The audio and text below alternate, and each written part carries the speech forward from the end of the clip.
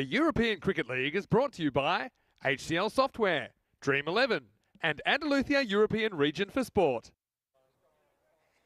Day one of ECL 23 was a cricketing bonanza. We saw all sorts of things. The German team undefeated. The teams from the British Isles had a bit of a rough start but came back with wins. They'll meet first up this morning, and by the end of the day, we'll lose our first team of the tournament. I'm Mr. Maximo. This is the European Cricket League 2023, and it starts right now.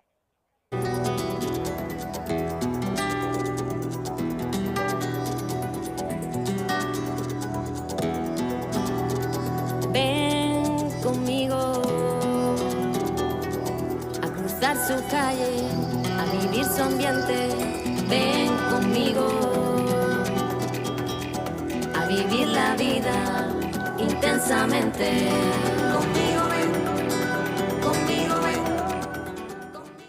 Good morning to you. Bienvenidos a todos and welcome to the Carlton Oval. Great to have your company once again. Day two of Group A in this ECL 23. It's the Champions League of European Cricket. We've already seen the first 5 of 31 clubs that we'll see over the next month, and there will only be one champion that will raise the trophy on March the 24th. So we are rapidly into the action in Group A. We have matches 6 through 10 today. At the end of the day, the bottom team, when they're out of the competition, the other 4 will get to play in Group A finals day tomorrow. Of course, the top 2 will get the crucial double chance. So look, every game is so important with this compressed format, and I can't wait to see what the day holds. We do start with Group A match 6. This is a clash between the champions of Guernsey and the champions of England. It's Indies versus Hornchurch first up. Let's see what happened at the task when Rob Kemming met the 2 captains.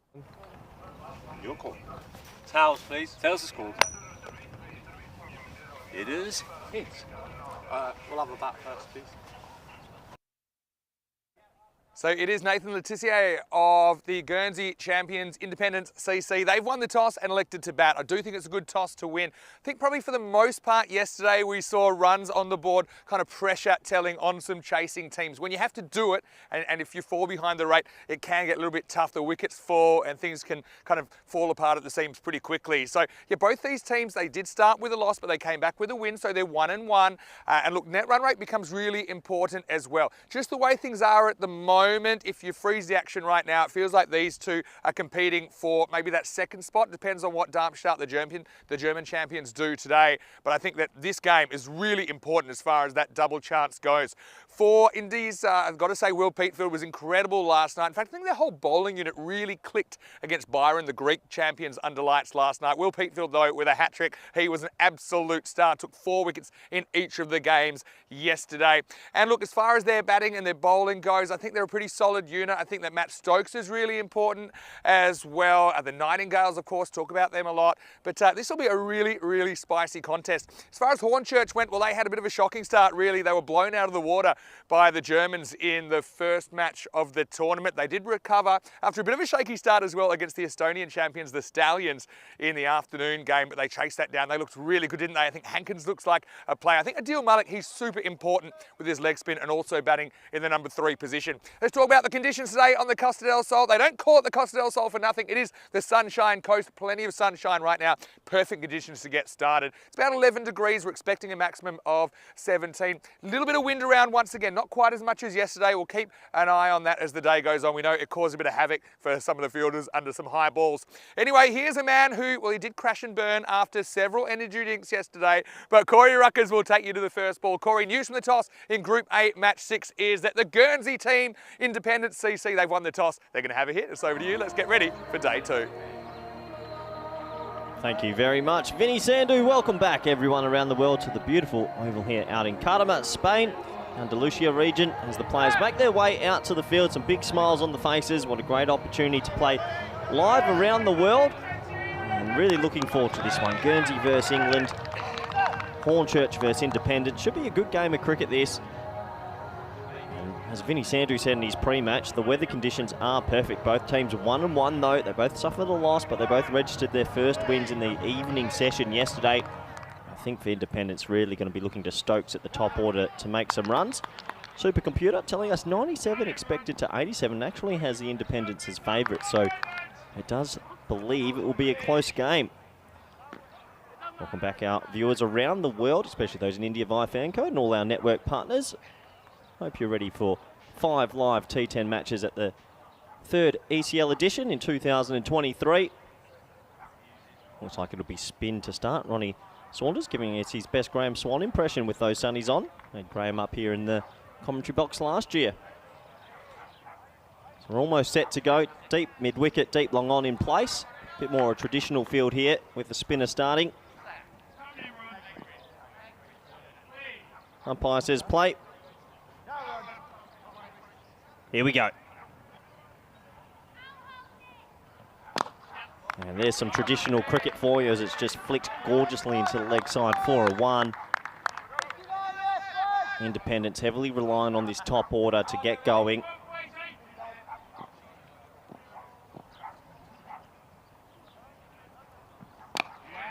And another very traditional shot, which you wouldn't see from some certain teams out here at the ECL, but these two teams fairly cricket educated. Nice start from Saunders. Oh, it's a loose ball. I reckon he's got a little bit of glove on that. Will it run away? The big man's going after it. Oh, the big man gets down. You can feel the tremor. He does fantastic, though. He's going to save 1 for his team, and they'll get 3. Well, he might be big, but he got there. Mark Whitlock, that's great fielding. Covered 30 metres and saves 1. Not too often we see a traditional 3. A little glove down the leg side. Yeah, well done. Definitely saves that. Just the 3.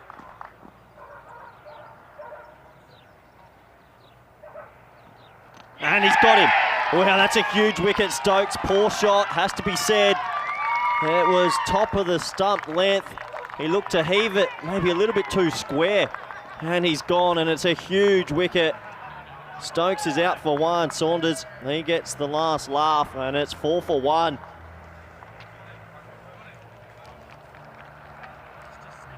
Really disappointing for all the independent supporters, I'm sure. Hornchurch supporters, they'll be very happy indeed. We talk a lot about the top of the stump's length, and it hit the top of off. Doesn't get much better than that if you're a bowler.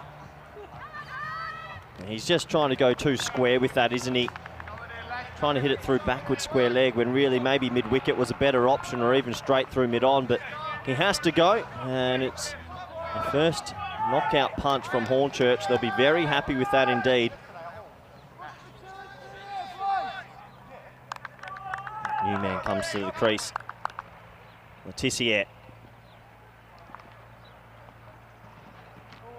It's a loose looking drive outside off, and the pressure already building.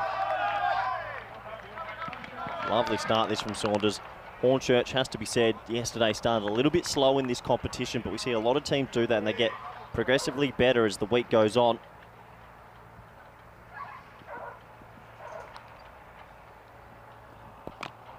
Again, really good over from Saunders. That's a 10 out of 10 first over to start Hornchurch's day. And at the end of the very first over, it is 4 for 1. Letitia and Nightingale will be looking to try and capitalise in these first few overs. We have a look at what's coming up over the next month. This is Group A. Obviously, it's shortened now. The groups only go for a couple of days, singular round robin.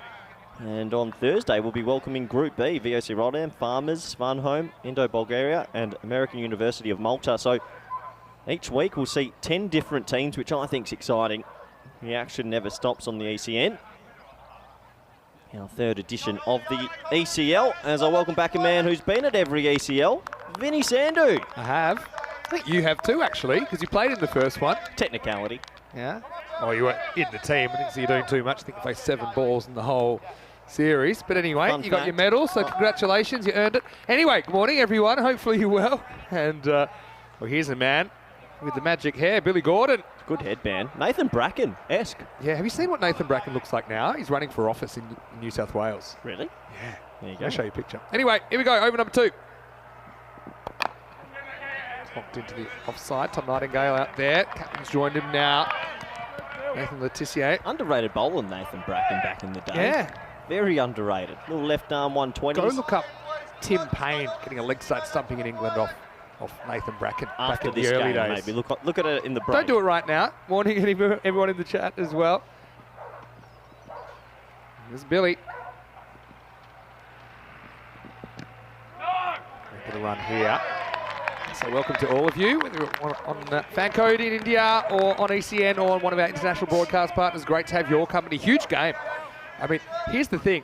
With Germany in Darmstadt CC being one game ahead of the pack, if they win both, then they've locked up top spot. Now, I'm not saying they will do that because anything can happen. We've only had half the group games. But if they continue to win, then this essentially, for me, looks like potential shootout for second spot and a double chance. So a lot on the line every game in this format. Advances and slashes and gets a boundary. That's a good way to get off the mark. He just let it come to him a little bit further. They did have a deep point out there, but Letitia finds the boundary. 4 runs to independence. Yeah, Nathan Letitia, the captain, he showed a little glimpse yesterday of how good he is through the offside, and there's another glimpse. He really has a quick bat speed and a snap of the wrist, doesn't he? He really does. Got good hands. All the Letitia seem to have really good hands that we've seen. His cousins played for Griffins last year. What a team the Griffins were. Sure a few of them are watching, and that afternoon is the reason there are now certain regulations in place. Arguably the Griffins were better off the field than on the field, it must be said. They were a good bunch. And so are these guys. In fact, so are all the players we've seen so far this week.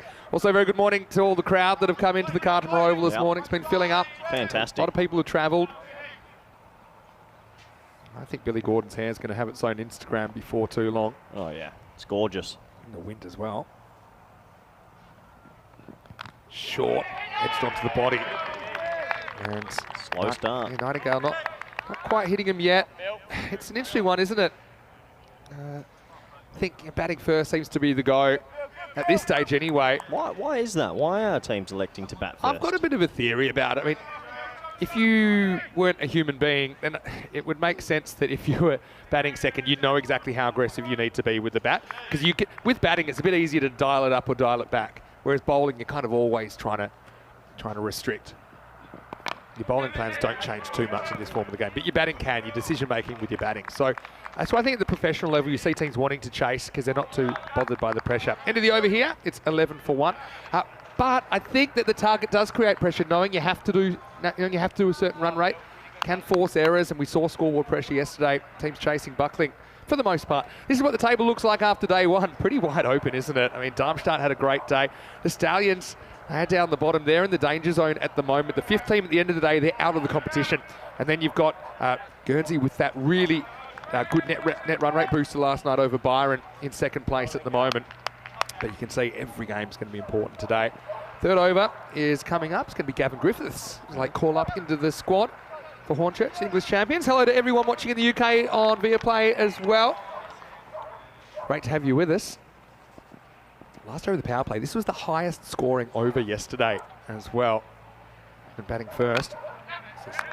Smashed away to the attempted smash. I'm not surprised by that, Vinny, because you look at how independents have gone about these first 2 overs. Yes, they've lost a wicket. I reckon there's been 7 or 8 pushes for a single, and really a little T10 education. You've got to get on with it, especially in the power play. No point waiting till the 3rd over. Back yourself and be brave. I know it takes a bit of time for people to work this format out. And right now, they're well behind. They need a couple of boundaries in this over. They sure do. They're very capable though, these two. Griffiths, a rough start yesterday morning. And he gets banged over his head, or does he? Fielder goes back, just misjudges it there, I think. Make sure Luke get it's Luke Edwards just didn't turn and go quick enough, did he? It's one of those ones, Vin, where you know I'm a big advocate of players actually going backwards from the inner ring. He's going backwards there. He probably could have got there, but just lobbed him, the old lob wedge. So, I mean, you want to challenge him to hit over your head. I mean, some mishits do land in front of you as well. So, I don't think you want to go uber defensive, especially with this kind of start. They're not really smashing him yet. Independence. He's down the wrong line here. Channeled by Griffiths. I mean, this is probably the difference as well. When Darmstadt CC, the Germans, came out yesterday, that was the kind of ball that was probably going over the main camera, wasn't it? They just seemed to be on. And having a look at this, see, look at 3rd over yesterday, average run rate of 18.8, and that dwarfed everything else. That's teams batting first. Interesting to see the 9th only at 8.2 as well. It all happens in the 9th. So the wickets often start clattering. Yeah, but 18.8, it's outrageous. It is, of course, when the batters are theoretically in a bit more, but still have the field restrictions.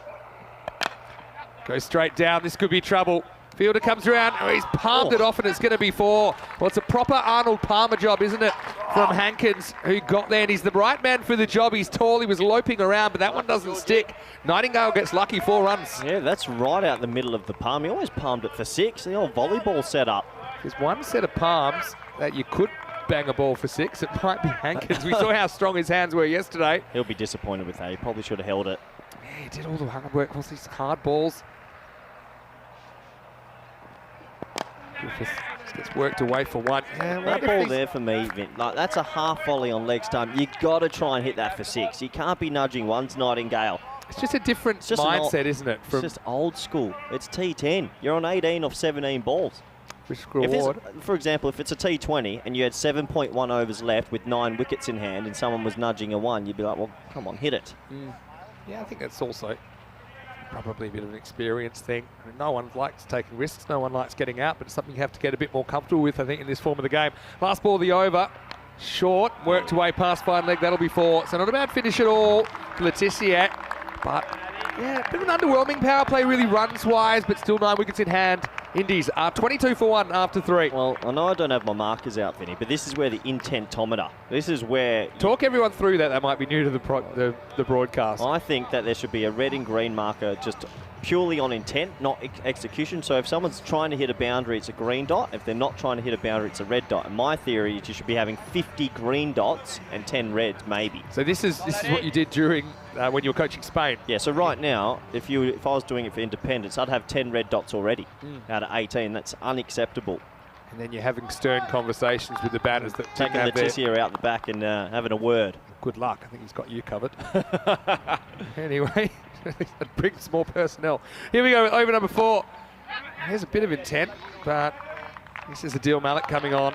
Malik's been effective. Yeah, he's leg spinner, he's tall. Going to be a handful. Yeah, he's getting a good bounce out of this if he can locate it. And the idea for him is to kind of get the batter drawing forward, but for it not to be a half volley or a full toss. This one bordering on the half volley. A lot of work for the fielder. Does really well out there, Luke Edwards. Puts his body on the line. Yeah, that's the kind of fielding we're going to need to see. This could be a real tight contest, you know. Yeah, the fans get right behind him. They're sitting down there at deep mid-off in the fan zone. Saves 2. Good fielding, good standards. Always good to do it in front of the crowd as well. Oh, absolutely. Yeah, did really, really well. That's the difference, isn't it? That's not sticking a boot out, which we see sometimes in European cricket. And yeah, nice crowd shot as well. Where is Hornchurch? It's in Essex, in the southeast of England. Near Chelmsford. It's a beautiful part of the country. I have spent a night out in Essex. Oh. It will not make it to broadcast.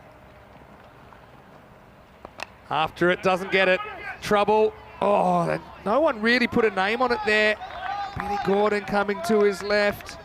Thought it might have been his. He had Chris Sains coming to his right. They haven't been in the air a long time. So far, the ground fielding's been exceptional, but the aerial balls are still a little bit sleepy, maybe. It is the early morning fixture, 11:30. Here's the intent, though. They know they get it and move on. Yeah, it feels like early morning. It's not that early.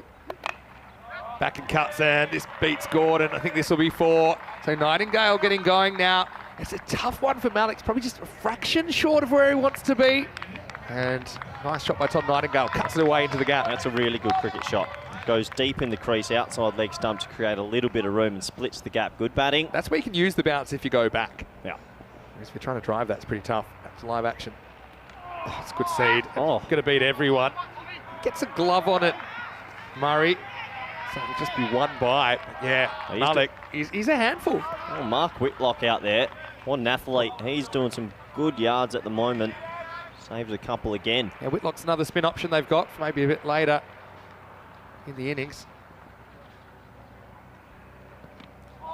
Takes the next one past. It's good variation. That slides that one through a little bit. So still not a lot of damage on the scoreboard despite the boundary that over. And it is 31 for 1 after 4.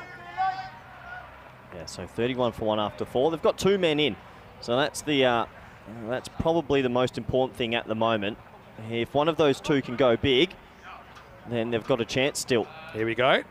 Oh. Haven't quite fixed the scale yet, but okay. They've gone from 4 to 7. What a jump. So is this run rate? So it's run rate. So their run rate right now is a touch over 7 and over. Pretty close to 8, to be honest. Oh, there we are, Vinny. Morning, everyone. We're up here and, in the box. I've got to work on my robot for when the robot suit gets here. Can't wait. Let's get into over number 5. It's going to be Ronnie Saunders to come back. Pretty good first over. A little bit of Johnny Travolta today, to be fair. Yeah. And, okay, big thanks to Hype, our new energy drink partner. You did a world record Hype yesterday. Hold on to it. I do believe... 9 cans of Hype yesterday. What goes up must come down. It wasn't a good night for Corey. I heard you crashed. Has a crack at it. Yeah, I mean, it was pushed through from Saunders, wasn't it? Well, just hits the chest pad of Letitia. Probably high. High. Only thing that was saving him was straight in line. Yeah, good decision. Yeah, very good decision. Good umpiring. Because you can't see the stumps anymore when Letitia's blocking them. That's one of the most difficult things, I think, for the front-on umpire to call. That's where you might need square leg to help you out with a little glance, saying a little bit high, but good decision. Yeah, you kind of have to do it on feel. Can't really see anything. We're struggling a little bit here, Vinny. It's good bowling. Saunders, he's having a very good spell. It's not the Guernsey we saw come out last night against Byron, absolutely take him to town. But then it also has a lot to do with the quality of the bowling. Saunders has been excellent here. There's George Hankins, he was great last night. This is a full toss, hanging in the air. No ball called. No ball, so it's going to be a free hit. And they're going to get a 1. They've rolled it in. They don't realise, but it's a no ball. Well, whenever you see a kind of horizontal bat shot played, you're probably going to have an issue with this. Good call. And the thing is, in ECN, if it's waist height, it's actually a no ball. It's a waist high or higher, so it's a good call. Yeah, it's a few of the fielders having a look at the com box, but yeah, that was high. Probably it's above waist. Belly button height. Yeah, unfortunately, so free hit time. Well, that ball's lucky to still be here. That's the kind of ball that was disappearing over the trees last night. I think that's what Hankins was feasting on yesterday, a couple of 7s. And yeah, the animals next door have been pretty quiet. I'm a bit worried that we've been taking them out. My free hit coming up. Well, this is a real opportunity for Indies. Backs himself to go over cover, and he does, and that one's going to send the crowd scattering. Maximo! Nathan Letitia grabs the single on the sacrifice fly. The kids, how's the arm? How's that? Oh, no. That's really nice. I tell you what, I wasn't this unselfish as a kid. He gives it to his friend. And nice shot. Yeah, really nice shot. And that's the immunity of the free hit, isn't it? Just carved away again. They go on contact, get 1. Good backing up. It's important when you're backing up, if you're on the boundary, there's no infielders in front of you, to hustle in and protect that overthrow. Much needed boundary. That just gives Independence a little bit of momentum. Important ball before the end of the 5th. Saunders has been great, but we've seen this a couple of times, just one ball can actually hurt your figures quite a lot. That was the no ball, followed by the free hit 6. Great keeping. Really, really great keeping, and he's going to be gone here. And I think they're pretty confident. I think he's already walking. They might have gone to third umpire. But this is one of the more difficult stumpings. It's between the stumps and the body. Well, I actually think they might be making sure he's taken it not in front of the stumps, because he's out by a mile. Yeah. So let's have a closer look at it. It was just super quick work, though. We'll have a look at it. I feel like he's all right. Yeah, I'm 90% sure this is going to be gone. But my keeper radar, I think he's going to be fine. Yeah, the only thing is, did he reach forward with his gloves? Oh, it might have bowled him. Oh, hold on. Yeah, I think it has bowled him. Maybe that's what they're looking at, because he's definitely out. All right, let's get a whole picture. What happens with these bails? Oh, it's bowled him. It's out bowled. That's so rough for Murray behind the stumps, because that was an amazing bit of work, but he's been bowled. Oh, I'm dirty if I'm keeping there, because that was sharp. You're thinking fantasy points, but no, that's out bowled. Well bowled as well. Special spell as well. Very good stuff. Oh, very well indeed. Yeah, they were just checking to see what disturbed the stumps. I think you could see that's what it was. So Nightingale gone for 18. He's bowled by Saunders. Good finish to Saunders. Spell 215 off his spell, and it's 42 for 2. Very good morning to you, wherever you're watching from around the world. It's nice to have your companies. We welcome you into the Dream Box. Vinny Sandu here, Mr. Maximo with Coy Rutgers. Welcome to day 2 of Group A. Well, it's not just the second day, it's also the second last day of Group A. This tournament's going to turn around real fast. We have to say goodbye to one team tonight. We say goodbye to 3 more teams tomorrow. Only one team will go through to Championship Week. Everything's moving very quickly. Singular round robin. Today's moving day. We usually would say that on a Thursday, but today's moving day, and someone's going home tonight after only 2 days. That would hurt, wouldn't it, Vinny? Yeah, that hurts as well. I know you haven't been on the hype, so we had to cut you off today. 2 coffees, though, and a Red Bull. That's true. I mean a hype. Hope everyone's having a great time here in the fan zone. Great to have you with us, and I know they're nice and close to the action as well. So let's see, whichever team you're going for, hopefully they have some success today. Should be a great day of cricket. Should be a good day of cricket. Rico's on the way as well. Here we go with over number 6. Mark James starts with big wide down the leg side. It's great keeping from I hope he's okay. Murray. He's just taking a bit of a tumble. Oh, yeah, he's in a well, bit sometimes the edge of the pitch, where the edge of the pitch meets the grass, we saw 1 or 2 bowlers have a bit of an issue. That seems more like it's in the delivery stride there. An old saying, when your foot lands, as a bowler, you're taking 10 times your body weight 10 down. 10 Gs. 10 Gs, and that's going to hurt a little bit, but he shakes it off. Yeah. That's the old first ball impact, isn't it? Yep. Anyway, hopefully it's not too serious for Mark James. Short and drops. Ooh. It's a finger tipper. It's a tough one, but Miles Wells did get to it. And now it's going to be 4. And well, there's the foot fielding.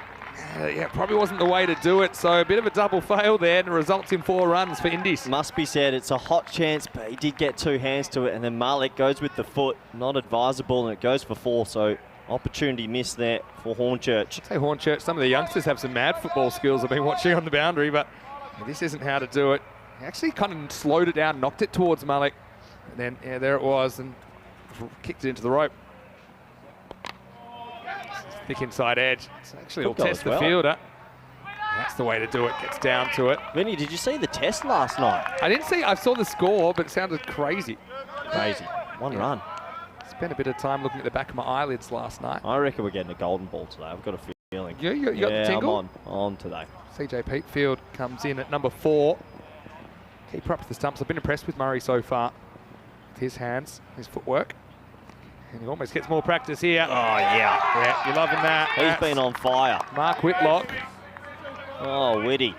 He's my number 1 fielder so far. 3 or 4 times the big man. He's a real character. A flying bus. Yeah, I think they actually had to make the neck hole a little bit bigger for Whitlock at the presentation Could have ceremony. one of the biggest necks in world cricket. 100%. I can't wait. I hope he bowls. He's a bit of a cult figure, I think, in the making, Mark Whitlock. It's dragged to the onside. There's no infielder there. Just haven't got their timing this innings. They haven't been able to string 2 or 3 strong shots together in 1 over. 50's up now in the 6th over. Look, having said that, I mean, Guernsey, their bowlers were on last night. I think they had no weak points there. Did they get much swing under the lights? It wasn't a lot of swing. It was just like good areas. Yeah, okay. Good spin bowling as well. Hit straight. Won't quite carry. Oh, good fielding. Good awareness from Hankins. Does well to staying in the field of play. Yeah, so, and they seem to have their plans worked out, Indies, the way they opened with certain bowlers, they closed with Peatfield. They had some good middle over bowlers as well. Everyone kind of knew their role. Because after this, it's driven back. And a bit of work for the outfielder. Should just be a single. It's the end of the over. James goes for 10 in the 6th. The score is 52 for 2. Well, we like to think at the ECL past scores maybe around that 120. So they got a lot of work to do in the last 4. I think Hornchurch at the moment would be the happier of the 2 sides. Letitia the key, 28 off 18. Needs to explode. Past score batting first yesterday, 115. I'm calling it over the 3 years of ECL we had. I really think 120 is part of this event. Yeah.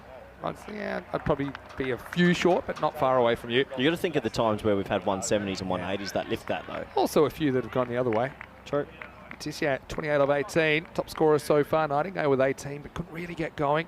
Malik's going to be a bit of a challenge as well, coming on in the 7th. This is where you really need to get moving. Just feel that could create a chance. Yeah, big over, really big over. Gone for cover back. Goes for it, doesn't really get it, but he gets it over. The fielder, Hankins, can't deal with it. Maximo Letitia, he takes a chance and gets away with it. 6 runs. Yeah, this is the over. 6 off the first. It was a 52-metre hit, but that's all you need. just got enough elevation, really. That's the thing with these boundary dimensions. It encourages batters to go for shots. They know they don't have to get 100% of it to get it over the fielder. Wants to go again. This time he fouls it into his body. I wish he just stayed still there. He looked to go over cover. Just stay still and go back over mid-on. So, yeah, I think that's what some people don't realise. They say, oh, you know, some of these sixes are going miles. But, yeah, it's the incentive for the batters to go for it is there. That's why we see so many big shots attempted. A bit like that one, and he gets none of it. Yeah, another, well, big slog, really. Just stay still, go straight again, like the first ball. On the clock here. I think they're okay at the moment. Most teams have been pretty good with the time so far. Yeah, they'll be fine, Vinny. Well bowled. Sees him coming down, darts it in at the pad. So after the 6, 3 consecutive dot balls. Yeah. You can see there. Plenty of batting still to come for Indies.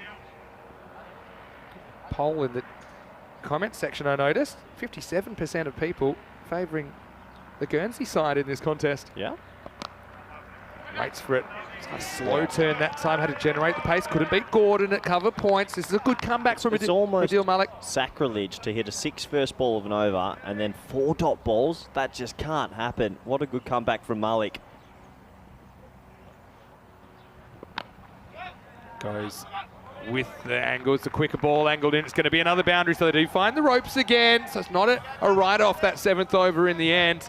Independent CC, they are 62 for 2 off 7. As Malik goes for 18 in his spell. Yeah, quicker into the body, does get something on it this time. So 10 off the over, but an opportunity miss. It feels to maybe turn into a 15-run plus over. Just a reminder that there's plenty happening at the moment. Oh. And if you'd like to know more about it, you can always send us a message at European Cricket, or you can get me at Mr. Maximo. And 5 O's, Vinny. Yeah, 5 O's. Where's the 6th? Belongs to cricket. See Rutgers _28 if you want to send Corey a message. Rico will be here a little bit later on as well. Thanks to everyone that sent me a message. A lot of messages saying how much they enjoyed the first day of action. And it's nice to see ECL back. Get your questions in. Get them in. And also, yeah, check out the Facebook page at European Cricket as well. Here we go with Mark James coming back for over number 8. Little edge. Find the fielder in the circle. I want to say hello to Shrug and James Stewart and CNF lovers. And to Helix. Everybody else is watching from all around the world. And I've got a lot of viewers on Viaplay in the UK, British Isles, and all the Channel Islanders that are turning in as well. Anyone from Isle of Man watching? Anyone from Isle of Man. I don't think they want to watch too much cricket at the moment. Goes after it. This is another one that's out of the ground. Goes with the angle. Letitia goes boom, Maximo. I need a bit more of that. We're into the last 3 overs. The final fling is here. Well, Nathan Letitia, when he stands a little bit more still and goes through mid-on, looks $1 million, and he does exactly that. He's got enough power in that frame. I'd like to see him try that again. Don't move too much, back over mid-on. It's the length from James. He had something to work with. Now he elevates over cover, and this one is much sweeter. Maximo! Back to back, and he brings up his 50. A little bit of an under-the-radar 50 from Nathan Letitia, but it's been a good one. Brings it up off 26 balls. And the captain just trying to bat his team into the game, and James in some discomfort. Oh, James looks like he's been taken down. Letitia, that's probably shot of the innings. I said stay still, but he shows me backs away and over cover. Well, he was pretty still at the point of contact, though. Yeah. That's the thing. Look, James has struggled from the very first ball when his front foot landed here. He's battling through, but Letitia is only going to grow in confidence. Goes again and hammers it straight down the ground. Tattoos it, Maximo! And this could be big, big trouble. Yeah, James, if he's not right, you'd wonder, is it wise to finish the over? Because right now he's losing this battle. Well, right now Letitia's in. He's smoking them. 3 back-to-back sixes. They needed a big over. They really did, and this is the one. And can he keep going? There's still 2 balls remaining, I believe. Hello to Zach Knight as well. Great to have you in the chat. Adash saying he loves the fast-paced tournament. A lot of different teams in a quick space of time. He's bowled. Well, James does well. One-legged warrior, and that could be a big wicket. That saves you a lot of runs down the stretch. So Letitia goes to the well once too often. He has to go, but for a well-made 56, it's 81 for 3. Yeah, well done to make a 50, but he was super disappointed to get out there. He was just starting to get on a heater. It's like in those old NBA games when you hit 3 threes in a row and the ball turns orange. I thought we were going to see something magical. On fire. Yeah, it's a shame, but well played. He gets a 50 for his trouble, and he's given his team a platform to get maybe 110 plus. I think you take that trade-off as well. He's gone back to back to back. And even with him getting out, I think turns into a pretty good over. You're not going to run out of wickets here, or you shouldn't. You've got someone like Ollie Nightingale to come in and finish things off as well. But yeah, fantastic comeback from James. Showed a bit of heart there, hasn't he? Do you remember those NBA games? You'd hit three threes in a row. NBA Jam. One of the greats. Not a paid endorsement. Yeah, of course. Hyped. I used to like shooting from half court when the net was on fire. Couldn't miss. Anyway, hopefully James will be wanting more of the same. It is Ollie Nightingale coming out at 5. Yeah. I knew he'd try that. Got to say, Murray's been brilliant down there. He makes early position down the leg side. You got to. Yeah, it's good keeping because he would have been blinded for a brief moment. That easily could have been 5 wide. So good work from the keeper. Yeah, the batter ain't made of glass, so it's really tough. You've got to get your eyes one side to the other as soon as you can and try and track that ball as well as you can. This time he wants to go leg side, and he does.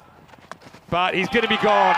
Really, really good fielding. That's rowdy Ronnie Saunders out at deep square leg, who skates around to his left. And so Ollie Nightingale goes without scoring. And Hornchurch be really happy with the way they turn that over around. At the end of 8, it's 82 for 4. Well bowled by James. He gets a bit of tap, but he also comes up with a couple of wickets. Nightingale will go back, look at the footage, and he'll think, why didn't I put my hands through this? He just tapped. It was like a love tap sweep shot.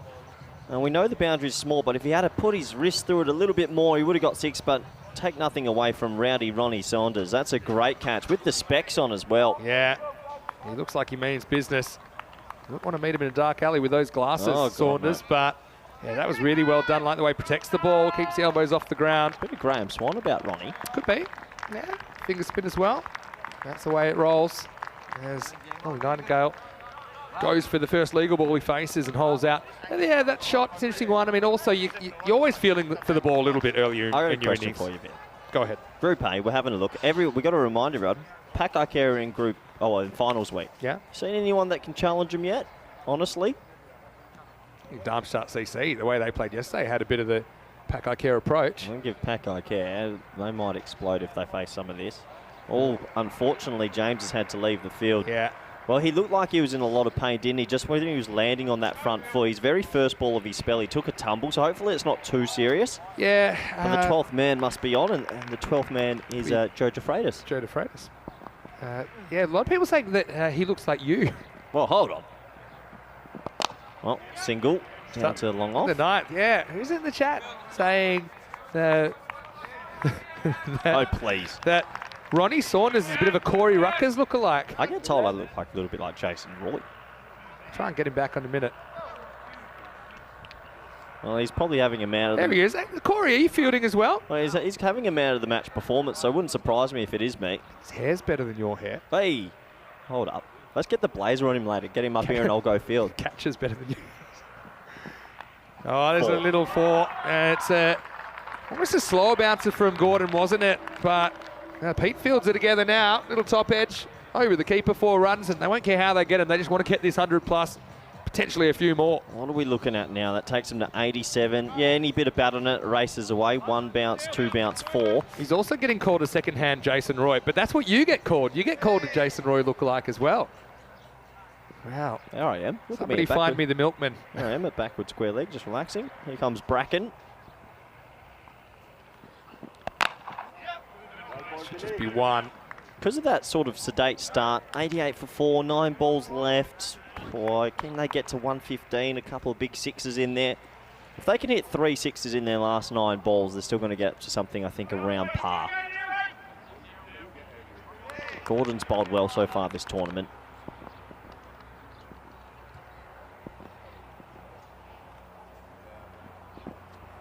Plays down the wrong line here. CJ Petefield and Will Petefield batting together. Will Petefield, what a night he had last night, taking a hat trick. With his first 3 balls that he bowled, he took 4 wickets in each game. That's 8 wickets in a day. It's a pretty good day in T10 cricket, must be said. Bowling late in the piece, I know you get a bit of tap, but if you want to clean up the wickets, the janitor. Just rock up, put it anywhere. He bowled a lot better than that, though. There's another slower short ball. Catch it, Corey. And well taken. Well, have a look at him there. Call him who you like. The Saunders in the action once again. And yeah, making the batter generate the pace off that shorter delivery. So Hornchurch, certainly 24 hours has made a huge difference for them at the moment. as Petefield has to go. CJ Petefield, that is, and the score is 88 for 5. They just look like they've talked about their bowling a little bit more, and their off cutters, leg cutters into the wicket, keeping it outside off, a few Yorkers. They've bowled really well, it must be said. Besides Letitia, all the other Independence batsmen have really struggled. That's the luck factor, isn't it? I mean, we saw a top edge of a similar ball go for 4 earlier in the over. That time it finds the fielder. So disappointment for CJ. He's only able to contribute 4 in this game. And with 7 balls left, 88 on the board for 5 wickets. Yeah, no one else has had the power to get it over that sort of leg side. Letitia's one-man band at the moment. Someone needs to come out here and really play a little cameo. The comparisons with you are going down now after 2 catches in a row. Gordon bowls well, gets it up in the block hole. Anthony Stokes has to block it out. So we're going to the 10th. Oh. And well, bit of running repairs. Oh yeah, but that usually helps the old tied around shirt on the ankle. It's 88 for 5 after 9. Yeah, it looks like it's just the impact on the front foot the first ball he bowled. Bowling, fast bowling or medium bowling is not an easy thing to do. The body goes through a very... When you actually think about what cricket bowling is, it's an awkward action, isn't it? It's an unnatural act. What is natural, though? Good question. 2 for 15, Saunders looks good. James, he's got his feet up now, his foot up. 2 wickets for him, coming back well. Other wicket went to Billy Gordon. Gavin Griffith's going to come back for over number 10. His first over went for 11. So around the 100 will be interesting. I think you'd have Hornchurch favourites, but you know, the bowling unit from the Guernsey team, they were pretty clinical last night. And again, so were Hornchurch with the bat when we saw them against the Estonians. Probably top order determines how this game rolls. Gavin Griffiths, a lot of high-level cricket. Now they're going to throw. People are running everywhere at the moment. Well, I mean, you've made the time. Oh. There we go. This is not magic spray, Mary. Where's the magic spray? Magic spray, Sharon. Shazza.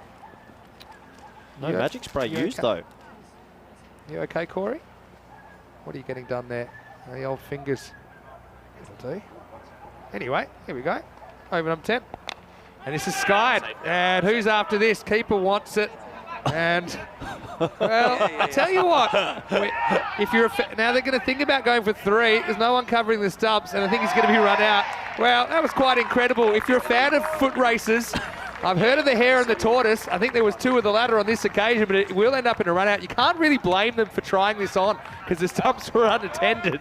But that'll be 2 and run out. It's 90 for 6. Talk to me about this one.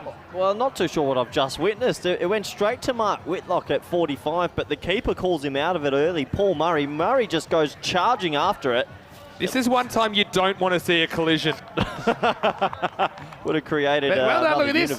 This. And then he says, hey, somebody go there because I'm throwing it to you. It doesn't even bother taking the glove off. I got to say, it's pretty smart work. Heads up play from Griffiths, who just sees the lights are on but nobody's home at the keeper's end. So he's like, hey. And look, I don't mind that from the batters because they basically try and catch the fielding team napping. But you might as well try it on. Yeah, it's not a bad effort to try sneak another throw. I think Mark Whitlock at 45, that was his catch though. Probably, but once the keeper calls it, you normally get out of the way. 5 to come. Reverse-age, miss-age. Yeah, reverse Malachi. Missed that by a long way. Not a bad option if you can get a little bit of bat on it. Flies away. Yeah, true. They do have that short third man in the circle. If you get it finer than him, that's normally a boundary. Interesting shot first ball though. Jack Brown out there, 4 to come. Jay Brown. Boundary at 2 gets him up to the triple figures. Always looks a bit better, doesn't it, on the scoreboard? Oh yeah. Psychological barrier, isn't it? Short again. Short and slow. Yeah, and I think they tend to do it really well by not slowing the arm action down a bit. So when you see a short ball, you're naturally kind of a bit jumpy that you don't want to be late on it. And you could see he just had to adjust his shot. Brown does get off the mark. It's been a good close to this innings. They actually closed pretty well against the Germans yesterday and against the Estonians as well, Hornchurch. Had a run of 7 dot balls. Can they get a boundary? Darmstadt They need a CC. boundary, Vin. Got to get to 100, surely. Petefield will be trying. This is going to be dropped. And they'll just get one, I think, in the end. I suppose it does save the boundary. That's Sains out there. He batted well yesterday. Yeah, it'd be disappointing. He made good ground to his left and he got 2 hands to it, but just spills out as he lands on the ground. The edge wasn't thin enough to fly away for 4. It was kind of a bit of a clonker. Sains, one half of the Chuckle brothers, who tend to field behind the wicket, along with Whitlock. Let's unearth a few characters from a club we haven't seen before in ECN. It's this one bounce. That's really good fielding by Hankins. I think there was a split-second moment he thought, should I go for the catch? But he does the right thing and just stops it. You don't want to concede a boundary. It's just a block. Yeah. Going for the block there. Uses that big frame and just gets right behind it. Might have bounced off Hankins' 6-pack almost all the way to the circle there. So lucky, just a little bit of give. Last ball coming up. Maximo makes him set 100. Pete Field on the rack. Full toss. Clonk said they'll probably have to go for 2. Yeah, you got to run it. Yeah, it should be run out. They go the long way and run out. Nice work. They'll have a look at this, but for me, looks like 1 and run out. That'll make it 94 for 7. Again, umpire's just having a review. So yeah, interesting target, isn't it? I mean, Hornchurch, they bat well, they win. If they don't, they won't. I think that's what it comes down to. Few short of where they want to be, but just remember how good Independent CC were last night. Yeah, look, they're probably 15 to 20 under par. It's going to take a big bowling performance from Independence to stop Hornchurch, who are starting to figure out this T10 format. As this last one definitely run out. I just want to check it to be sure, but it'll be 1 and run out to wrap it up. Murray had a good 10 overs behind the stumps, I thought. Yeah, he did. Did some really good things. Got robbed of a stumping by the Bales. But yeah, he was solid back there. Made some good stops down the leg side, I think. They probably saved them 10 runs. So nice work by the Gloveman. But that will be the end of the first innings of the day. Independent CC from Guernsey, they won the toss in match 6 of Group A. They elected to bat. They've got 94 runs on the board. Hornchurch feeling, I think, the better of the 2 teams at the halfway point. The fans are happy, Vinny. A lot can change. It's very early in the day. I see everyone having a nice time. Middle of the day here on the Costa del Sol. Right now, they'll know the job is only half done. This time yesterday, they were chasing a lot more than this. It was a bit of an unknown. They're getting settled. They're getting ready. And I think probably they're going to want to put their foot down in the power play. Somebody like Hankins up there who batted very well yesterday. And Paul Murray, he was opening yesterday as well. So I think power play becomes all important. But yeah, 2 teams that did start with a loss came back with a win on day 1. And should be a good contest heading into the second half of this one. Always nice to see the crowd getting behind the teams. A lot of supporters have travelled from this one. But it was rowdy Ronnie Saunders. He was up and about here, and he's one big reason that Hornchurch were able to keep Independence to just 94. Yeah, he bowled really well. They gave him the new ball. He got the big fish of Stokes, and at the start, there was a little bit more of Hornchurch restricting the Independence batsmen. It was Letitia, though. He came out at number 3, and he did take himself a little bit of time to get going, but once he did, he batted beautifully. This was palmed over the rope for 4. Hankins with the shake of the Arnold Palmers. Letitia, every now and then he plays some gorgeous shots through the leg side. Looks like he's very strong in the cover region as well. The fielding standards overall by Hornchurch, especially the ground fielding, was exceptional, and you could see the supporters in the background. They really did enjoy that, throwing their bodies around, doing everything they can to try and get the points in this early morning fixture. Overall, Hornchurch, they bowl a lot of spinners, don't they? And it did work, and Saunders, even though he copped a little bit of tap, bowled a really economical spell. Letitia was trying his best to break the shackles, but wickets were falling at the other end. We thought this was a really good stumping, but on closer review, it had flicked the top of leg stump and the bail triggered off, so it was out bowled. Another wicket, James came in. He got a little bit of tap and unfortunately an injury as he had to go off the field after his second over. Malik, well, you got to get down and use your hands, don't you? It wasn't through lack of trying. Hornchurch, he restricted the runs really well. Letitia showed glimpses of breaking out. It was 3 back-to-back 6s, and this was the stage where we thought, well, are they timing their run? Independence, we thought we may be playing a little bit sedately and not looking to be too explosive early, but they tried to come back late in the piece. These are those 3 back-to-back 6s. That was the shot of the innings, over wide extra cover for 6, and then another one over long on. And this was the big ball. Letitia had hit 3 in a row, and he was on fire, and James with one leg slipped in a Yorker on leg stump, and that's a big turning point in the match. If Letitia had to stay a little bit longer, maybe they would have got to 115. Rowdy Ronnie Saunders with a good catch running to his left, covering about 7 or 8 metres quite quickly. Nightingale had to go for a golden duck, and it took us right to the back end of the innings. A couple of edges for 4, a couple more wickets falling. Everyone in good spirits here on this Tuesday morning. A good defensive effort from Hornchurch. I think they bowled really well this morning. A lot of cutters into the pitch, mixing up their pace a little bit more. And there was a couple of run-outs right at the end to wrap it up. Paul Murray with the cheeky run-out. Probably should have left it to his mate to catch. Yelled at Griffiths to get to the stumps. He did. So 2 and run-out. Now, for the very final couple of balls, there was a dropped catch here. A good diving effort to his left. And the last ball was 1 and run-out. That's the right way to be for Independence. You just got to keep running till you run out on that last ball, but he's out by a couple of feet. And that did take us to the close of the first innings, a 94 for 7, but I think those men will be very happy with their work. They bowled in better areas today and definitely used their changes of pace to great effect. Let's take a quick look at the scorecards, shall we? And 94 for 7 for Independence. Looking at that top order, it was one man, Nathan Letitia, 56 off 28. Tom Nightingale, 18 off 15. 15 balls is 25% of the innings. I think he just had to show a little bit more intent. Only 4 extras overall, and no one in that middle order really got going. So it was only Nathan Letitia, the captain, that showed a glimpse of what this team can do. We'll have a quick look at the bowling figures now, and yeah, really impressive effort from everyone. Rowdy Ronnie Saunders, 2 for 15 at the top, 1 for 13 for Billy Gordon. Good economy rates for Griffiths and Malik, and James got a little bit of tap, but he did get Letitia the big fish, and that maybe swung the game back in Hornchurch's favour. So, it does take us to the halfway stage of this one. 94 for 7, 95 for Hornchurch to win their second game of the competition.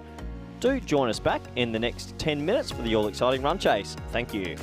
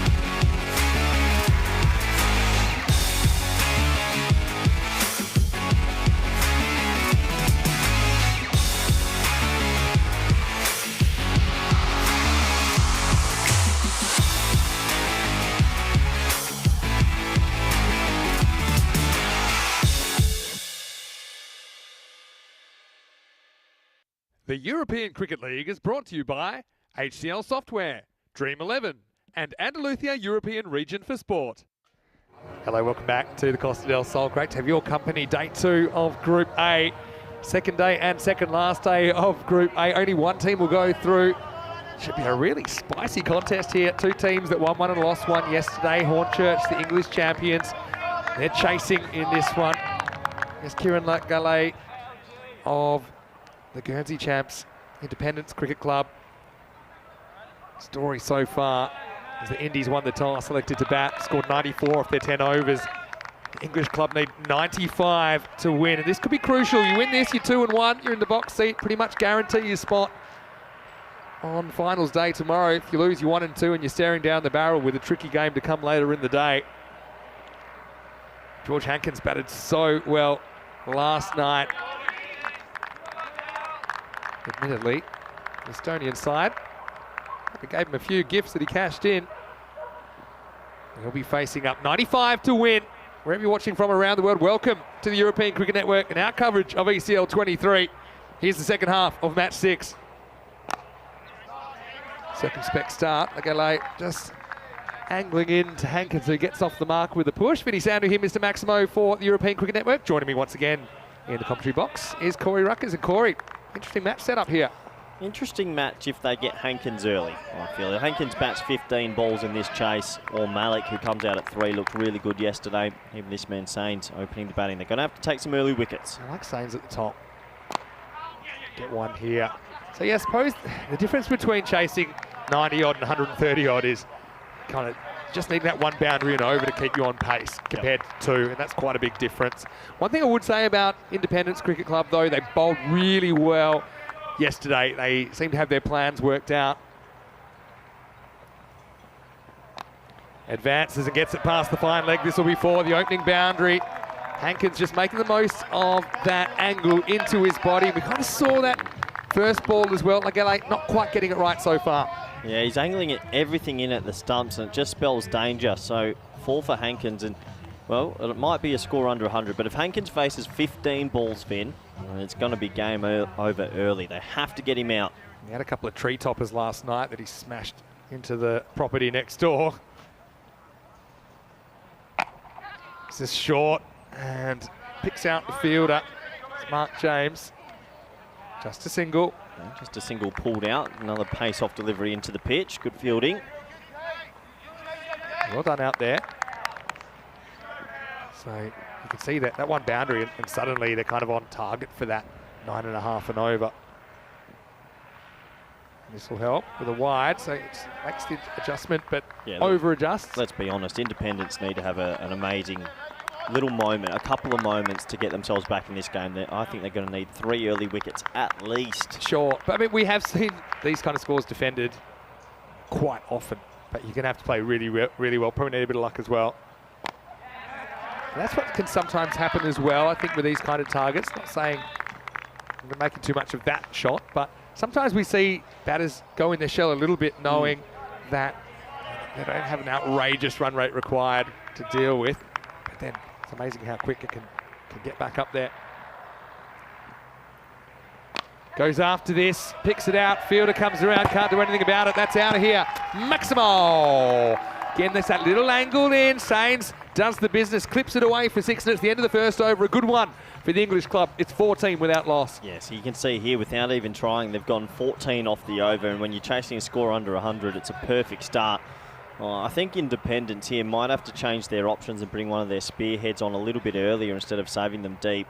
This would be my question as well. They had that plan worked out, I think, last night against the Greek club. As we say, 17 matches since the Golden Ball. This is that kind of a total. It's almost in the Goldilocks zone. No. See, you've got to adjust the Goldilocks zone. It's the ECL. The Goldilocks zone. It's the ECL. I put it up 95 to 110. So this is at the very low end. That's my ECL Goldilocks zone. ECS Goldilocks zone is about 80 to 95. Yeah, if it's ECS right now, this game's red hot. But right now, it has to be said, they're under par. They need wickets. ECS is our domestic European club T10 that we cover most of the year. Yeah, so what I would say is their bowling lineup looks so settled and so organised because everything went to plan. So obviously, when things don't go to plan, if there's a big over and you don't want to bring someone back for a second over, then we'll kind of see how flexible Indies are. A bowl by Stokes, slides it in. Dot ball, that'll help. Just keep an eye on that run rate required. Start at 9.5. It's gone down a fraction.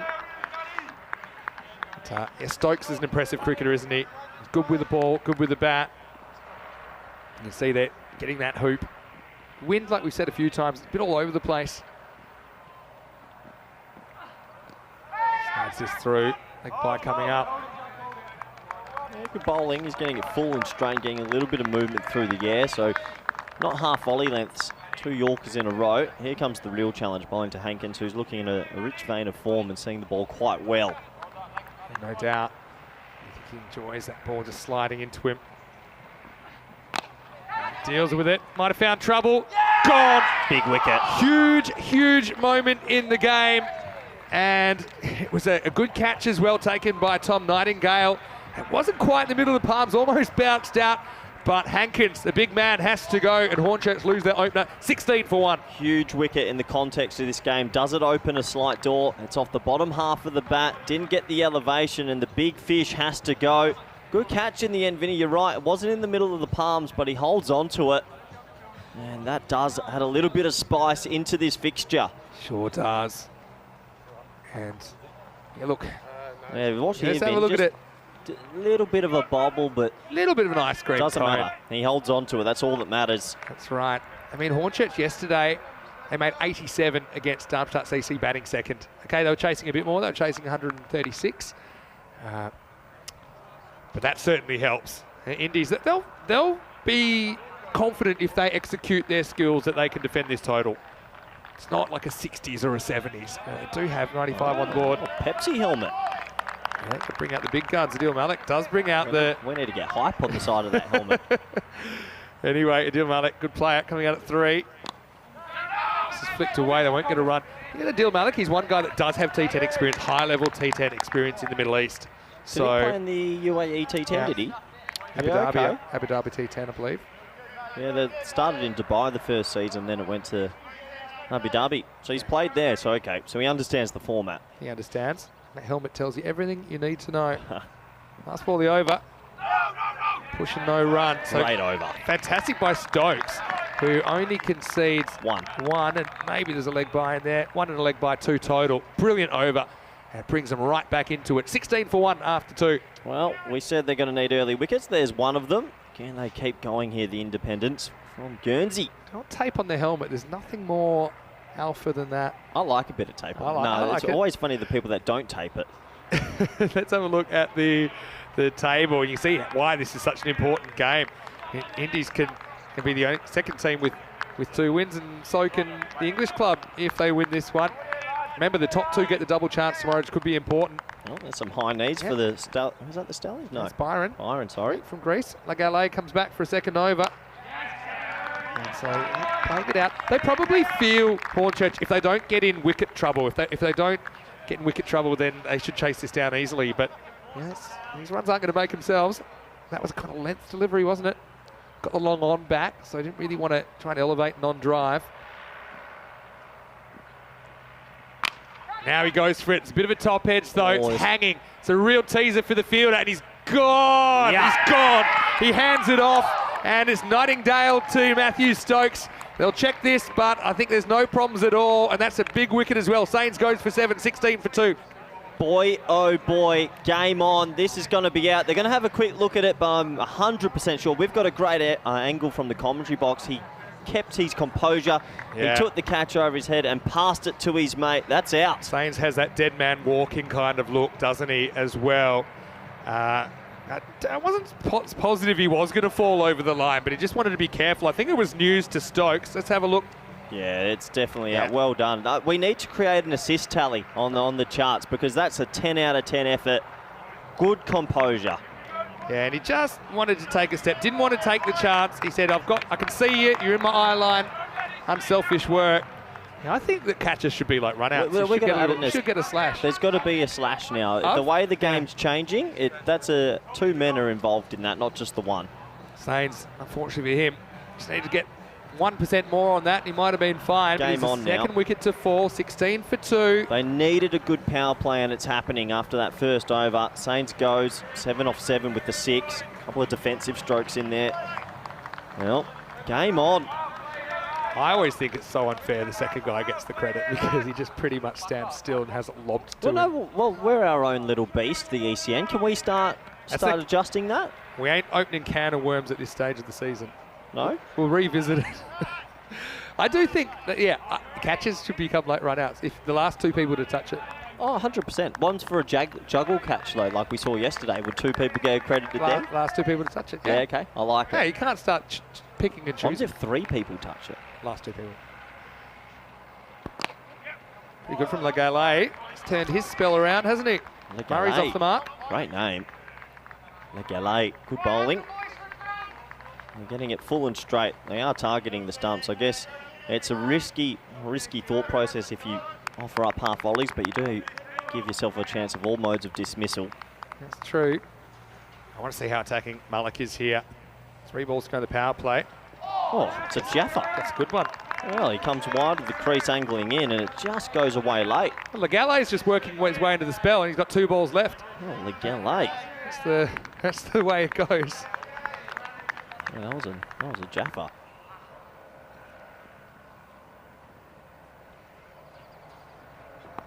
Goes for it straight and goes for it well. Maximo! That's how you get off the mark. Don't count this guy out. He can get them there in a hurry. As Legale bowls in the slot this time, he doesn't get away with it. Yeah, Malik doesn't mess around, does he? That's a gorgeous stroke. He barely even touched that, and that flew for 6s. Looks like the 12th man's running a helmet on, so they're thinking keeper up to the stumps, try and keep him in the crease, and Clayton, the keeper, will be coming up now, which I don't mind every now and then. You've got to be proactive as a fielding unit. Has its risks, though, as well, because Legale has been angling a few in. He could lose one down the leg side, and you don't want to give away a 5 wides at this stage. Malik goes 6 and 1, and he's done. As Legale goes 1 for 22. And at the end of the power play, it's game on. Hornchurch 24 for 2. Yep, you're all right, Vinny. Game on. Good power play for Independence. 2 wickets, the top order, but that man on your screen there, Malik, they're going to have to get him early as well. I want to say a quick hello to a few people that are in the comment section. To Ryan O'Connor, just mentioning, Will Peatfield still to bowl. And suddenly that could be a tough chase. He certainly has bowled really well towards the end. Will they bring him back on a bit earlier, depending on how this chase is going? Hello to James in Estonia, to Kai Bay in Australia. Andy House is in there. Virat fan saying, the fielding was impressive. And Ramesh Satheesan, who we'll see with UCCP of Romania a little bit later in the tournament. Online today, Vin. Why wouldn't you be? Hello to Shrug, watching from Jersey as well. Spying on the Guernsey team. Well, this is trouble. It's big, big trouble. And that's out of here. Maximo! And it's a proper loosener, isn't it, from Anthony Stokes? You can't really afford those. This will be an interesting one. Yeah, it's probably not too high as far as no ball goes. Ball, Vinny. You can't offer that up. It's probably because he's got the back knee bent and it's coming down, but still got the treatment, didn't it? So yeah, that'll be 6 runs. And one thing about Anthony Stokes, certainly bowled well last night. That first one came out all wrong. Yeah, when you've got only 90 odd on the board, you have to be pretty special and you can't make a mistake. The ball retrievers need a bit of help. Yeah, unfortunately, that ball looks like it's been lost to the abyss. Yeah, bit of a shame, that first delivery. Yeah, I tell you what, we're up there. We're looking for that ball in the jungle. We can't see it. When the ball retrievers can't find it, you know it's trouble. But anyway, yeah, that's the thing with double-digit totals, a couple of 6s. Suddenly, the game swings back to the batting team pretty quickly. Stokes, nonplussed with his first delivery. This is hit straight down the ground to 6 more. Maximo! Well, watch out, watch out. Adil Malik is on a rampage now. He goes back-to-back 6s. And the game swings back towards the English. Well, he's hit 3 6s from his last 4 balls. It's a half volley and he clatters into it. That's mullered. Again, maybe on the full side. Still very good shot. Wasn't a half volley. Better length. Yeah, that's the length. Yeah, it is, isn't it? Just was pulled back a little bit. That's the length and that's the pace. The first 2 balls were a lot slower as well. It's also the luck factor. I mean, that could easily get skied straight up in the air. He was lucky that he misses it there, Malik. Some goes back, punches into the gap. It's good fielding once again. Tag team. Well, those two, I feel like they could go out for a romantic dinner with that kind of chemistry on the boundary. They've been very good together so far. Yeah, Malik's looking hungry for runs. I mean, the required rate's still only 9 with 8 wickets in hand. Batting team should win this 9 times out of 10, but independents are finding hard. Say 9 out of 10. I don't think it's 9. No? Sure, 9 and over. 7.5 to 8 times out of 10. Oh, please. Come on. Up to 2,100 games. I think I know things can go pear-shaped pretty quick. And to be honest, the run rate required hasn't really moved too much.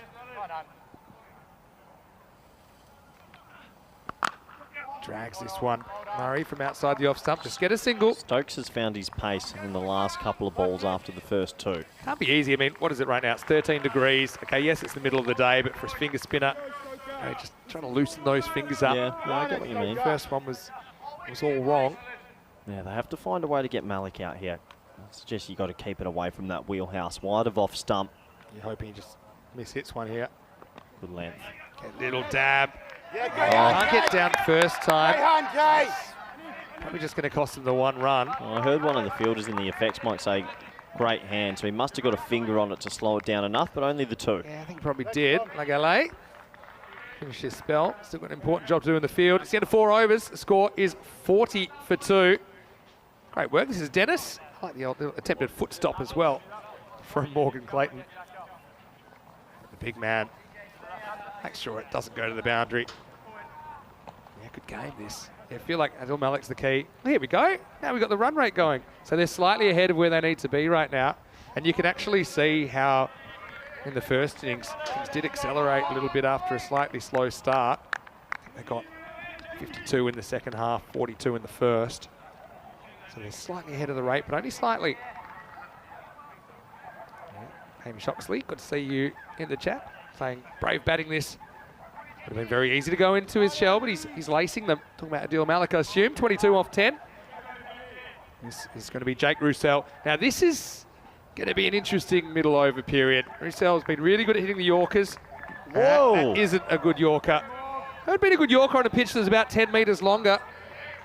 We've got a free hit coming up. And what is it with everyone bowling full tosses at the English? I have no idea, but yeah, it's obviously a slip of the hand. It's hope free hit time. That's 2 first balls of overs that have been too high. Yeah, no one means it. Nah, for sure. He's been so good at hitting the block hole.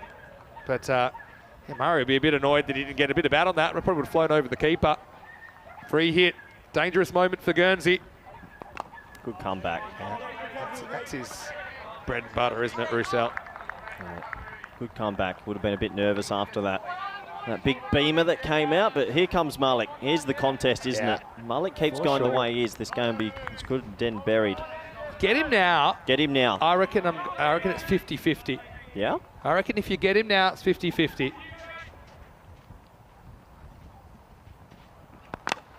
In the air.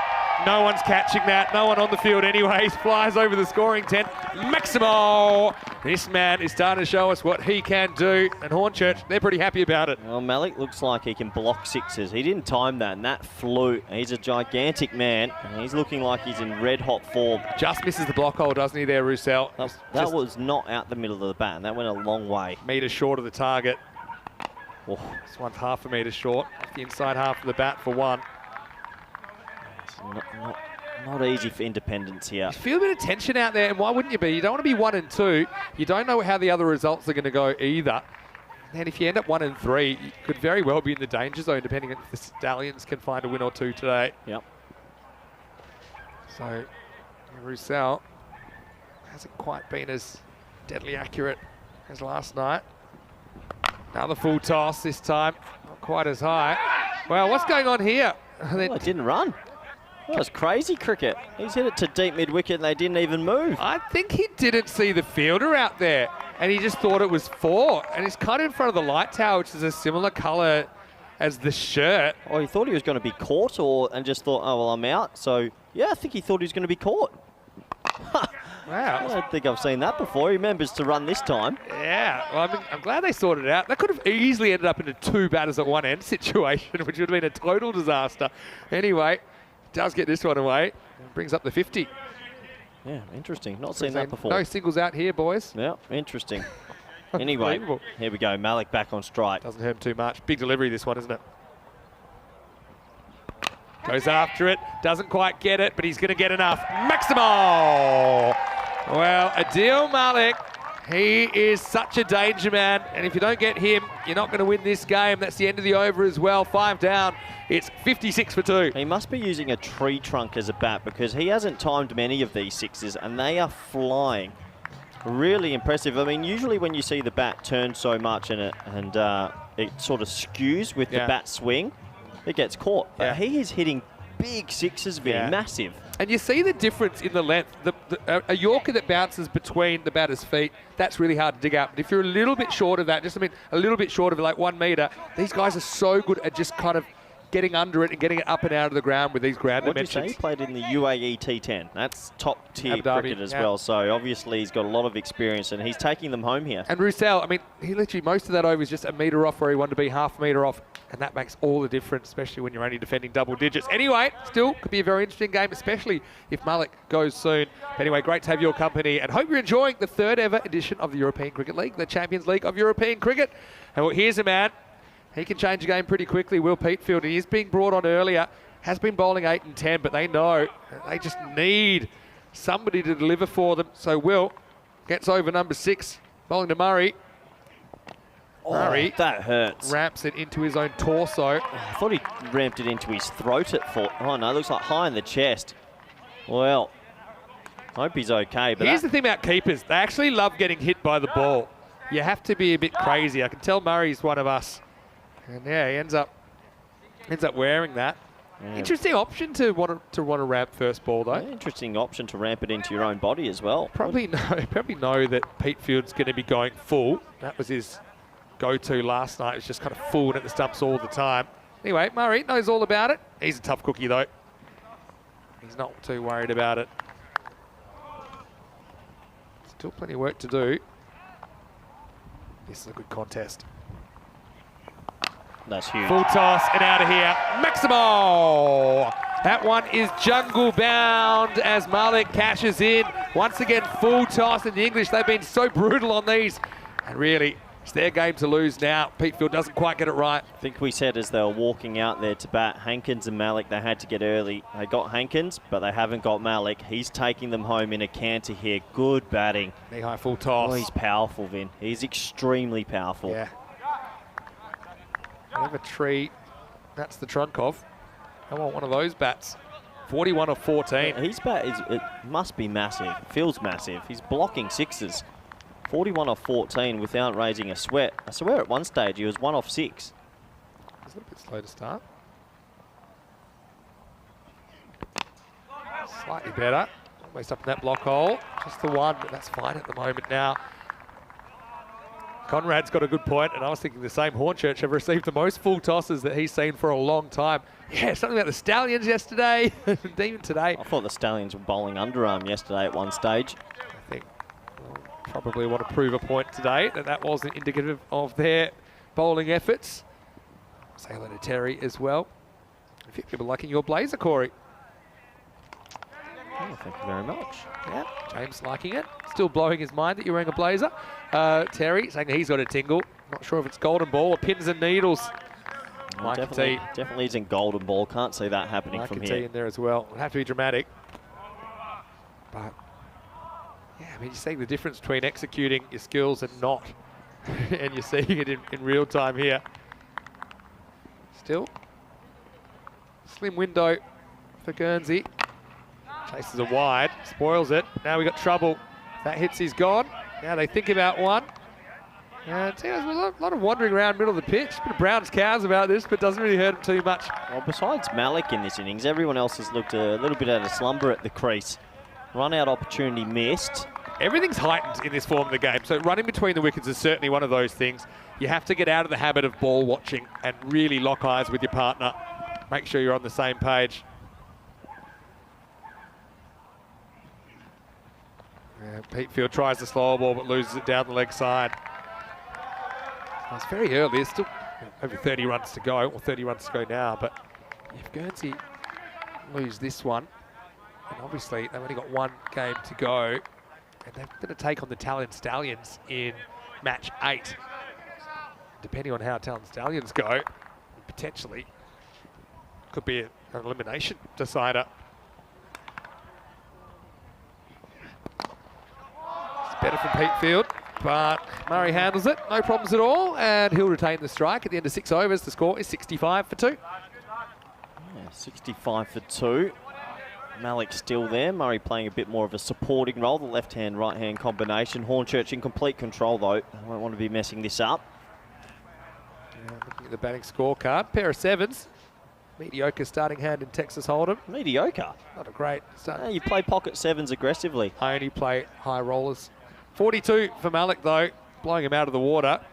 Murray has been an ally for him there. If I raise with pre-flop, are you calling with 7s? Of course you are. It's a good starting hand. Depends how much. Everything's situational. A couple of cans of hype. You need to get off the hype today. The hype factory is an overdrive. What's your favourite flavour? Mojito? I'd say lemongrass. Okay. Yeah, nothing like a good taste of lemongrass in the morning. Very good. All right, and going back to Stokes, he did bend it a bit early. Whenever there's more runs than balls, I always think there's some sort of hope. It might fade fast with a couple more boundaries. Here's a chance for him. Oh, that would have been Malik run out. That one might have been the last chance. Direct hit, Vin, from my angle, which is deep mid-off. It did look like it was close. I think it would have been gone here. And Malik's sucking in the big ones as well. Hope he's all right there. Have a look. Get a good look at it here. In it comes. And yeah, direct hit. It was gone. Yep.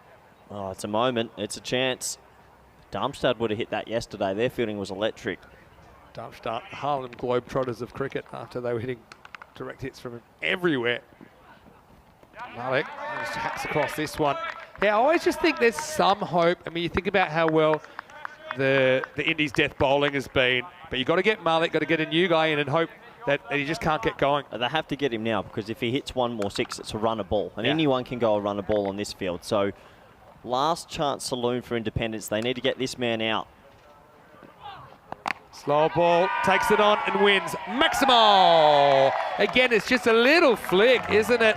It's a cutter, I think, from Stokes. Malik moves to 48 in style. Yeah, man of the match performance this at the moment from Malik. He's staring down the barrel of a 50. He's blocking 6s. He's that powerful. And real dominant innings from Malik. Been waiting for it. He's intelligent enough to just take the one here after the 6. So pretty much run a ball from now. Hello to Hamish in the chat. He had a question perhaps about the venue. Yeah, you will notice that all the overs are bowled from one end. But at the end of the week, at the end of Group B, we'll switch ends. So at the end of the week, not each group. Yeah, at the end of the week. So there's a few logistical things, changing cameras around, things like that. That's mainly just to give you the best viewing experience. Also helps with the speed of the game. Just making sure that we run to time, and all the teams have been very good, I think, so far at running to time. It's important when you have so many matches in a day. Stokes to Murray. Murray just hasn't been able to get going. Yeah. He's very lucky Malik's doing a lot of the heavy lifting. He's 7 off 12 at the moment. Yeah, he's frustrated, but like you say, he's not really under pressure, is he? No. But we saw him opening before. Again, he's quite capable, but hasn't really been happening. Didn't really pick the change of pace there. Well, this last ball of the over, you actually don't want him to hit a 1. As a coach's perspective, you're saying load up and try hit this for 6. Doesn't a bit of a chat from Malik. I wonder if he's just saying, look, swing away. You're dispensable now. And he chops on. I think that was the instruction. And so Stokes does get his man. Murray just could not get going in that innings. He departs for 7. It's the end of 7. Stokes 2 for 9. Can't really doubt his efforts. But will it be enough? Looks unlikely at this stage, but anything can happen in T10 cricket. It's 74 for 3 after 7. Good spell from Stokes, 2 for 9. You take that any day of the week, and yeah, you're right, just never got going in that innings. It's only Malik that's really fighting hard against the Independents, and he'll have to go. And it wasn't that he was too defensive. He was trying things. I don't know if he was trying too many things. I don't know if he was trying too hard. I just think he's on the walk that time. And I think, yeah, it's pretty well located by Stokes. But yeah, Murray not really sticking him. We all know that things can change very quickly, and who knows, he might come out and whack them in the next game. As he departs, it is 74 for 3. Don't forget, so much cricket coming up. 5 matches a day on ECN in this ECL 23. And this is what's coming up next. Darmstadt, I mean, that was so impressive yesterday, 2-0. They're taking on Byron of Greece. As the Germans would like to go 3-0 and really lock down that top spot. News from the toss. Byron, they won the toss, selected to bowl. A little bit surprised with that because Darmstadt CC, they were whacking them when they were opening up. Chase them down, boys. Chase them down. Why not? Yeah, Viracali batted well. He's got the gloves for Byron. Here we go, Vin. All right, game on is Pete Field. Another full toss. Got to stop it. Only cost them 1 this time. Oh, they didn't run. They didn't run. Okay, so maybe Malik's got to slide in. Well, this is interesting now. If they're not going to take those runs, that would have been his 50. If they do get him out... well, they've fooled the scorers on the board because they've given him 50, but yeah. Didn't run. I reckon he's got a little niggle. Well, when he had to hustle for that single when he would have been run out, we saw him pulling up. Very interesting. That adds another layer to this fixture. Is there late drama? Oh! He's taken an absolute bullet. Pete Field. Is there going to be some magic? Is there a twist in the tail? Malik turned down the 50, falls for 49. It's 74 for 4. He should have got that single the previous ball. He definitely would have made it still. He'll have to go. A fantastic innings from Malik, but what a good catch from Pete Field. It opens the door again. Can Independence get themselves back into this game? Top innings from Malik, but yeah, you have to wonder, should he have ran that single the ball before and given himself a 50? Wow, yeah. Because it's an interesting one because it's not like the run rate is so high that you need a bunch of boundaries. You can kind of tick it. It's only really dot balls that can possibly get you in trouble. But how about Pete Field there? Yeah, it's a good catch. Well, it would have decapitated him if he didn't catch it, Vinny. Wow. Look at that. And Malik is kind of in disbelief. Gets a fair bit of it. Pete Field, it was either catch it or potentially be knocked into the next life. Well, luckily he did the former. This is a big couple of balls coming up. This is Pete Field's last over, and they did well to bring him back early. He's their strike bowler. They have to try and get out this over with no boundaries, and maybe they're still in it. But well done to Malik, a very good innings. Good innings. I mean, a bit rough. And he had his 50th run there for the taking. But, well, Pete Field hasn't quite got it right. Even that one, not quite the Yorker, probably a little bit shorter where he wanted to be. But now you've got a chance to dot up the new batter. And it's Billy Gordon. He's batted well this tournament. It's a long way across. It sneaks off the pad. No fine leg. It's going to be 4-leg bind. So there's the boundary they wanted. Oh, that hurts. Really does. Slides in again, going at the stumps. And if he is going so straight, you do find it hard to believe they don't have anyone in that quarter of the field. They've got where have they got the extra man? They've got a deep cover to a new bat. That's where 45 leg and 45 would have been. So that's hurt. That 4 runs probably shouldn't have happened. They shake it off. Still got more runs than balls required. Making it 17 off 15. Good scene by Pete Field. He's going to get tense. Every time. Yeah, I'm not on the tense fence here. 1-6 I'm on the tense fence. Are you? Oh, yeah. I mean, Gordon can whack him. Saunders, I imagine, can too, but this is where Guernsey are just probably wondering how we're still in this game. That 4-leg buys doesn't happen. And it's 21 or 14, then I'm on the tense fence. That 4-leg buys is a huge pressure reliever. Well, for me, it's Gordon. Gordon's going to try something here, whether it comes off or not. 2 to come in the 8th. Not again. Lucky gets away with that. Just 1. It's a good result for Indies.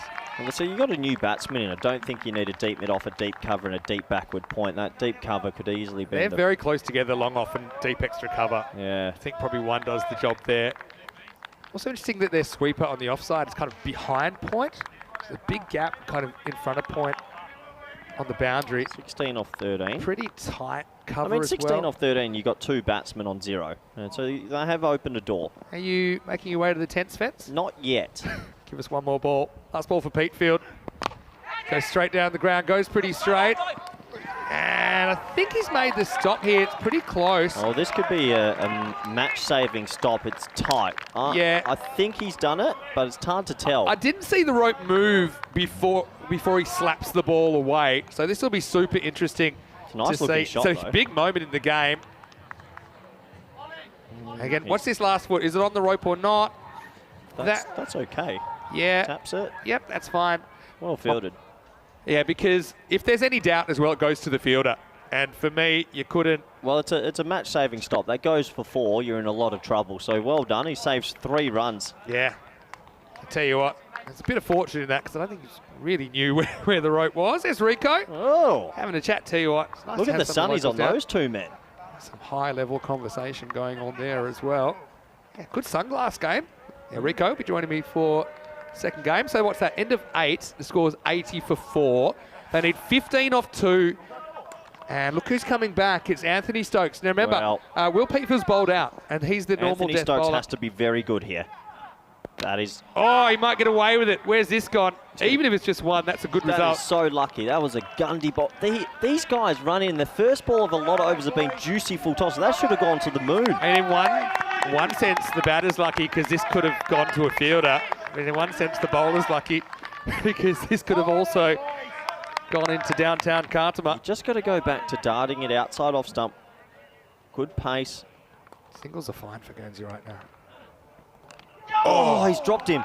He's definitely dropped him. I know they're hard up stumps. You're a keeper, Vinny. Talk me through it. I don't blame the keeper at all. It's a big deflection. They either stick or they don't. Oh. Lucky it doesn't get past the keeper. He runs.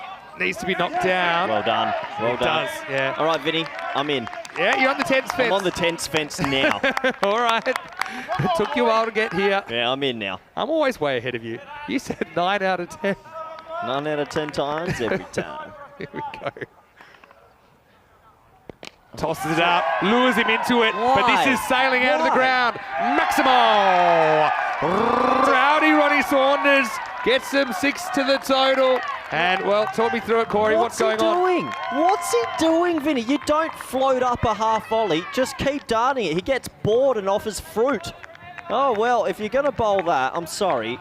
They just got back into the game and he offers up a flighted delivery because he wants a wicket. There was a high element of risk to that delivery. There's also potential reward. Now it's under a run a ball, 7 off 8. He was doing such a good job of bowling darts outside off, and then he gets bored of it. He throws up a slow ball and goes for 6, and now they're in trouble. Can never breed the coach out of you. It doesn't make sense. Never breed the coach out of you. They get bored of dot balls. They get bored of doing things. Just stick to what's simple. Don't overcomplicate it. Hello to Taranjeet. Nice to have you with us. Oh, my word. Well, we're going to the last. 6 required off the 10. The score is... This game could have been over. The game is on, though. 89 for 4 off 9. Now, I guess the question is, who bowls the last? I've got Roussel. Well, he's the kind of guy I can imagine him bowling the last over. Could hit his Yorkers yesterday. Today, it's been a different story. But a tense over to come because it's an over that could have a big bearing on where these two teams finish on the ladder, potentially if they get the double chance or not. Gordon just missed out on another full toss. That would have wrapped it out. But look, it's gotten to the last. And well, first and last balls should have been First and last ball should have been hit for 12s. Yeah, so I mean, here we go. Must be said, when you get the game to the last over, anything can happen. Mikey says in the comment section that Corey has collapsed the 10th fence. I knew I shouldn't have come in. You should have gotten off the fence. It's not big enough for the both of us. All right. To win this, they're going to have to take a couple of wickets, which will be dot balls effectively. So that's the only way, surely. Here we go. Roussel. Driven. One. Has to be just 1. Easy throw. Where's your dot going to come from? You need your dot's probably coming from a wicket, a skied ball, a bowled. And then the new batsman, you've got to hope you get another couple of wickets or dots. And what's your strategy? I mean, if you score for every ball you can't lose, how much are you looking for the boundary? How much you're just looking to pick up the 1? Gordon clonks another full toss down the ground. I'm not too sure of this. I understand they're hitting singles here, but if they are to lose a wicket, the new man's going to feel a lot of pressure. Whose golden ball sweepstake game is it? Is mine? I've gone a little bit quiet. Interesting. 4 off 4. Boundary does it for him, though. Any boundary. Goes for it. There's your dot. There's your dot. There's your dot. They brought cover tight. Good captaincy. Okay, here we go. Whose golden ball game is it, Vinny? So 4 off 3. Cover maybe could go back a little bit. They're ahead, so they're going to have to try something. Here comes a big shot. 4 off 3. 3 singles for a golden ball. Goes for it. It's going to be gone. It's going to be gone. He's got it. Wow. He's got it. And late drama from the Kartama Oval. Saunders holds out. It makes it 4 off 2. Game on. It's 91 for 5. I told you, these runs aren't going to make themselves. 9 out of 10 times, Vinny, you chase this down, but maybe it's that one time. Deep cover had actually come 5 metres in off the rope as well, so he made that quite comfortable. It's 4 off 2 all of a sudden. Hornchurch, who were in complete control of this chase while Malik was there, faltering at the back end. This could be a huge capitulation if they aren't to get these runs. Wow, what a game to start our Tuesday morning. Good catch, Vinny, under pressure. Good catch. On the board, there's always pressure. Whose golden ball game is it? If they were chasing 95, they would be making like 110, but that's the power of the chase. Yes. You're gunning for a golden. So 4 off 2. golden ball's on here, I'm telling you. No. So well, they need 3 off 2. No, 4 off 2. 4 off 2, Vin, don't confuse me. Here we go. It's 4 off 2. Yeah, 4 off 2, so 3 for a golden ball. Yeah, so this is what happens if it is a tie, golden ball, 1 more ball, batting team needs 2 to win, 2 or more to win. If they don't do it, they lose. Now Simple as that. They don't need a tight cover here. You can keep him a little bit further back. Penny to be in the thoughts of the new batter as interesting, well. they're going to squeeze the new batsman as well. Cover and point come extremely tight. Here we go. 4 off 2 required.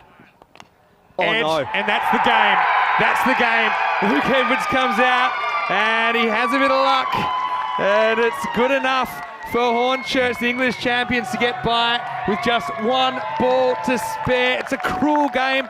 A credit to Indies, they pushed the English team all the way, but it is Hornchurch 95 off 9.5, defeating Independence CC 94. What a game to start day 2. Well, they almost made a meal of it, and a little bit of luck goes their way. An edge for 4, and you have to wonder, could have they had a third man? Easy to say in hindsight, but a good game to start the Tuesday morning, Vinny. You do go hindsight, don't you? Think new batter.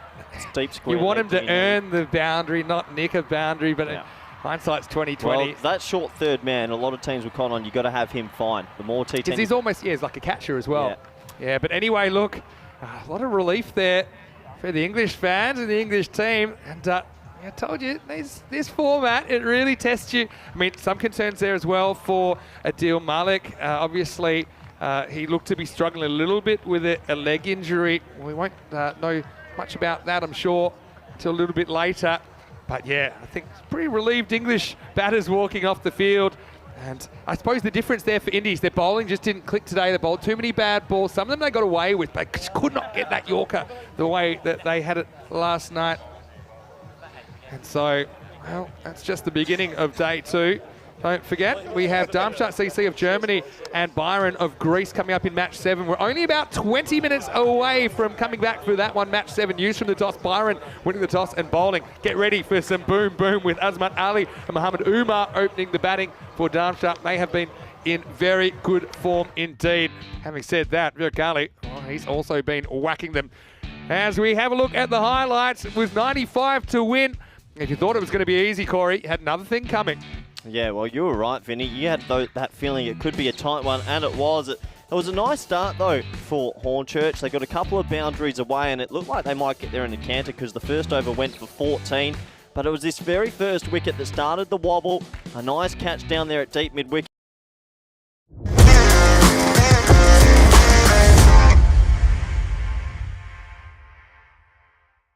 What do we need to call the pass over fitting? What would you call that? What do you call it when someone passes it over? I call it tag team. The old tag team. I'm a bit of a wrestling fan, but yeah. Yeah, it was amazing, wasn't it? It's what brought them back into the game. Yeah, it was. And so it was an interesting one, wasn't it? It was a mixed bag is what I would call it. I mean, Malik, though, I mean, you take his 49 out of this and it looks like a very different game, doesn't it? So, I mean, that's doubly important, I think, when you look at his contribution, that he is fit.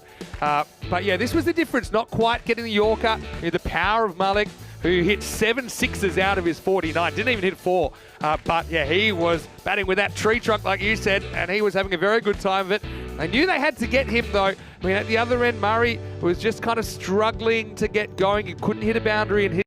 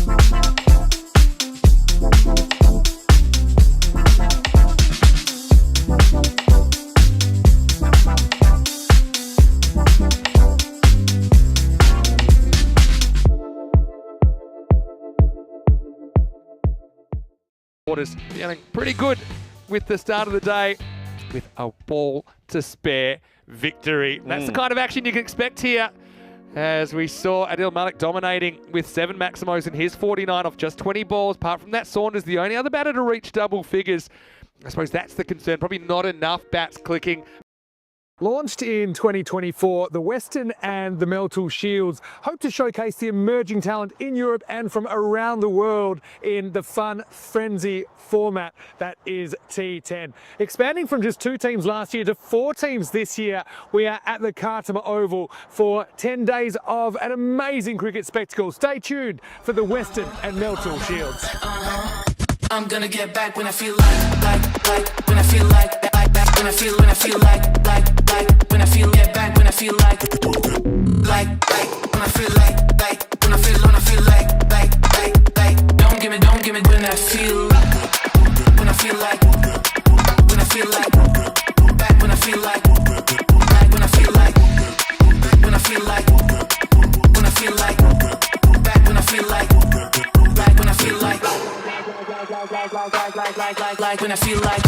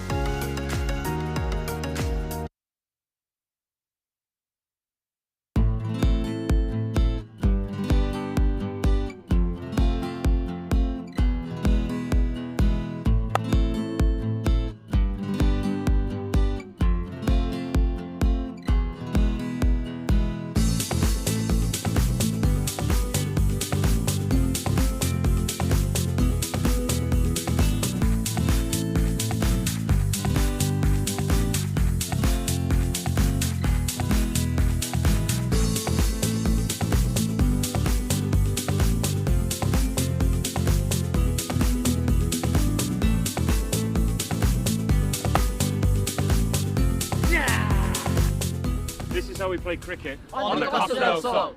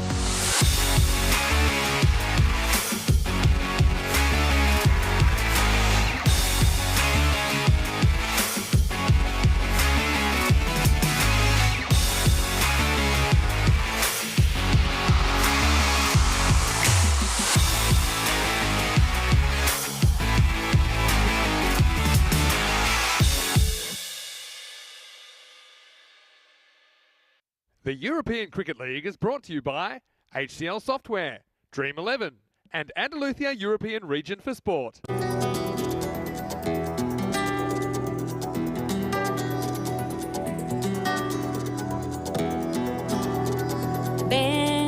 conmigo a cruzar su calle, a vivir su ambiente. Ven conmigo a vivir la vida intensamente. Conmigo ven, conmigo ven. Hello and welcome back. I'm in the middle of the Cartama Oval here on the beautiful Costa del Sol, the south coast of Spain. What a place to play cricket. It's hard to believe that we are just at the end of February, but conditions here wonderful out in the middle. Now let's get ready for the second game of the day. It's match 7 in Group A, and this is a clash between Darmstadt CC of Germany and Byron of Greece. Let's see what happens at the coin toss. Rob Kemming has the two captains. One. Yoko. Andalusia. Andalusia's. Yeah. We will ball first. So Aslam Mohammed of the Greek champions, Byron, he's won the toss and he sent in the Germans. Well, a little bit of a surprise for me. I would have thought maybe they would want to put a score on the board. It's a bit of a risk because we know that the German openers have just been on fire in this series so far. They're 2-0, and look, if they win both games today, they finish top of the table, they guarantee that double chance. But look, it's not going to be so easy for them. I think everyone's had a look at them now, but for me, they were the most impressive team on day one, Darmstadt CC of Germany. Byron, they had their moments as well. They did start with a win. They kind of fell apart with the bat in the night game, but I do think they will enjoy the conditions here. I suppose they'll know exactly what they have to do, and they've got some firepower of their own. Will they click or not? That's the thing. And Byron, if they were to lose this, they suddenly perhaps are in the danger zone of not making it through to tomorrow. So I think a very interesting clash between two teams that have big aspirations of getting the 2 points here in match 7. Let's get ready for the first ball. And I can tell you, Rico Full standing by for the first time today. Rico, the news from the toss, the Greeks, they've won the toss. They're going to field. It's over to you. Let's get ready for match number lucky 7. Thank you very much, and a very good morning to everybody. Yes, let's get ready to party. That's what it's all about, and we welcome back Damstard. Had a perfect start yesterday, 2 wins out of 2, and both their openers, Asman Ali and Mohammed Umar, were in great form. But Byron, yeah, I mean, Vinny's saying he's a little bit surprised to put Damstard in. I think that's all down to the way the last match, match number 5, went for them yesterday. They did bat first, and it didn't go well. 66 all out they were, and Independence, we just saw just falling short against Hornchurch there, knocked them off with 34 balls to go. Have a look at the side there, and Damstard, I think their captain has to continue to lead the way in both matches yesterday. Put 2 scores of 30 on the board, a total of 64 on the day. But Mohammed Umar was in superb form. 107 runs to him. 102 to 97 is what the bat versus ball wall is telling us in favour of Darmstadt. So can they keep this sensational start going, the champions of Germany? Or will the champions of Greece put a performance in that saw them topple the Estonian champions yesterday, the Italian Stallions? Byron 133 for 4. Italian Stallions 91 for 9, the 42-run victory. So Byron, we know what they can do, but I think a lot will rely on Verkali. Well, Verkali's going to be behind the stumps to start off with as we get ready for this one. Asman Ali will be opening the batting, and the first ball will be bowled by a guy that I thought bowled absolutely beautiful yesterday. Certainly has bowled the ball of the tournament so far. That's Farhad Azim. He certainly gets the ball to come back in, and he's got a bit of pace about him, got some wheels, as they say. A very good morning to everybody in the fan zone. It's been nice and lively and bubbly this morning. Good morning, buenos dias, and feliz dia de Andalusia. Yes, it is a public holiday here in this part of Spain, the Andalusian province. A happy Andalusian day. And, it's time to party. Which one of these two teams will be partying? Darmstadt looking to keep their 100% record intact. Here comes the first. Bat versus ball. Azim gets worked away on the onside. Gets a single straight away. Nice start. Yeah, what a fantastic start to the day. A very close encounter we just witnessed between the Independents from Guernsey against Hornchurch from England. and going all the way down to the wire. This one has that sort of feel about it as well.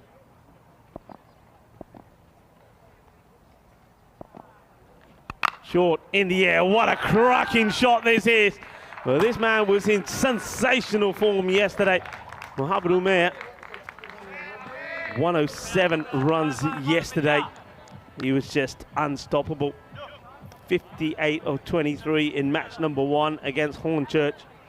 And then 49 of 17 against Independence. And he's the danger man. Well, both these openers, you've got to get early. That's got to be the plan. I think that's what all the teams would have recognised in Group A. Azim. Oh, this is going to be 4 more. Well, he drops one in short and he gets cut away for 4. Pitch is up. He gets driven for 4. There's Mr. Maximo making his way back to the commentary booth. He's been doing a little bit of mingling, no doubt, with people in the fan zone. No victorious cervezas yet, Vinny. It's not that time. Yeah, I know a lot of people here in Andalusia will be celebrating. And Malaga is in the province of Andalusia, region of Malaga. It's well known worldwide for its Victoria Cervezas, one of our partners here at the Cartama Oval. And no doubt we'll be celebrating the Dia de Andalusia with a few of those as well.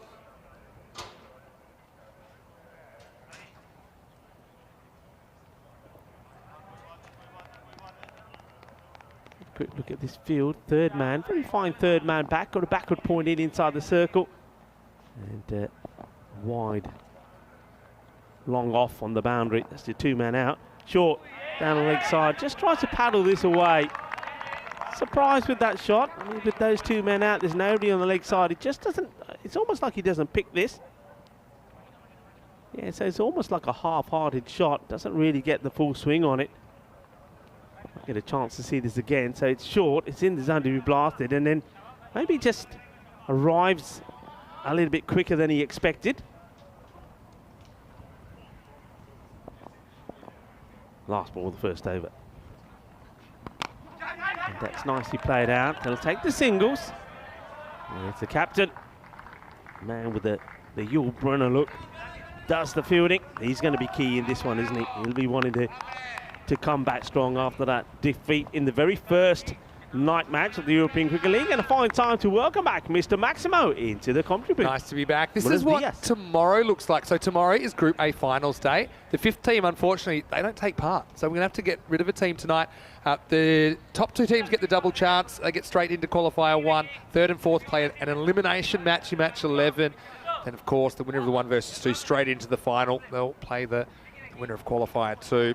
So this is why it's super important. And look, Darmstadt, with a win here, they can pretty much lock up a top 2.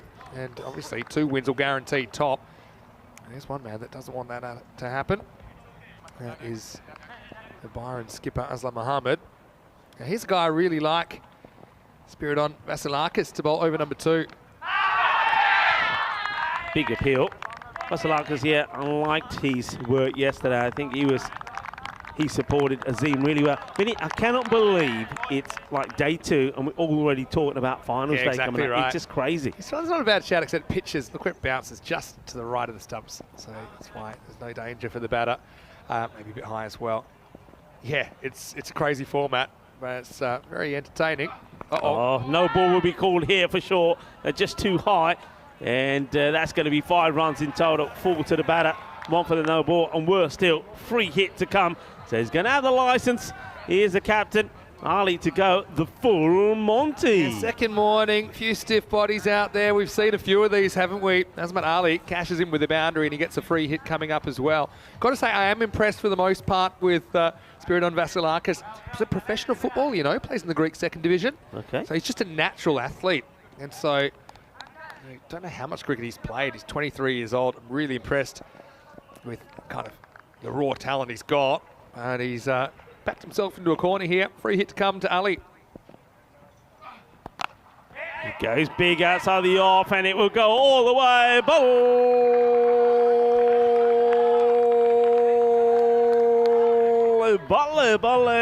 Uppercuts this for 6, and well, that smashes into one of our light generators. Better check that one. If the lights don't come on later, I'm sending the bill to Azmat Ali, because that one goes bang, boof.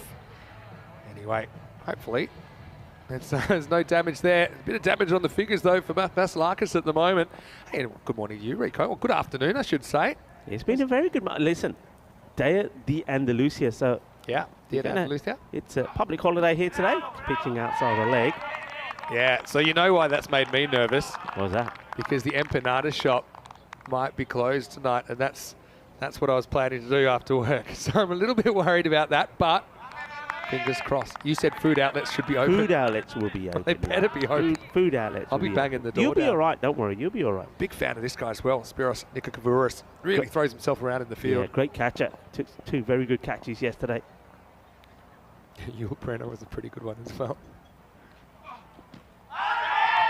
Again, well, taking it on here. It's going to have to get his bat down pretty quickly. He does. Good running. I'm liking this.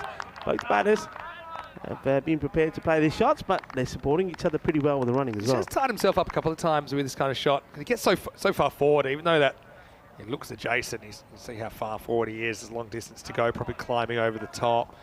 But yeah, Azmat Ali certainly turned it on the field yesterday. I mean, Darmstadt CC, I called them the Harlem Globetrotters of cricket yesterday because they were just hitting stumps from everywhere. They had 4 direct hit run-outs. I don't think I've ever seen that before.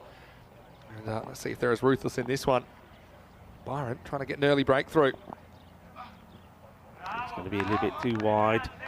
Vasilakis just losing his shape there a little bit. You can tell where he ends up as well. Ends up right in the middle of the pitch. Yeah. So the umpires will have a look at that as well. The umpires for this match out there at the moment. The bowler's in. Suleiman Saeed, the Italian stallion. Look where he is, right in the middle of the pitch. Yeah. And Tyrone Peters at square leg. The bowlers are not made of glass, so umpires cannot see through them. It's just something you have to learn to get off the wicket, the side that you're bowling. Umar on strike. He's a live wire. Oh. He has no idea. They're having both the batters are having difficulty picking this one up from Vasilakis. I love this because he actually has no idea, Umar, where this has gone. He's looking up and he's a bit nervous because he thinks maybe he's hit that up. And oh, there it is. Here's it bounce. Sneaks through for a single. Hello to Lily Panda as well. Always great to see you in the comment section from New Zealand. Also hi to Marnus.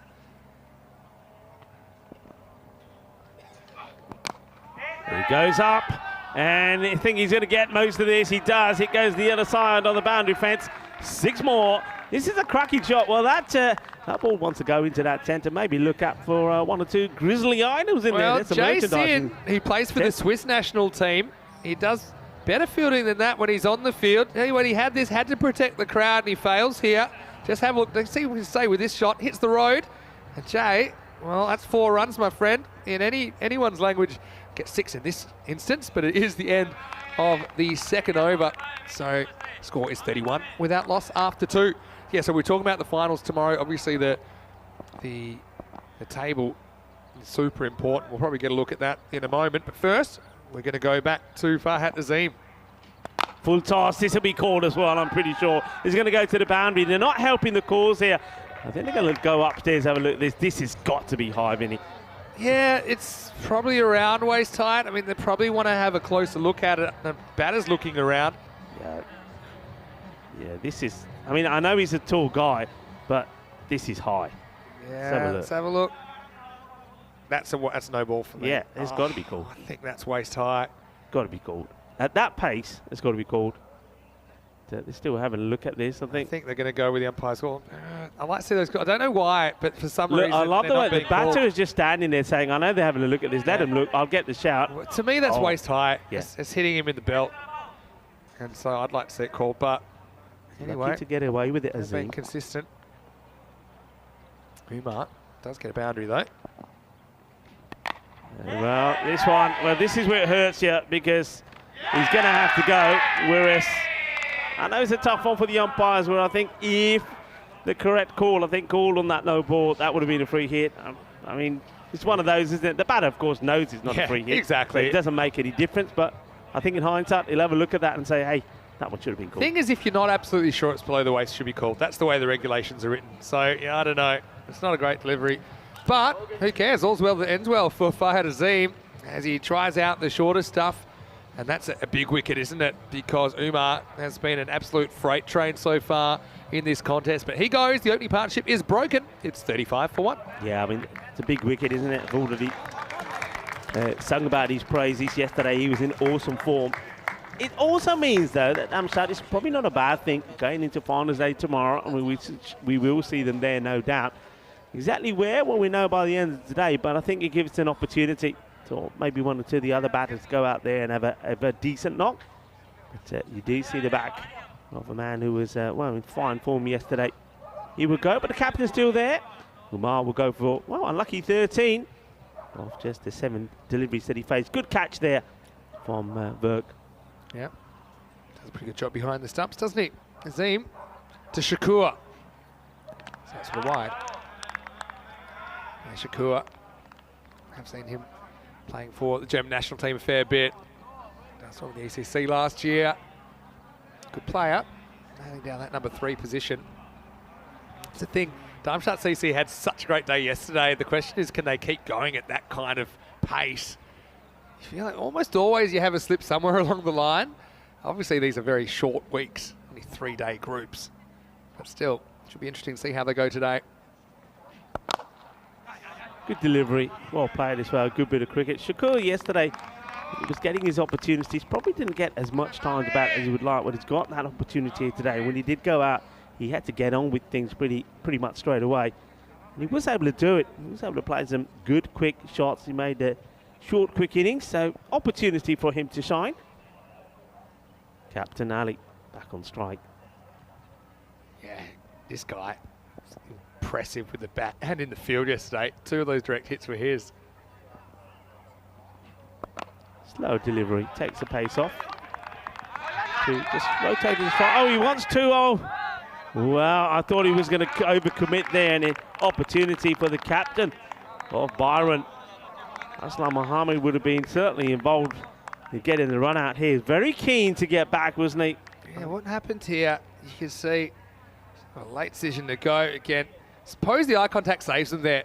Yeah. Otherwise, it could have kept going, and then we would have had a real mess on our hands. 2 balls to go for Farhad Azim.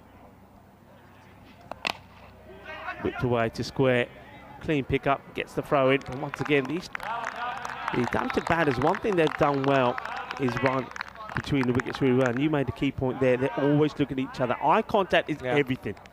Yeah. I actually think eye contact's even more important than calling. If you go to a really high level when there's crowd noise and all these things, you often can't hear calls. But you just got to get a sense of where the ball is, but then really lock into your partner when you're making those decisions. Everything's heightened. I said this in the first game. Everything's heightened in this game. Everything's a bit more intense. And the pressure affects different people in different ways. Azim to finish the 3rd. Go down the leg side. It's quick delivery, but couldn't get the direction right. So another one goes up on the extras. I want to say hello to Luke as well, saying Darmstadt looked the best team in the group yesterday. We'll look to build on their good performances for sure. Yeah, no doubt about that. And I want to welcome everyone back, whether you're watching on Fan Code in the Indian subcontinent or if you're watching on ECN or one of our international broadcast partners. Great to have your company here on day 2.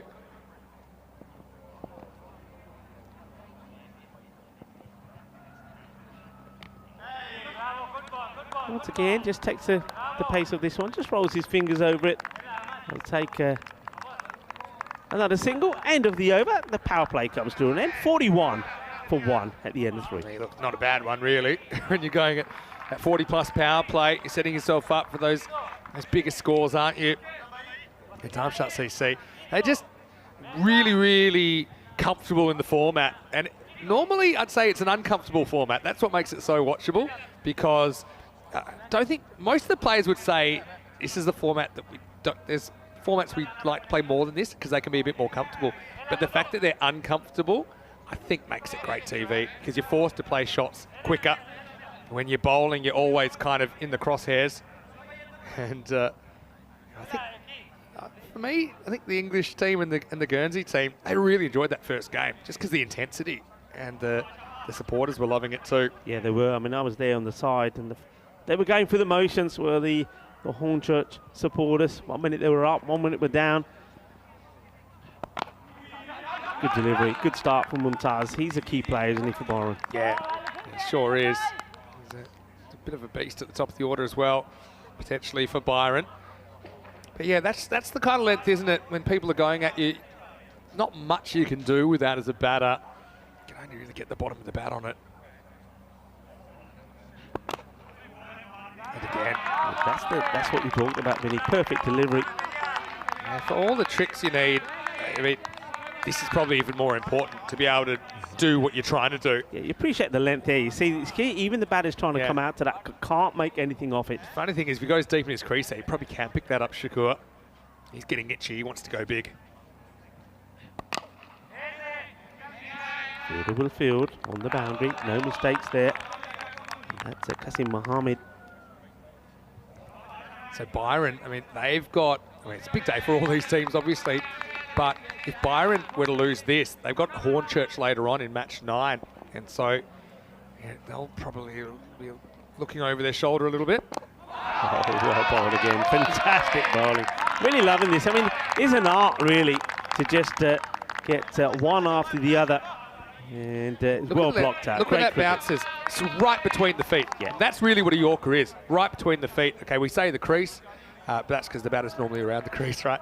But that was an absolute picture-perfect Yorker. This one was just slightly, and that's the difference. That's the difference the length makes. I mean, talk about, Vinny was talking about the ball before, then have a look at the length of this one. He gets a chance to get the swing in, gets a chance to get under it, goes to the boundary. So look where this one bounces, you see? That's a really good shot of it, because that bounces in front of the front pad, and he's just got something to work with. He's got something to go with. Slices it over point. He's a good player, Azmat Ali. It shows you how small the margin of error is. The story comes down, you're asking a question, but I think this is also, well, a couple of things. He's drifting down leg, I think, and the batter does come a long way forward as well. Pretty good shout, but the thing is, it's got a long way to travel, doesn't it, after the impact? But I'll tell you what, if you take the batter out of the equation here, you could say that was potentially going to endanger the stumps. But I think, the doubt factor, even though it hits him on the back pad, probably for me just sliding past the leg stump with a bit of seam in as well. So Mumtaz not the worst over. He's going for 6, and after 4, it's 47 for 1. See, it started at 11. That goes up to 15. Now it's back at 11. Even though I make it 11.75, so I'm still working on that. We've got 4 weeks to get that one right. Looks like one of the pyramids. One of the slopes, one of the ski slopes in somewhere like Austria or Switzerland. It really makes it look like the run rate is nothing. But that's 11.75. It's actually a pretty good start. Time for the captain, and he's going to get taken. He's in the air, but it keeps on going. The wind's behind it as well. Manos arriba, árbitro, porque eso es 6 carreras. Qué guay, qué genial, qué grande. Así me gusta. That's well hit. And it's the second 6 that Azmat has smashed. See, he is the danger guy. Now he uses his feet. Gets a little bit lucky there. That's actually Shakur, beg your pardon. He hits his first. The captain has got 2 to his name. Just held that one back a little bit. Cleverly done by the skipper. Aslam Mohammed. Well, the grunt is slower delivery. It's like a few world famous tennis players getting that serve in. Well, they're about power. This is about pace off. Tell you what, I think that Aslam Mohammed did a terrible poker play. He's got a big tell. If you hear a big grunt, it's a slow ball. It's a grunt you can hear around the ground as well. Well, does he get enough of this? Yes, he does. It goes all the way over, smashes into the European cricket. Stronger together. Fence. 6 more. And, well, doing it in 6s here in this over. So the captain not having the best of starts here, Aslam Mohammed. Yeah, and it's one of those ones that batters are encouraged to go for boundaries. If they don't get it quite right, they can still get away with it, like that time. And this is going to be another one. Volley. Ginna Sona Shaka Lagya Una Dos Tres Calypso style. Yeah, what a shot. And this is one that he is able to get a length on again. It's just a good batting shape, isn't it? Slightly inside out. One flew over the spectators. Well, they're going after the captain. This over's gone magical already. And it's going to go even more because this is huge. This is brutal. This will go all the way, and I'm pretty sure I want to look at the height of this. This is pretty high. I know he's come out. It's called on the field. Yeah, it's been called. So that'll be 7. The over goes to 27, and he's in danger of going supersonic, liking that from the umpires, calling it straight away. Yeah, just we've seen a few of these. This is what happens when you get the Yorker wrong. You're trying to go full. If you release a little bit early, it's gonna float. And that one was also floating out of the ground. So 7th heaven for Darmstadt CC, who are on a rampage once again here in Group 8. Free hit to come. He gets the warning for the height, but. Well, Shakur making the most of his opportunity. He's raced on to 28. The ball to go in the over. Are we going to see a supersonic over here? Caught, but not out. Not out. And he's saying, hey, why isn't that out? And then, there we go. Tyrone is saying, hey, did you forget? Did you forget? That'll be the end of the over. That's a nice little moment there. I'm liking that for Tyrone Peters. I'm happy that the non-striker remembered it was a free hit because it's an easy one to get caught napping. Asmat Ali hustles back so he doesn't get run out. He's like, hold on. I think he thought that it was going to be a bump ball. Well, I'm liking that moment. Loving it. And I'm liking the moment from Tyrone Peters is saying, remember, it was a free hit. Oh, yeah, look, 74 for 1. I think he thought that they were saying it was a bump ball. But come back to you in a second.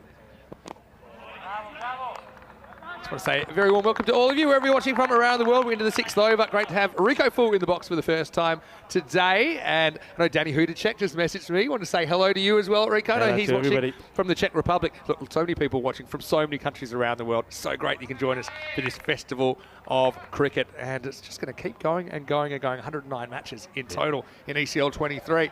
Mumtaz is back and he gets smashed down the ground. And that's 6. Maximal. Sonic boom time as Shakur moves into the 30s. 34 off just 11, and he's really hit his straps. Well, I tell you what, I mean, the last over went for 27. Shakur just went ballistic, and he's now going after Ahmed Mumtaz. That's a cracking shot, and it made a cracking sound as well. It did. Mumtaz didn't get the Yorker there. Goes pretty full, catches a bit of the pad on the way through. Just flicks the pad as it headed down the leg side. Shakur will be upset that he doesn't hit this. Yeah, Shrug said in the comments section, and I agree, I don't think I've ever seen so many full tosses in 7 matches. A lot of bowlers trying to go full. I suppose that's what happens when you get it slightly wrong. Short, goes after him. And it will get stopped. Dramatically done. Well, there's our top man out there. And I think he does fine here. I think he keeps his feet inside the field of play, gets a push back. Brilliant bit of fielding. Yeah, I really like the work of Spiros and Nika Kavouris. And he knows exactly what he has to do here. He's a weapon out there as a sweeper. Have a look at this. It's kind of basketball style. You've got to take off from the field, which he does. And then he just bats it back. The only thing is he didn't have a lot of support. They probably would have got 2 anyway. As long as that step's okay, which it is, no problem. Superb. Superb work, and well, he had to really get the brakes on there, otherwise he was going to go crashing in to the boundary boards. The fence says stronger together, but the fences are also stronger than players, as we found out a few times here. But they'll get back for 2. Shout out to Lily Panda, Shrug, CNF lovers that are on our chat as well. It's always great to hear from everyone, and I hope you're enjoying the action, well, wherever you are around the world. Namaste, Assalamu alaikum, Sasti Dakar, and Eyeball 1. To everybody watching via fan code. Play down the ground and take the single. It's well handled. And yeah, that's the difference in length. I mean, it doesn't sound like a broken record, but sometimes it is quite a simple game. I suppose the batters can disrupt the length a little bit as well. That's the thing. So it's not about being completely metronomic, but yeah, certainly if you can bounce that ball between the feet of the batters, they can't do too much with it. And he goes for another, and it will go all the way. 6 more. Shaba, Ginna, Sona. Well, this is just brutal batting. It really is. You know what I like about the Damstard side so far? I mean, they are putting away, and not just the bad balls. These balls are not necessarily bad, but they're going after the right balls. They're very selective. They know which ones not to attack. Yeah. They know which ones to attack. They're getting it right. And you just saw where that ball bounced, right? Just short of the front pad. Just couldn't quite nail it. Anyway, it's the end of the 6th over. The score 90 for 1. 33 for Azmat Ali off 17, but he's been overtaken. Shakur is going to be booked for speeding, 37 off just 14. And yeah, 6 over check-in time. Well, right now, they're going at 15 and over. That's 150 pace. We saw this first game yesterday that Darmstadt CC played. They did kind of get pegged back with a couple of wickets in the 8th or 9th. So, I mean, that's what Byron will be looking for here. But if not, they could be looking for a really big total here in match 7. Yeah, they're going to go with Shabir Aslan. Come on to bowl, take maybe, I was going to say maybe take a bit of the pace up, but not quite, but just a change of angle may do the trick. This is not that far away. Yeah, kind of tries to hit across this a little bit, maybe a little bit of a lazy shape. See here, seemed determined to hit that to the left of screen, but maybe go straight down the ground might be a better play. Well, he goes straight down the ground, and this is, well, adios pelota. Esa pelota no va, esa pelota va por la playa. That is big. Well, it is a public holiday here in Andalusia. Well, that one's off to the beach. Yeah, well, he wasn't going to get fooled twice, was he? My voice must carry, because he does go straight and kind of goes with the angle rather than fighting it. Shakur getting some length to work with, and he has raced into the 40s. Can anything stop this Darmstadt CC batting machine? Loving the way he uses his feet, man. Love the way. He's a dancing batter, isn't he, Shakur? Well, he comes again, and he wants to go the same way. He will go the same way. He says, well, I'm not sending 1, I'm sending 2 to the beach. This is really good batting. Look at the footwork here. I mean, if you've got a bit of pace about him, you want to bang this in short, you want to dig it in, but he hasn't got the pace to do that. He just goes with a normal delivery, hits it on the up, hits it on the move. It's another one that's out of here. 6 more. It's a pretty good shot. So little margin for error in that shot. This time he charges and gets a little under edge for 1, but it will bring up his 50. Well, that was so quick. I almost didn't notice. He scores 50 off 18 balls, no 4s, but 7 Maximos in there. 42 runs in, 6s out of 50. And Shakur, well, certainly made up for the loss of Umar. We thought that might hurt them a little bit. Well, guess what? It's been even quicker with Abdul Shakur there. Sensational. It really has been sensational knock. This one gets... He's just got, well, it's good hands by the bowler, handle that. But I mean, now you've literally got 0 pressure if you're Darmstadt CC. Yep. You got 9 wickets in hand. You got 2 guys that are in and motoring. You've got plenty of batting to come. And you've got Byron. Need to execute perfectly to stay in this contest. 50 of 18 back on strike. Gets a short one, and this has been hit hard, but straight to the fielder. What a great catch. That was motoring. That was travelling. That was hit like a bullet. Great catch. Great catch. And this guy, he's just such a natural sportsman. I love him. Spiridon Vasilakis out there. But I know he's a football player. I don't think he's a goalkeeper, but maybe he could be, because it was good reactions, good technique, got down, got 2 hands to it. They needed something. I mean, that was a sideways blast from Abdul Shakur, but it'll be an even 50 for him. Just have a look at the position here. Does well. I mean, well, it was caught or be hit, really, wasn't it, for Vasilakis, but he does hold on. And at the end of 7 overs, it's 104 for 2. Yeah, he's not a goalkeeper. Can't be a goalkeeper. Goalkeepers don't catch the ball anymore. Well, you notice that? We would have punched it They away. just punch it away, yeah. You're not punching that, I tell you. No, you got to catch it. Just a reminder, you can follow us on social media at European Cricket if you'd like to see some of the highlights. And there's so many highlights of day 1 as well already up on our Facebook page, our Instagram and our Twitter. Also, don't forget our YouTube channel, ECN European Cricket Network. Subscribe, tell your family, tell your friends about ECN. We think, pound for pound, it's the most exciting cricket in the world, and we dare you to disagree. And you can also message me at Mr. Maximo if you'd like to say something to me. And Rico's there, Rico Full as well on Instagram. As Vasilakis is going to hold on to that ball. He's going to bowl over number 8. So maybe they can do what Hornchurch did to Darmstadt CC yesterday, peg it back in these last few overs. But they've still got to deal with Azmat Ali, who's facing up now. And he goes to try and get it in the gap between square and wicket. Takes a single. Yeah, I think this is time now for him, the captain. He's seen some glorious hitting from the other end, and he's thinking, you know what, I've been on pause for a while. I've got to hit that play button now and get moving. hit the turbo button. But Vasilakis, I like what he does with the ball. I think if he gets that length right, he's very, very difficult to get away. We saw him ripping out the stumps yesterday. And I get the feeling here, as batters come in with balls fizzling down, left in the over, left in the innings, I should say, they're going to go after him. Got an opportunity. You miss, he'll hit. Opportunity, new batter, Stephen Solomon. Super interesting story himself, originally from South Africa. Spent 8 years in Germany now. And he works in the finance industry in Frankfurt. But yeah, I was having a good chat with him. But yeah, see, as much as changing sides. Have sometimes seen batters on the same side as the bowler if they're wide enough, just because some of the areas easier to run than others. Solomon batting out of his crease and knocks this for one, gets off the mark. But yeah, I'm just trying to think what's the upper bounds of what Byron can chase. I mean, we saw some of their batting yesterday. It was very, very good. Virat Kohli was in incredible form. You got the big man Mumtaz up there as well. Aslam Mohammed, I think, just speaking to him, he felt a bit more comfortable batting during the day in the brighter conditions. So I probably see him at 3 again. But first things first, they've got to try and get this innings back under control.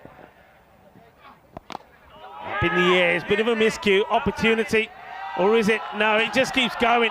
Well, I didn't think this was going to go all the way in, and this is against the breeze slightly, so it gets enough of it. It's not as windy as yesterday either. That's the thing. We know it blows around here a bit, but again, just gets enough on this. It clears that front leg, kind of throws caution to the wind, literally. Does just enough to get it over Nico Kavouris. 6 runs. Yeah, well, it is time for him to get moving, like I say. He's hit the play button, and he hits a big 6 into the 40s now. Vasilakis be able to remove him. Yeah, and he does.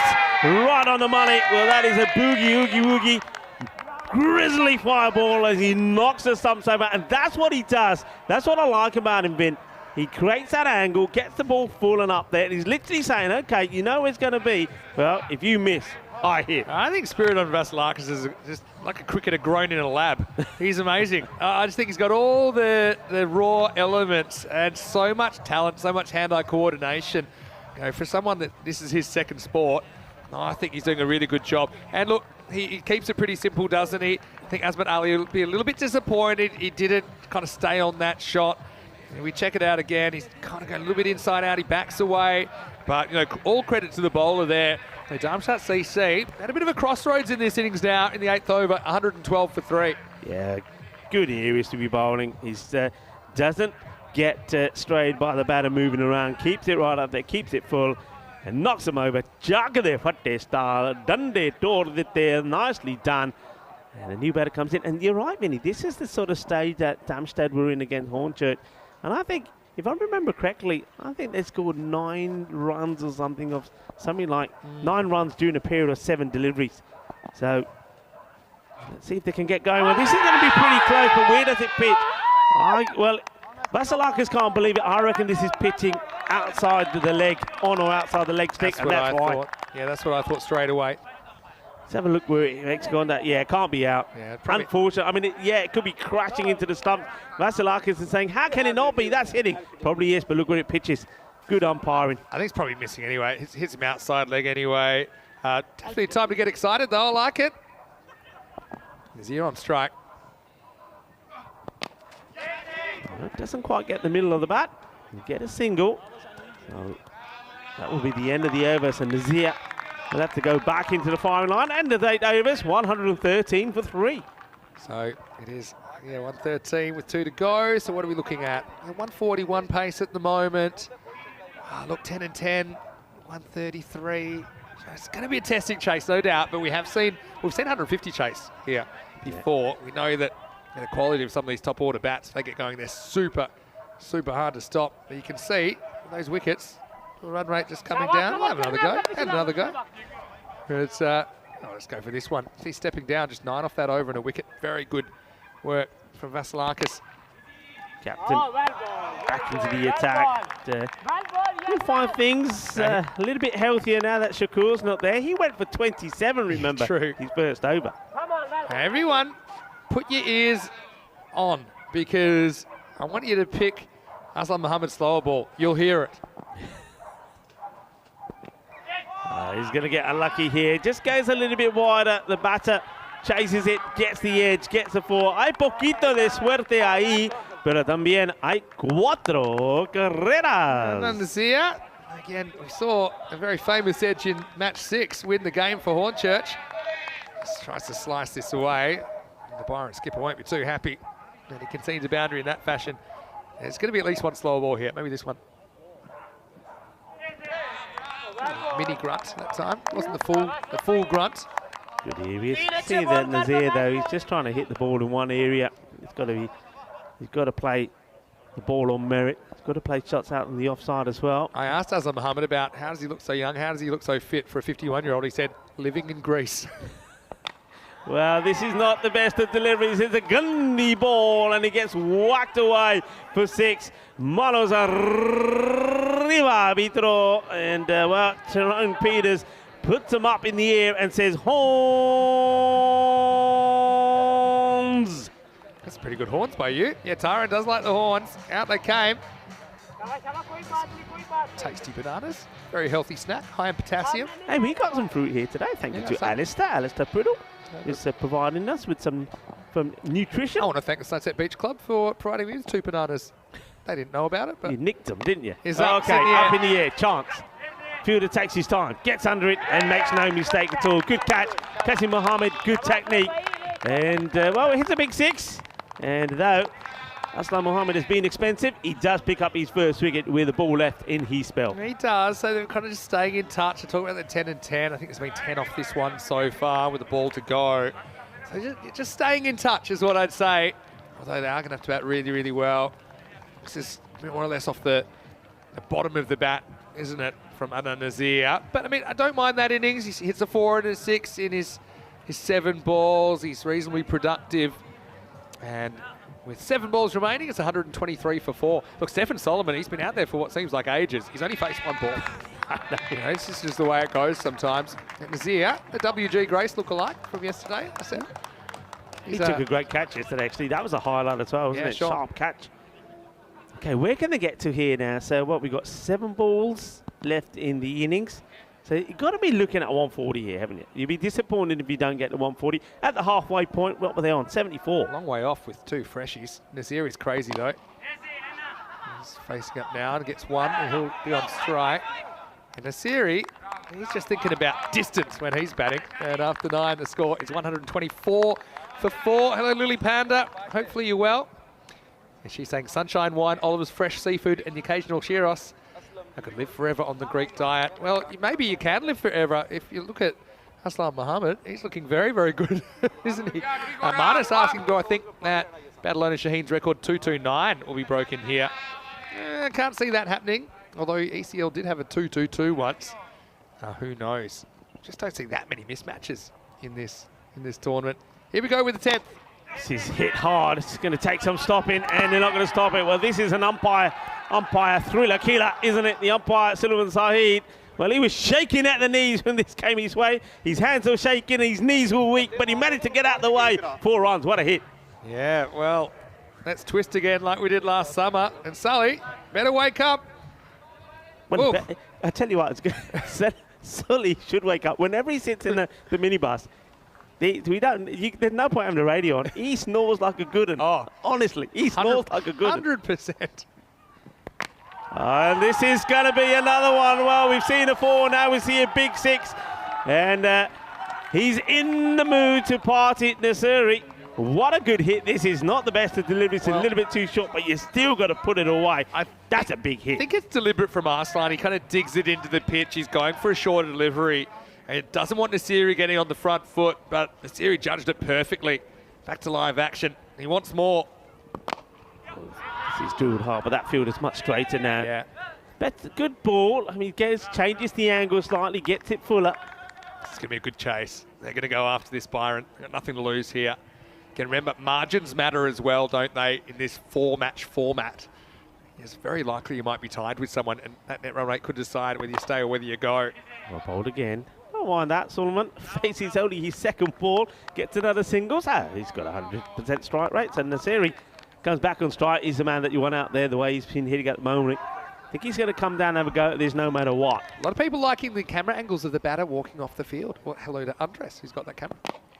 Goes for it and just drops short of the fielder. Taking a good catch out there already, Kazim Mohammed. And he's saying, come on, what are you doing? There's 2 here. Yeah, he's absolutely right. Poor Solomon, though. He's faced 2 balls. He's been there for about 4 overs. And Nasiri's saying, well, hold on, I'm the new dominant batter. He's like, well, you don't even know what I can do. Anyway, last ball. And he's up in the air, and that's why he wants to stay there. And this one gets smashed down the ground to a huge roar from the bench. They do get to the 140, 143 it would be. And Solomon turns down the single, smashes it big, and then takes his helmet off and says, everybody, take a look at my dash in here. Oh, he's a beast. He actually was there for the last 3 overs, and he only faced 3 balls. And it was almost 2 balls if they sacrificed him. But yeah, I mean, this man's built for power.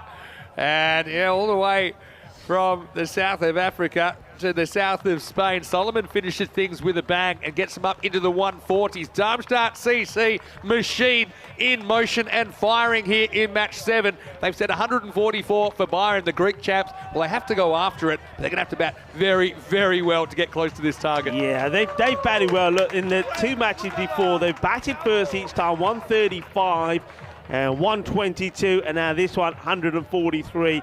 And you got the feeling, look, I can understand the toss, why Aslam put them in. I think it was all about the way they batted, well, the way they batted themselves yesterday when there was 66 all out. So confidence with the batting was low, but I just think they missed the trick there. I think there was an opportunity to not let the German Damstard team get those runs on the board, try to do what, take them out of their comfort zone. It didn't go well as you have a look at the highlights. Yeah, well, there's a fair bit of boom. We expect that from the Germans. Top 3. So dangerous. A few full tosses again. The full toss virus has been a bit contagious amongst all the teams, hasn't it? But yeah, the captain out there, Azmat Ali with Muhammad Umar. And yeah, really, you couldn't really criticise the approach, even though Jay's fielding was a bit poor in the fan zone. But yeah, this is what we thought may have been a no ball, wasn't called. And then Umar pays the price. Very next ball, skying one Vukali behind the stumps with the gloves, makes no mistake. But that just brought Abdul Shakur at number 3, and we really saw what he could do. He scored a half century off only 19 balls with 7 maximos. Shakur was just scintillating to watch. He was blazing the ball all over the place. 7 sixes. He didn't deal in 4s, just 6s. That's all I want to do. He said, when I hit it, it stays hit, and it did. Some of his hitting was just absolute clinical. And, well, you got to say, he took the captain to the cleaners. Then the Aslam Mohammed had no answer to him. He was blasting for just 27. Well, this one was the last ball in that over. It was a free hit. It wasn't out. It wasn't out because, as we saw the umpire, Jerome Peters, saying it was a free hit. You can't be out of a free hit. But the boundaries could come in. This was an amazing piece of work once again for Nicoburus. I think he's just sensational out there. He just covers the field so well. There were some good catches as well, but only when they had the opportunity, because most of the time he was out of here. It was big, and it was an exciting knock, and that was a 50 that came up. When he got to 50, and then he would get out to this. What a catch. That was going like a laser bullet. Great catch. And it's, well, a young man that's really been impressing us. Vasilikas was out there to take that catch. And, well, he held on to the ball as well, because though he was hit for one big one, he also smashed the timber as he came in and knocked them over. Jack the Fatte style. That was the end of the captain, but not before he made a valuable contribution of 41 of 21 deliveries. Loving the action, loving the highlights. Big shout out to Spring Productions. And I know wherever you're watching from around the world, you'll agree that the action shots and the angles that we're getting from Spring Productions are absolutely sweet. Well, that was pretty sweet as well. Sweet out the middle, sweeter than a bowl of Rasmalai, but the catch was up to the mark as well. Kazim Mohammed looked pretty cool and comfortable behind that one. And they just kept coming, they're just going, and you just thought then maybe that Byron were going to slow them down towards the end. What Hornchurch were able to do against Damstard yesterday, but well, not this time. Damstard, they had other ideas. And then Mr. Popular, the big man, Hercules himself smashes the last ball for a big 6, getting them to the score of 143. And what we'll see, I think, in this scorecard is that everybody made a contribution, even the batters that didn't necessarily score big runs. They didn't chew up deliveries, and that is the key in this format. If you get out there, well, it's not about how many runs you make, it's about how many balls you don't chew up, and none of those batters chewed up too many. 41 from the captain, well batted from him again. And Mohamed Umar doesn't get going this time, but he'll be pleased, and the captain will be as well, that if he doesn't perform, other batters can do the job. Abdul Shakur certainly did brilliantly well, 50 of 19. And then late on there, I think Adnan Nazir and Majid Nasari played a good part as well. The bowling figures, captain was expensive, as was Shabir Aslan. Both did take a wicket, but plenty of runs came off them as well. The other three bowlers were more or less where you'd want to be in this format. So just a couple of magical overs that took the score to where it was. As we look once more at the mid-match summary, Abdul Shakur, well batted. What a fantastic knot that was. He plays the ball to all parts of the ground, was supported well by Azmat Ali, and then a big six towards at the end of the innings, which made it look pretty healthy. Bowling-wise, well, nobody really was able to dominate, though once again, Spiridon Vasilakis, I think he certainly shone out there, took a very good catch as well. So it's going to be a big score that's going to be required by the team. There's champions from Greece, Byron, 144 required. And that chase is coming up in about 10 minutes time. So join me, Rico Fuller, Mr. Maximo, when we return. Volvemos en 10 minutos por fin de partido número 7.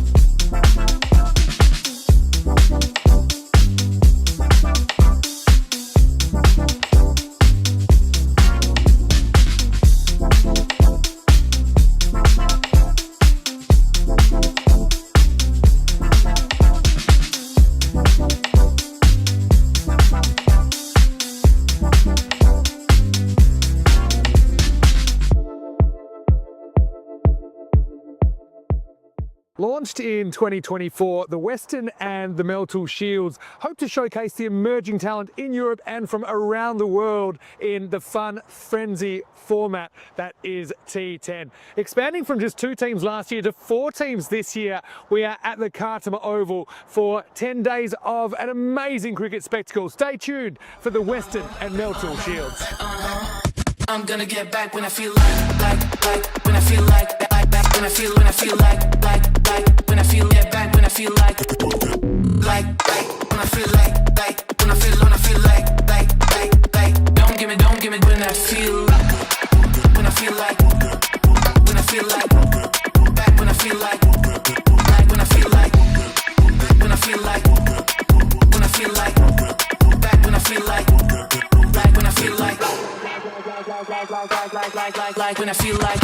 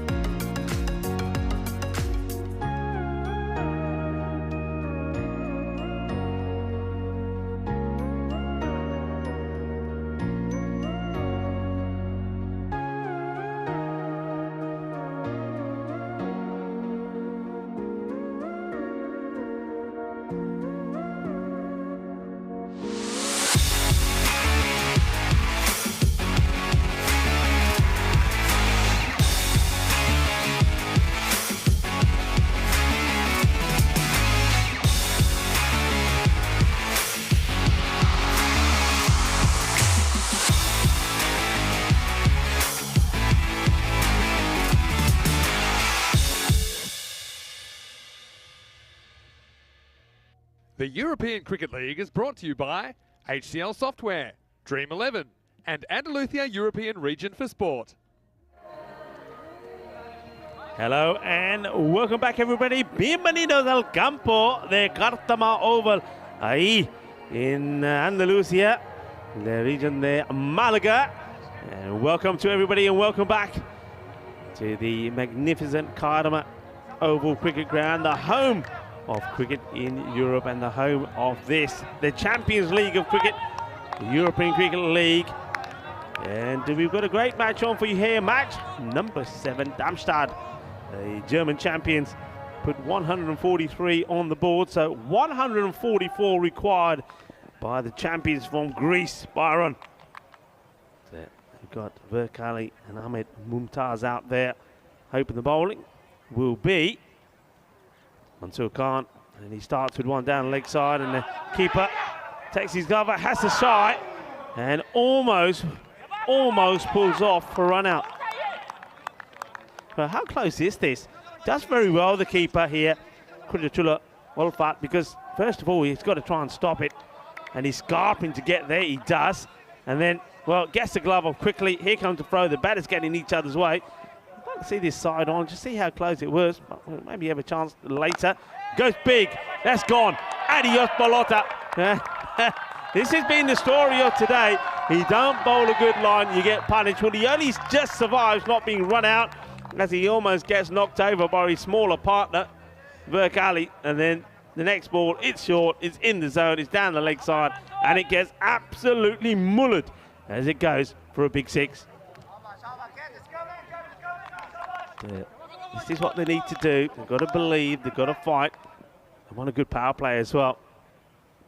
Khan, Mumtaz gets it outside the off. Good comeback. I think having seen what Mumtaz can do if it's short, I think your best bet for the bowler, Mansoor Khan, is to try and keep that ball outside the off. Rico full here of the European Cricket Network, and alongside me, here's Mr. Maximo himself, Vinny Sandhu. Good to be back. Well, everyone, take a seat and enjoy. It should be good. It's 2 good deliveries, 2 good comeback balls after being blasted over cow corner. Yeah, well, Mumtaz, it's kind of American football style, that extra wide they took, but got away with it. Bang the next one, missed a couple. You can see they're going to be hyper aggressive in this power play. You kind of got to be. Byron made that kind of 45, 50 power play, I think. Yeah, shouts to catch it, but nobody's catching this, as this one goes all the way over the fence once more. 6 more. Once again, it's all about length. Just loses his run slightly, the bowler Khan. He runs in, then he gets into a bit of a shuffle, ends up being short. The good thing I like about Mumtaz, Vinny, he doesn't try to hit it hard. He just stands tall, hit through the ball. That was kind of blunt force trauma, that one. It wasn't really out of the middle, but it was just muscled over the boundary. Oh, you can't be bowling there to it because you're going to get pasted. And that one is big. Adios, Bolota. 6 more, and that will go all the way. And Tyrone Peters, he puts his hands up in the air. And you know what he's saying, Vinny? You know what he's saying. Yeah, Horns. Yeah, that is a proper horns as well. I tell you, that ball might end up on a milk carton because that one is missing. It was halfway up the trees. And I have no idea where that ended up. Well, the magical start they wanted, 20 off this over. There's still a ball to come. Mansoor, if he's got a Yorker in the lockup, it might be time to bring it out now because this is the guy they want to stop sooner rather than later. Yeah, well, he got it right after being blasted for the first, got 2 dot balls in, and then he's gone short again. He's got punished. And this one now is club straight. Well, this is an exceptional shot. Get out of here. This is outrageous. This is huge. This is sensational. This is the European Cricket Network. Crossbar challenge complete. This one endangers several of our crew up in the camera tower. It's just a flat bat smack from Mumtaz, and the big mummy's away. 26 off the first over. And how are you guys going? Give us a thumbs up if you're all right. Chris Taps up there. Chris Taps is saying, hey, how many of those helmets have you got? We could do with a couple. Well, they should be on danger money up there. That was an absolute blast. Hello to Lillian, to Tarek as well, to everyone tuning in from all around the world. ECL action to Neville. He's lurking as well. 18 matches since the Golden Ball. It'll be a high-scoring one. I think the highest-scoring Golden Ball we ever had was 167 in Cyprus. So that just shows you anything's possible. That's one way to bring the rate down, isn't it? Just hit 26 off the first 6 deliveries. That'll do nicely. Oh, no need for the zoom on those cameras. They were very lucky to survive that. Anyway, no problems. Let's get ready for over number 2. And I think they're going to take the pace off here with Umar Khan. Don't mind this. I think you need to change the rhythm. And Virkali hasn't faced a legal ball yet. He had one that went down the leg side, and they snuck an extra. He's facing up now. Hit this well, but straight to the fielder who takes the fizz out of it. And now, well, he takes the fizz out of the ball, but now his hands are fizzing. It was good fielding. He'll wish that he stopped it because now you got the big mummy who's on strike. He's trying to give his helmet away now. But, I wouldn't say no to him. But look, I think that single allows Mumtaz to kind of keep on this roll and see how far he can get away with this. Yeah, I think this is, the change, I like the change as well. This is about the skipper, and, Azman Ali, saying, okay, he definitely wants the pace on, and also take the pace off, and also get a bowler on who's going to be able to get the ball a bit fuller. Yeah, this will be good. I like that they've changed the type of bowler to him, because he was just loving the pace. He was eating it up, wasn't he? Yeah. But the mummy returns here in over number 2. As Umar Khan trying to keep him quiet. Gets called a wide. Tough call, but I mean, if the ball's not completely inside that tram line, it will be called. Check it out in the replay. Maybe a tiny bit of the ball. In fact, there's no ball called. Well, no ball. So I think this is for the keeper encroaching or a field indiscretion. So, I think there was two. Yeah, there must have been too many men out at one point before the ball has been bowled, I'm guessing. yeah, it's called a square leg. So, well, it was going to be a wide. Now it's a no ball and it's a free hit. So the mummy will love that. The bowler won't like it too much. There Correct. we go. Got the license to go the full Monty here now. This is going to be good. Everyone hold on to something. Mumtaz hits it firmly to the fielder, who does very well. Just manages to keep his foot inside here. Yeah. And just looking at the rope there, I think that little winch in the rope helped him. Yeah, I mean, it Gives has him a his bit heel of in the room. air here. Have a look. Keep an eye on the foot. Just there. Oh, he's okay. Just. Good shot. Lovely shot. Lovely use of the wrist there. So I think this is all about Ali saying, hey, don't forget about me. I know Mumtaz is a six-hitting machine, but Verk Ali yesterday, 67 of 31 in a player of the match performance against the Tallinn Stallions of Estonia. He's a class act himself. Oh, he's more than a second fiddle. Don't you worry about that. Well, nice combination as well. And the brute force from Mumtaz. Look how he's got a few more tricks up his sleeve as well. Shorter gets away with that to Verk. I don't think he'll get away to it to Mumtaz. Yeah, inside edge onto the pad, get a single. Again, you can see how spin just forces you to kind of recalibrate as a batter. If they'd gone pace again, I think it could have been ugly. I'm surprised they haven't made a change in the field here. I'm a bit surprised they haven't opted to get mid-wicket back and bring up maybe long off inside. How does this miss? Teasing delivery, loses his shape, you can see, loses his balance. That's why he's down there, Mumtaz. Yeah, not holding back. Throws everything at it, but misses. Okay, he won't want to miss this one. Last ball in the over. He's only gone for 8, which is not bad from Khan. Power play. Oh, misfield. That's going to be 4.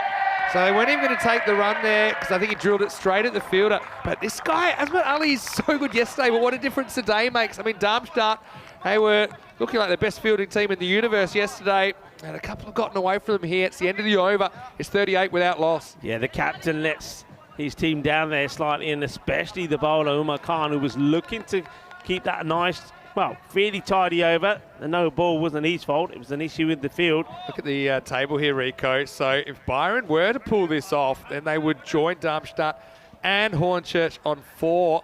And that would mean Independence and Talon and Stallions. They're playing each other next. That's going to be a super important game, probably regardless. But yeah, every game important when you only got 10 group games. Yeah, very much so. He's just... look at the big man here, Mumtaz. He's just... literally just walking around. What's he want? He wants a cap here now. So the helmet went. And now the helmet comes back again now. So I think because they're going for a bit of pace, he says, okay, want to play that game? Oh, let me helmet back. It will be Shafifullah Niazi. It was like he was reluctantly taking the helmet back. It was like, I don't want it, but I will. Now he can't get one that fits him. Got to get it over his cranium first. What size that helmet is. But he's still, look, he's running with it now. He can't get it on his head. He's like, somebody's going to have to come out there. Tell you what, European cricket has some of the biggest heads I've ever seen. And we just had Lala time in Malta recently. You know one of those mallets you need when you're putting those... Look, he can't get it's not fitting his head. You need a mallet. One of those mallets that you use to hit those little... One of them, you knock the bat in. Yeah. Yeah. Oh, no, that one was. No, I'm talking, you know the ones I'm talking about. Maybe one of those pastry, you know, have those pastry mallets, them plastic ones. Just once it's coming on this time, I don't think it's coming off. Can you imagine when they take that off? It's going to be like, you know, when you're wearing welly boots, you can't get them off because they get hot and sticky when you need a team of people to pull it off. Okay, right. He's ready. He thinks he's ready. The lid is on. Third overs yesterday went for an average of 18.8 in the first innings. Oh, well, this one is going to take some stopping. And they've all framed themselves at it. The wicketkeeper Olfat had a good try. Yeah. Luckily, he got a glove on it. Otherwise, that would have been 5 wide. There's been a couple of those. There's one in the first over as well, right? Can't really organise a dive here, Olfat. It's kind of a running scramble, and it kind of bat away like a goalkeeper, tipping it around the post. I suppose. It's a good result because you get Mumtaz. Well, I guess so. But, I mean, don't count this guy out. He showed us what he could do yesterday. And once again, it's that vacant area in mid-wicket. I know we're still in the power play. They'd be pretty keen to spread the field, but you get the man there. That's what I was saying. The way these guys have been hitting, they're hitting more in that zone than towards long off. I'd have long off back in the mid-off position and push the mid-wicket back. He's not super tall, Ali, so he's very comfortable with those horizontal bat shots. And that wasn't even that short, but he timed it perfectly. Knew there was no outfielder back there, so it was slightly safer shot as well. No mistakes this time from the skipper. A good bit of fielding, gets the throw in. And you can see the bowler there. I think Niazi just trying to punch it back into the stumps. Yeah, and these were the kind of bits of fielding that resulted in run-outs yesterday. Just kind of like quarter chances all coming. Hope they didn't use up all their direct hits in one game, Damstard. But you see, this is more like the Azmat Ali we know. Deals with a slightly awkward bounce. Batters scramble home. Here's Big Mummy. Going down leg, not going to be out. And the more you want the wicket, the louder you appeal. I think right now they really want one like that. to get this back under control. That is so true as well. I like that. And the quick shake of the head from Tyrone Peters. How many stumps is this missing by? Yeah, a lot. I reckon 5. But anyway, don't know if you don't ask. We're happy just to see him at the other end at the moment. It's not a bad over. A couple of balls to go. If they can keep it under 10, they'll be happy. Required rate at the moment is going at around about 13. Oh, Gundy delivery. Well, that's another one. That's the third that results in wide in this over. Went for the speed in Yorker there, but just overcooked it a little bit down the leg side. It's a pretty good take, actually, by the keeper, because that was actually swinging after it past the stumps. You've got to watch those all the way.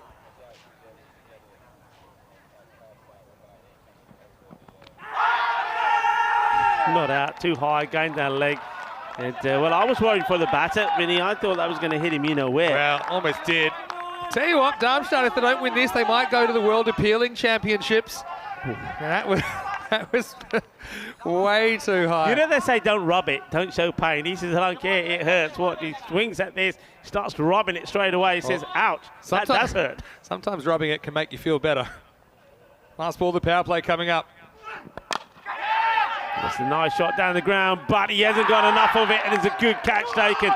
Comes across, takes a catch, gets the wicket, and it's Abdul Shakur. Well, he had a highlight of himself, made 50 with the bat, and now picks up an important catch, gets a breakthrough. So third overs, we typically see a lot of runs, but we also see a lot of wickets because the batters know time's running out with the power play and the safety of just 2 outfielders. This one doesn't get over mid-off. This is probably a shot that you get away with later in the game because the fielder does start back.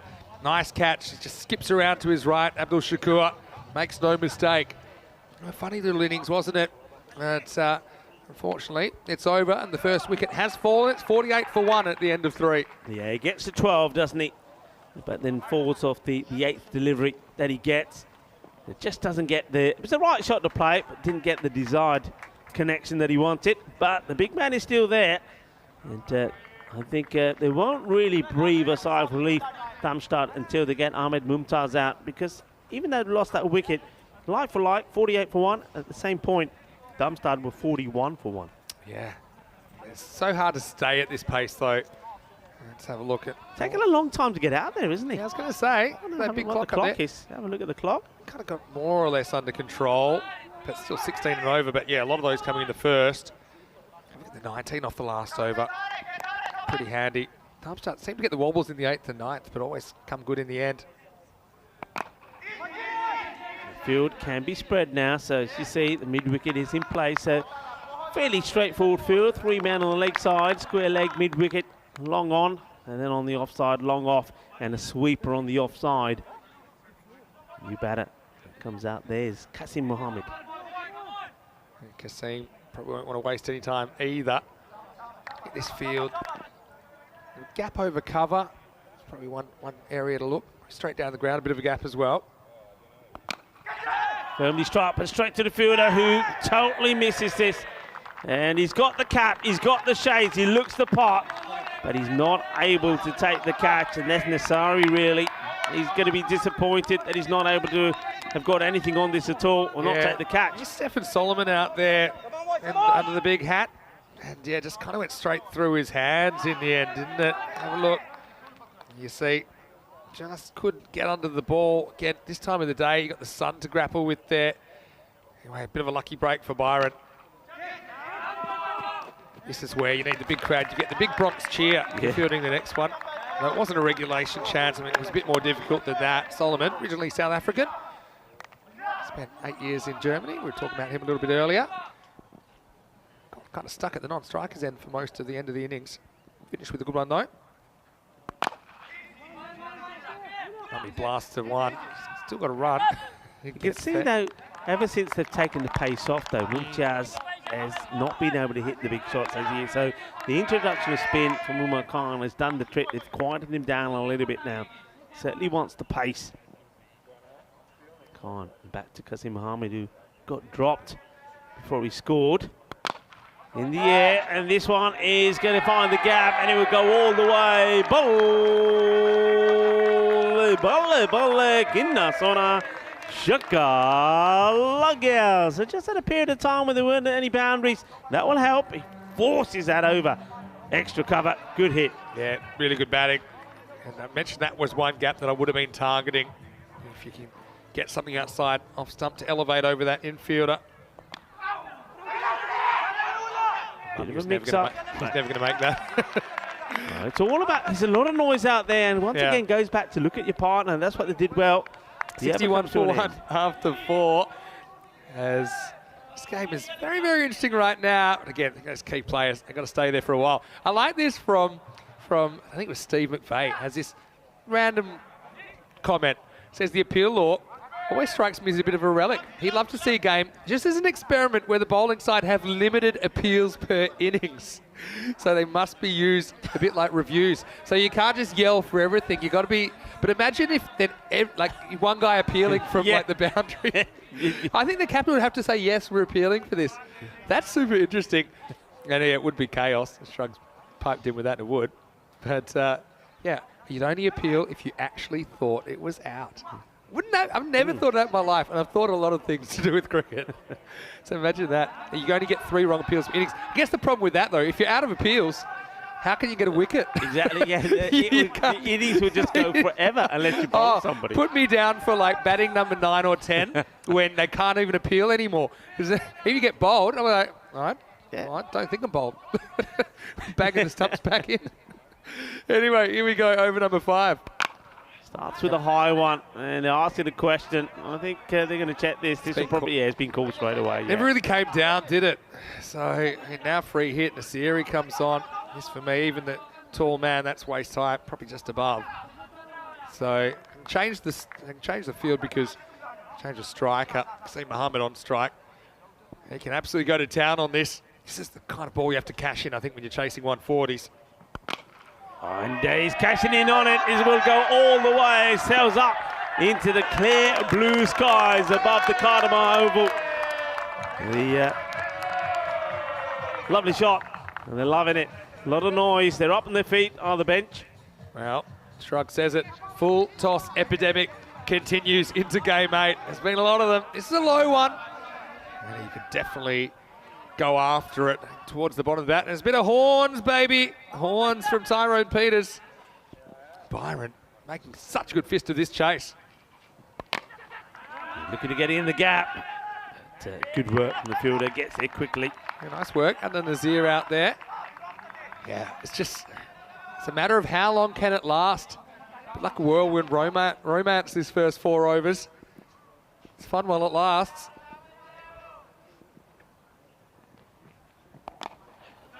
It's going to be 4 more. Well, he's been moved in from the field, hasn't he? And that was Stefan Solomon that was out there to move him in. And, that was the area where you had that chance maybe to remove Qasim, but made a change in the field, and then it's not a good delivery really, based on the fact that the field is coming from that area. They had the cover back and square leg up, and I think Mumtaz is a bit more leg side conscious. I don't know if you have to spend the deep cover. Yeah, this will go all the way as well. He fetches this from outside the off stump, and this is just brutal power hitting. What a hit that is. It takes him into the 40s.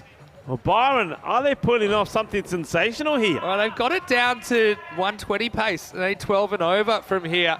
And like I said, that's why I'd have the leg side outfielders, although it doesn't matter when he hits them over the top. He goes and fetches that. So you'd think with the cover being brought up, a lot of batters, as you see the horn signal again from Tyrone, a lot of batters would try and hit that ball over cover. He doesn't care. He's sticking to his guns. Byron, found in 1925 in Corfu. Very, very proud club, historic club. Here's the mummy. Well, he's muttering it all over the place at the moment. Well, Mummy's got the honey, and the honey is doing the work. He's just clubbing sixes for fun, and moves very close to what is going to be an extremely quick, fast, and electrifying half century. 48 of 17. Oh, the mummy's alive, Rico. Mummy's alive. And he's going absolutely nuts. This has gone magical now. 25 could go supersonic with another one of those. Where do you bowl to him? I mean, I suppose you can't give him any length to work with at the moment. He's just planting that massive front foot down the pitch and swinging away.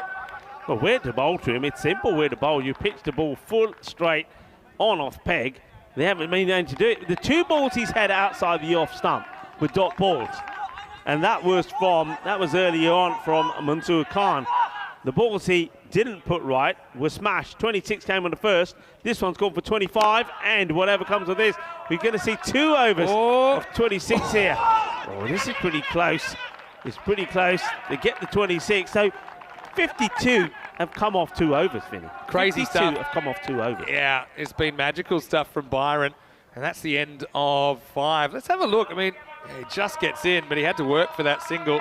So 87 for 1. They've got it down to 11.4 and over required. So this is what we're going to see in this format of the game. You're never quite sure what you're going to see. We saw Hornchurch kind of stumbling, but eventually getting a total in the 90s. Right now, I mean, Byron, they had to bat almost perfectly, I think, to chase down these 140s. But right now, it's their game to lose. They've got this game in the bag. They're carrying on like this.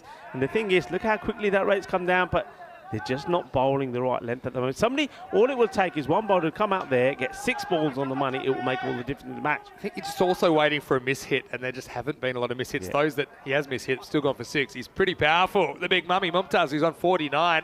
And a bit shades of Adil Malik from earlier on. He ended up getting out for 49. I think he's got plans on making his half century. Well, he's not given a chance as yet. Also, got a bit of a lookalike from Oz Winterswim in the comments section, who thinks that maybe that's Stefan Solomon looks like a rogue Rico, like a Lothario version. Oh, I'm going to get a camera on him in a second. Oh, are we? Okay. And number 21, please, if you could, for Darmstadt CC. We'll have a look.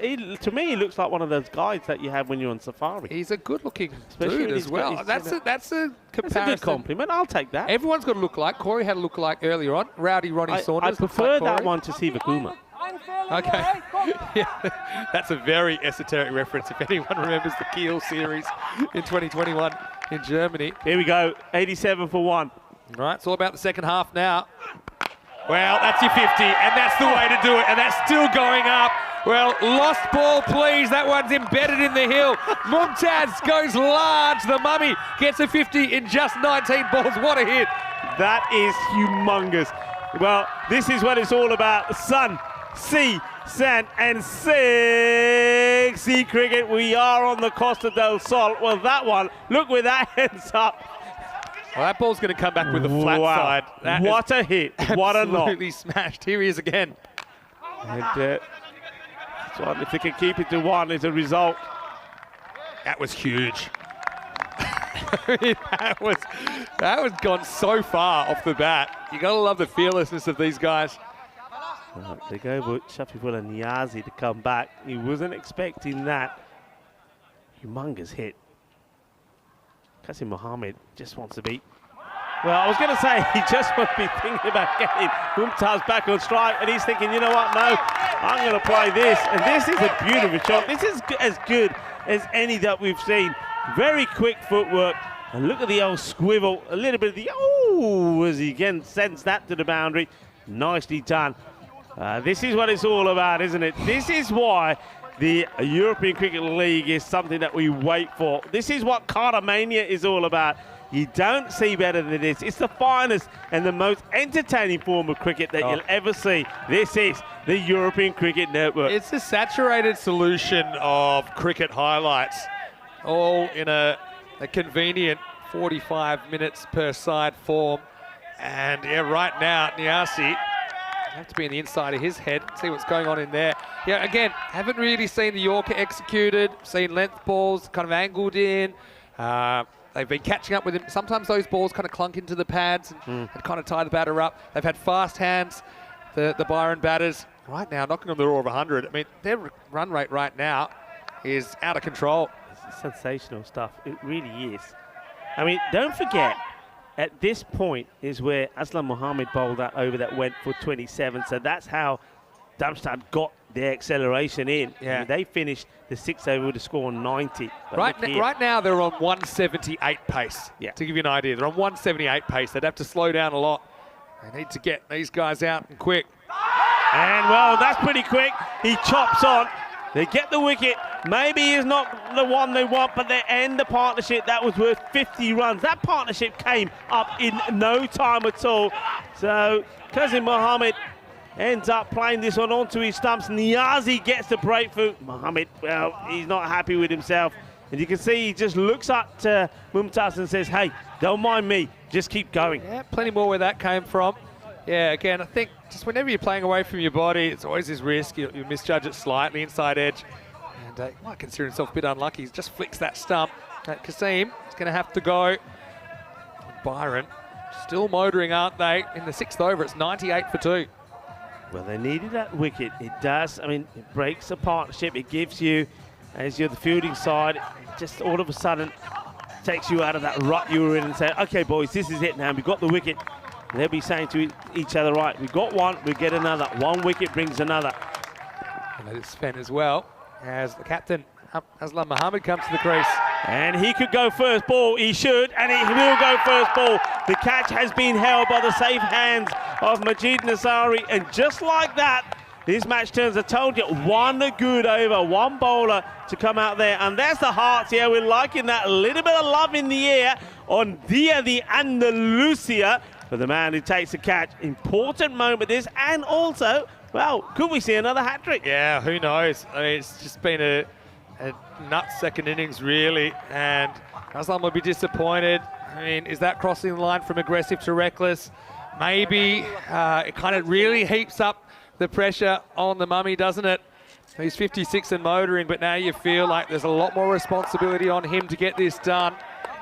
That's unfortunately for the skipper. He only lasts the one delivery, 98 for 3. Yep. Going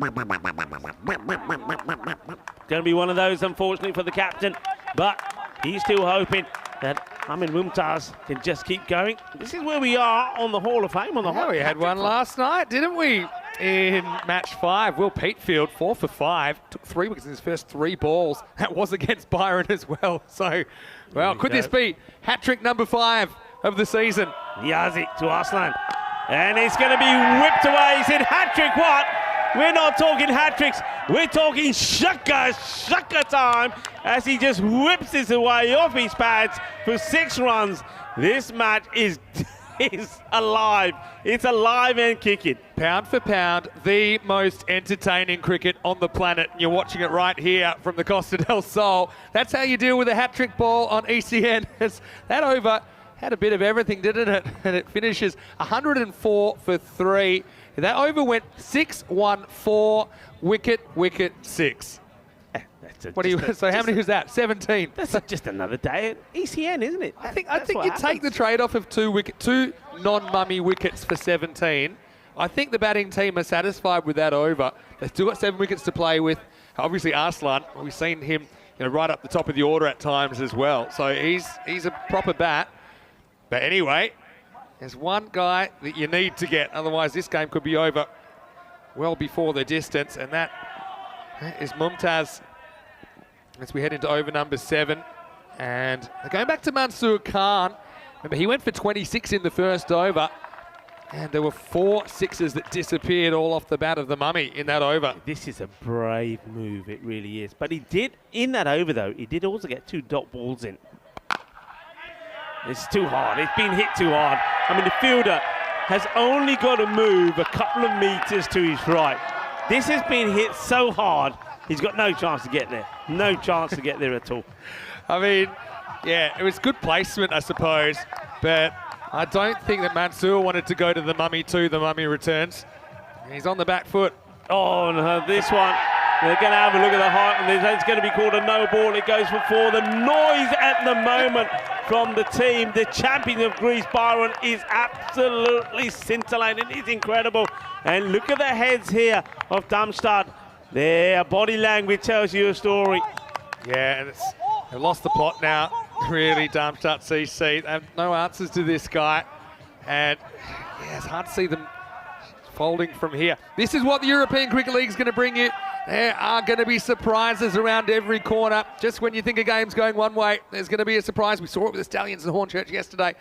Now, see, oh no, I don't know if there's a nick on this or not, but it should have been stopped. It's 4 byes, though the wheels are off the Germans. Look at this. I want to see this again.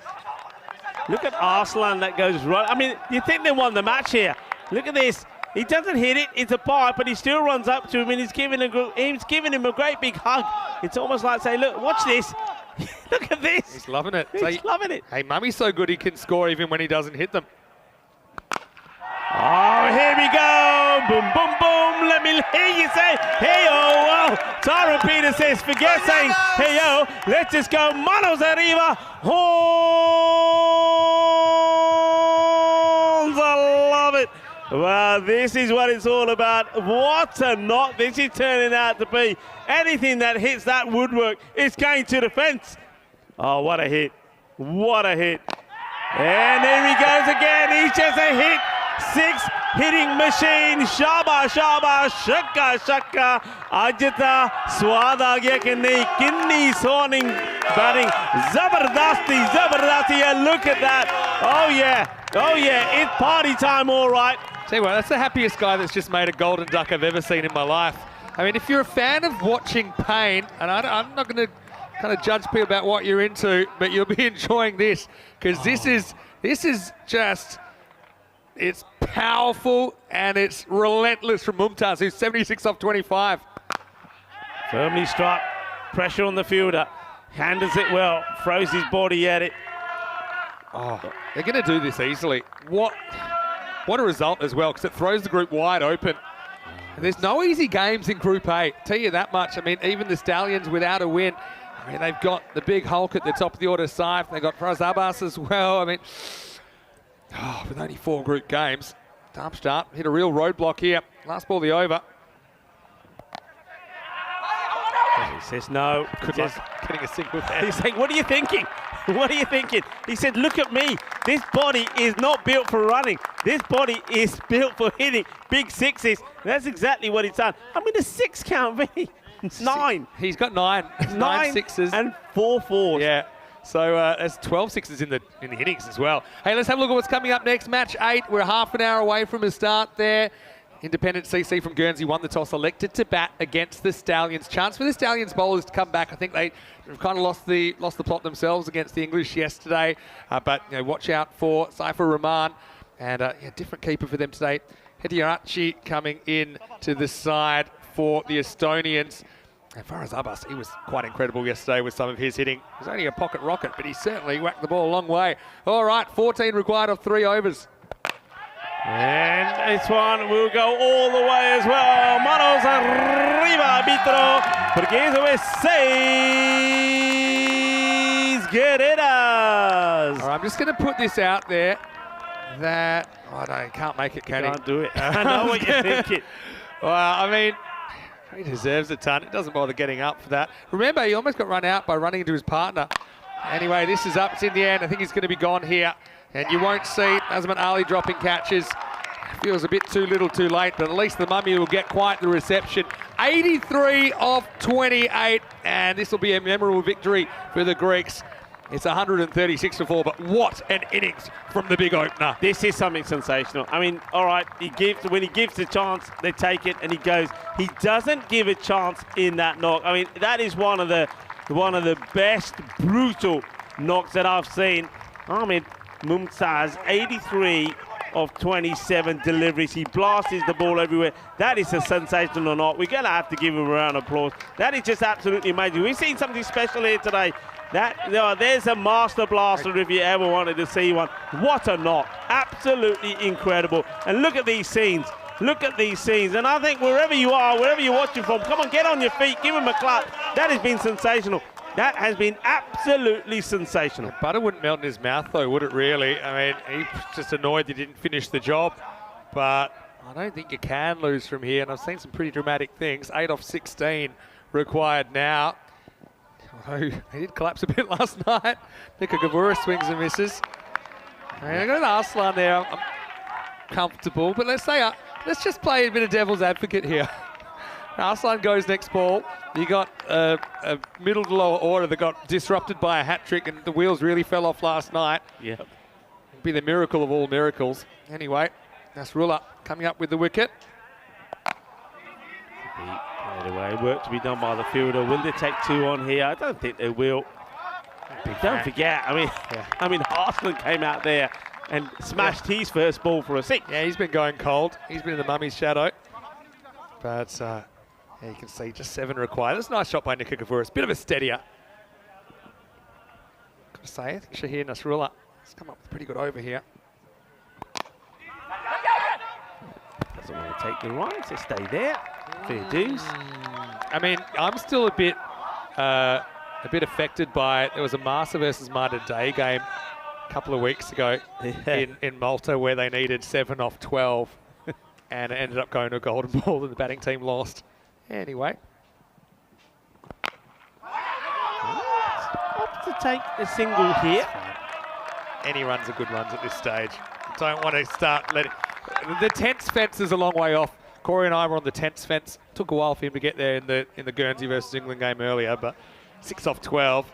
Should be able to do it with one hand tied behind your back, really. As we head into the 9th, it's 138 for 4. But what a display. I mean, you cannot come up with enough superlatives to talk about that innings from Mumtaz. I mean, just look at some of these massive overs. 3 magical overs in innings. And they're big magical overs as well. They're huge. They're absolutely huge. Yeah, I mean, you know, there's times when we always witness something special.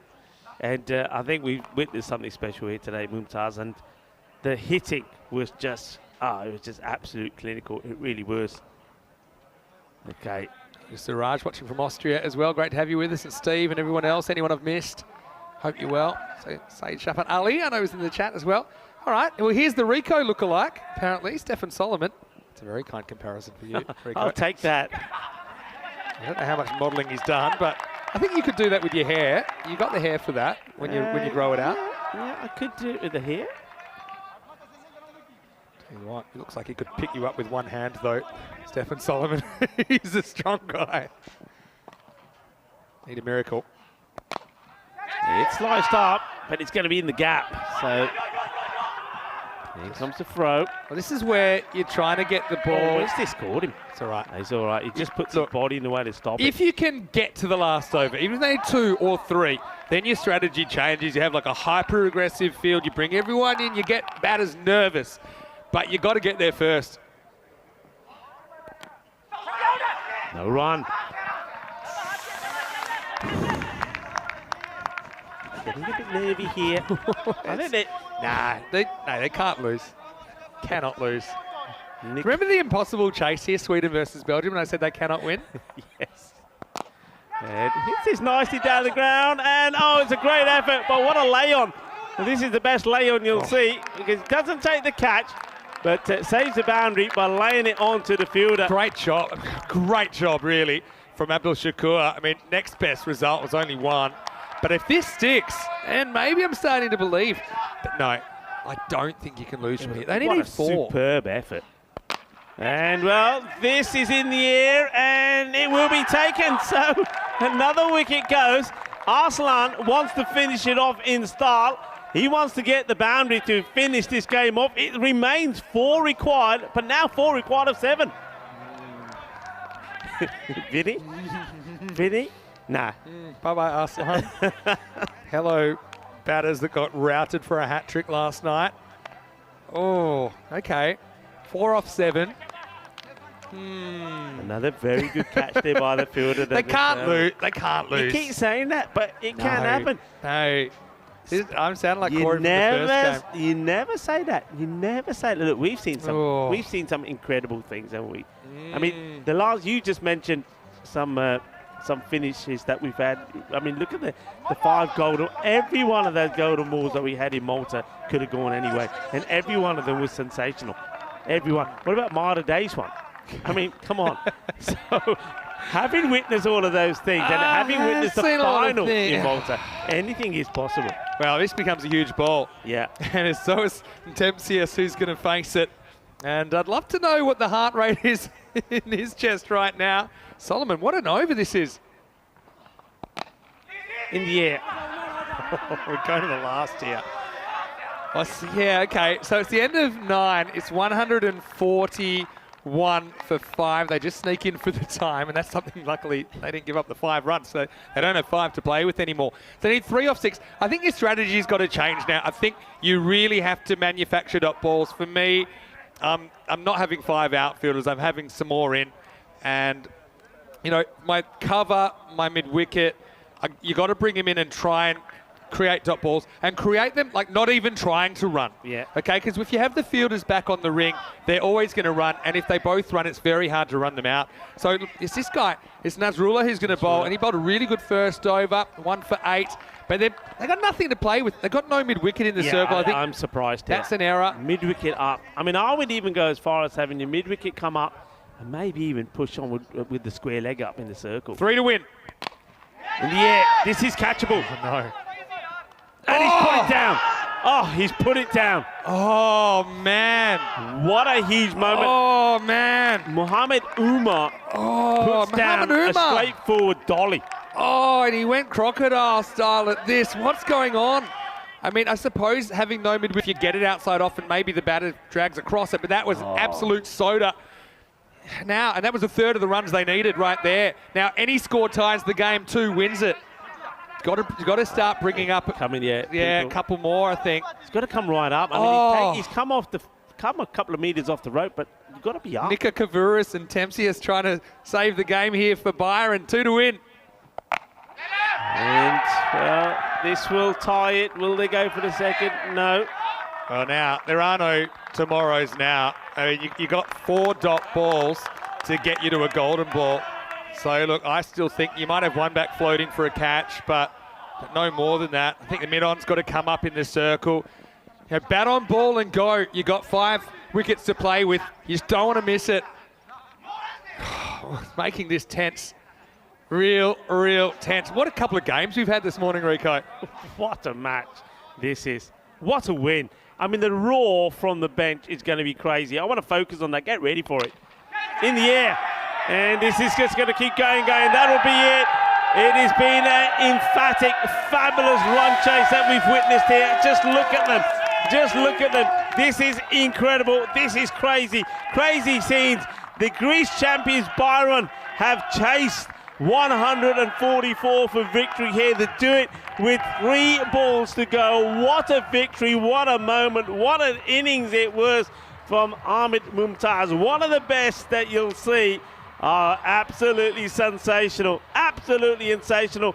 And, well, this is why we always say, no matter what, you never say you can't. You got to try. You got to want to do it. You got to be passionate. And if you do, then you're going to get victories like this. This is just outrageous. Look, 2 drop catches. I mean, it was a tough one, the last one, but it was to stay alive in the game. If they stick, it could have been a miracle comeback. But look, credit to the guys out there, Nika Kavuris and Tempsius. Get them over the line, but really, I think most plaudits will be for this man. And the Mummy set this ground on fire. Ahmed Mumtaz in match 7. And Byron, they're right back into it. And that's a tough one as well for the Estonians, who now find themselves pretty lonely at the bottom, along with Guernsey. And they'll play a really important match next. Talent Stallions against Independent CC. Independence winning the toss and electing to bat. And look, the Stallions, they lose that. They've lost touch, I think, with the pack. So let's see what happens. We're about 20 minutes away from that. But, well, just sit back and enjoy these highlights. If you're a fan of blunt force trauma, you'll enjoy this from the Mummy. Yeah, look, if you want, and this, I'll say this, if you want to sit back and you got, say, 10 minutes or something, and you want to see something special, well, these highlights will always come to you, because watching him back there, Ahmed Mumtaz, well, some of the hitting, some of the force, some of the power, some of the dynamic hits, well, it will just make you drool at the mouth, because this was sensational stuff. It really was. It's been a long time since I've seen an innings like this, because this was all about brute force. Yeah, remember, he almost ran himself out first ball and wide. It would have been gone before even facing a ball. 87 came off the first half, 60 off the second half of the innings with 3 balls to spare. You can see Byron, they were enjoying themselves out there. A couple of close calls as well. But, you know, especially after the loss of 1 or 2 wickets, you know, they were really kind of desperate to get back into this game, Darmstadt. They couldn't really stop the bleeding. And so Vic went for 12, Kasim went for 22. But it's all about the Mummy. He just kept on going, 10 Maximos in his 83. Yeah, it was just amazing. And even when we saw the wicket there falling off Kasim Mohammed, and then, of course, the captain went very first ball, but it didn't affect the Mummy at all. It was almost like he was oblivious to everything else that was happening around him. He was so focused, and that was just blasting the ball everywhere. And I think the only downside, really, there he is there as he smashes another big one. The only downside was that he wasn't there towards the end. That would have been the real fitting finish to this. Yeah, you're probably right. But I mean, certainly made for some drama. Look at that. It's just pure hands. Just absolutely throwing the hands through the ball. And the horns just kept on coming from Tyrone Peters. But look, needed a bit of drama, didn't we, at the end? Not that we're short of it here at the European Cricket League, but just once the Mummy was done for 83, things took a little bit of a turn. And while he was there, look, no way that he was going to let the match slip. But look, I think, look at Darmstadt CC. They'll look at a couple of missed opportunities, half a chance to run out first ball. Okay, of course, the drop catches. I mean, that was Kasim chopping on. But you know, also, I think late in the piece, just a few indiscretions like the height no ball that got cashed in for 6. When you looked at how close this game got, even if they had another 5-10 runs to play with, I think they probably do this. That was nicely taken by Nasiri, who did a little jig. But yeah, things are about to get pretty crazy. And even though Arslan came out there, he whacked a 6 first ball. That was a hat-trick ball, by the way. Yeah, hat-trick ball that went for 6. But then, yeah, Mummy wasn't finished yet. I mean, you can just sit back and watch these all day. That's the one I'm talking about there. It was too high, went to the boundary. Then the 4 byes as well. That's an avoidable as well, isn't it? Yeah, the Mummy. Well, it's making our highlights package run a little bit long just because there was so much that he did. 76 runs, he was 83 in boundaries. Wasn't a huge fan of running, you'd have to say. And, well, Byron, they were in an unassailable position, you'd have to say. That's still a bit of late drama, pushed this a bit closer than we thought. This is what sparked it all off. Yeah, I mean, this is the wicket. And he said, come on, we will believe. We can do this. And that was the end of Mumtaz, but, well, what an incredible knock. It was 10 sixes, 4 fours, 76 of the 83 came in boundaries. This one would have been incredible, but still, he saves the boundary. And he's bouncing all over the place there. What an extraordinary effort it was. But then, well, the drop catch that we just can't believe. Well, I mean, even that one, it was a great effort from Abdul Shahur, but it has to go down as a drop because he touches. That's 3 drop catches late in the piece that could have changed the narrative. We know that Byron, a bit susceptible to the collapse. I mean, this is the one we thought it was a soda that Mohamed Umar could not believe. He puts it down. That's the pressure of the moment. Hands on heads everywhere. Yeah. The spectators as well. And then they just needed a couple. This was to keep the game alive, and it kind of bounces off the hands of Umar Khan across the rope. And Byron, well, equal parts overjoyed and relieved, I think, after that successful chase of 144. They do it with 3 balls to spare. Yeah, that's quite amazing. I've just witnessed, I mean, just witnessing that, and just a few days ago, I witnessed the run chase in Malta as well, with the Southern Crusaders chase down a 140 score as well. It's things that you don't see that often. And when you do see it, it's quite spectacular. That was something special. This one today, though, on the big stage here at the Cartama Oval, is absolutely brilliant. Well, it is a public holiday here in Spain. It's Dia de Andalusia, and on Dia de Andalusia, we've seen something quite sensational. Look at the bowling figures there. Some of them look away because some of them hurt you. Some of them were, well, Mansoor Khan always brings up a half century himself. Yeah, it does. But you know what, credit, some of the bowlers did bowl well. I thought, you know, and Niasi with 3 for 26 was good. Nasrullah, I think, changed the game as well, 1 for 14. Solomon just got the one over. I mean, he's a bit of a weapon, I think, that they could use a bit more. 1 for 3, bowling the 9th when all seemed lost. We will take a break. I'm going to take a break as well, Rick. I'm going to leave you with Corey for the next game. Should be a good one because, I mean, look, the way things are looking, it looks like a must-win for the Power Rangers. The Stallions, they are up against Guernsey Independent CC very, very shortly. We'll have a quick break back in 10. Don't go too far. Vinny Sandu here, Mr. Maximo, with Corey Rutgers on the way. Rico Full next to me right now. We'll see you soon for more European Cricket League.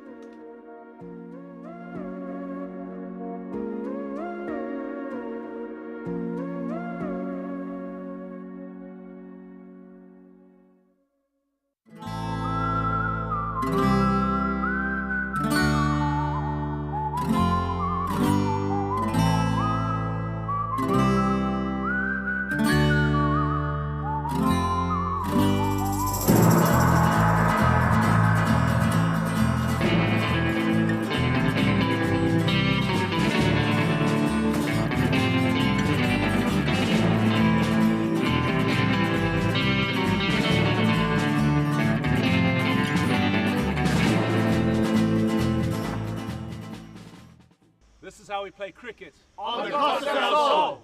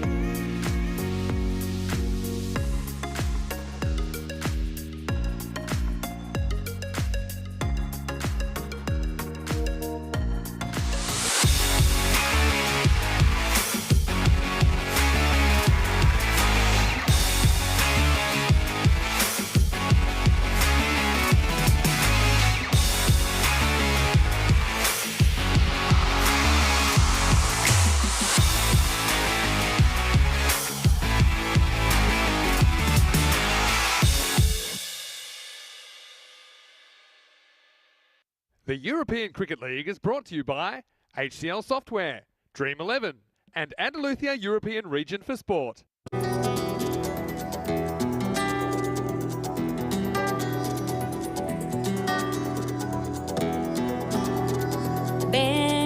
conmigo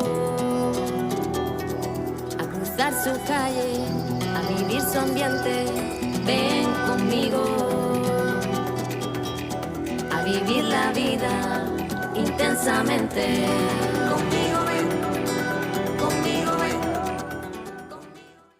Hello, welcome back to the magnificent Khartoum Oval, part of the Sports World Complex here, halfway between Khartoum and Coen. Beautiful part of the country, beautiful part of the continent. It's so great that we have made this the home of European cricket. So now we're into the middle game of the day, and this is match 8 in Group A. It's going to be a pretty interesting one if you ask me. Stallions from Estonia badly needing a win.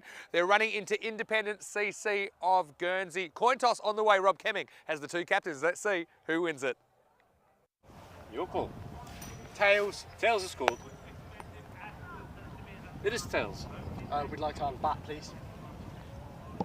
So Nathan Letitia of the Guernsey club, he's won the toss and Indies will have a bat. Makes sense to me. I mean, they probably didn't make enough runs in the first game of the day. We did see them going down to Hornchurch with just one ball to spare, but they fought tooth and nail. I think they probably didn't really bowl at their potential. So they're hoping that they can kind of make the most of the first half of this game, score a big score. And look, I do think there's so much talent in there and these guys are adapting every time to T10 cricket. Okay, I've played a lot of T20, slightly different, but I do think the building blocks are there of a very good T10 side. I look at the Stallions though, and I think they're going to be pretty heavily reliant on some of their top order batters. Of course, Saif Ur-Rahman, he is an absolute Hulk at the top of the order, and he'll be getting after it in the second half of this game, no matter what the independents put on the board. Apart from that, I think Faraz Abbas was outstanding yesterday, so they'll be fearless.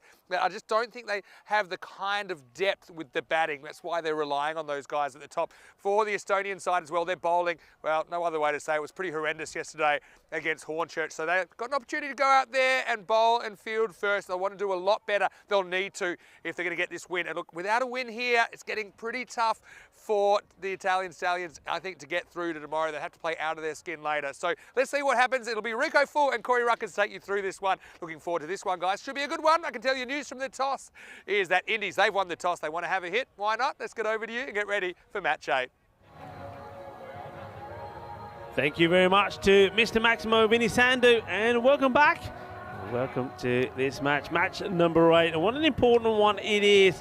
The Italian Stallions, they really know that this one they have to win if they're to keep their dream alive and make it into finals day tomorrow. Independent CC, they had a good battle this morning in a very entertaining match against Hornchurch. The team from Guernsey just losing out, but it was a close game. But they've been boosted by their performance in that one. You have a look at the fantasy dashboard. Yeah, I think Nathan Letitia, he was in outstanding form, 56 of 28 deliveries. And, then we also had Matthew Stokes bowl very well as well, but they need to be at their best in this one. The bat versus ball wall, tipping Independence 92 to 85 in this one. The umpires are out for the match, Nilkesh Patel and Ian Rubbage. And as you heard from Mr. Maximo in the middle, the Independents winning the toss. They're going to have a bat first, and I like that move, a positive move. So looking to try and bat the Stallions out of the game. The bowler will be Aditya Panwar to bowl the first. And well, while we're waiting, it's a fine time for me to welcome a man I always look forward to seeing in the commentary box. A very good friend, fellow commentator as well. And also, well, he's the coach of my team, Spain. It's Corey Ruckers. Welcome back. Thanks, Rico, and here we go. Played away on the onside. So run straight away. How you doing? Yeah, good, good. I enjoyed the last match. I was watching from the sun, and a really impressive performance. It's blown the group wide open, but there's one thing we know. The Italian Stallions, a little team from Estonia, this is a bit of last shot saloon. A loss here, and I'm pretty sure the permutations aren't looking good for them. Yeah, they've got to go well.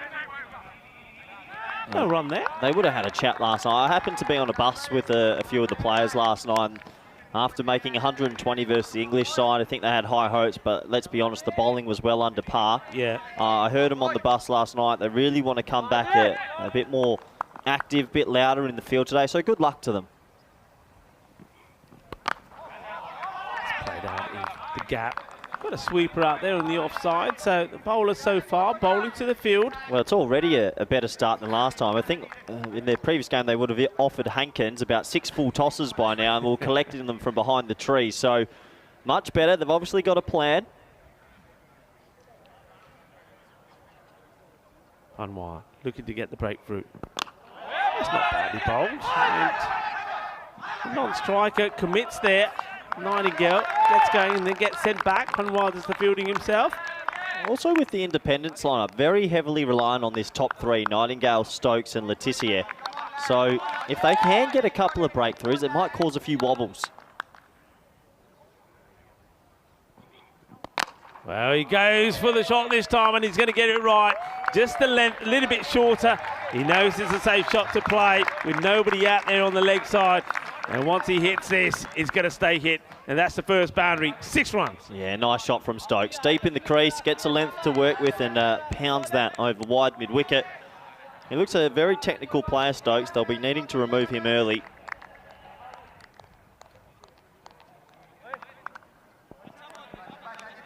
Yeah, no change in the field, so they're sticking with a long off and the sweeper out on the offside. So they're almost like saying to the batter, well, if you want it, go for it. But you're going to have to take a risky shot on. This is nicely played. This that fielder we're talking about. Really well fielded. Great arm. Yeah, very good fielding. And look, good over from Panwar, who yesterday wasn't his best day. Does take us to the end of the first over. The score is 9 for none. And that's a nice view of the grounds. And this is what we've got coming up. Let's look at Group B. I know a lot about, obviously, VSC Rotterdam. How are you feeling about Group B? Because they're here in 2 days, Vinny. Rico. That's how could you? Look, sorry. I was compared to Solomon in the last one, and I was all happy. Everybody said I look like Solomon. Now you've said, oh, now you've upset me now. Go on, give me Group B. Right. Always going to be looking forward to seeing Farmers again. I think they were good last time. But Swanholm, I don't know. There's something about them I think they may perform. I haven't seen their squad list, but it's the 3rd time they're coming back. Yeah. So, I mean, they've got experience. They know how to play the format. Yeah. We'll have to wait and see.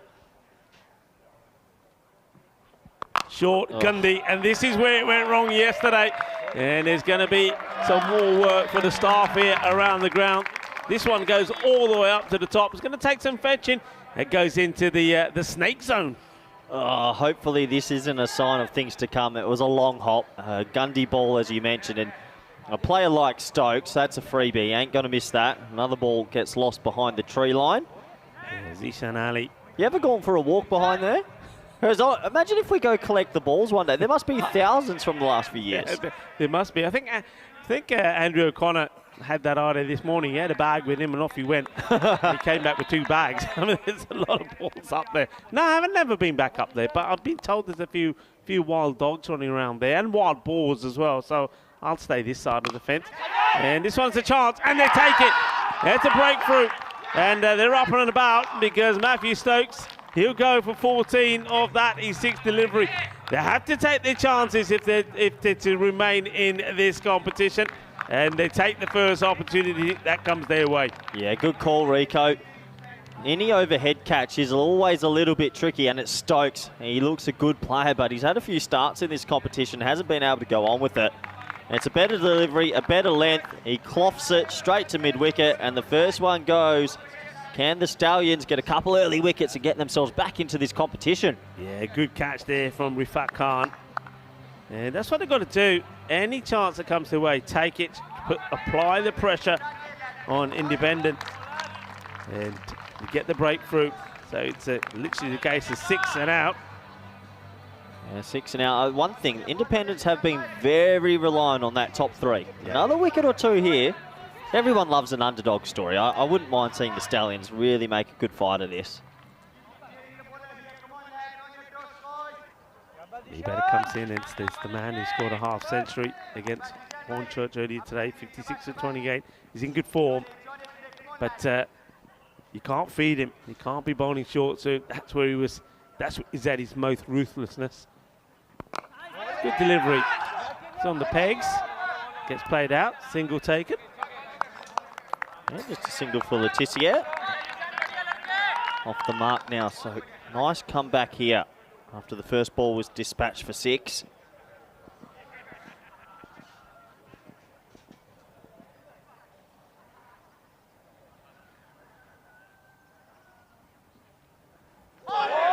Good areas. Better length.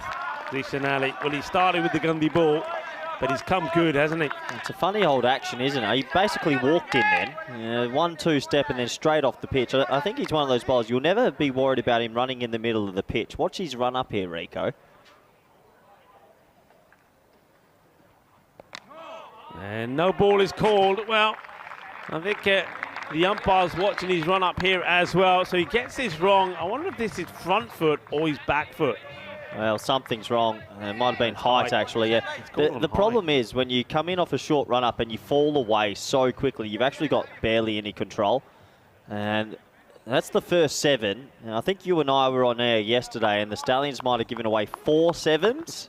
I think it was probably more than that. I hope not. I think it was a lot. So you could even call them 13s, because usually the free hit goes as well, and a 13-run swing's absolutely massive. Yeah, and you can see just from, he was on 7, and it's just been doubled just because of that one ball.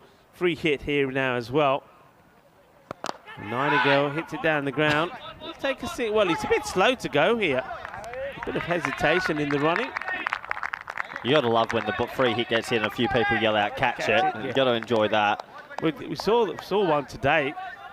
This was the free hit, caught and ball by the bowler, who's celebrating, and a few others are. Of course, not out. That was the captain, Aslam Mohammed, in the last match. Change in the field here. Looks like deep cover, deep mid off coming in. Deep mid wicket, deep mid on. Have gone out. Yeah, so a slight change to the field. Yeah, answer the question. Not out. It was a bit of woody sound there as well. I'm not sure what it is, caught any of the bat as well. Yeah, I think it was sliding down on that angle as well. Maybe a bit high. A few things that were working against it, Rico. At the end of 2 overs, it's now 24 for 1. I guess we get to look at the table. This is going to be interesting because you and I are talking off air. And, well, the Stallions still have 2 games left, but the problem is if they lose this, Independence will go to 4. Every team's on 4 and they can't catch them. So it is a last chance saloon. Yeah, they've got to win this, otherwise they will be the first team that we'll be saying goodbye to. Yeah, it's tough as well when you've only played 3 games and you've already got to say goodbye. Not easy. Panua goes a little bit too wide here. I don't mind that. I don't mind it. The bowlers are thinking to get the ball up there and trying to get it in that area. It's a far better option than bowling too short. Yeah, you'd take even 2 wides and then the dot then instead of bowling too short and getting hit for 6. Yeah.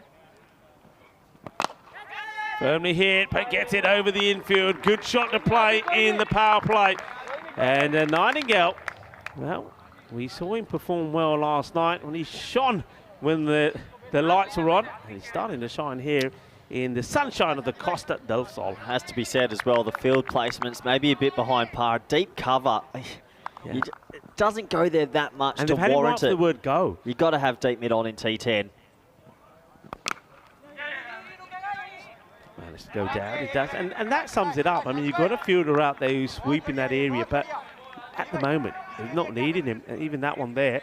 I think if I'm a bowler and it's in the first 3 overs, to not have a deep long on, where everyone's basically trying to hit it 80% of the time, you're running a big risk. One straight down the ground, and decided the last minute not to take the single. And they spiked the ball into the pitch with that throw. Letitia just hasn't got one out the meat of that bat just yet. Made a nice 50 this morning.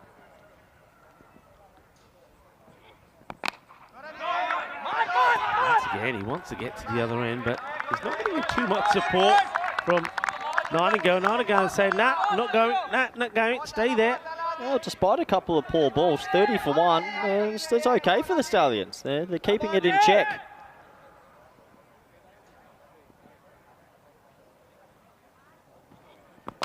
And this time it's aerial and it will stay here. This is a good and it goes all the way. Bolle, Kinna, Sona, Shaka, Lagia. Well, he found the middle there, Corey. Yeah, he did. It took four bites at the cherry, but he got the 5th away. And he looks really good over the offside, does Letitia.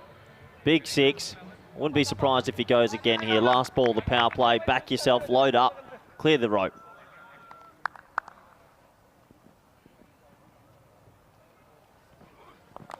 And it's a chance, but too wide of that fielder.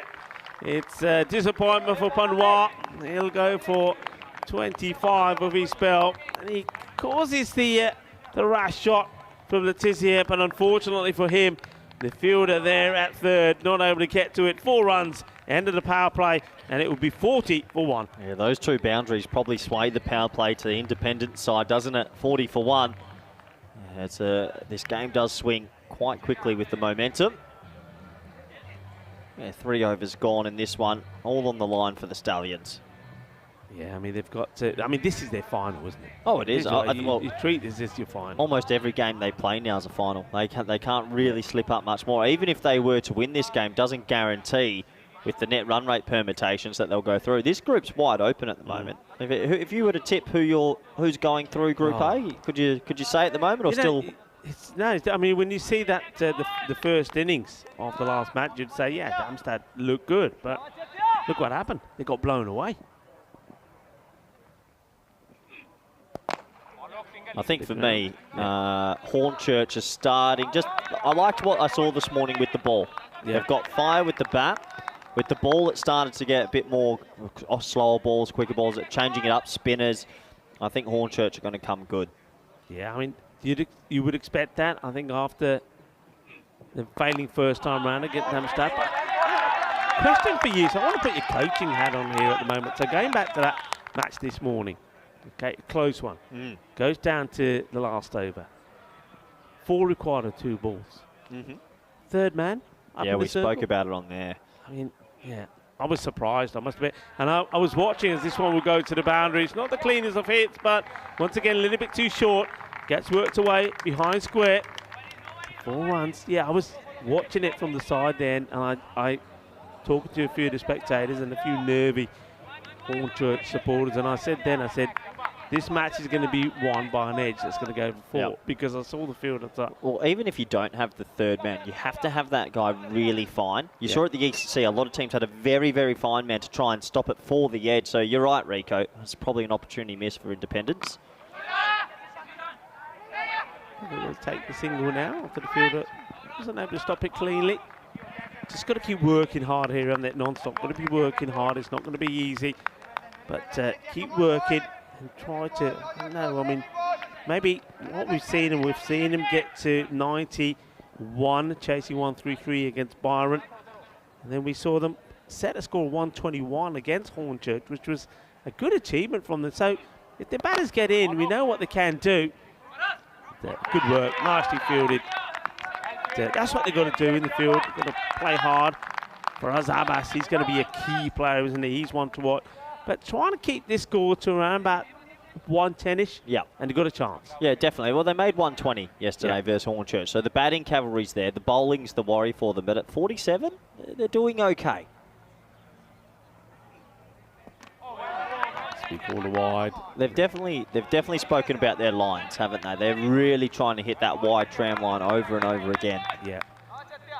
Hekanika is probably one of their top bowlers. Just try to finish the over off with that one. He goes again, and he comes back well. A very good delivery, liking that. A good over for Hekanika. Just 8 come off it. The score moves to 48 for 1. Yep. Just a 7 off it. Really good over. 48 for 1. And all 3 batsmen, 14, 15, 16. Don't often see that. You'd want one of these two, if you're an Independence fan, you're wanting one of these two to really kick on and probably make a 50 from here. Yeah. For sure. And a glorious day here on the Costa del Sol. Yeah, I think it's February in Europe and we're playing cricket. This is fantastic. It's February, but at the same time, it's the end of February. Last day in Feb. Is it the last day? It's the last day in Feb. I'm not ready for March. Where's the year going? Hey, and by the way, Feliz Dia de Andalusia. Public holiday here. Very nice. Does that mean the empanada shop's closed tonight?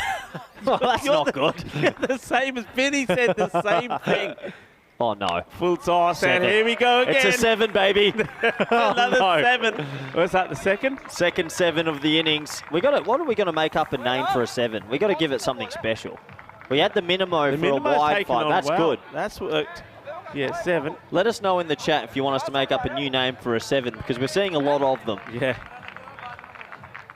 I mean, look, they're on 55 off 4 now. If you take off the 2 7s and assume they just go for a 1 and a 1, yeah, they're actually only on 45 or 44. So, yeah, it's a huge swing. Yeah, Abbas, well, he's wearing the shades. Maybe take the shades off. Might help. I don't know. You can't be bowling those because... But the thing about those is that he's just basically helping batters to get in form as well. And that's the thing. Yeah, so it looks like there'll be a small delay as they look at from the ball. Let's give a wave. We're in our box here, the back. This is a nice view, I think. Maybe they can take it back. Show us the whole commentary box. Keep coming back slowly. This is where we spend all our days. Yeah, this is quite nice, isn't it? It's a nice home, isn't it? You look pretty sharp. Yeah, we're always looking sharp. There's our little commentary box. And the Lucy, everybody. And yeah, thank you. It looks like a fridge. Yeah, our ice box. Yeah, we're the good time crew up here. We let Vinny up here sometimes as well. Yeah. Yeah, Vinny said the same thing. It's the amp. Oh, wow. This is a thunderous hit. And this one will go to the other side of the field here. Well, that's out of here. That's a big hit. And, it's a 13er. That's a 15er. I think they want to check this. No, it's under. It's definitely under. Yeah, he goes down, doesn't he? Oh, look at that. That disappears into the conifers there. Well, that ball's doing a little bit of gardening. After all the hard work. Yeah. A no ball 6, 13 off 1. It just throws you so far behind the game. I hate to say it. You can't bowl full tosses. No more, please. Yeah, that one ball cost 13. There we go. There we go. Can you do that for another 34 deliveries? Yeah. I think the empanada shot will be open. Don't panic. Okay. You'll be okay. It makes me feel good. But look, it's an opportunity for us to give a huge shout out to the Junta de Andalusia and all their support while we're out here in Malaga. Nice looking shot, but better areas. Better areas.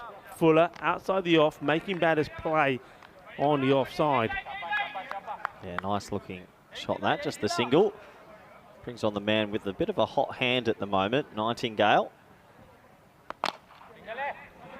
Firmly struck to the fielder. No issues from the man who took the catch earlier, and it was a good catch as well by Rifat Khan.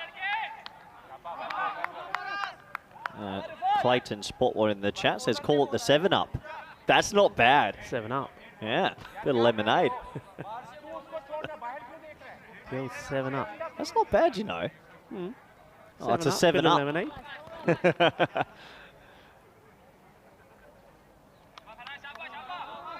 Abbas.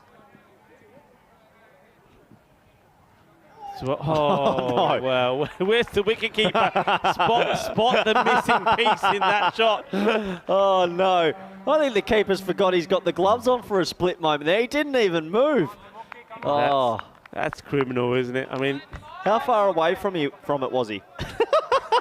I think, what doesn't help the keeper there is, that's a Heterachi, is that the batter moves right in front of him. He's got no idea where the ball is. Yeah, tough. Oh, well, we know where that one is. That's going to go all the way. Bolle.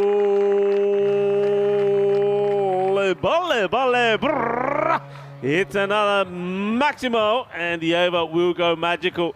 And not only does it go for 22, there's the 4 bars that came off it as well. And they are rocking and rolling at the moment as we reach the halfway point, 74 for 1. It doesn't look good. I mean, we're just saying that it's all about trying to contain. We're saying they need to try and keep that score to around about 110 to give themselves an opportunity. But the last couple of low overs, bad lines, and they're getting walloped. Unfortunately, I think that's 3 7s maybe in the innings, or maybe 2, or whatever it might be. 1's too many, 2's too many, 3's too many. This happened to them yesterday, so unfortunately the bowling unit's letting down the batting side again. And they're behind at the moment. They certainly are behind. And this one shouts to catch it, but They're going to have to fetch it. Unfortunately, hits the fence. It's 4 more. And Nightingale, I'm liking his approach here. Yeah, he's just going on a whim now, isn't he? He's got a bit of heat behind him. Like the NBA Slam, he's hit 3 sixes, he's flying. And you imagine right now, Independents are thinking big score.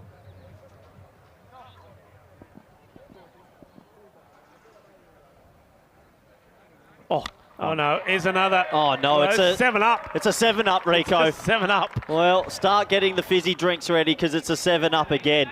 And I can't believe it. The amount of full tosses that the Talon Stallions have offered in the last 2 games are phenomenal. And look, it might be a tightish call there, but hey, a 7's a 7. And unfortunately, it's just getting from bad to worse. Yeah, I got no issues with that one. I think it's from what you're bowling, shouldn't be bowling there, and it just gets down and helps it on its way. And now, well, last one did the free hit resulted in another 6, and 1 ball went for 13. So what's this one going to be? Don't mind the old 7-up, Shal. That's quite a good name, actually. I think that's good. I mean, people in the chat always come up with the goods. Well, he's had his warning, and he comes. Better. Free hit. So let's say a single. I think it's 3. We've had 3 7-ups. Yeah. So let's take 21 off 86. That's 65. It's a huge, and then if you think about the free hits that were then cashed in on because the batsman's got the immunity cloak, you probably already cost 30 runs. I mean, they should be on 56. It's a huge swing. And Timber knocks him over. Letizia will go. And Paul, well, a highlight for him. Well bowled. Yeah, well bowled. After being dispatched a little bit, he gets it straight. He plays all around it. It was probably in the slot, but he misses out. And look, it is a personal highlight. One I'm sure that he'll be showing the friends and family once he gets home later tonight. And Letizia, well, he'll have to go. No 50 this time around. He makes 23 or 14, 2 4s, 2 6s, striking at 164. It's not too bad in the T10 format. Yeah, nice highlight there for the bowler. Just gets it right up there, full straight. Letizia goes right across the line and sees the stump shattered behind him. Nobody wants to see that. And then says, okay, I better go. Yep, absolutely. There's a highlight for him. Letizia, he'll feel like he missed out there. That probably was there to be dispatched, but if you miss it, you keep it full and the batsman misses, you miss, I hit. 23 for him. Independents still in control of this, 86 off 5.3, 2 wickets down. They're looking at, the good finish here, Riga. They're looking at 150. Yeah, they are. I mean, one thing that Stallions have done is they've got rid of one danger batter. So they're hoping, that, especially if they can bowl a better line and not stop bowling the full tosses, that they can try and put a bit of a squeeze in here. But still, though, you're still looking at a big score here. It is Paul. Nice ball. Yep. Pitched full. There's a sigh of relief when it's not a full toss, isn't there, at the moment? Peatfield is the new man that comes out. CJ Peatfield. Yeah, brings Nightingale back and strike who's raced to 40 off 16. So he'll be looking at a 50 here, personal milestone. 2 strokes away.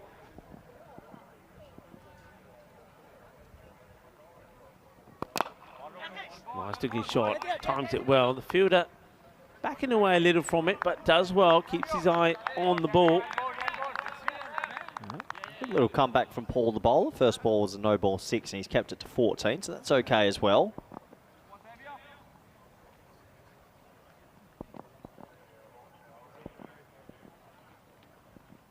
Oh no.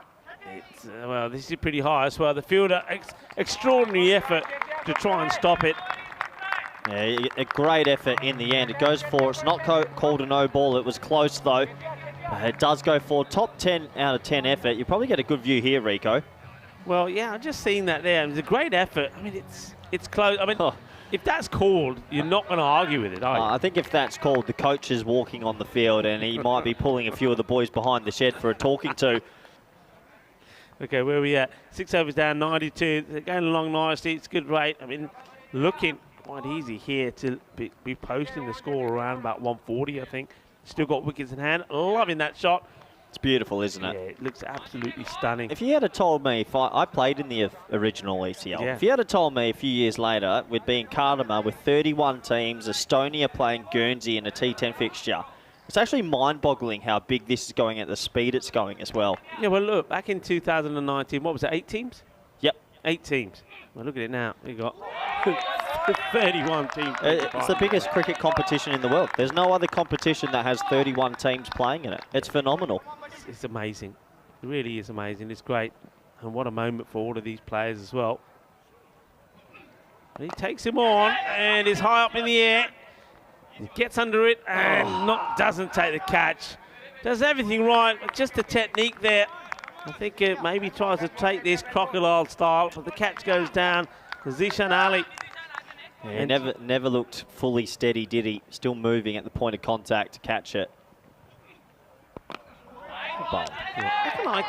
I like his bowling. What he's doing is he's drawing the batters out of the crease, and he saw the one before where the catch gets dropped out, and then batter, he's already committed himself, and he had to play at it because he knows if he doesn't, he's going to be done by the keeper.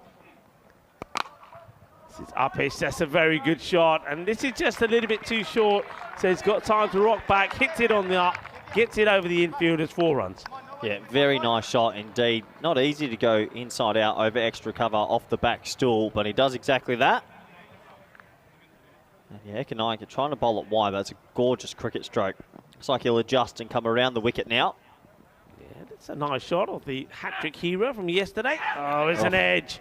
And it's a chase on the Iba, and well, is he going to flip this over himself? He does. Well, he gets there, and this is where the flick back goes wrong, and now he's taking it out on the surface. And the arm does the 360, and the ball, well, instead of going backwards, goes forwards. Oh, unfortunately, he flicks it the wrong way. He goes, here you go, fence, and 4 runs. I just get the feeling there, though, he may have put his left arm down the other side of the boundary when he went to do that anyway, so it may have been 4 straight away. And then this is a full toss, hit down the ground, and it will go all the way. Manos arriba, arbitro, porque eso es 6 carreras, 6 más. And now they're not helping the cause, Corey, not helping the cause. It's another full toss, Rico, and it's almost as if sometimes they're bowling underarm and saying, hit me. It really would be upsetting if he were the coach of the Stallions right now. The bowlers just aren't delivering. Yeah, and look, you can always get in touch with us a number of ways.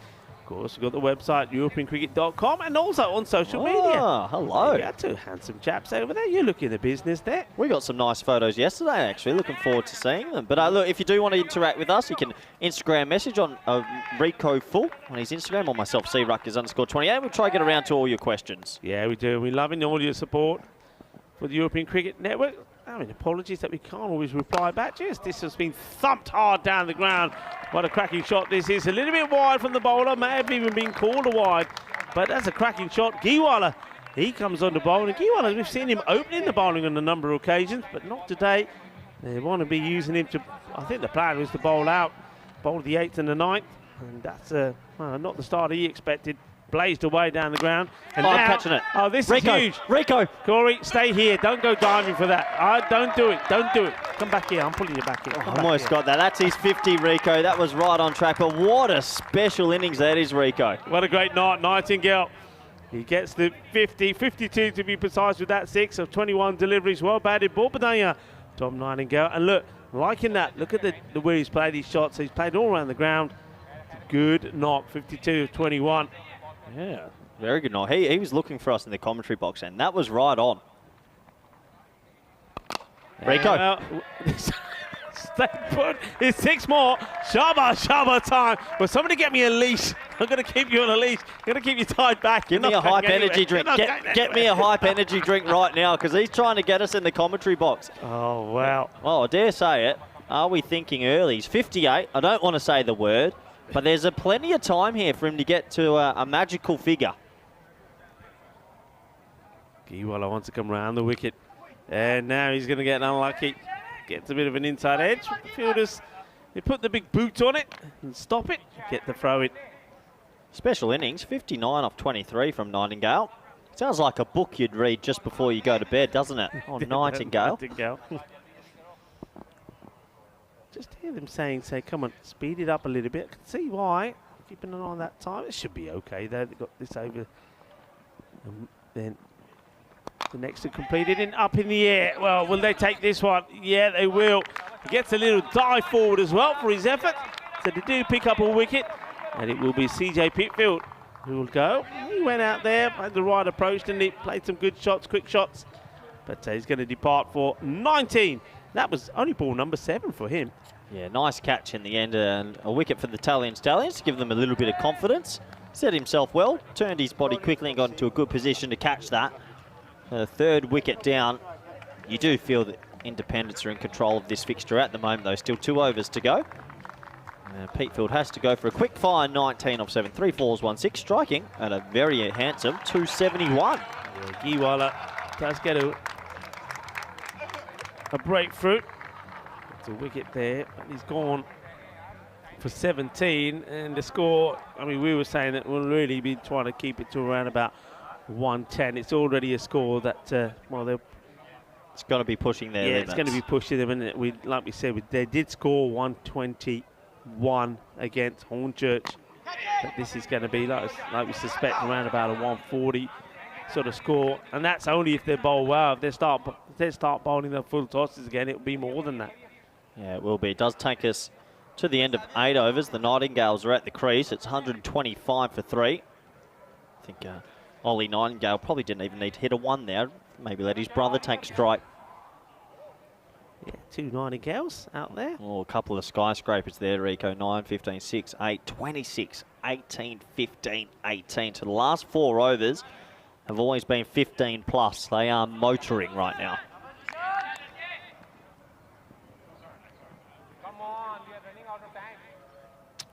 Oh, a little bit of byplay between the batters and bowlers there. Makes good room for himself. I like that shot from Ollie Nightingale. He commits early, gets himself in a position early, and just puts it in the gap. Good shot. Yeah, nice shot. Back of a length, straight. He moved across to make it happen and gets 4 for his troubles. So the Nightingales looking to cash in the last 11 balls of this first innings. It's almost like we're on sort of bird watch, you know. Yeah, talking Nightingales. Gets down on one knee, places out. Sounds like a Harry Potter book I forgot to read. Oh, here comes the man of the hour, though. This is on strike, Tom Nightingale.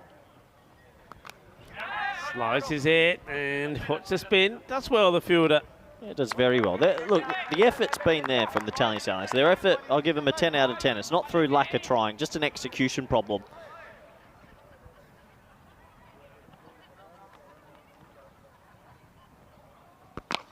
Waits for it and gets it right, and that crushes into the stronger together banner. Well, this is what we've seen here from the Independents when they've had the opportunity, they've taken it. I like the way he just holds himself back a little bit once he's made the initial movement, makes a movement, stands still, waits, and then crushes it over the boundary. Good shot. And he's looking to go in the same area again. Start the fielder, makes a stop. He's done well out there. Rifat Khan. Like you say, you're absolutely right. You can't fault their desire. You can't fault the way they've worked hard. The passion has been there.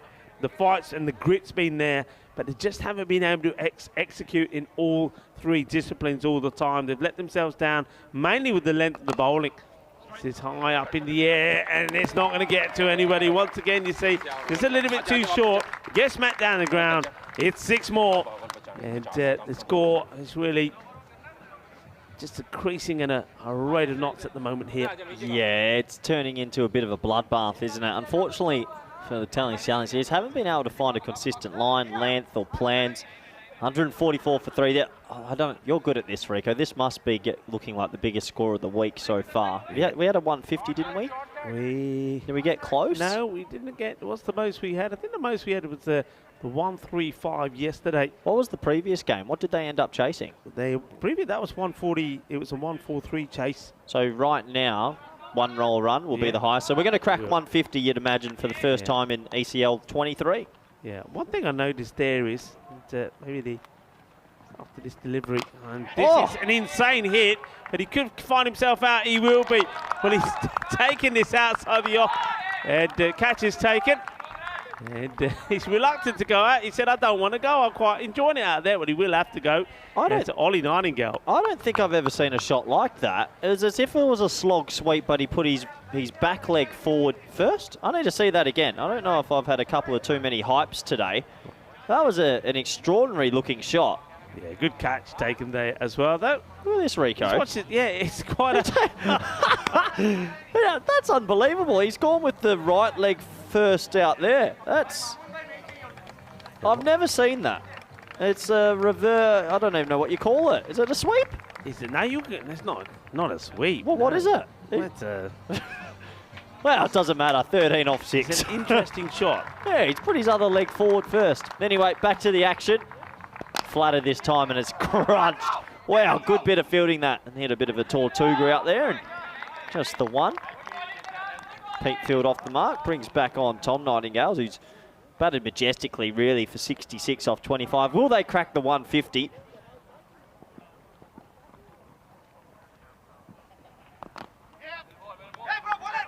A run-out chance. No, he's made it. Now we'll look to the third umpire. Good bit of work from Abbas to get back to the stumps, but for me, I'm pretty sure he's safely home. Yeah, I think he gets back okay, good technique. Yeah, I can understand the umpire wanting to check just to make sure. Here we go, let's have a look at this. Where's the bat? It'll be coming through about now. Slide it in. Ooh, a little bit of a bounce, but he's safe. Yeah, he's safe. And also, quick to learn. Run and slide on the surface, not on the turf, because they do tend to plug. Abbas, be too wide. Yep. Trying to hit that wide tram line. 3 more to get to 150, first time this year.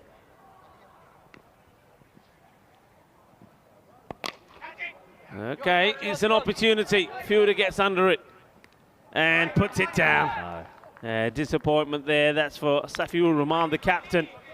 Once again, does everything right, gets himself into a good position, but not able to hold on to it. Yeah, it's a shame for Abbas as well. It would have been a nice little wicket for him. Firmly struck. Fielder has to do well. Does amazingly well. This one's bobbling around. I'm liking it. And yeah, this is what we're saying. I'm loving the energy. I'm loving the way they're fighting, no matter what the situation is.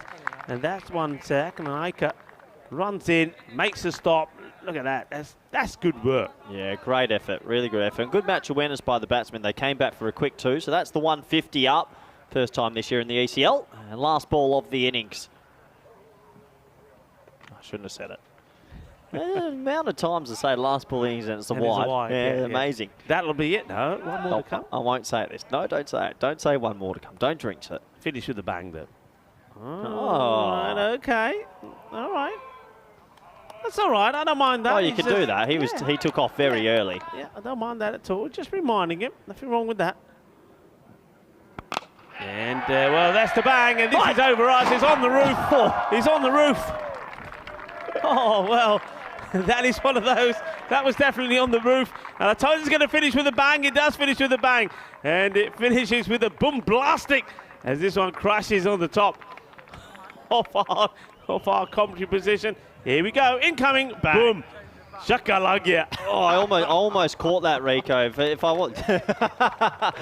Yeah, very close indeed. But what a sensational innings from Independence. They ended up on 157, the highest score of ECL 23, our third edition of this competition.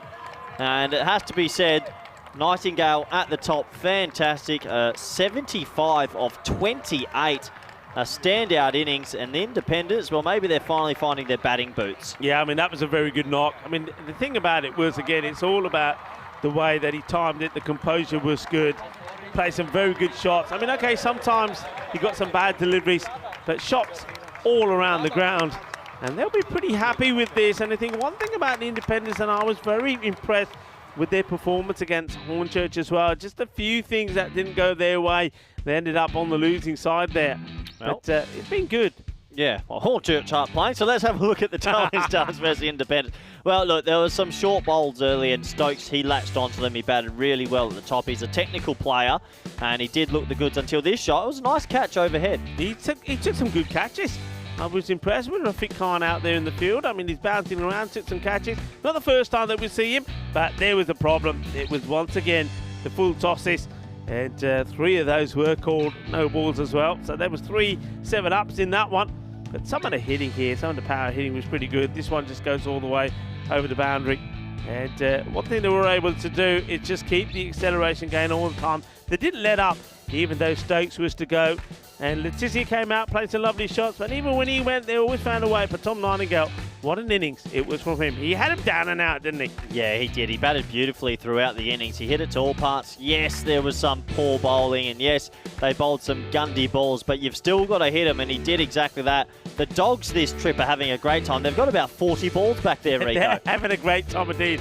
And I'm loving some of the action as we see those balls going through those conifers to the other side there. We're going to have to take a camera up there and just see what is on the other side. Maybe take a little walk down into the dog park over the other side.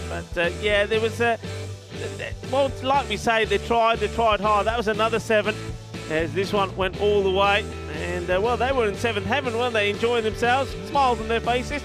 Yeah, and you can understand why there were smiles on their faces. Italian Stallions, though, this gave them a little smile at the back end. Le Tissier playing all around one. The full tosses just kept on coming. The effort was a 10 out of 10. I will not blame their effort. Unfortunately, just a few mistakes with the ball and in the field. Yeah, I mean, that catch going down there from Zishan Ali, and then later on there towards the end, Safiur Rahman puts one down as well. But it's a length, and that's one thing. The thing is, though, I mean, the Italian Stallions, I mean, it's going to be hard work for them to stay in this. It looks like that they're likely to be the first team to be eliminated in the ECL 2023. But looking at what they do have, looking at some of the players they've got there, some of the young players, looking at what we've seen they have doing the bat, they're a team that certainly, I wouldn't surprise me if we see them again here next year, because they're a good team, they've got good talented players, and they will. I mean, the whole thing about this is when you play better opposition, when you play a better standard, it will make you into a stronger and better side as well. Yeah, absolutely. You're only going to learn from sometimes the more difficult losses. It took us to the last over where there was still some lofty blows. This was the last wicket to fall in the innings. A nice safe catch there by backward point, and that was Krishnan who took a nice catch. And, well, a few more boundaries to wrap it up. And they got past the 150 mark, the first time we've seen it this year in the ECL. Yeah, look, it's been the first few matches today have been quite crazy, haven't they? We saw 56 from Le Tissier. Then we just witnessed a crazy knock from Ahmed Mumtaz, 83 of 28. And that's before that, Abdul Shakur hit 50 of 19. And now we've seen another great knock, Tom Nightingale, 75 of 28. And this is why this is the European Cricket League. This is why this is the Champions League of cricket. The best players, the best club players coming together and showing the world what their talents are. And we've certainly seen plenty of that today. Yeah, absolutely. We really have.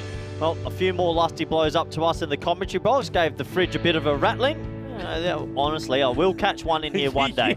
You thought that was coming. But that was certainly, it rattled us as it smashed onto the top of the roof here.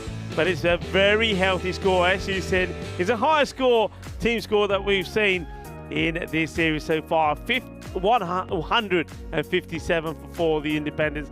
So the Italian Stallions, well, we're going to have to see a very good and memorable run chase if they had to stay in this. Well, we've just seen and witnessed one great run chase from Byron. And can it be done again? And they chased Byron 143 for victory. But the Stallions here, they're going to have to be the Stallions if they can chase 158 against Independence. Yeah, it's going to take a minor miracle. All the batsmen chipping in. Nightingale was 75, but everyone basically making double figures. The bowling, turn away if you don't like violence. The best economy, 11.5 from Ekanaika.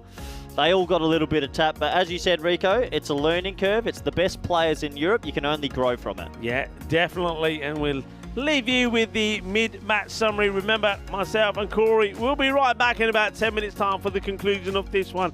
It looks like the Independents are going to go back to winning ways in this after putting the runs on the board, thanks to a superb knock from Tom Nightingale, 75 of 28.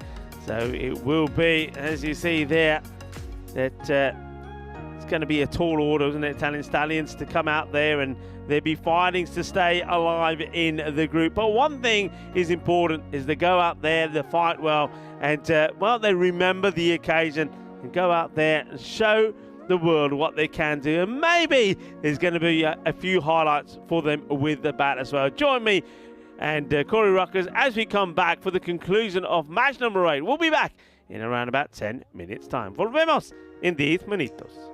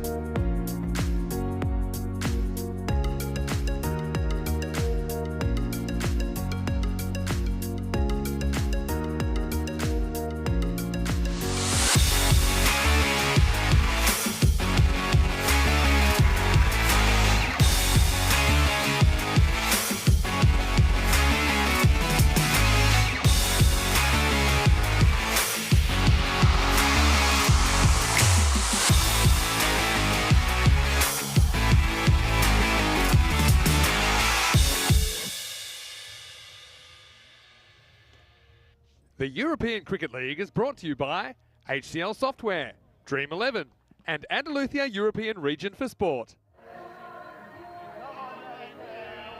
Hello and welcome back, cricket lovers. Nukesh Patel and Ian Rummage, the man in black, have led the players out.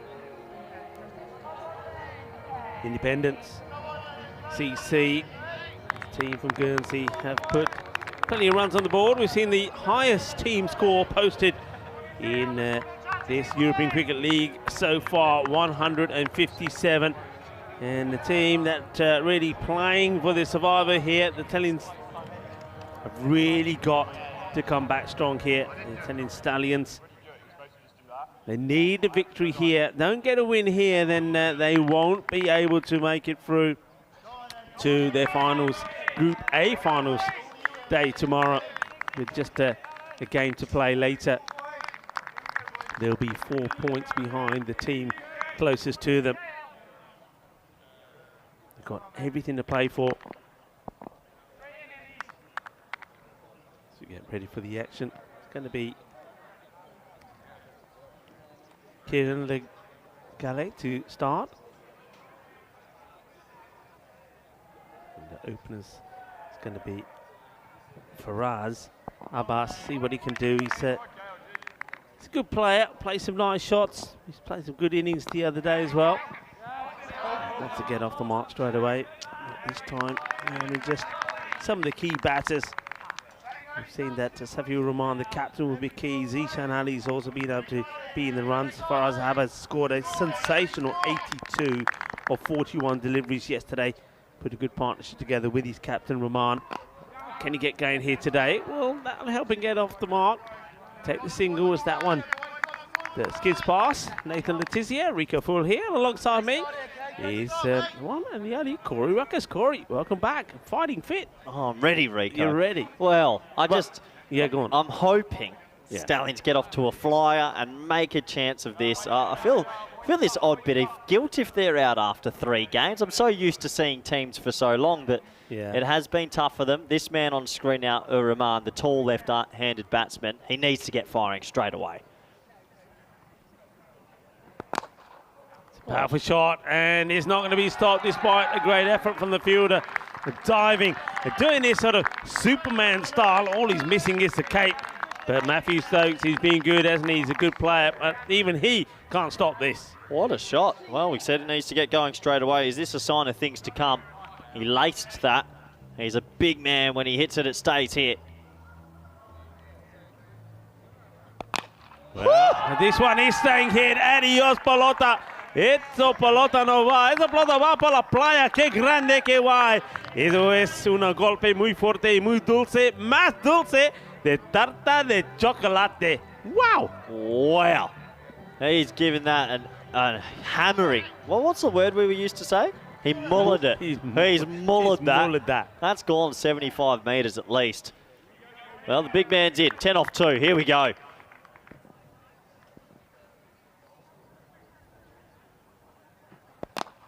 Slower. And this will go to the boundary as well with the man inside the circle. Shouts to catch it, but it's not going to happen. So this is what we're talking about. 4, 6 and another 4. Well, the captain, Rahman, is hungry for more. Yeah, it's a slower ball. It's a good piece of bowling trying to change pace, but he picked it just well enough. Another 4. Here we go. The pressure's on. Shot.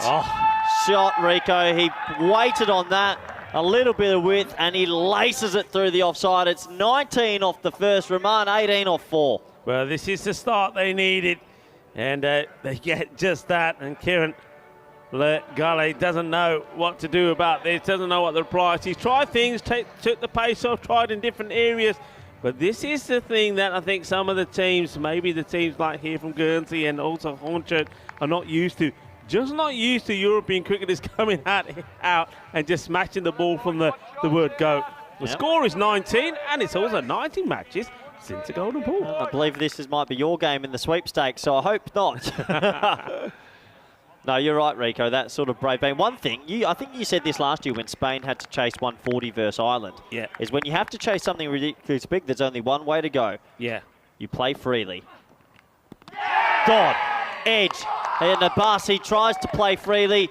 He gets a feather edge, and Stokes, who's having a pretty handy day with the ball, he picks up his first. Yeah, good catch taken behind the stumps there by Clayton, and it is Faraz Abbas, who is the dangerous man. He was in scintillating form yesterday, and that's an innings that I'll remember for a while. The Stallions facing being the first team to be knocked out of the group stages. But Faraz Abbas, he's left us with a few highlights. That 82 yesterday, of 41 deliveries was something sensational. But here today, well, he sneaks off, and he's going to give a wicket to Matthew Stokes. And Stokes, we know he's a big player. We've seen him do with bat, ball, and in the field. And he gets a wicket that they wanted. Abbas departs. Yeah, really, really big wicket early. Abbas, I saw him hit a splendid 70-plus versus Hornchurch yesterday. Unfortunately, not many runs this time around. You can't blame him for trying. Italian Stallions need to remind any viewers out there, need to hit 158 to win. That's 15.8 and over. No easy ask. No, it's not at all. And it's, you know, and when you're a batter, you're going out with that mindset. You're just thinking, right, every ball, if it's there or thereabout, I've got to go for it. How do you prepare? I mean, how do you prepare a team? I mean, you're a coach of a side, you're chasing that score. How do you prepare the batters? What are you saying to the batters when they're going out there? It's just, you've got to back yourself. You have to back yourself. And it's sort of a, no, don't be selfish, don't be selfless. And if you get out trying to hit a six and do that, it doesn't matter. That is the nature of the beast. I think on the network, I might stand correct, 106 over all our ECN, ECS, ECL, ECCs. 163 is the biggest chase, something like that. So this would be up there. So just over the field, that's going to be 4 runs. The bowler disappointed. That it couldn't be caught up with by, well, it's Legale that goes for this. And does he time the jump right? Well, I think this sort of does go through him. I'm not surprised the bowler is a little bit disappointed. And, well, it's Galley's the name, not Ballet. That's probably why he's not able to catch up with that. Doesn't really time the jump perfectly. So it's going to be 4 more runs. So Panois is up and running. Yeah, a little bit of luck that time for Panois. The edge goes for 4. How will Stokes respond? Well, with another wicket as it gets guided straight into the gloves by Panois. And this is, I think, the thing you're saying, that how do you go about the approach? Well, if you go out there and you're trying to hit big and you get out, fair enough. But when you guide the ball into the gloves to the keeper, you've got to be kicking yourself. Ah, that hurts the coach. That really hurts. It's actually a wide ball. There's width on offer, and he doesn't put his hands through it. You've got to throw your hands. You've got to back yourself, and unfortunately he doesn't. And it takes a feather edge and a second caught behind the over. We don't often see that. And Independence taking a stranglehold on this game as it did tell Panois, sorry. Yeah. To get up for 4 off 3. Yeah, he's going to be disappointed when he goes back and looks at this. He's, you know, look, watch. Oh, just hit it. Yeah, You've got to back. Hit it. Hit it. Don't.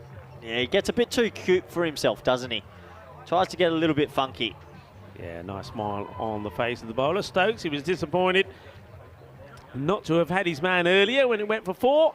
But this time, it's nicely taken by Clayton. Zishan Ali, the new batter in.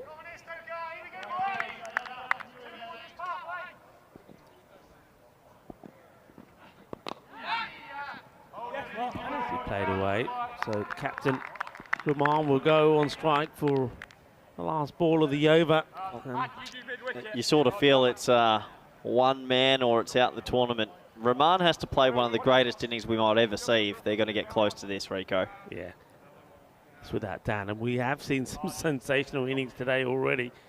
And of course, everybody's still talking about that one in the last match and the chase by Byron, getting the 144 required. And that was Ahmed Mumtiaz, 83 of 28. What a knock it was. Well, you need something of that scale.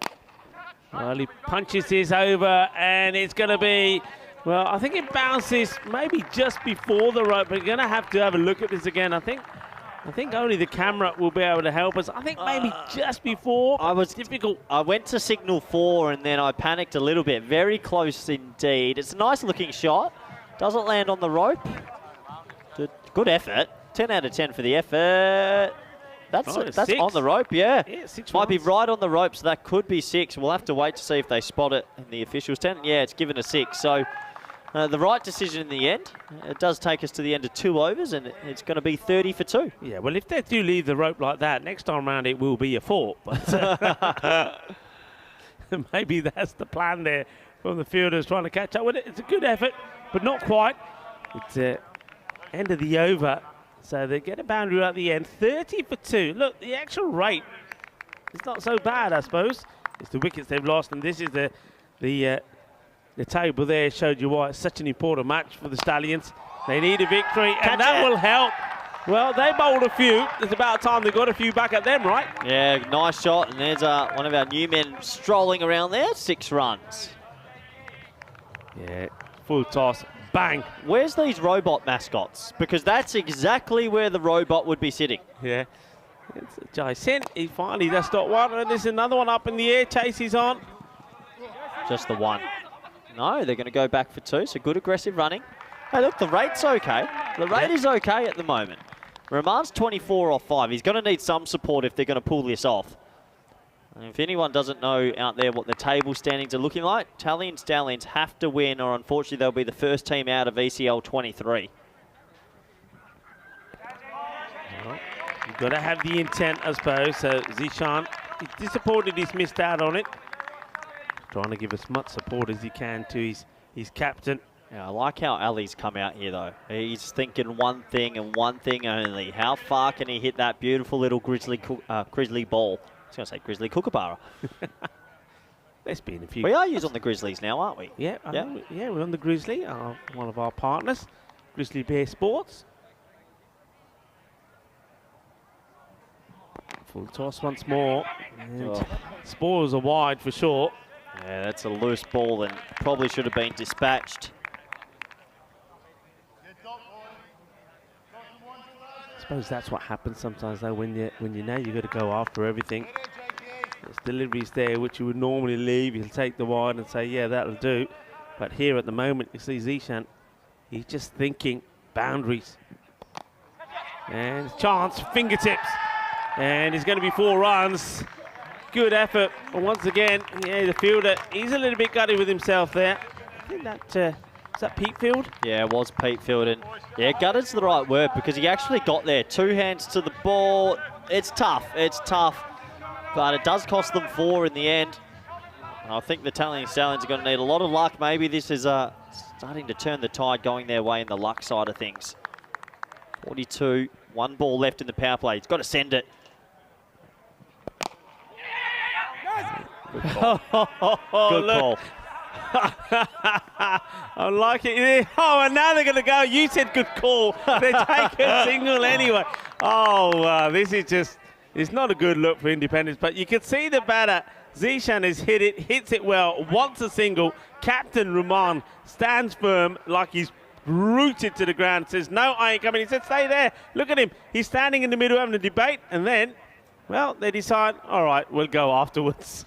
Yeah, it's a bit of comical cricket. I thought there's no way he's running because he wants the strike, but they do scamper through for, well, the overthrow, really, and it's 43 for 2 after the power play. And, well, it's a good start at 19, 11, 13. The problem was with the bowling. If you saw up there was skyscrapers everywhere. It was like a New York nightlife. Yeah. Skyscrapers everywhere, but 43 after 3, they're giving it a good shake-up. Listen, despite the loss of 2 wickets, in terms of where they are with the rate, they'd be pretty happy with that. I mean, like it was 40 at the end of the power play for the Independents. It's 43 here. Yep. And as opposed to 1 wicket, Independents lost, they've lost 2. But this is a partnership, isn't it? This is what you feel. These 2 stay together, anything can happen. They could be stronger together. Oh, I like how you did that. Slipped in the all stronger together. Mantra Rico, well played. A little wide to start here. Oh, a bit of shape there. Yeah, Legale. It's back. Field spread now, isn't it? So this is where it gets real tough.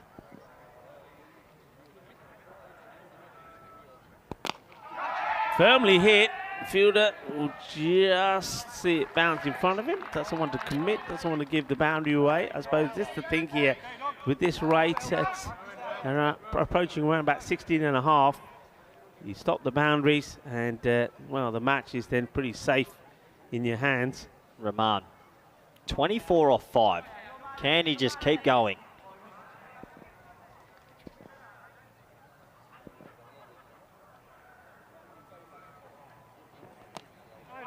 Straight to the fielder. That's unlucky. Either side of him, he's got a boundary. And no, they decide not to run here. I think that's probably a fair call. Stay there. Unlucky. Trying to bounce. Yeah. There's one man just standing there at short fine leg, and he couldn't have hit it to him any more perfectly. So that's unfortunate, but hey, still on strike. 24 off 6.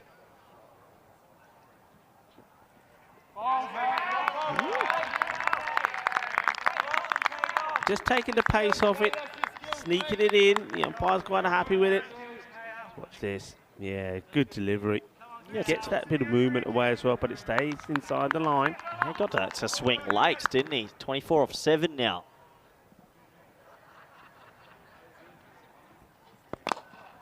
Shot, and this will be 6 more. Just catches the rope. Well, he's got the art of getting this ball to give the rope a little bit of a kiss on the way through. 6 runs. That hit the rope again, did it? On the rope again. Yeah, nice looking shot. So even though they did move the rope, it still catches the rope. So I'll tell you what, push it back even more. When I was an outfielder, Rico, I was pretty well known to be just sliding that rope a little further back with my feet. So I have a feeling that's going to be signalled 6 on the rope on the full. We'll have to wait to see if the officials pick it up. Yeah, I think they probably want to have a look at it one more time here. When I saw it, I definitely saw the ball just catching the rope just there. Yeah, there you go. Well, we don't make the decision, but if it was up to us, I think we If it's up to us, we're giving it one of those. Let's see. Yeah, put them up in the air. There you go. There was rope on the full. Well, you've got 158 on the board. I think they'll be okay. But yeah, Matthew Stokes is having a debate about it. Well, there's no debate about this, Matthew, because this is 6.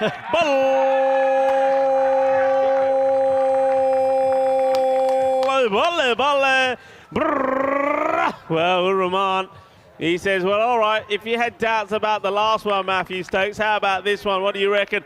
I think you put them up in the air, Matthew. Come and put them up in the air. Thank you very much. Good sporting. I think if people don't know at home, everyone can hear us out there on the field. Matthew Stokes having a bit of byplay with us. As that is hit hard to a hole, but he's going to be gone. Oh, he's on the line. He's on the line. It's going to be 6. It's 6. I like it. Look. It's 6. It's 6 runs. Well, it can't be run out at 6. It's 6 runs. You can't be run out off a 6. It's going to be 6 runs. Oh, no. I can't believe it. Look, first of all, fair play to the fielder. That's Ollie Nightingale that takes a catch. He straight away says, no, it's 6. But then everything else is part. Ollie's already given it at 6. But, yeah, he puts his foot on the line. Watch this. Ollie Nightingale. Yeah, look, good foot's on the line. He knows it. It's 6, and he signals the 6. But in the meantime, well, Safi Rahman is walking off, and then he walks back. But you can't be run out off a 6. Run him out. So I think everyone forgot the rules quickly. They tried to run him out off a 6, but it's 3 6s back to back. Hey, he's hit the rope again with a 6. He's hit the rope. He has. Never seen. Hey, what about this score here now? He's on 42. Oh, just, what, 10 deliveries? Have a look here. Let's look. Just watch this little go down a little bit there.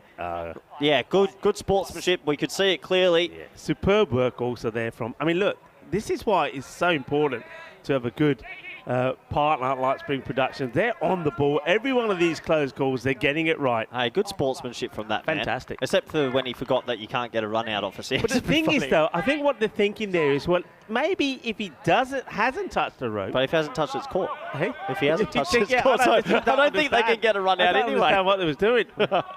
Well, they thought maybe it'd be called a no ball. I don't know. Rico, still trying to run him out. 63 off 4. I know. Don't tell me they're going to do this. Here we go. The main man with the ball, Peatfield. This guy's been good. How good has he been? Yeah. No one's been able to lay a glove on him in the few games that he's bowled. And I do agree. Bring him back early. Try and get ahead of the game instead of leaving it too late. Yeah. If I'm Ali here, you got to get some sort of bat. You got to try hit a boundary, but get something on it so that you can get Rahman on strike. He's on a heater. Yeah. He bowls so well. I mean, we know he's taken two four-footers. He's also taken a hat-trick. But that caught him bowled this morning. Oh, wow. Good looking shot. There's the fielder out there. No issues at all from the fielder. Good pickup, good throw. Quickest 50s in ECL. Probably Nabi, Edwards, O'Dowd. Last year Hussain. Anyone else? But Big Bubba Khan. Mohammed Bubba. Oh, no, not Bubba Khan. Mohammed Bubba, maybe. What are we talking about? 12 balls? I think it might be. Have we had 11 ball 50 or 12 ball 50? I think on the ECS we have. I know our stats guru would be listening out there. Let us know what the quickest 50 is, because it could be on. Awesome. 6 more. Bolle ginna sona zabardasti batting from Safiur Rahman. And that takes it to 48. So we're going to see a 50 that comes up here in 12 deliveries. I think, I still think the record is 11. I think it was broken about, was it last year at some point? Yeah, I can't remember. We'll have to look into it. But if he gets 2 runs off this ball, he's going to be right up there. 48 off 11. What an innings! Not looking for 2. This is 6 or out, I reckon. This is the way that he bats. Well, it digs it out. That's such a good delivery, and that's what Pete Field does. Gets the ball right up there. That's the Yorker delivery. It's his danger ball. So, well, I think that one being a single means that if he was on for the record, not anymore. Partnership 48. Rahman has got 31 of those. Ali is playing his role in this one as well, but he's got to keep going. He's got to keep going. Yeah, Ali's playing a role, but he has to also explode a little bit more. And he does. This is going to be 6 as it sails over the fence. And a few supporters there taking evasive action, but don't worry. It's a Maximo. And it's a Maximo there, the other side of the fence, is trying to save the people, save some of the people in the fan zone there. I think that might be one or two of the independent supporters. What a great hit. Surely they couldn't. Tell you what, there's 77 or 4.5. Wow. I didn't see any of this coming.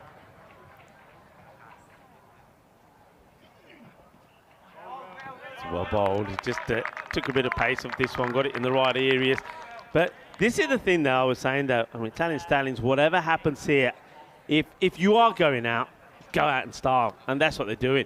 That is what they're doing, you know. And I'm loving this. I mean, Safiur Rahman. I mean, thing about this is, we've touched on this before. This is the stage for the big player to perform. Yeah, as we welcome everyone to, well, we're your good time crew. Well, us too and Biddy Sandu. Welcome to our home, and we love our home.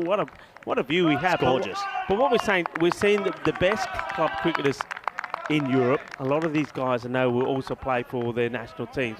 It's a time for them to shine. So whether you're winning or whether you're not winning, the opportunity is there to do something spectacular. And that's what we've seen today. It's been an example in all the matches so far. We're seeing it right now with a man that's on 49 off 12 balls and make that 50, and he deserves a big round of applause. So it's going to be a 50 off 13 for Rahman. While he's there, the Stallions will believe there's a chance, and it's good to see his teammates. They're on their feet and gets a warm round of applause. So that's the quickest 50 we've had this year, surely. Yeah, absolutely fantastic knock. And applause all around, and also that's what I like about this. A few of the independents saying, "Hey, we'll batty, buddy." Oh, Gundy ball, and well, what a way to put it, and that is called a no ball as well. 7 up, Rico. It's another 7 up. This is a crazy shot, outrageous from Zishan Ali, outrageous. You can see the captain here saying, "Believe, believe." Well, that's another one. Well, they bowled a few. That's another one that comes back to them. It's a 7 up, and they're going to need a couple of them. Whoa, 85 off 5.1. Surely not. They're on here. They're on pace. They're on track. This would be a crazy chase if they got it. Well, we've already seen one crazy one today. Could there be another? And it's up and over. The fielder's got work to do. Does well. This is going to be close. Safe. He makes it, and it's a shake of the head from the umpire. Top running, you've got to be aggressive still. So they get the 2. You can be run out on a free hit, but they get the 2. Wow, what a game. What a game indeed. Remember earlier, match number 7, Damstard 143 for 4. Abdul Shakur 50 of 19. Byron 147, and they got there. Ahmed Mumtaz, 83 of 28, was the hero, the player of the match in that one. Are we going to see another sensational one here?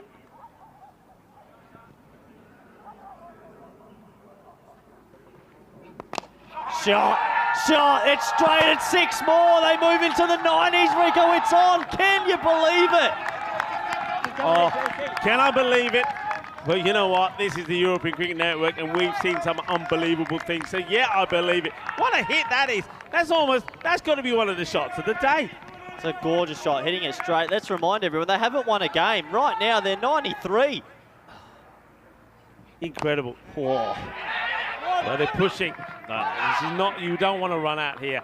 When you got two batters that are hitting the ball so clean, it's not worth running yourself out for the sake of one run. They're 1 or 2 sixes away from getting it to 2 a ball. And when you can get it back to 2 a ball, whoa, you're right in it. Yeah, absolutely. That rate has gone from 16.5 at one point, touching on 17.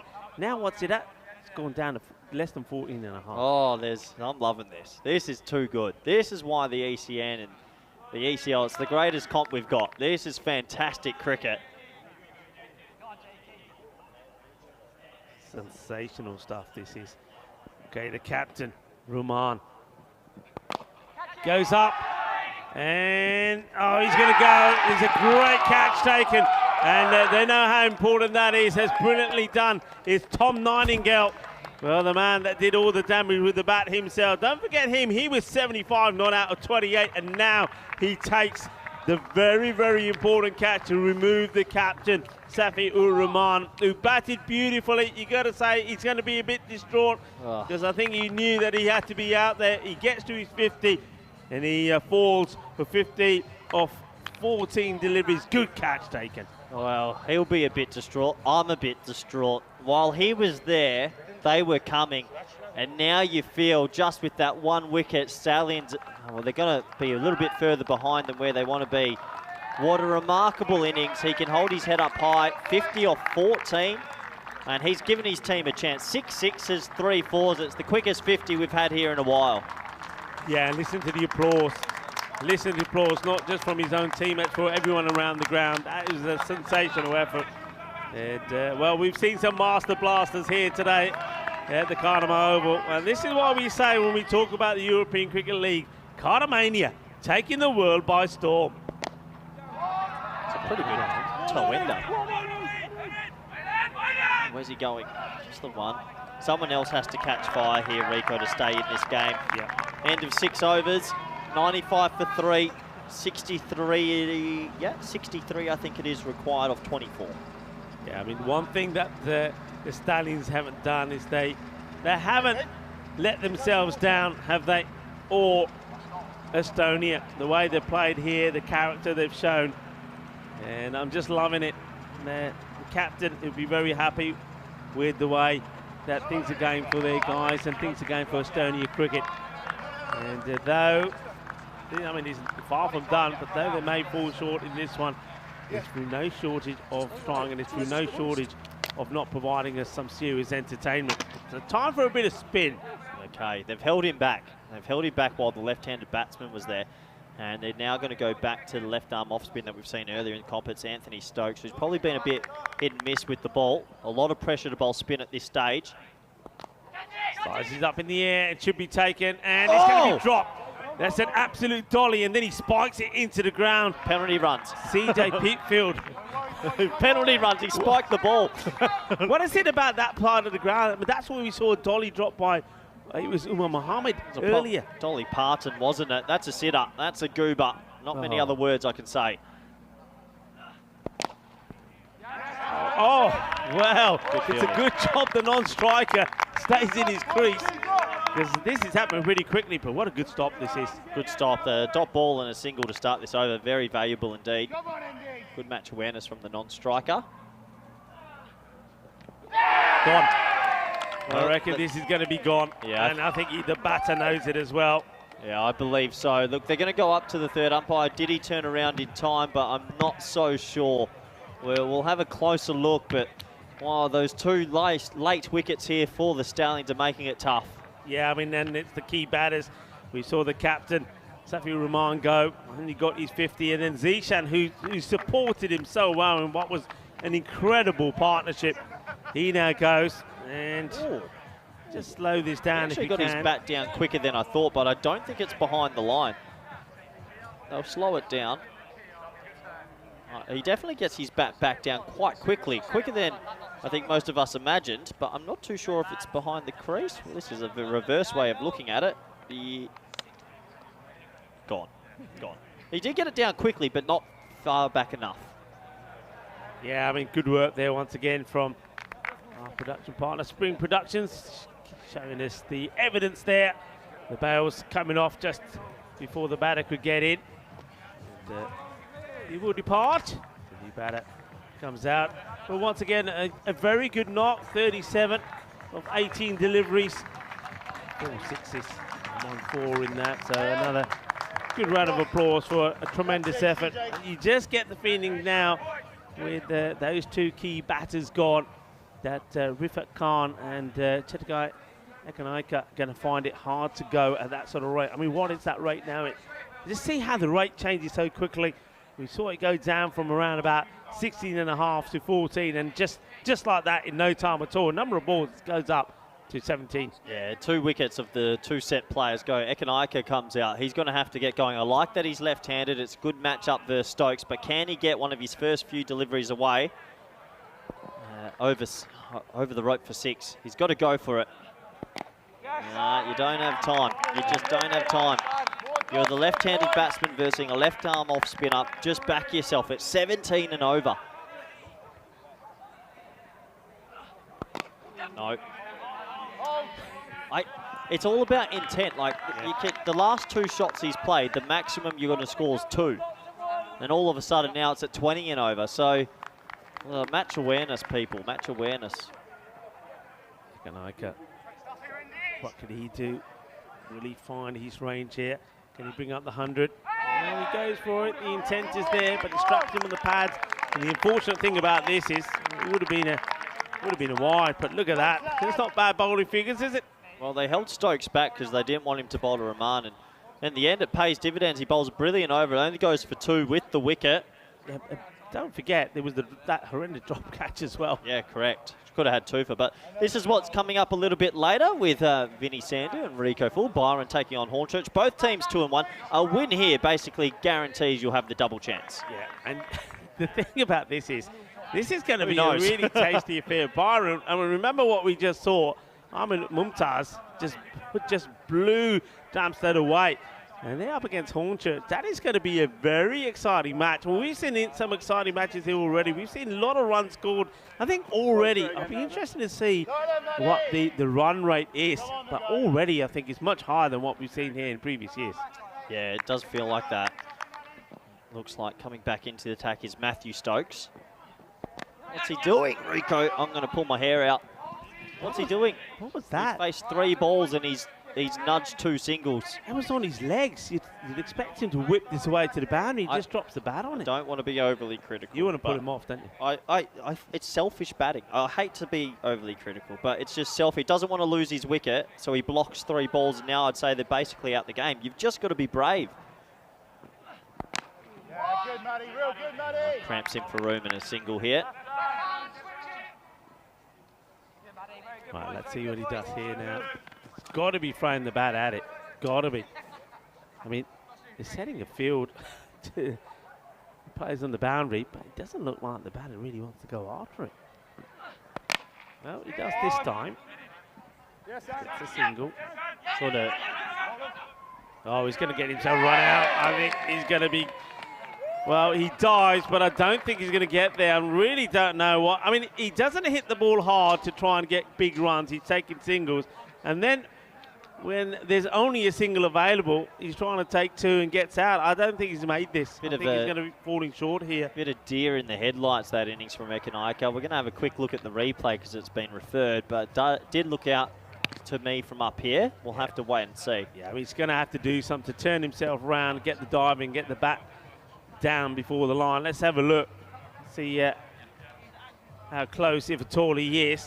It's a bit of a misfield, but they say never run off a misfield, and that's what happens here. It's out by a long way, I think. Yeah, here we go. Yeah, he's gone a long way, just as we suspected. So that's a disappointment, and a double whammy really. Never really looked like he had the intent to get the big runs. Never showed the sort of determination, and then he gets himself run out. Yeah, maybe a blessing in disguise. Someone else can come out with more intent and try and clear the ropes. Look, they've fallen well behind now. It was a super exciting chase, but those two big wickets of Ali and Rahman, both falling in the space of 3 or 4 balls. Yeah, it's just looking a bit difficult now. Up in the air, and it should be another where they're lining up for it. Well, he's going to make it very difficult for himself. I'm not sure what, I mean, he must have called this, Corey. He must have called it, because I thought there that certainly, I think it was called that Stokes was the one who was coming in. Looked like Stokes looked set to take the catch. Then he stopped off, put the brakes on. Yeah, I think it was a little bit of you, me, maybe. And neither of them attacked it straight away. So in the end, it's a life and it's a valuable 2 runs.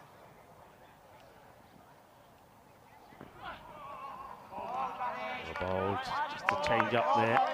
Dot ball. Top ball, and well done on the Independence bowling unit, who were getting a little bit of tap only a few moments ago, but they've been able to keep calm in the situation, and it looks like they'll be able to get to a pretty easy win in the end. But yeah, they were under fire for a good 30 minutes there. Well struck. And who isn't able to hold on to the catch. Tom Nightingale has taken a brilliant catch already today, of course. Don't forget that. And what an important one it was as well to get the big wicket for Rahman. Yeah, it takes us to the end of the 8th over, 102 for 5, 56 off 12 needed. Yeah, all the wind, it sort of feels like the wind's just been taking out of us the last 2 overs. But credit to Independence. They were really put under the hammer.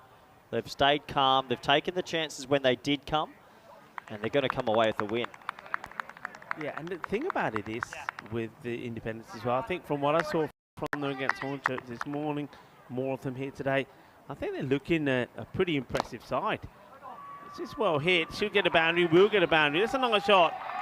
And that's what we like to see. No matter what the situation is, it's going for it. And Rifat Khan gets one out the middle of the bat. He's hit it to the Chris Munoz Mills spot. That's where Big Chris would be stationed behind the bowler. Yeah. I love that spot. It goes there quite often. A lot of teams have been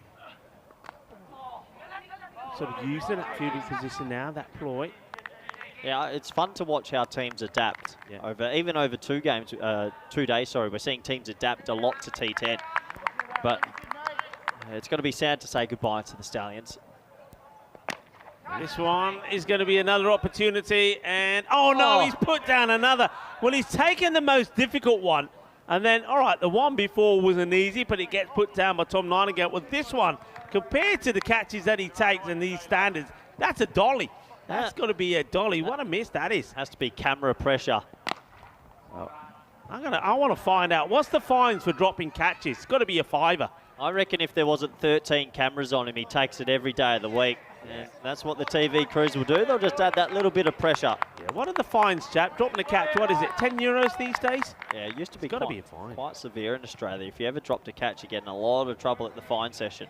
They might be checking the height on this one. Safiur Rahman, we just saw a picture of him there, the captain of the Stallions. Wonder what's going through his mind now. Certainly he hasn't let his guy down. So it looks like 2 balls left. Yeah, there was just a little bit of a hold up in play as they check something. That's all okay. Well. Whoa! Yeah, where's the crowd? If there was about 50 supporters behind him, they might have given him a bit of a jeer for that pickup.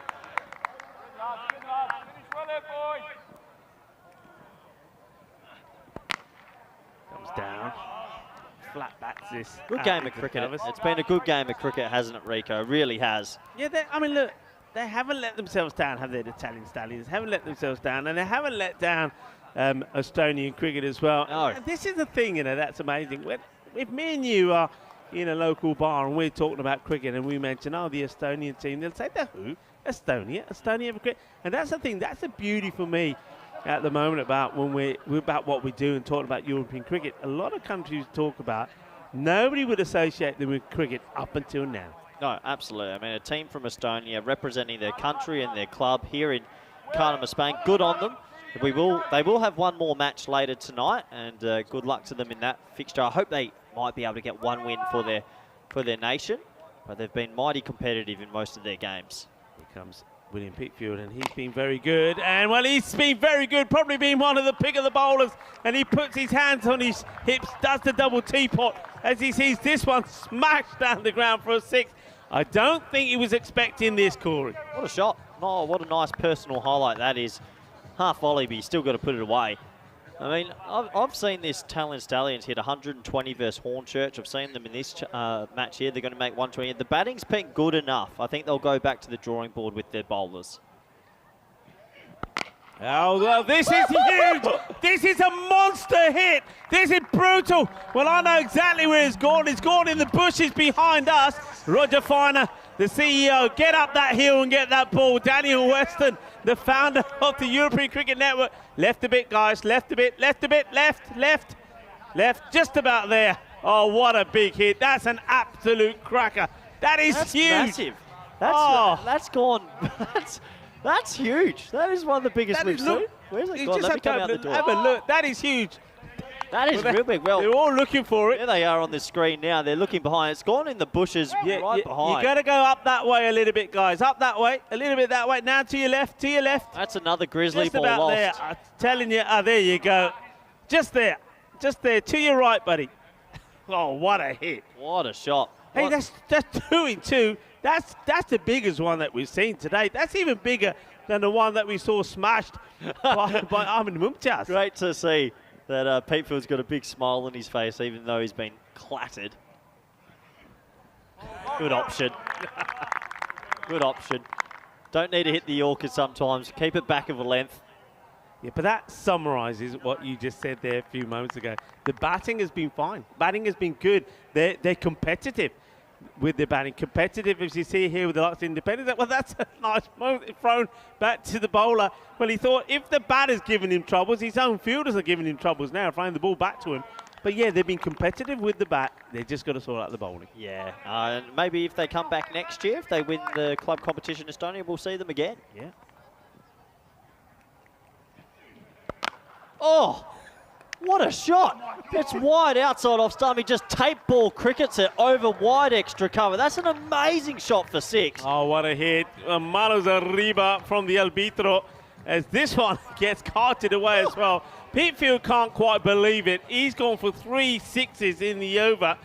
And the score, well, I'll tell you what, the Stallions should be very proud with the effort they made here. That takes a while. They won 29 here. So the margin of defeat, well, how many people thought it was going to be? If they didn't bowl so many 7-ups, they'd probably win. Honestly, they'd probably win. Yeah, you're right. No doubt. Okay, this one is catching. The keeper calls it and takes the catch. So it's going to be a wicket for William Peatfield. He gets one. Look at him. Well, he's punching the air with delight. But I think he's got a big smile on his face as well because he gets the wicket, but not before Vivek Khan makes a personal highlight for himself. 31 he scores out to ball number 16. Quite a nice moment between Peatfield and Khan, actually. As the ball was caught, they both looked at each other and gave each other a thumbs up because that was a really nice battle to watch. In the end, Peatfield gets the wicket after being dispatched a few times. And yeah, good little cameo from Khan. Great to watch. And the Stallions have been impressive in this run chase. Yeah, it's been good. I mean, I'm pleased for them. Like you said, they do have another match to play here today. And they will be playing, you know, they've just worked hard. But I just hope, yeah, you're right. I just hope they are able to pick up something because a lot of people will say they deserve to. Last ball off this match then, and it's going to be a wicket. So William Peatfield will finish with 2 in 2. A bit unlucky Giwala there. It straps him on the pads, I think, onto the pads, onto the stumps. It's the fuller delivery that works well for William Peatfield. So it will be 130 for 7 is what they finish with. And it's going to be a victory by 28 runs. So well done. And it's been absolutely sensational to watch. The cricket here has been absolutely outstanding. First match was 94 to 95 in favour of Hornchurch. And match number 7, 143 to 147 in favour of Byron. And this one, well, it's another high-scoring one, 157 to 130. It is the Independents that get the victory. But what a great effort there from the Stallions. I think a lot of people would not have given them too much hope. But it's only a 27 run margin. Yeah, really, really good to watch. We have a look at what's coming up next in Hornchurch and Byron. Well, Byron made that shock victory earlier. Will they be able to repeat the dose? A lot of good players there that I know are enjoying the T10 format after speaking to a few of them. This is going to be a corker, Rico. I think it really is. I mean, from what we've seen today so far, it's been a bit of a run feast. That one could be another one. Byron, we know they can score big runs. Hornchurch, they're finding their feet as well. That's going to be an absolute cracker. But what also was a cracker was the start of this one, the reply. There were some big hittings, and I tell you something, Independence, they end up winning this one. There would have been concern when Safiur Rahman was out there with Zishan Ali, because we saw some big hitting. Yeah, some lusty blows, and it was the big man, the left-handed batsman Rahman. He raced to a 50 or 14 deliveries. He hit it to all parts. He was really good at landing the ball on the rope, Rico. Never seen someone do it more, but while he was there, people started to believe, and it was a sensational innings. Yeah, it was. Well, this is a wicket early on where we saw a batter that we were hoping could give us something special again, and that was Abbas. And you just think, if Abbas had stayed there a little bit longer as well, well, it could have made all the difference. Disappointment, really, though, from Panwar. He just came out, and after getting a lucky ball, just guided it into the gloves of the keeper. But Zishan Ali, he was not interested in guiding the ball anywhere. He was interested in blasting it and blasting it to the boundary, and that is exactly what he did. Then we saw a sensational 50-plus partnership between Zishan Ali and the captain, Safiur Rahman. It was lovely to watch, and one thing it did do, it started to make their team believe, and it started to put the Independent CC under a bit of pressure. Yeah, they put them under immense pressure, but they did keep their nerve in the end. It was an amazing bit of hitting and power hitting. This was a good bit of sportsmanship. His foot just touched the rope before he forgot the rules, and everyone thought they could run him out off a 6. But these are the small margins that T10 cricket can be decided on. Rahman kept going on his merry way. The strong man was smacking to a pass. He got some good support from Ali, who came out and started hitting it as well. And at this stage, Mr. Maximo might have thought, oh, they've got a chance. Yeah, he's probably thinking, you know what, we could see something quite amazing here one more time. And, well, the big man, while he was there, it was possible. He did get to his half century, but unfortunately, having got to it, he then had to depart. As a very good catch, you have to say, was taken to remove it. It was a brilliant catch from Matthew Stokes. But then Matthew Stokes, well, he got a bit of the butterfingers. Yeah, and this was the changing point in the game. The wicket of Rahman, and really from that moment on, Independence took complete control. A nice safe catch, a warm round of applause for that special innings that we got to witness. And after that wicket, they brought Stokes back, the left-arm off-spinner. This was a goober of a drop, but overall, this over was sensational from the left-arm off-spinner. Yeah, absolutely. It really was. And, well, it was a bit of carnage as well. This was the stumping. So that even though they lost these wickets here, what I liked about the Stallions is, okay, they lost a few wickets, but other batters came in and still wanted to have a go. And that was what it's all about, have a go. This is another run out. You said at the time this could have been a blessing in disguise. It probably was, because I think the left-hander, Ekanakan, wasn't really getting things done. He wasn't able to get any power in, wasn't able to accelerate. Acceleration came here. But, this was one of the drops I was talking about. So having taken a great catch, Tom Nightingale, when he took the catch to remove Rahman, he then dropped 2 in the spin. The second one he dropped was even easier. But fair shout to the Stallions. They kept going, they kept trying. Yeah, they kept trying, and a couple of missed opportunities right at the back. And this was the fun last over where we saw one of the biggest sixes we've seen so far this week, even though it's only Tuesday. A bit of fun between Khan and Pete Football. That was the one where it sent the whole crew into the bush. It just halfway up the hill.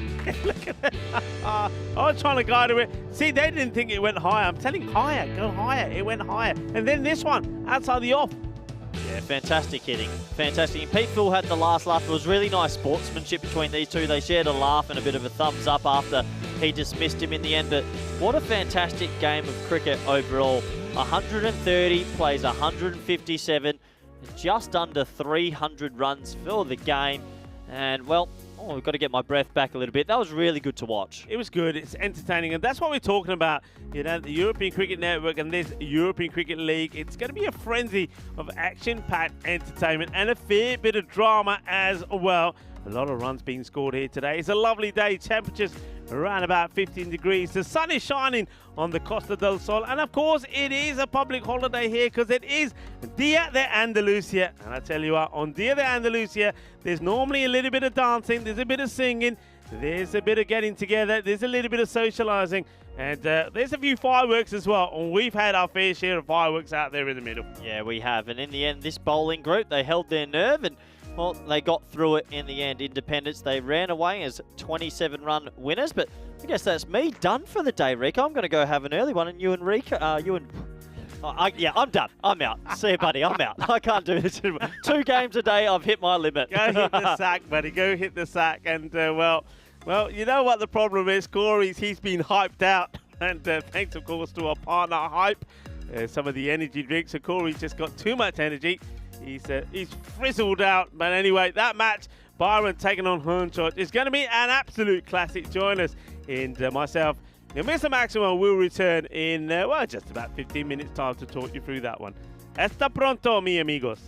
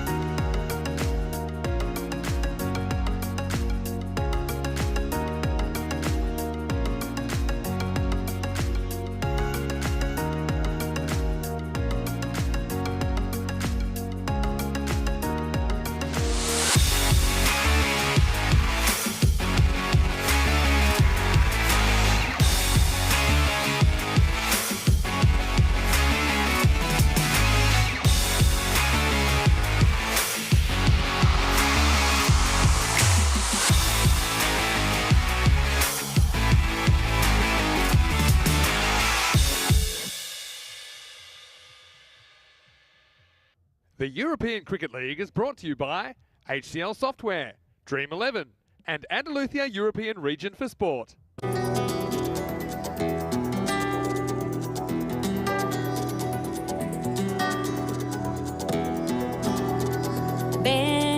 conmigo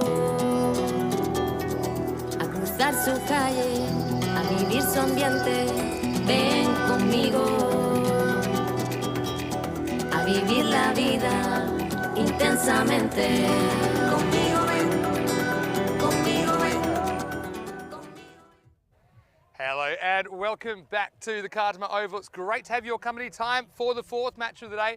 It's match 9 of Group A, and this is a very interesting one that will take place between Byron, the Greek champions, and Hornchurch, the English champions. Both teams 2-1, really pushing for that double chance. It's nice to have some company as well, some beautiful smiles on display. This is the Lake family, so I'll introduce them one by one. We've got Emma, and we have Sophia, and we have Keegan, and we have Tavia. And look, with those fielding skills, I think we've got some stars of the future. Let's see what happened at the coin toss when Rob Kemming had the two captains. One. Your call. Tails, please. Tails is cool. It is tails. We're going to have a bowl. Okay. So the news from the toss in Group A, match 9, is the English club Hornchurch. They've won the toss and they've sent in Byron. That might have something to do with the fact that Byron was so good chasing down 140s earlier in the day, looking so dangerous. How about the mummy, Ahmed Mumtaz? That was crazy what he did, 83 off his bat. But Hornchurch, they're finding their straps as well. Good chance to see where these two teams are at. And look, we know this is their last group match. So they're going to leave it on the table here. As for us, are you ready for the game? Let's go crazy! Yeah! Over to the commentary box. I don't know about going crazy. I think he reached that point a while ago. But anyway, I'm loving that. Loving the action from the middle. And Richard Lake's kids involved in the action as well. And hello to everyone else. Of course, it's a big holiday here in Andalusia. It's a public holiday. Andalusia, dear. As back in 1980 is when Andalusia became an autonomous community here in Spain, and a day of celebration all around. And it's been a day of celebration here on the European Cricket League as well. We've seen some great matches, and Byron and Hornchurch have both won their matches earlier here today. Hornchurch, they held on to a bit of a thriller against a team that was just been victorious earlier in that last match against Stallions, the independents.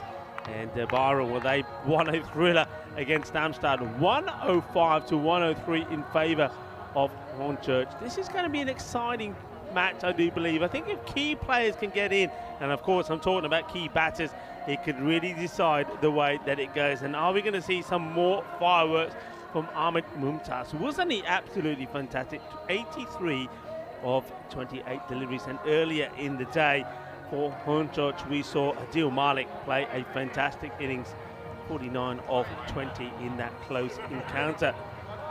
Big crowd in here today enjoying the festivities, and a lot of supporters from Hornchurch as well. Hello everybody, I hope you're well. They're all giving us a wave, enjoying the lovely atmosphere here in Malaga. The ground, by the way, a lot of people often ask us, well, whereabout is this ground? Well, you have to be on the A5079 between Cartama and Coin. A57. Vinny's given me the directions there. I've got it written down here. I'll tell you exactly where it is. It's the A7059. There we go. We'll get it right in the end. The road between Cartama and Coin. And it's actually the same road that goes all the way to Marbella as well. So come on down, enjoy. Come and enjoy the fun. Come and enjoy all the atmosphere in the fan zone. This is going to be an absolute cracker as we get ready to get going on this one. And Vinny will be joining me shortly. And, openers. Ready. Berkali is out there. And well, this is what we're talking about. This is what we like to see. Is another one. And what a start it is. It's boom, boom time. This is big. And this is what he does. He smashes the ball all over the place. He's in some form at the moment. And Ahmed Mumtaz, a.k.o. the Mummy, goes big straight away. Boom. Shaka Lagao. Welcome to the show. Welcome to the fireworks. And that's Another one that sails over.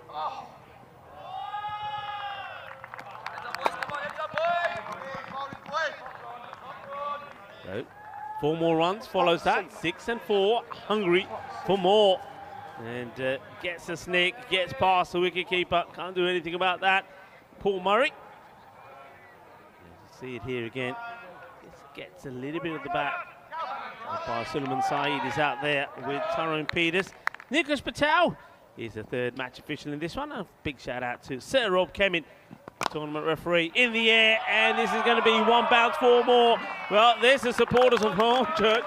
Well, if he's hurting them out there, if he's hurting the team, well, he's after the spectators as well. And it's all about action. It's all about entertainment. It's all about fireworks as well. What a big hit.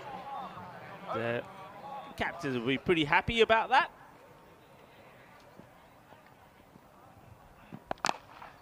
And this one, he's trying to get in the gap, and oh, well, I reckon my first impression on this is that that shoulder just catches the rope while the ball is in hand. He's trying to release it. I don't know, we'll have to see this again. Does he release this on time, or does the shoulder just catch the line? So, ball in hand. Let's see when he's trying to release it, it's going down, and where's his hand? Where's his hand? Oh, it's so close to tell. I just think when I saw it from the angle, I think he just made contact with the rope before he was able to release it. Yeah. And see here, 4 runs, but it's a superb effort. It's a fantastic effort. You can see with the momentum he was going in, he just couldn't release the ball in time. Great work once again from our production team here. Spring Productions, superb. What a start. Saunders has gone for 14, 2 balls to go. This one should be stopped. So Taylor Singer won't mind this. So he's had 5 balls. He's got 15 from him. And he leaves the ball out there for Muhammad Ali to face. Burke Muhammad Ali, that is, of course. And to Burke, can he put a good performance in here in this one? Hits this pretty well. He gets it through the gap. The chase is on. Fielder does extremely well. He gets the rock and roll dive in. Makes a stop. Well, we've got a bit of full house here, and it's time for us all to give a big wave to everybody on this lovely public holiday. It's Andalusia Day. Hello, everybody. Come on, give everyone a wave. It's a bit like the Brady Bunch. Okay, you ready? So we got Harry, Tavia, Sophia, Emma, Keegan and Isabel, and sorry, what was your name? The bigger, uglier kid.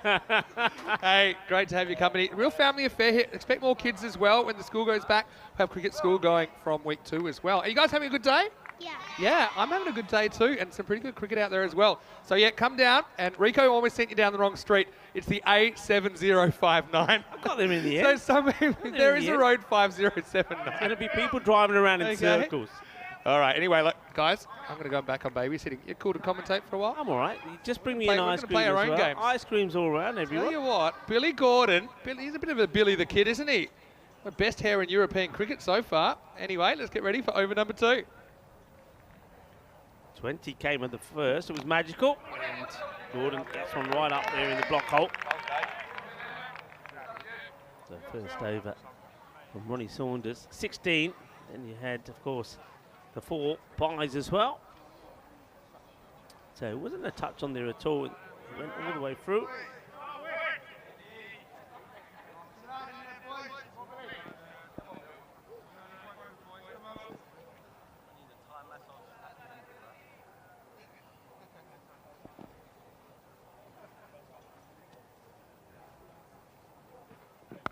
Short, and doesn't quite get it where he's looking for, doesn't get enough swivel on the shot, trying to get this over square leg and in that vacant part of the ground.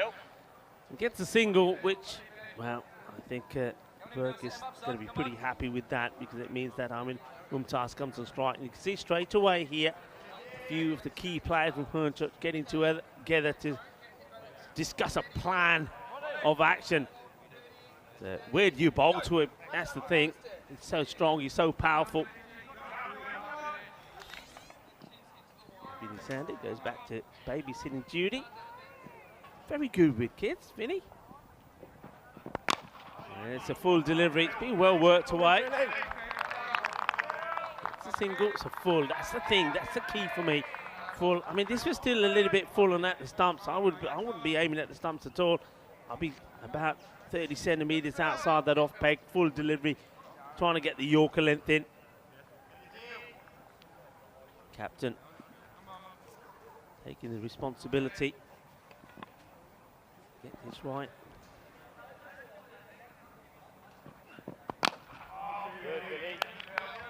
Slower delivery.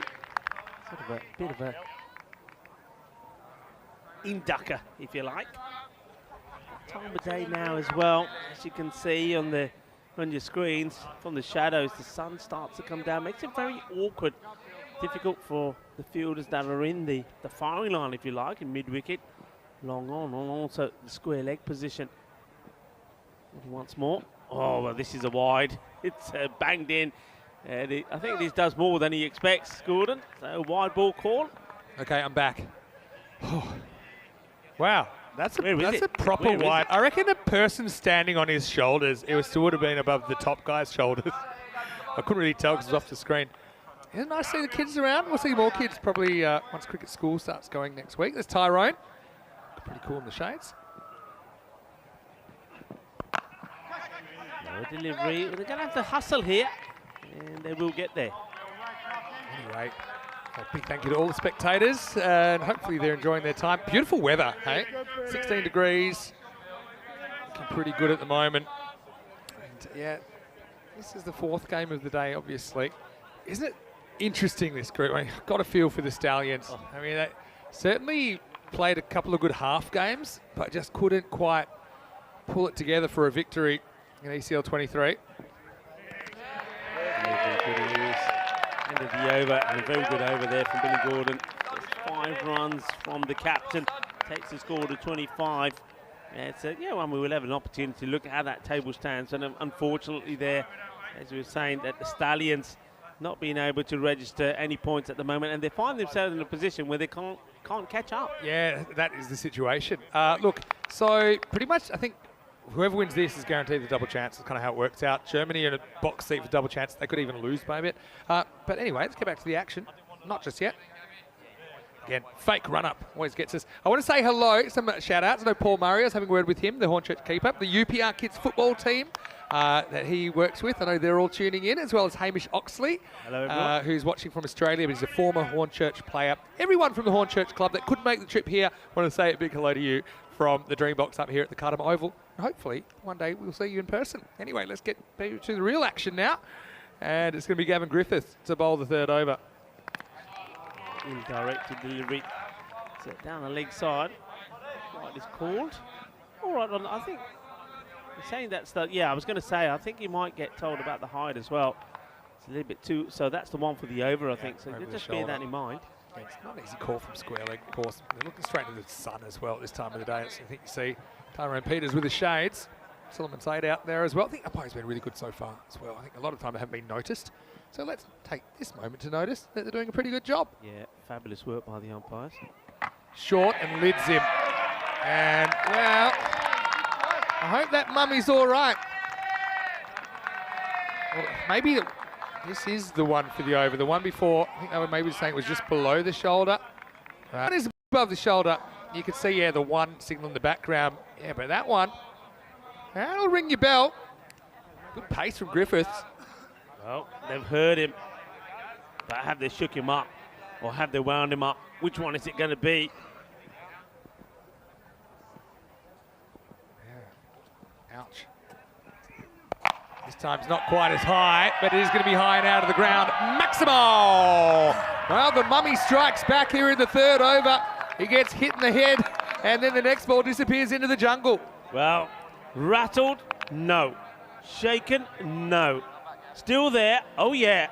This is another one which gets sent out of the ground. 6 more. Yeah, baby. The European Cricket Network. This is what it's all about. What does he go now? Does he ever try full? It's risky.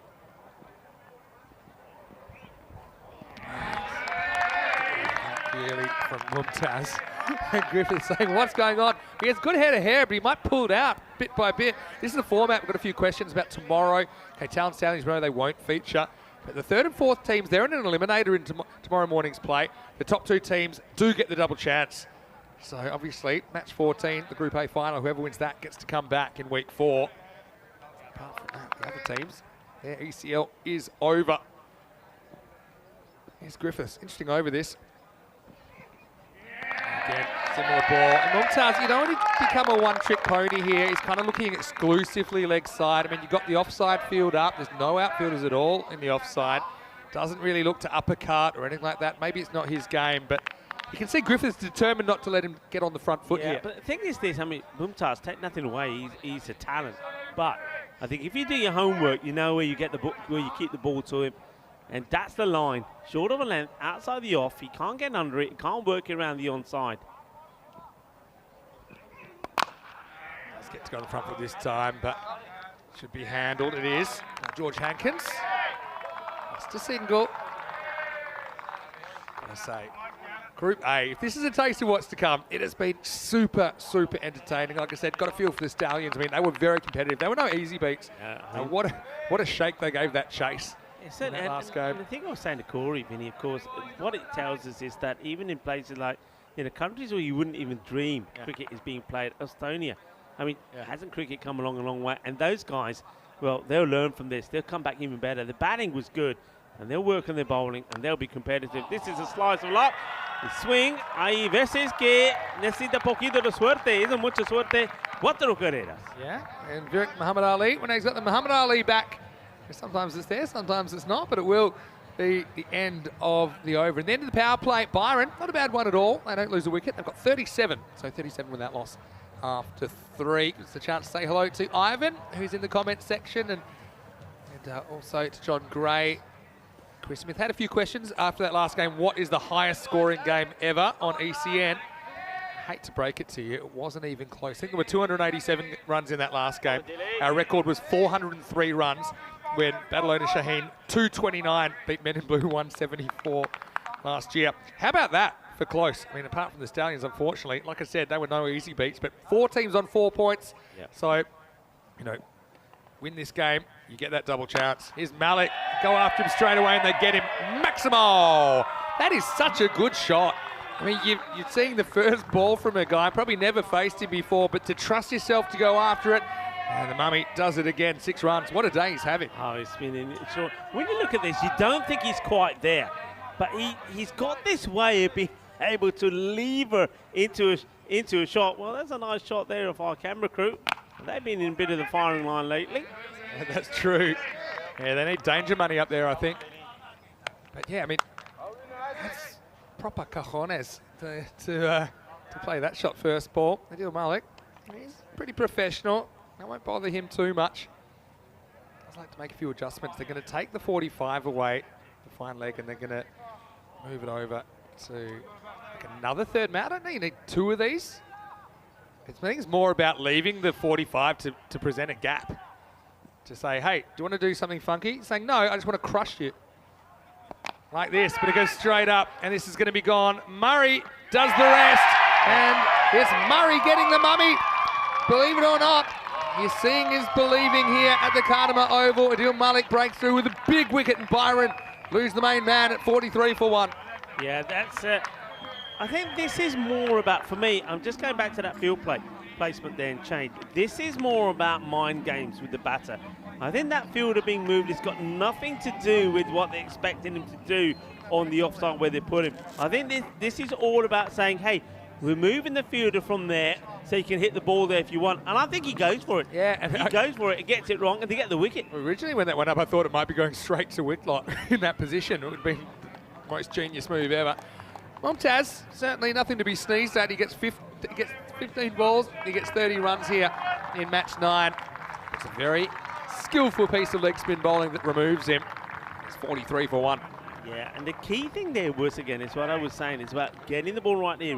If that is on the leg side, it's disappearing. If it's straight, disappearing. He gets it outside the off, so he's going to be fetching it. And I know he's done very well with it in the last innings, but you're going to get it wrong once or twice. He gets it wrong, catch is taken, So they remove him, but there's still a few danger men out there, you know. It's interesting, but I mean, I don't think he needed any encouragement to keep trying to whack it over the leg side. Anyway, it's going to be Kazim Mohammed coming out at 3. Still, obviously the Mummy's been the main man today, but these two have shown quite a bit with the bat as well. Remember Hornchurch in the early game as well. It kind of got the staggers on the way to finally chasing down a score mid-90s against the Guernsey champions, Indies. Got over this though. A little bit short. Kind of overspin on that, rushes onto the batter. Vic Muhammad Ali gets 1. So yeah, let's just see what that wicket does, because apart from that, Viruk hasn't really gotten going yet. Obviously, Kazim's very new to the crease.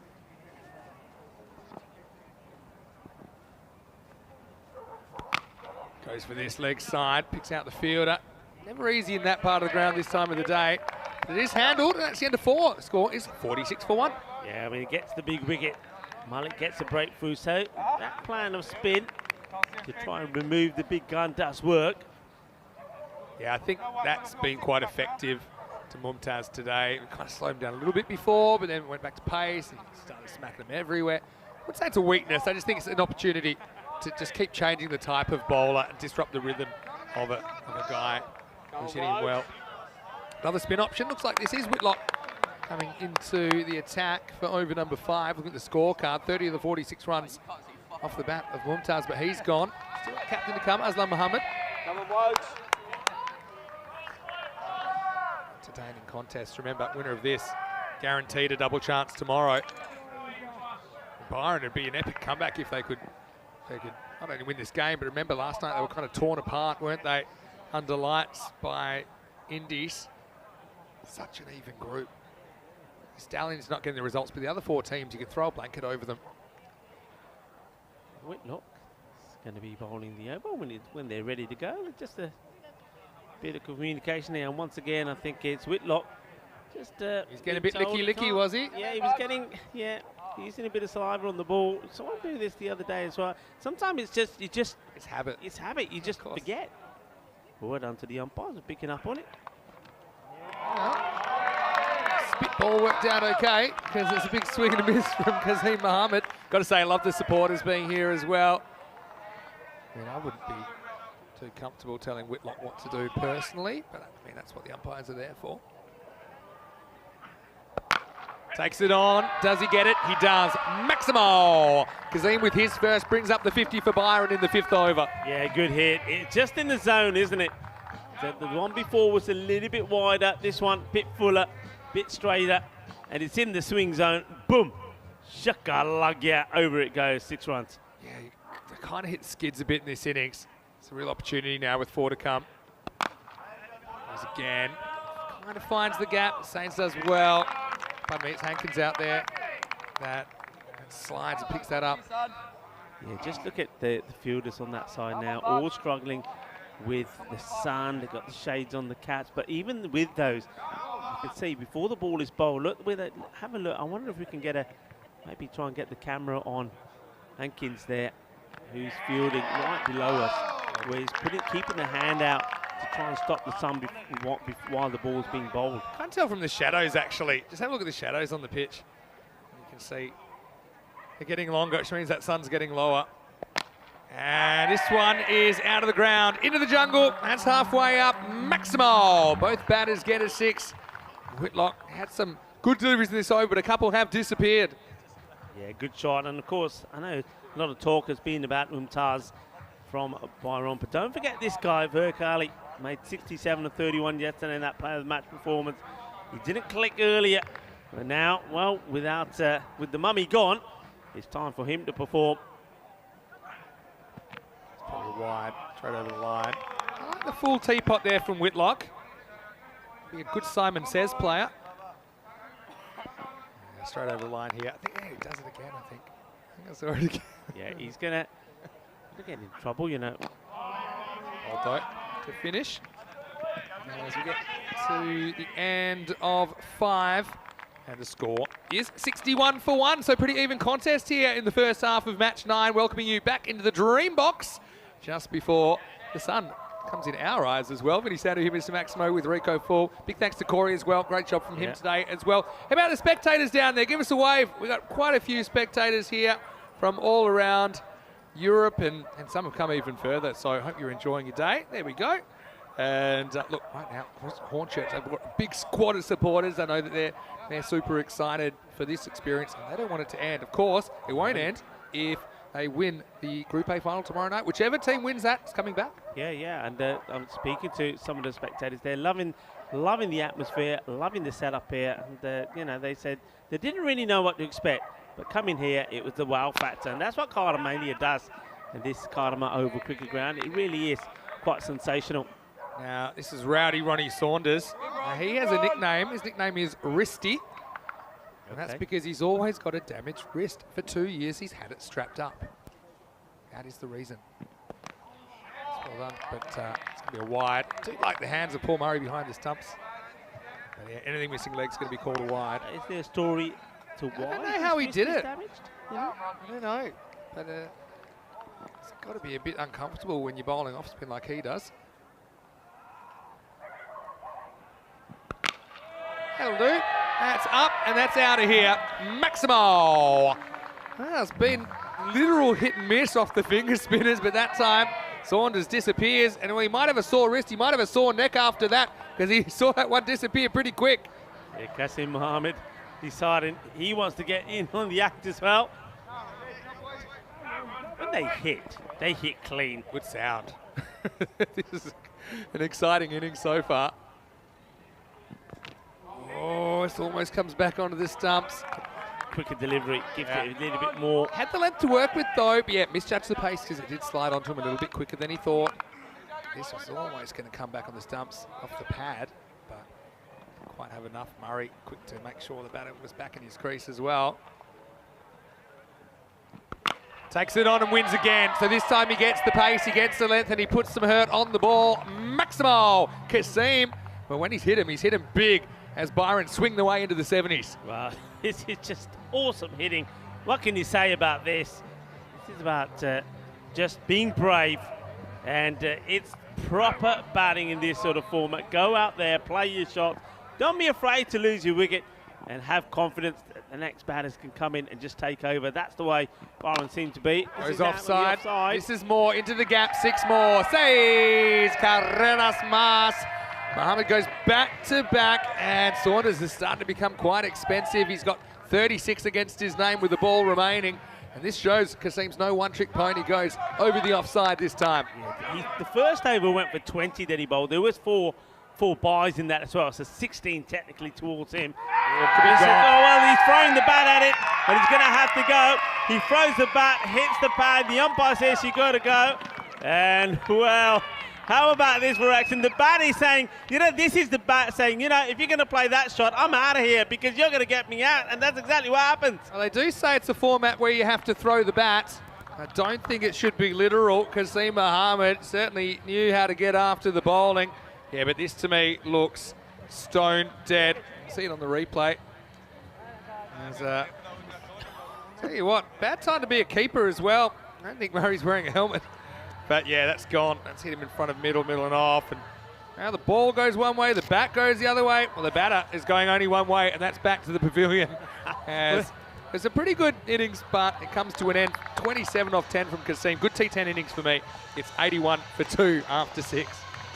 The thing I like about this is, the bat goes flying. He's got a mind of his own. He's turning around to get his bat, and by the time he picks it up, the umpire's there with his finger up in the air saying, "What do you mean?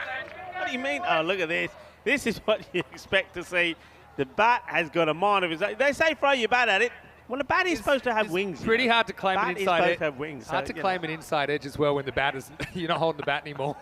It actually reminds me, there was a last ball game in Sweden, like really early on in 2020, and the batter needed one to win, and as he swung his bat in his backlift, he let go of it, he got LBW, he couldn't do anything. He didn't have a bat anymore. This could be another one, hanging in the air. Who wants it? Well, Gordon was late to move. Just didn't pick that up. Hard to believe that falls safely. Burke gets lucky on 16. Yeah, was out there a long time.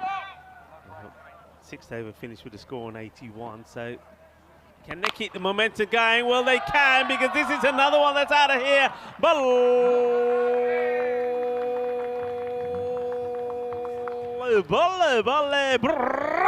Inna Sona Shaka Lagya. The captain, Aslam Mohammed, comes out and he decides, well, he's going to play just in one way as well. And he goes for another. Back to back. This is bigger than the last one. Whoa. Hi. Kinna Sona Shaka time. Badhiya batting, zabardasti batting. Aaj mundiyo. The swad aa gaya cricket dekhe the. Mar Manamar. How about that from Aslam coming off for Golden? He's keeping the ball retrievers busy. I mean, Malik is hard to get after, but he goes back-to-back Maximos out of the ground. This score is climbing. Well, 2 out of 3 ain't bad, as Meatloaf said once upon a time. Gets a fair bit of movement on this, doesn't it? It moves pretty big. You just get the feeling if he gets it in the right place, then, you know, it's going to cause a lot of trouble. But sometimes it's just been a little bit too full, and batters have been able to hit him before that spin comes into contention. It's good length. Didn't really know whether to come forward or back. Probably get 2 here if they hustle. They will. Deflected away from the outfielder. What a good start to Aslam Mohammed's innings. He's so talented. He's 51 years old. He said, it's the Greek lifestyle. Keeps me young. Yeah, don't disagree with that. Greek yogurts, you know. Is it? Yeah, it's the what do they call them? The bacteria in the Greek yogurts. Good bacteria. Good bacteria. Yep. 7 overs down, 97 for 2. Aslam, the skipper, will retain the strike. We certainly hope that you're enjoying the action here on the European Cricket Network, wherever you're watching from around the world. This is basically how the tournament looks. Monday to Wednesday, we have Group A this week. Thursday to Saturday, we have Group B. It repeats for 3 weeks. Now, whoever wins the group, there's finals days on Wednesday and Saturdays. They will join Pakai Badalona in the championship week, which starts on the 20th of March. So there'll be 7-team championship week. Yeah, I can't wait to see which one of these teams comes through. Right now, I've got no idea who's going to be the Group A qualifier, and that's the way I like it. Yeah. Good discussion here between the batter and the umpire. Not sure what that was about. He's the captain, so maybe he's got a little issue. Again, microphones aren't that good. Not quite sure what he said. Okay, it is going to be Whitlock to continue. Yeah, they're going to really go at him here with his finger spin. Whitlock's got... Oh, I know some of the players have started kind of... I think it's okay. issue with the lid here. Okay. I'm saying I'm not going to accuse Aslam Mohammed because he's a pretty honest chap, but you've got the clock ticking. But see, all of these things, like, that'll add time onto the clock. The referees are red hot on that. But yeah, I've seen a few of these little... Still say gamesmanship? Still not right here. I don't know what's... I reckon maybe he's put a bit too much sun cream on his head. And here we go. That's his beanie type. That's what it is. He said the beanie's moving around. And you know that Grippo stuff? I'd be putting it on his skull. I mean, he's got one of the slipperier heads in European cricket, and so nothing's going to stay on there. See what? That's what's going on. He said that the helmet's slipping around because of the beanie. Sullivan Saeed saying, I mean, I don't know how many bounces Whitlock's planning, but I suppose it makes sense to keep the helmet on. There's always a chance of a top edge or something like that. With a throw from the field. Right, he's ready. We're ready to go. He scored 15 or 5 deliveries. Yep. Whitlock now. All settled. And after all that, we get a wide. Signalled by Jerome Peters. Is out there with Sullivan Saeed. 2 match officials. Goes after this. Inside half of the bat, just a single. We're taking a big shout out to not just the match officials, but of course all the scorers as well, who in my book are part of the match officials. Thing is, obviously that won't affect the time at all. It's a bit of a momentum buster, you know what I mean? This will help though, or will it? Going, gone. Maximo, well judged, as it's the flat bat from Virk, and he gets 6. So I was just saying, sometimes those kind of lulls in the game. I mean, the batting team was in charge, so you kind of want to keep the game rolling. Yeah. So obviously it was out of Aslam Mohammed's control. Just a fraction too short. Pitches up now, false shot, but they'll get away with it. That's the luck factor. That could have gone anywhere. Just a single. Yeah, straight bat pull we saw earlier. Brought the 100 up. is where can they take this score? That's the thing here. I mean, we've seen 130s being brought up quite regularly. We saw the highest score in the series so far. This one's been hit pretty well. Take some stopping, and well, I reckon this is going to be 4 runs because I think the slide has taken his body over the rope, and yeah, it's been called straight away. And once again, good from the fielders. Yeah. The fielders very quick to tell the umpires, no, that's 4, I've touched the rope. Yeah, good sportsmanship, you expect that. Honest Ronnie Saunders. Yeah, look, gets a sliding, but you can see he's already taken the rope away. Yeah, so you could tell by the fact the rope had moved, and yeah, it was in that process of sliding that he touched the ball. So, yeah, I do like that. Play the game the right way. Whitlock searching for a wicket. Last ball for him. This is kind of another flat bat kind of shot, but just a single. So yeah, these two doing a good job at the moment. That's the end of 8. It's the Nelson, 111 for 2. Yeah, just keeping it ticking. But yeah, I was talking about the scores. It's in the highest score in the series so far. Independence 157. I don't think it will remain the highest. I'm pretty sure you're going to see some big scores, and well, that's not looking too bad. Just that 1 over a 5 below par. We saw that the 4th over, there was a wicket fell in there, but 9 runs came off it. Well, the issue was when they lose the mummy, you know, that was a crossroads, wasn't it? But they've certainly responded well, Byron. It may be a little bit fragile when you get down to the middle lower order, but you know, they haven't been able to penetrate the top 4 in this game. We say it all happens in the 9th, and it's number 9, Billy Gordon, to come on to bowl. Bowled a good first over, didn't he? Looks really clever. He's got good changes of pace. He's got the kind of slower bouncer, which tends to fool a lot of batters. But these two are set and going. This one loses down the leg side. Yeah, just lets himself down slightly there. Come on, boy. Loses his radar. A few Nathan Bracken comparisons, former Australian medium fast bowler in the limited overs format. Played a couple of tests as well, I think, Nathan. But, yeah, right now, Aslam Mohammed, great skipper, wants a piece of him. And he gets quite creative and he gets 4. Well, that's quite smart. I mean, from watching Gordon, he's been digging a lot of balls in. And I like that he doesn't rush this shot. He probably knows there's one fielder to beat. It's probably not the best fielder on the ground. He does beat him and he gets a boundary. I think this is good. I think he changes his mind here. He gets ready to do the ramp. I think he gets ready to do the ramp, but then the bowler sees it, bangs it in a bit shorter, but he's able to adjust. I think that shot is like a cousin of the ramp. I think they're related. He goes to ramp, and just because he has to improvise a bit, but yeah, I think it's smart batting. Get the Ancestry.com on those 2 shots, and I think you'll find that they've got some common parentage somewhere along the line. Good comeback. I'm loving the interaction from the. I mean, just the supporters there looking absolutely brilliant, watching the game, and soaking up the sun as well. The sun is on its way down, enjoying the sun, enjoy the Victoria as well on this Dia de Andalusia, and have enjoyed some amazing cricket today. It's been amazing. Really loving it. 10 balls to go. Indiscriminate kind of pull from Virakali. Can't really accuse these guys of being too defensive, that's for sure. Isn't it interesting when we take someone like Aslam Mohammed? I know we talk about his age, it's quite remarkable. He's 51 years of age, but I bet when he started playing cricket, he wasn't practicing shots like that as a kid. They didn't even have those shots yet. So to think about these, constantly adapted his game changing to keep up to date. Wants leg side this time, top edge. Might get away with it. Does. Just get a single. You can kind of tell from the way that Virk had crept across there that he wanted the leg side. And Gordon does well to kind of make him fetch it from outside the off stump.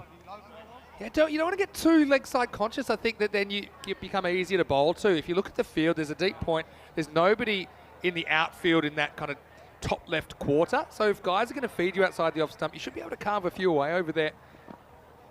Couple to come. Is that slower bouncer? This one is going to be into the gap, and it's 4. Cuatro carreras. Aslam Mohammed making up for the first baller yesterday. It didn't matter because they won the game anyway. Right now, on the way to a very healthy total, and they're past 120 with that shot. Yeah, in the wheelhouse, isn't it? I like the way he comes forward, gets himself there, and he hits it pretty hard as well.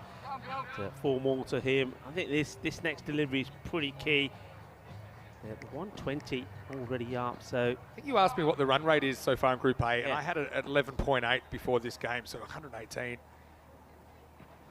Pretty high. Well, this is back of the bat job, and that's how you do it. That's the old. Now, I said the ramp was related to the other one, and this one is the ugly stepsister. This is the back of the bat ramp. And try practicing this one at home, and it gets you 4. It might be ugly, but it's still sexy. Sun, sea, sand, and sexy cricket here in the Costa del Sol. It's 4 runs, and that's what we like. It's all about being imaginative. All happens in the night.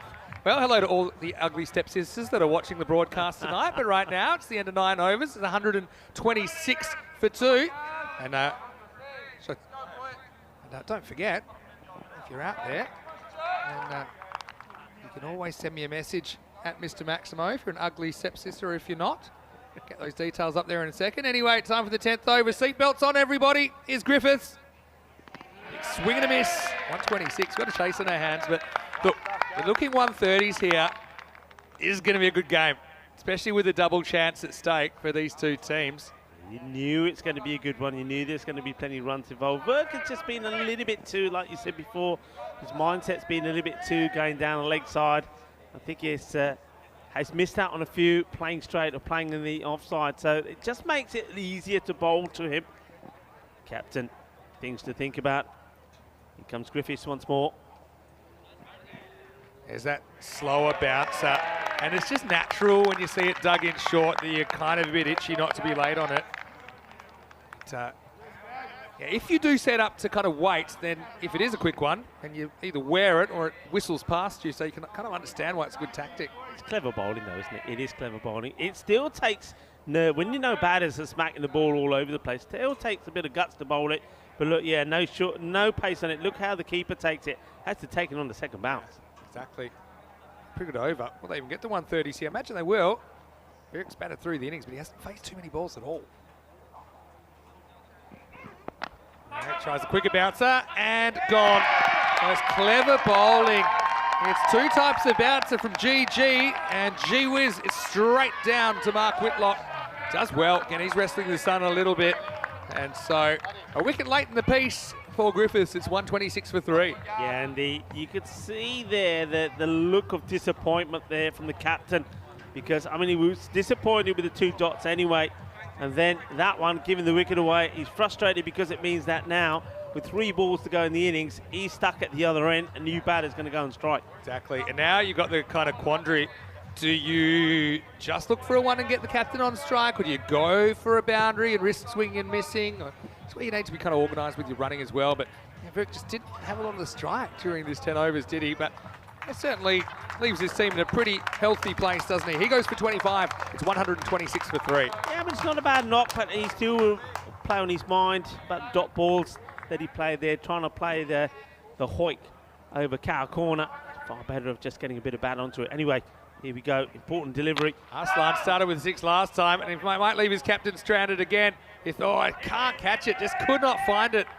So that's a break. Not so much the missed chance. Oh, now, okay, now they'll get 2. What they're doing here, you don't take the 2.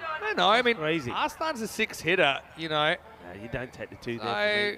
Yeah. Captain's got to stay on strikes. He's hitting the ball so well. Yeah. Because this is a nothing shot. He just leaves the bat out there. I didn't have 2 on my bingo card when that ball went up in the air, but yeah. You had wicket. I was thinking already 2 in 2. No one's seeing Hat-trick it. chance to finish. Murray doesn't get to the stumps. All right. Here we go. Couple to come. Now you got to run. I would be. Yeah, you got to run. See, this is where you got to be organised and kind of like force them to throw to the bowler's end, and maybe you can cross. Well, that's why I wouldn't have taken the 2.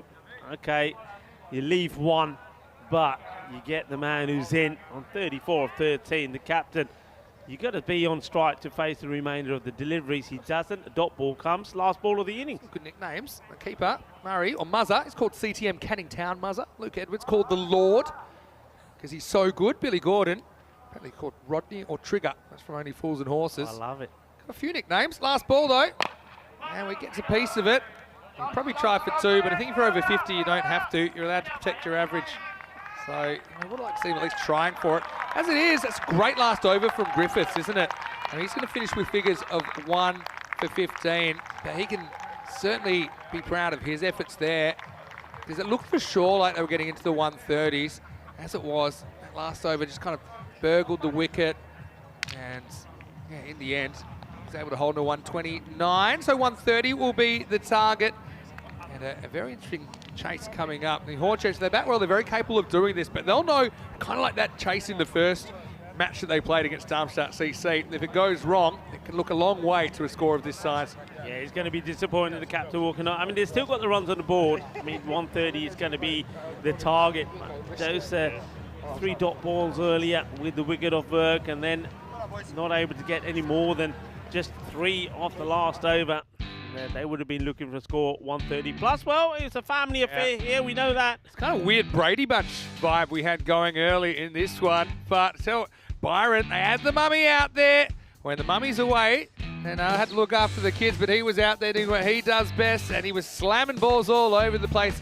And the thing was, when they stopped him, they didn't really stop the rock. They still find themselves chasing 130 Hornchurch. Yeah, they certainly do. I mean, this was unfortunate. We saw this a couple of times with fielders threw their body around, got hurt, but couldn't stop the ball. Well, the batter got hurt, but you know, if you hurt him, if you hurt the mummy, then he hurts you.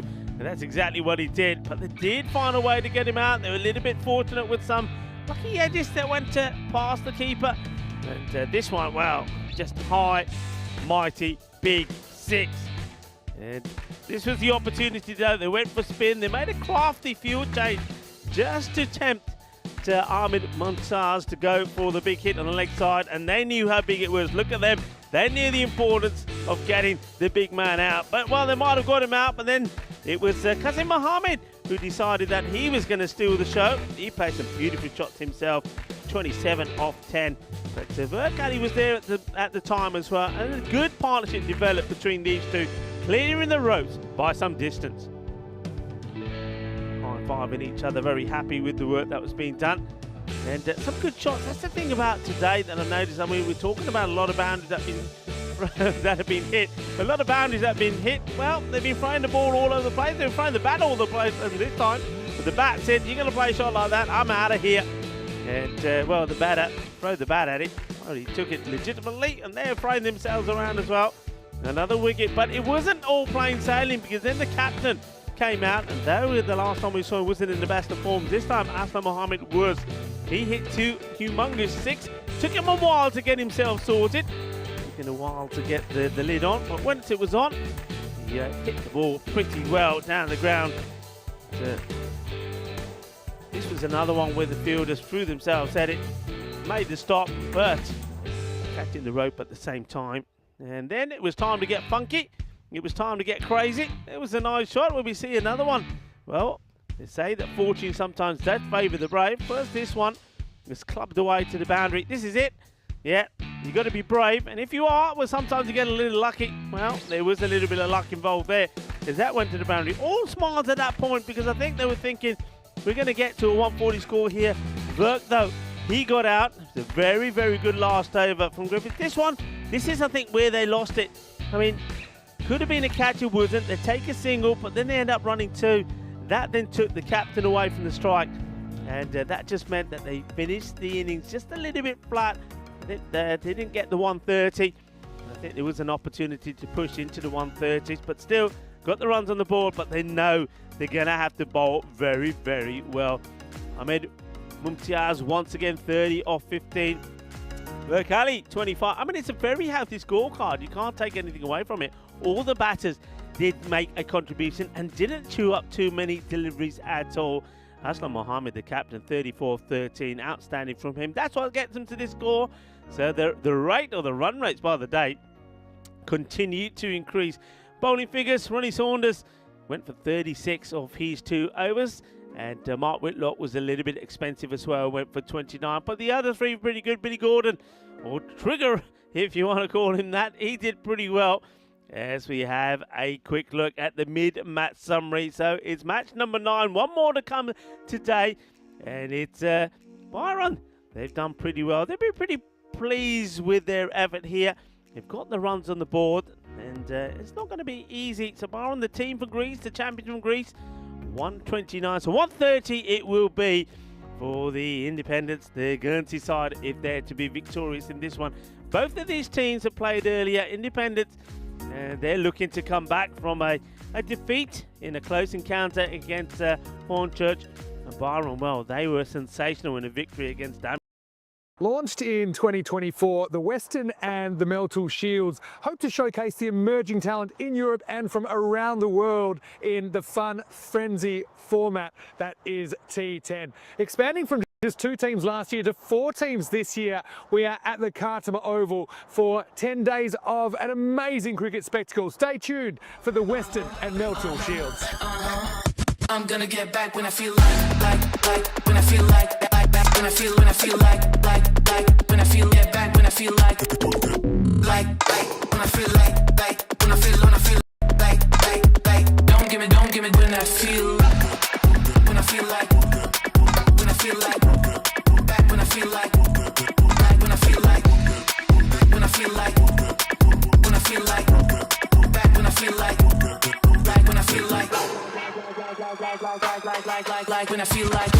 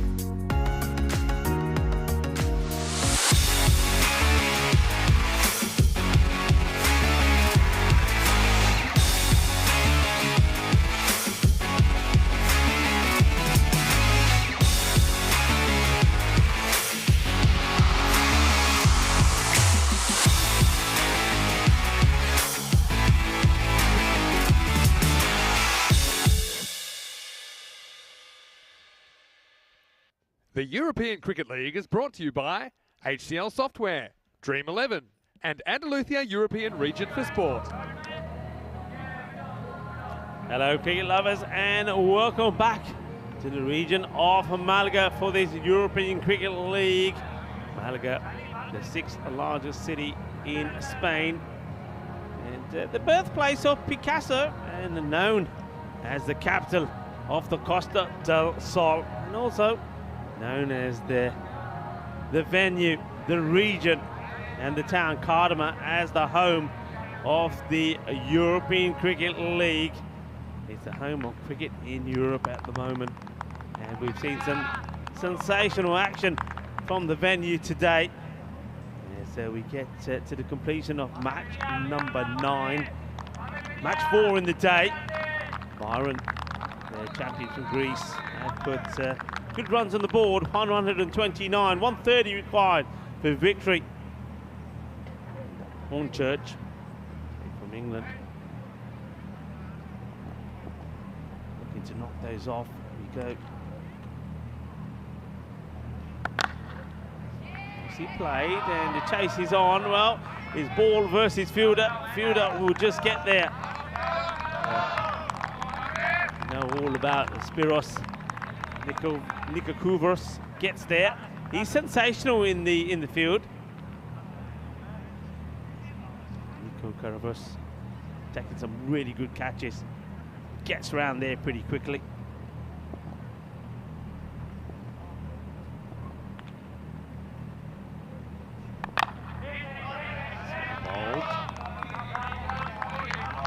His day. The bowler here, Azim, can be pretty spectacular. Though the batting didn't click late last night for Byron, Azim, he bowled a very fiery spell, and he was pretty successful. And, he bowled some cracking deliveries. One of them, the umpire involved said is the best delivery that he's seen so far in the year.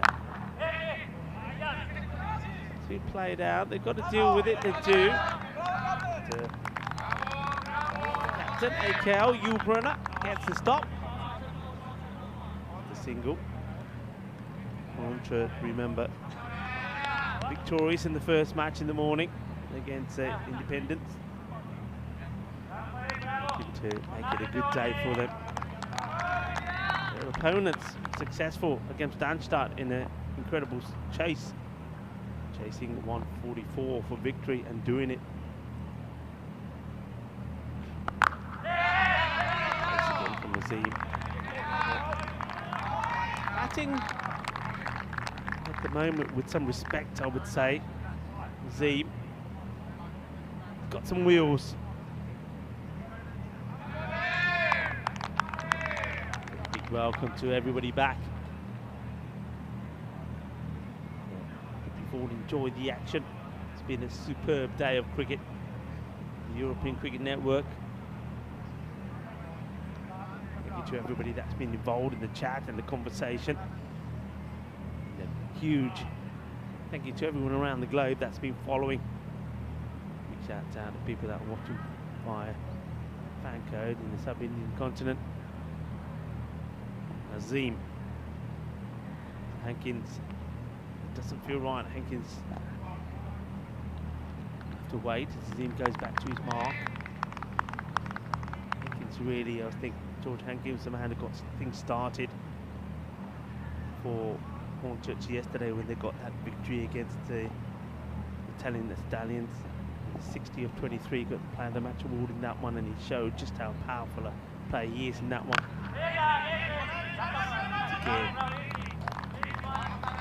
Good position early, keeps his shape, plays it away out to the man at point, takes a single.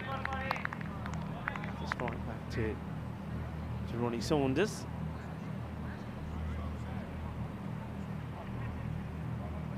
And, floodlights are on as we start to prepare for the light to fade pretty quickly. I think in the next 10 minutes or so, sun will totally be going down the mountains to the left of us. Oh, cracking delivery. What a seed that is. Lovely ball from Azim. And the end of the over. So it's a good start, just to 5 runs from it. Good pace. Beats him proper. Verkali making the stop. 20 matches since we've seen a golden ball now. Saw 5 of them, of course, in total in Malta. That was quite incredible. But you know there's more to come. And you know that the European Cricket League will deliver some. Maybe we'll see one before the end of Group A.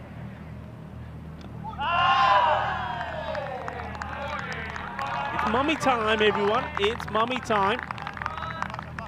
Yes. Into the action straight away. Get the dot ball in. Taz don't want to fall too far behind there on Church. Oh, that's such a good delivery. Asking the question, and the umpire puts the finger up. There was definitely a noise, and I can't think of what else it could be. And Hankins doesn't like it, but will have to go.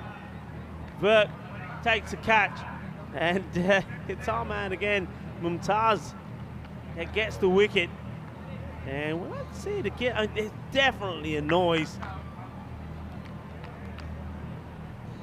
Disappointment from the batter, George Hankins. Just watch this, if we can pick anything up here at all. I mean, obviously going for a bit of an inside edge on here, and all going up. Don't see anything yourself here, I've got to say, got to be honest. I mean, I thought it was more, when I see the appeal, because I couldn't see the stumps at first, I thought it was more likely that it's going to clip the pegs on the way through. It doesn't. It's a little snick. The umpire thinks long and hard, and eventually it is Jerome Peters that puts the finger up.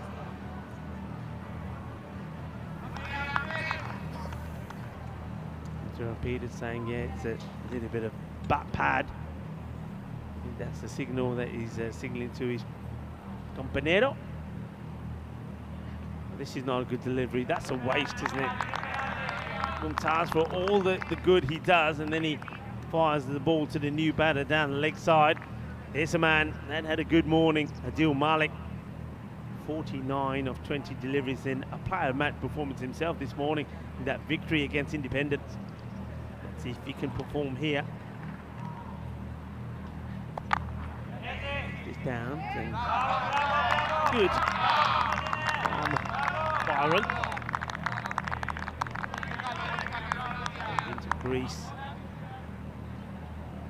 setting good standards for themselves, working hard for each other. This would be a big victory for them, it really would. Trying to keep it tight. Once again, strained down the leg side, so gets a little bit lucky here as Mumtaz. If it was left alone, definitely would have been wide. So sort of spoils are wide there, you got to say. The batter, Saunders. Be looking to try and get something here. A couple of boundaries. What have we got? 4 to go with 2, I think. A couple to come. Short, and he's got enough of this. It will go all the way. 6 runs, and it's almost effortless. Manos arriba from the arbitro. It was too short, and tried something different here. Mumtaz bangs it in short, and you can see that he's just waiting for it. Has so much time. That's Adil Malik. He's in good form. Oh, yeah, that's 6. But somebody had to turn the card the other way around there. We waved the 4 around, thought, oops, hang on a minute, it's 6. Here, come on, get the right scores on the board. Okay, ball to go. 8 of the over. It's not a bad over so far, but you wouldn't want this to go to the boundary. And then it's it's a wicket. Can't believe it. And look, this is a lot harder than you think. That is a huge wicket. It's a gunny ball, really. Adil Malik gets a gunny ball. He should be smacking this to the boundary. And what he does is he puts it straight into the air. The fielder takes a catch. That is such an important catch. The sun is coming down. The sun is right in his eyes, and his arm man again, Spiridon Veliscus, takes the catch. Well done to him. They've removed 2 big wickets, and it's a curse of the Maximo again as he comes into our commentary booth. Yeah, it's got a half sun, half shade there. Vasilakis is happy. Adil Malik's not. It's kind of a stand-up sweep. You look, he's not in good shape physically. You can tell that. He's struggling. He hobbles off. And right down the toe of the bat. So drama in the power play. Malik's gone. He follows Hankins cheaply. And it's 14 for 2 after 2 overs. Yeah, I mean, that's a big wicket, isn't it? Big wicket. Both are key batters. We know that. And both batters have produced for Hornchurch. Somebody else is going to have to do it here now. George went earlier for 4 of the 6 deliveries that he faced. Wasn't happy about it, but had to go. And now we've just seen Malik go for 7. Just have a look at those. Have a look at all those 4 of a kind, 4 fours. Every team except the Stallions on 2 wins right now. I suppose the difference is Independence. They've already finished their 4 games.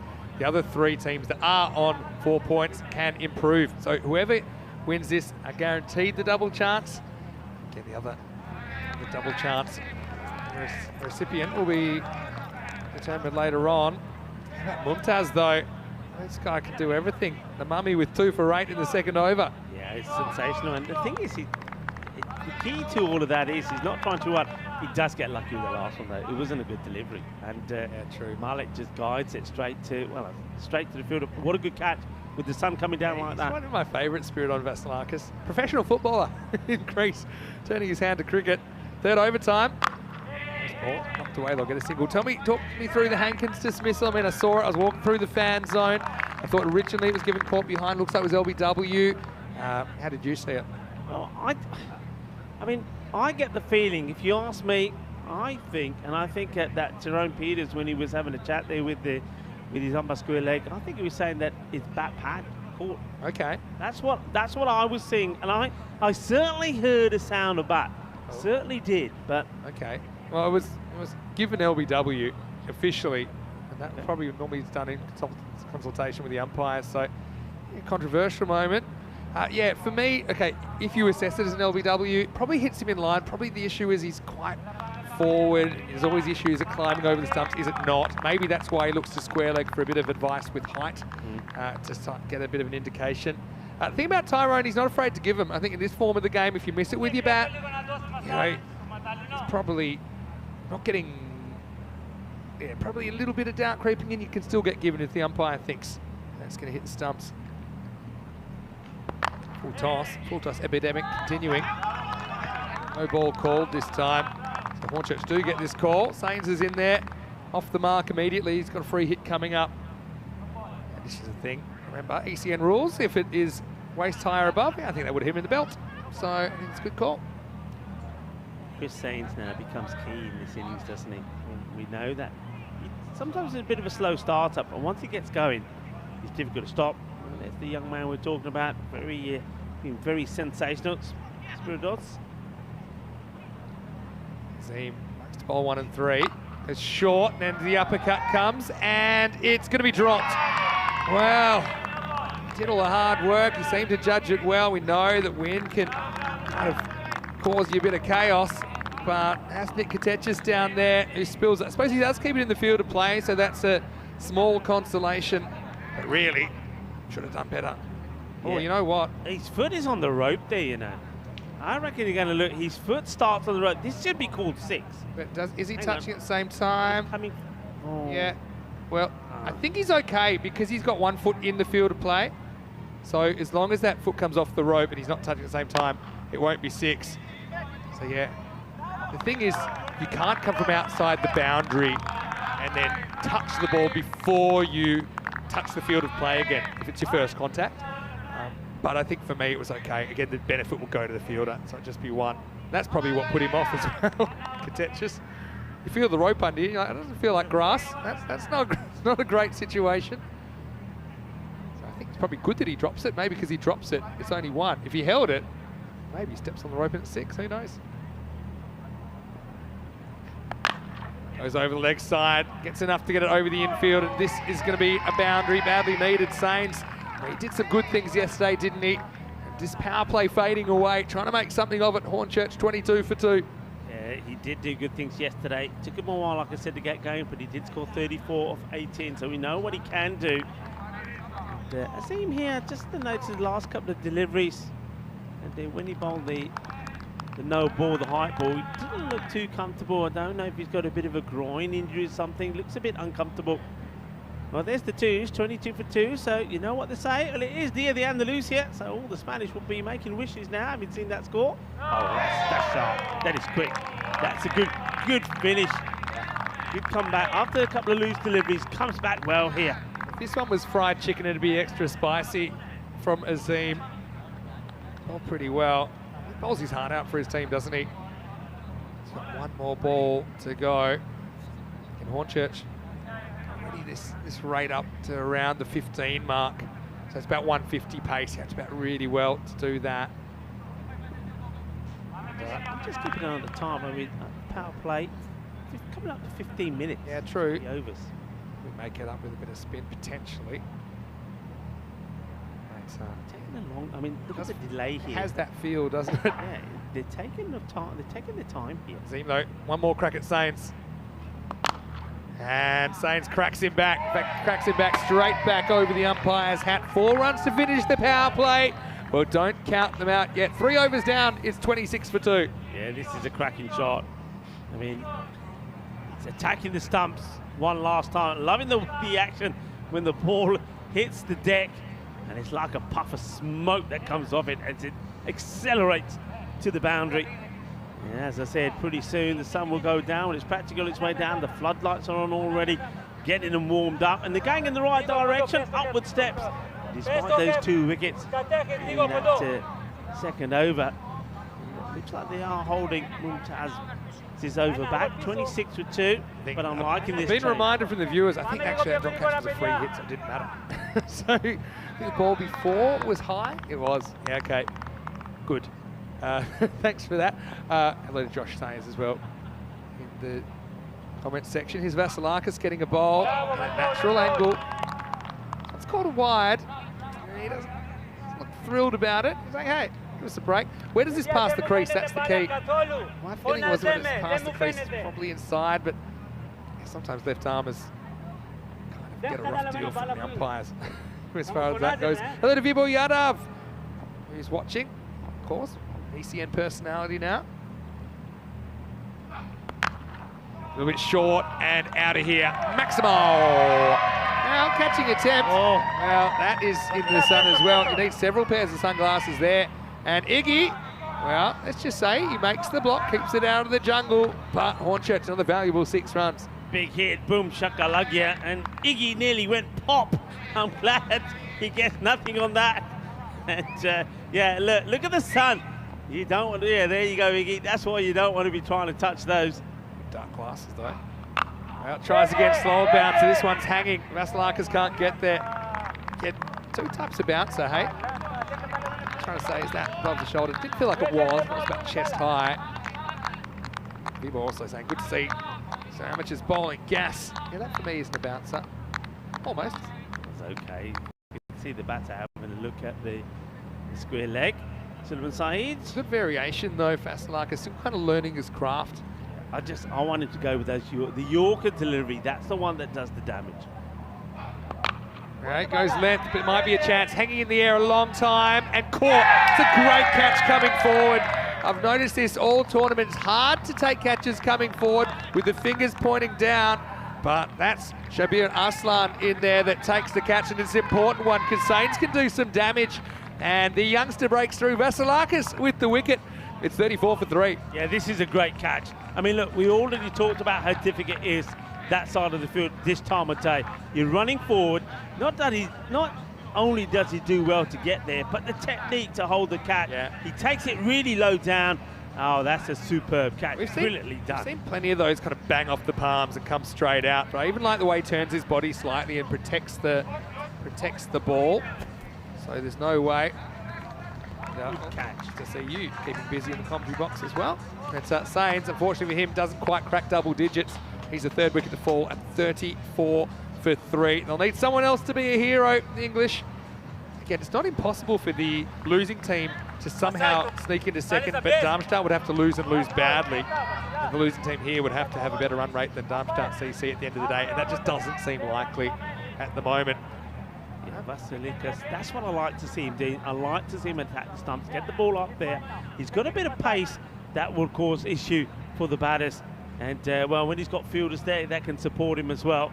They're going to get the success, so well done to him. He's having a good series. Sure is. Billy Gordon, though, can hit a long ball. He's going to be attempting it pretty shortly. First one, though, goes back and cuts, finds the fielder. So every top ball, you're putting more pressure on at the moment. That run rate's clicked over, 15 and over required again. So it's going to be a big responsibility for these two, I think, to build a partnership. I mean, they still need pretty much 100, right? They need 96. Vasilikas springing his step. Gets this wrong, though. That's a gift. That is a proper gift, in fact. It won't go all the way. It'll be 4, but that's the boundary that Hornchurch were looking for. It comes from the captain, Billy Gordon. Yeah, Billy Gordon doesn't look too impressed, does he? He's got that look of purpose about him. It wasn't a good ball. It was a gundy ball. It gets put away. It's another one that hits the generators. Well, don't mess with the lighting now. I'm talking about that. That light's a bit school, isn't it? Yeah, well, you can shoot the lights out. You can shoot the lights out here, literally. I think we saw it happen in the Spain game. Yeah, we last did. year. We saw the lights shot out of the last ball of the day. Gordon takes it on and wins. He gets 4 more. So again, gonna need boundaries. Gonna need 2 to 3 boundaries and over, I think, to get this rate back under control. And he goes with the angle there. Vasilikas goes for 16 in the 4th, and the score is 42 for 3. Yeah, lovely shot. I mean, this is just timing to perfection. Timing and placement. And beautifully hit. So Billy Gordon is probably not going to be too happy with some of the wickets going above him, but the captain fighting back here. He's got Ronnie Saunders still out there with him. Yeah. This is a partnership you feel they've got to break. Murray's an attacking batter, but he never really clicked earlier today. Again, different game, could be different for him.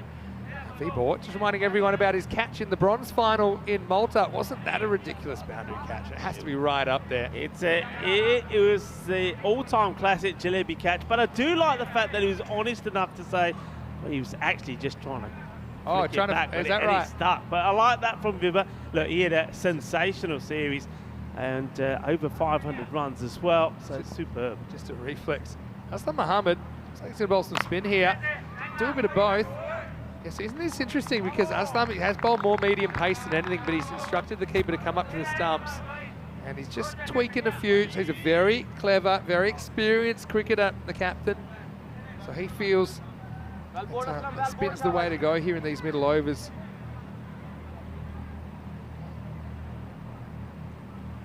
Another little cutter. Gets away from the keeper, Virkali. Does hit the stumps, but safely home, just a single. Yeah, so right now, that required rate, pretty much 2.5 a ball. Yep. So even if they get a 2, that rate creeps up. If it's just a 1, it goes even more. And a dot obviously goes up quite a lot, even ball by ball at this stage.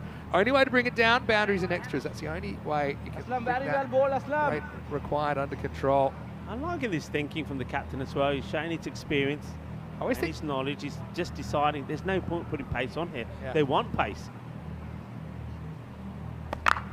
Goes after this, again, fielder patrolling, probably just the 1. It's funny when keepers take both gloves off. I've said this a few times. Virkali, he quickly ejects both gloves as if he's not sure which hand he's going to throw back with. But maybe it's for symmetry, and I suppose it makes you a bit lighter. Clever bowling this by Aslam Mohammed. We haven't seen him bowl this in this series so far. There's a good fielder down there, Spiros Nikakavouris. Get the feeling that here, Vinny, with 2 balls to go, that Saunders is going to be trying to send this to the boundary. He has to. They've got to get that boundary here to try and stay up with it. Otherwise, that rate's going to creep up past the 16 mark. Will. A long way off. There's a glimmer in the distance for Hornchurch. Yeah, 3 fielders patrol the leg side boundary, just a single. Well, the captain here, Hugh Brunner, has come up a treat for his team. Can he get another good delivery in here? What an over it's been so far, just to run a ball, 5 from it. Here we go. And there's nothing from this one, superb over and we will see that rate start to creep up now. It will go past the 16. 47 for 3 at the halfway point. Good over, really good over. It's 25. And just a reminder, everyone's wondering about the format tomorrow. Well, this is why this becomes super important. I mean, like I said, you could throw a blanket over the top four at the moment. They're all on 4 points. So whoever does finish in top 2 positions gets the big incentive of that double chance tomorrow in qualifier 1. The winner of that goes straight through to the Group A final. The loser has to play the winner of 3rd versus 4th, which is an eliminator to start the day. So join us tomorrow for more cricket. Group A coming to an exciting conclusion. 10:30 a.m. GMT, 11:30 in Central Europe, and at 4 p.m. in India. Should be a very, very interesting conclusion to what's been a highly entertaining group. Back to the action now. It's going to be Shabir Arslan to bowl over number 6. Round the wicket, which he likes to do, but he's going to get popped down to the ground, too short. That one almost shoots the lights out. Maximal! Rowdy Ronnie Saunders making some noise. They need more from him if they're going to get anywhere near this target. Well, this is what Saunders has to do. He's he's been there a while, and he said, crack this away. This is a lovely shot. And, well, it's going to be interesting because after that, that's tied over from the captain. This one needs to be special. This one needs to be magical. And Arslan, who took a fantastic catch, now finds his first ball being smashed to the boundary. Big 6. He's round the wicket. It's a bit wide. I think it's probably a bit too wide, though. Yeah, so yeah, first ball actually wasn't as short as I thought it was. It was actually a brilliant pickup shot from the batter, Saunders. This one grabs the line, gets any of the line as it passes the popping crease. We'll call it a wide. He doesn't look impressed. A few stern looks going around at the moment. Get this, just a single. So, I mean, don't panic. With 1 boundary and over isn't really enough, I don't think, for Hornchurch. So, Arslan just needs to hold his nerve. He tends to like to bang the ball in. That's a tactic fraught with danger, I think, on this surface and in this form of the game. Now he does go over the wicket to Gordon.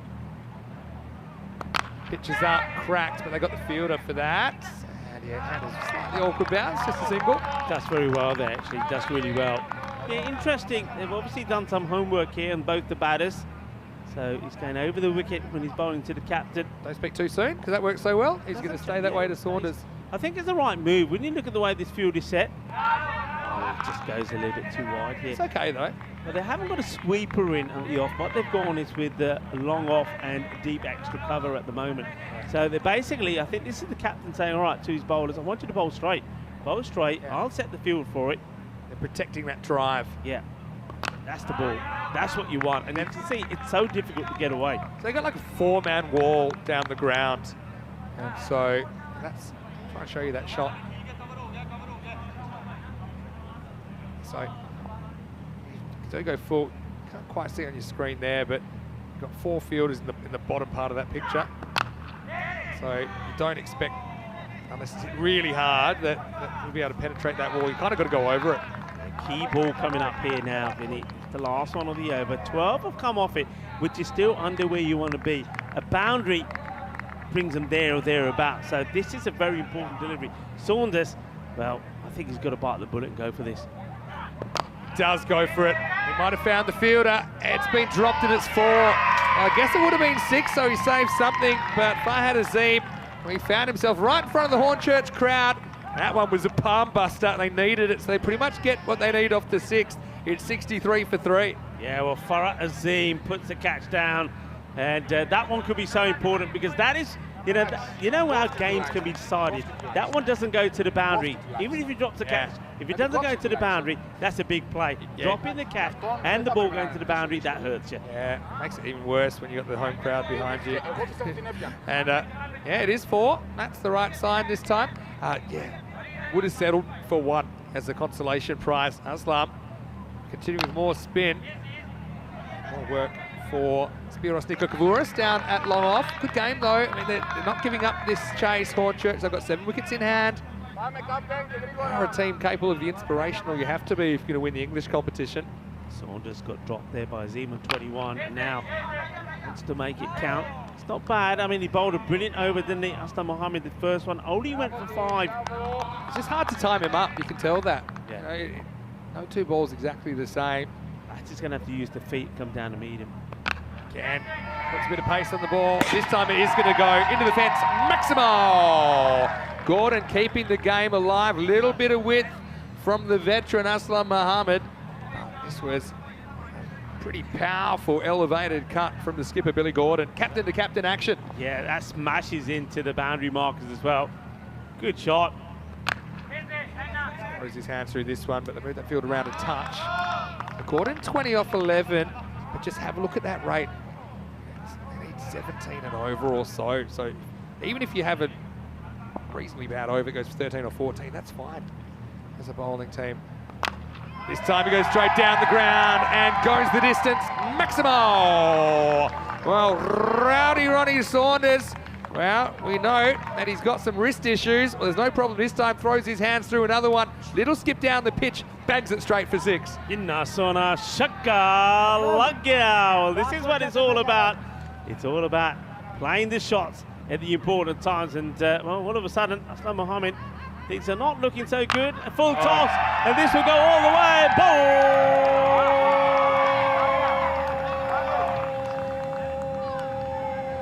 Bolle, bolle. Oh, they like it. They're loving it. And all of a sudden, this match comes back alive. It's over they wanted, isn't it? Aslam kind of loses the handle late on, and he overcooks this one. Baseball out of the ground. 7 overs down, 84 for 3, and game on. Just like that, they're back on 120 pace. Still a little bit behind. Well, Alistair might have caught one. It's not easy. He works on his arms a lot and does lose a bit of flexibility with all that extra muscle.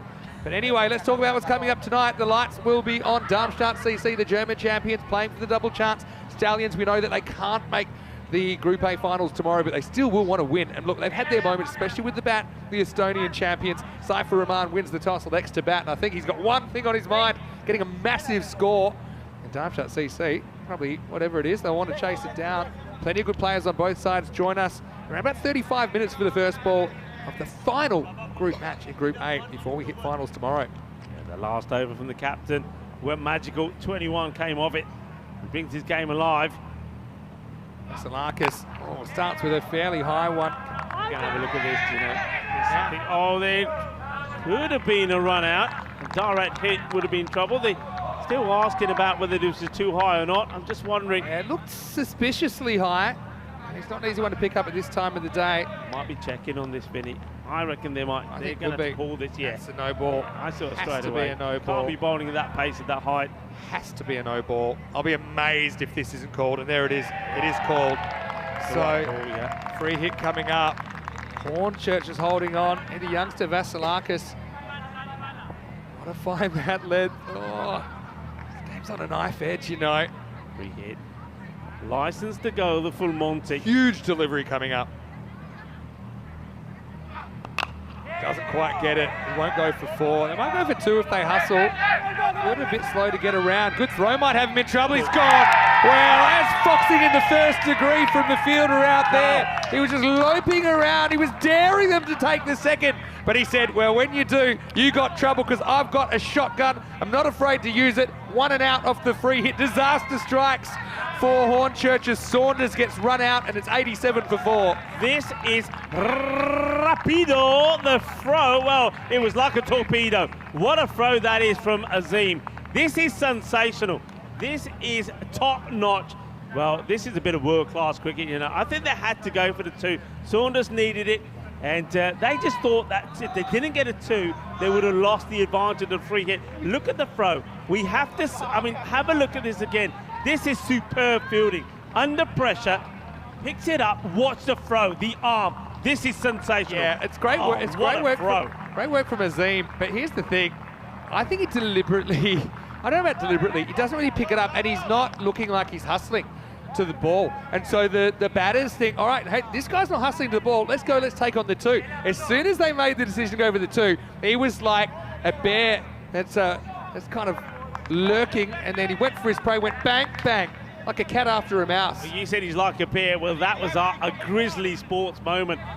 What a pick up and throw. Yeah. That changes the concept. I mean, we saw a magical over, which put it back into the balance, I think. But that one maybe swings it back in favour of the fielding side here. That was brilliant. And now you got Murray out there. He's very capable, but hasn't really clicked with the bat here on day 2. And now he's facing up to Vasilakis. And he goes straight up, straight away. Well, he could be gone. It's Arslan, and he catches it. So not a great day with the bat for Murray. Goes for a golden. Hornchurch lose 2 in 2. Well, this game has all kinds of twists and turns. Oh, you don't want to turn your eyes away from this ECL right now. Hornchurch in a lot of trouble. It's 87 for 5. Oh, loving the celebrations. Oh, yeah. Let's have some more of that. It is beautiful. Well, he's going to be on a hat-trick. We know that. Well, the team hat-trick, anyway. We saw the run out. Great work. Now we see the cat. Arslan is good. Liking the way Arslan, he keeps his eye on it. He's backpedaling. These are never easy, you know. Yeah. He's under pressure. Pressure moment. Backpedals. Takes a catch. Oh, well. And, well, if the last wicket put them back on top, that one certainly does as well. Because the other thing all about this guy, new batters coming out, and you got Gordon, who's the set batter. He's not on strike. Yeah, that's right. That's a good rule as well. And Murray, now you can see his frustration. Really blame him. He's kind of there to drive, but when you're not hitting the middle of the bat, they're not hitting the middle of the bat. Not much you can do, and you don't really have time to settle in this format. I suppose if you're going to make a duck, golden one's the best one because you leave balls for your teammates. And Gavin Griffiths, he's coming out at 7.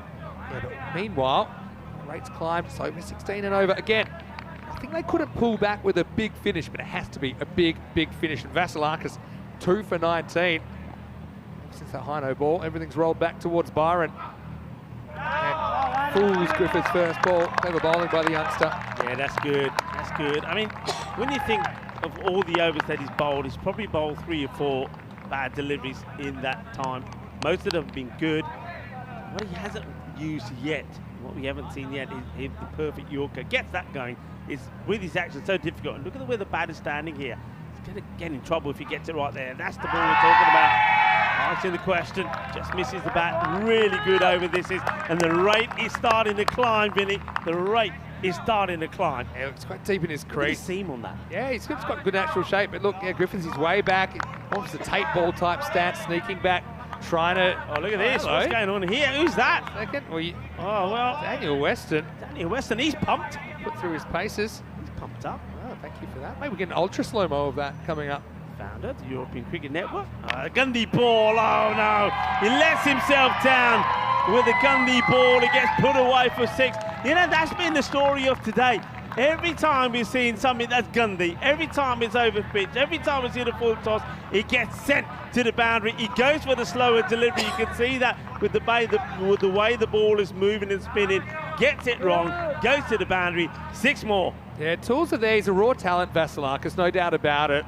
A young Greek player, but yeah, the consistency isn't quite there yet, is it? And so Griffiths cashes in 3rd time, lucky for him.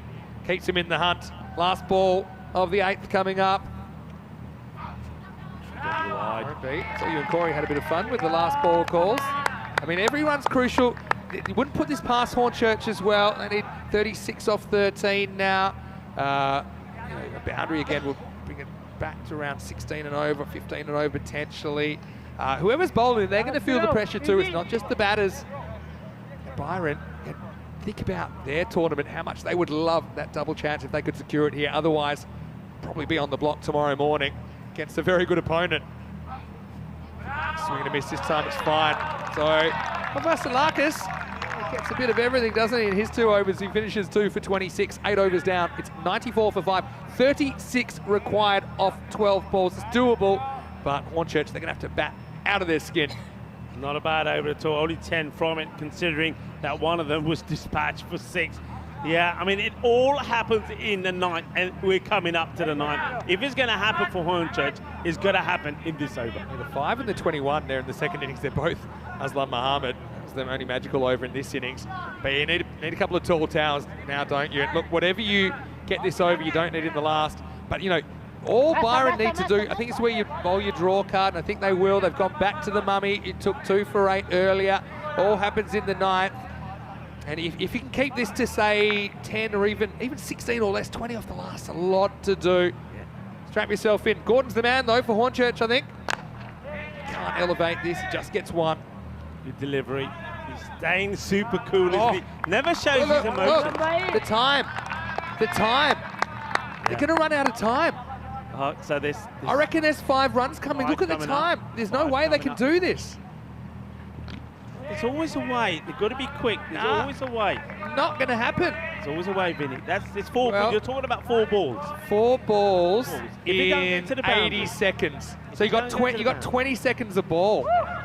That's the required time rate. Yeah. And now, no, look. There's a massive screen where everybody can see the time. Rush. So, And if you bowl a wide here, back to the bowler straight away. Look, don't spend time. Back to the bowler straight away. we talked about it earlier that it seemed like they were taking a little bit of time. Look, that doesn't You got help not trying to get hold of the ball. You got 20 seconds per ball. You're running out of time here, I think. You got 3 balls to bowl. If you bowl a wide, it's done. Ball goes to the boundary, hurts you as well. 1. Wicket. Maybe They get a wicket. They get a minute. Yeah, but the minute is consumed by the new batter coming in, right? How many times have we seen teams in this trouble and then the batting side run out there? I gave him no hope as well. Is the clock saying what our clock is saying? Because I'd be rushing. Yeah, it's the perfect thing is they haven't hit the ball to boundary, they haven't had to run, it's just been Boundary's worth 9 or 11 here. See, once again here, this is just going to be fielded. How did they do this?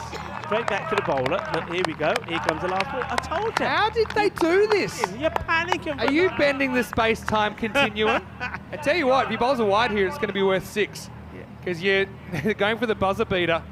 He's going to do it just in time, 7 seconds to go. Oh, look at that. Oh, this is unbelievable. I mean, if you're a fan of basketball, there's the buzzer, and they've done it just in time. Hornchurch, meanwhile, they need to go supersonic in the last. What a good spell of bowling. What a good spell of bowling.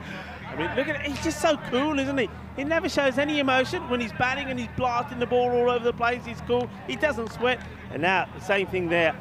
2 wickets, 12 runs. Sensational. That really got to be the match. It had to be a perfect over. I mean, boundary was going to be worth 5 extra runs, and that would bring it down to something like 21 off 6, which is still pretty unlikely. But meanwhile, batters just couldn't get him away. All right, need Maximos, and now. I don't think that'll be one. Squeeze the fielders down the ground. I think good teams do this. They try and have that long on, long off close together. You can't really go through them. I think they'd much rather the batters go around them and take a bit of a risk not hitting as straight. We say so often, and me and you, cricket we've said that the way the fielding has improved across Europe has been amazing. And I think what teams are starting to appreciate is that fielding wins your matches. It's not always batting, it's not always bowling. Fielding wins your matches. And this match has been won by some fielding. This one will once again crush into the banners there. But it's done and dusted, and I think you can see that in the body reaction from Gordon. That run out for me changed the content of this match. I'm telling you, I reckon it was a good old-fashioned fox as well.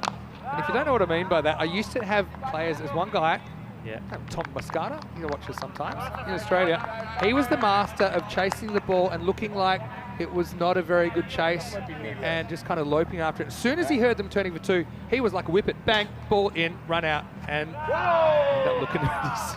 I would say silly, and I don't know if that was deliberate. Well, we always had fielders on our side who you'd have them in the deep, but every time they got the ball, underarm, rolling and underarm. That's the other one. And they even allowed batters in unimportant time to take 2s. But as soon as it came to an important bit of play, arm over the stumps, adios. That's what it's all about. Chance, oh, well, this goes wrong. Through the fingers of the man that we're talking about. But Farhat Azim has got a golden arm. But when it comes to catching, well, forget it. He's got holes in buckets. Oh, well, when it comes down to it, I mean, net run rate could be a factor for Byron. I think it'll be tough to see them overhauling Darmstadt. Well, Darmstadt would have to drop a lot to go below them net run rate wise. So it'll be 6 to finish. What an entertaining game. Look, 129 to 114 in the end. Just 15 runs separate these two teams. Azim, well, he was the man that created that run out, which changed the course of this second innings. And the English, well, they're going to finish with a 2-2 record. Byron, they go 3-1, and they are the first team to guarantee the spot in the double chance tomorrow. Again, we still have to see what happens in the other matches, or the other match, I should say, to determine the final standings. We know the Stallions, they'll be out. And this is the last match coming up in around about 20 minutes. Darmstadt CC. And I have to chase, and I haven't done that too often. Talon Stallions winning the toss and electing to bat. the Stallions, look, they won't really care too much about the other standings. They just want to walk away from Spain and their first ECL with their first Estonian ECL victory, and they're very capable of doing that. We saw Damstard blow a 140 plus total earlier. So join us in 20 minutes for the exciting final match of the group stage in Group A as we have a look at Byron. Well, they're happy now. 10 overs ago, it was all a little bit up in the air. I think that one was given LBW in the end. Hankins hit in line. And the umpire thought it was going on to hit. But the mummy, well, he's been a big difference, isn't he, for Byron today? We saw it with the bat earlier. This time we saw it with the ball. Yeah, he certainly was the big difference. I mean, 2 wickets in that first over. I mean, that one was smashed away.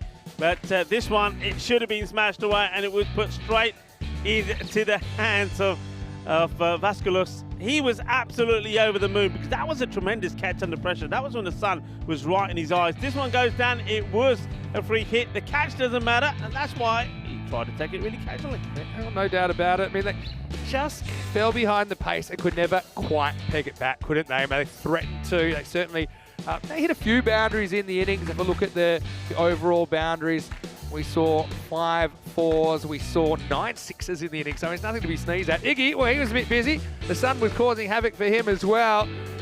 Credit to Byron. I mean, they kind of fell apart last night with the bat under lights, but they come back with 2 big victories here on day 2, and they play their way straight into the double chance. Yeah, massive. And once again, though, fueling. That's what it's all about. Arslan taking a fantastic catch, and then the run out, which was just superb as well earlier. Benny, what we're talking about here, and this is the thing here, let's not forget this, we're talking about the best team in England against the best team in Greece. Yeah. Greece win. I was just thinking that. Greece win. This is, I mean, look at what's changing in European cricket at the moment. If you told me 2 days ago that Byron would smash 129 against Hornchurch and defend it, I'd say, maybe check yourself. And the Germans obviously did a number on the English as well yesterday. This is the game, though, isn't it? I mean, you look at all of these Group A matches, they're all toss-ups, don't care what you say. And we saw that with Darmstadt earlier, fell to their first loss. They could easily finish 2-2 as well. Aslam went the journey here, and things went magical. Alistair, well, he made up for a drop catch in Malta there. He couldn't believe it. Hidden behind the cube. Nice bit of crowd fielding. And, Hornchurch, the chairman, was up and about then. Things were about to take a bit of a turn, and I reckon it was a little bit of foxing. He just kind of cruises. There's, all right, you're going, bang, and it's a perfect throw that nails down Saunders. Viracali does the rest, and that's where it started to really fall apart for the English champions. Yeah, well, Azim, we know he can't catch because we've seen him drop 2 in this one, but boy, can he throw? What an arm that was. And there's Arslan again. He's taken 2 catches in this match. Hasn't let his team down. This one, folks, has been won in the field. And it is the champions of Greece that have knocked out. Well, not knocked out, but beaten. Vasilakis is brave because Dempsius is not the man that I would be attempting to chest bump. But he is a pretty tough unit. Yeah, Gordon did his best, didn't he, to try and get them back in the contest. 32 off 18 for the skipper. I mean, think maybe at some point, you just have to gamble and open him. Maybe if you can bat 10 overs, you can get a really big score. At least go, top 2, top 3, something like that. But Mumtiaz gets his 2nd player of the match for the day. 1, I think, mostly for the batting, 1 mostly for the bowling. Yeah. As we have a look at this Cardimer Oval, heading for sunset very shortly. And, well, the sun setting on the double chance looks like for the English side, although we'll have to see what happens later on tonight. Saunders with 39 before he was run out going for a 2nd run off a free hit. Gordon with 32 off 18. I think he batted well, 2 4s, 2 6s. Griffiths late in the piece couldn't quite get it done at the pace required. Mumtaz was so good, wasn't he? 2 for 12 to go with the runs. He scored 30 in the first innings. 2 for 26. Vasilakis continues to take wickets. I think Azim was important as well, wasn't he? Only conceded 17. Just pushed that rate up in the first place. And really, the English, they could never quite peg it back. Yeah, couldn't peg it back. And they also lost wickets at crucial times. But you can't take nothing away from Byron. Not just that performance, Vinny. Don't forget what they did earlier. Yeah. Don't forget the chase. Yeah. The 143 what chase. A day. So they've had a sensational day. What a day. So we're going to take a break. We'll be back in around about 15 minutes, take you into the night game, the last game, and it will be the last time we get to see the Stallions, but they have been such entertainers. Let's see if they can pull out a big total. Darmstadt CC, well, they can play their way into the double chance as well. When we return in 15 minutes, Vinny Sandu here, Mr. Maximo, with Rico for you watching ECN, and this is the 3rd edition of the European Cricket League.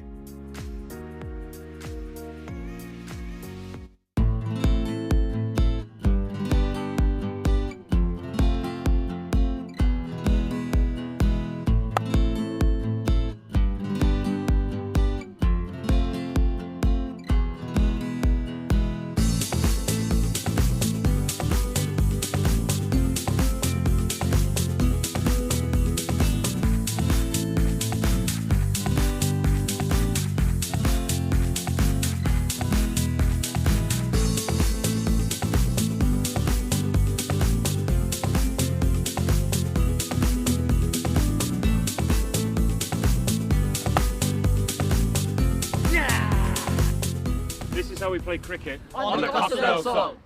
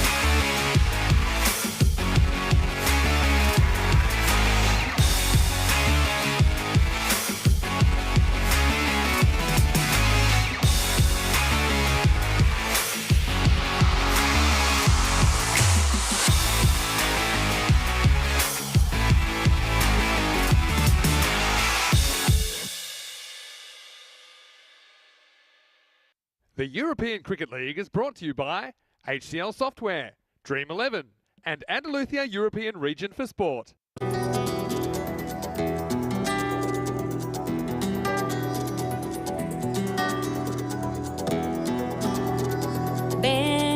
conmigo a cruzar su calle, a vivir su ambiente. Ven conmigo a vivir la vida intensamente. Conmigo ven, conmigo ven.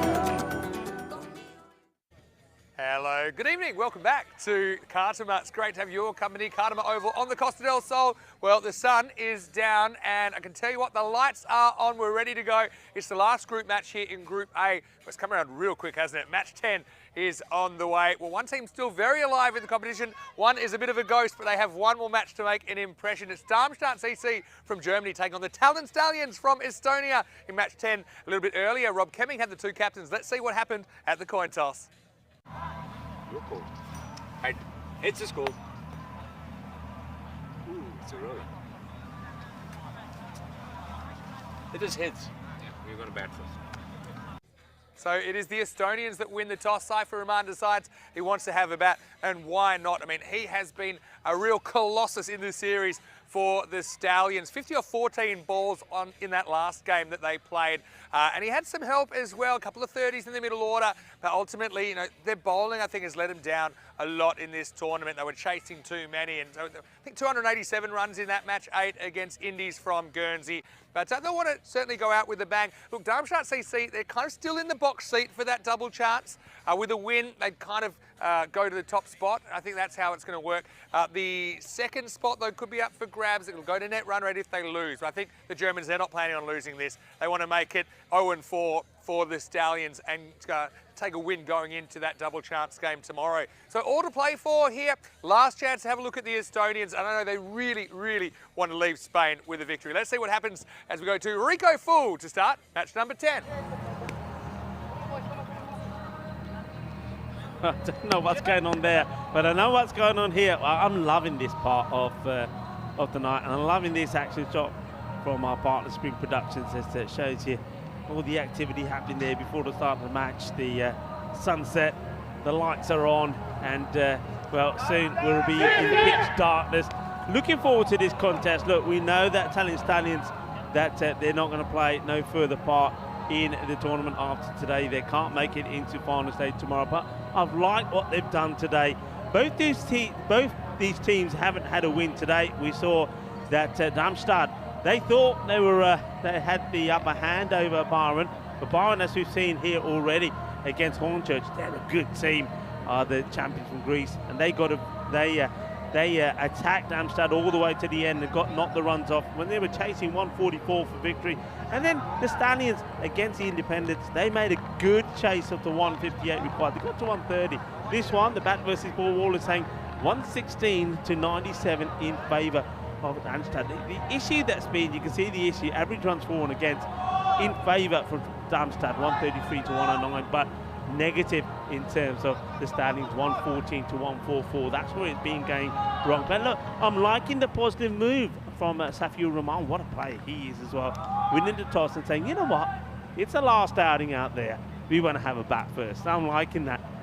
And umpires for this one, Ian Rummage, he's at the bowler's end.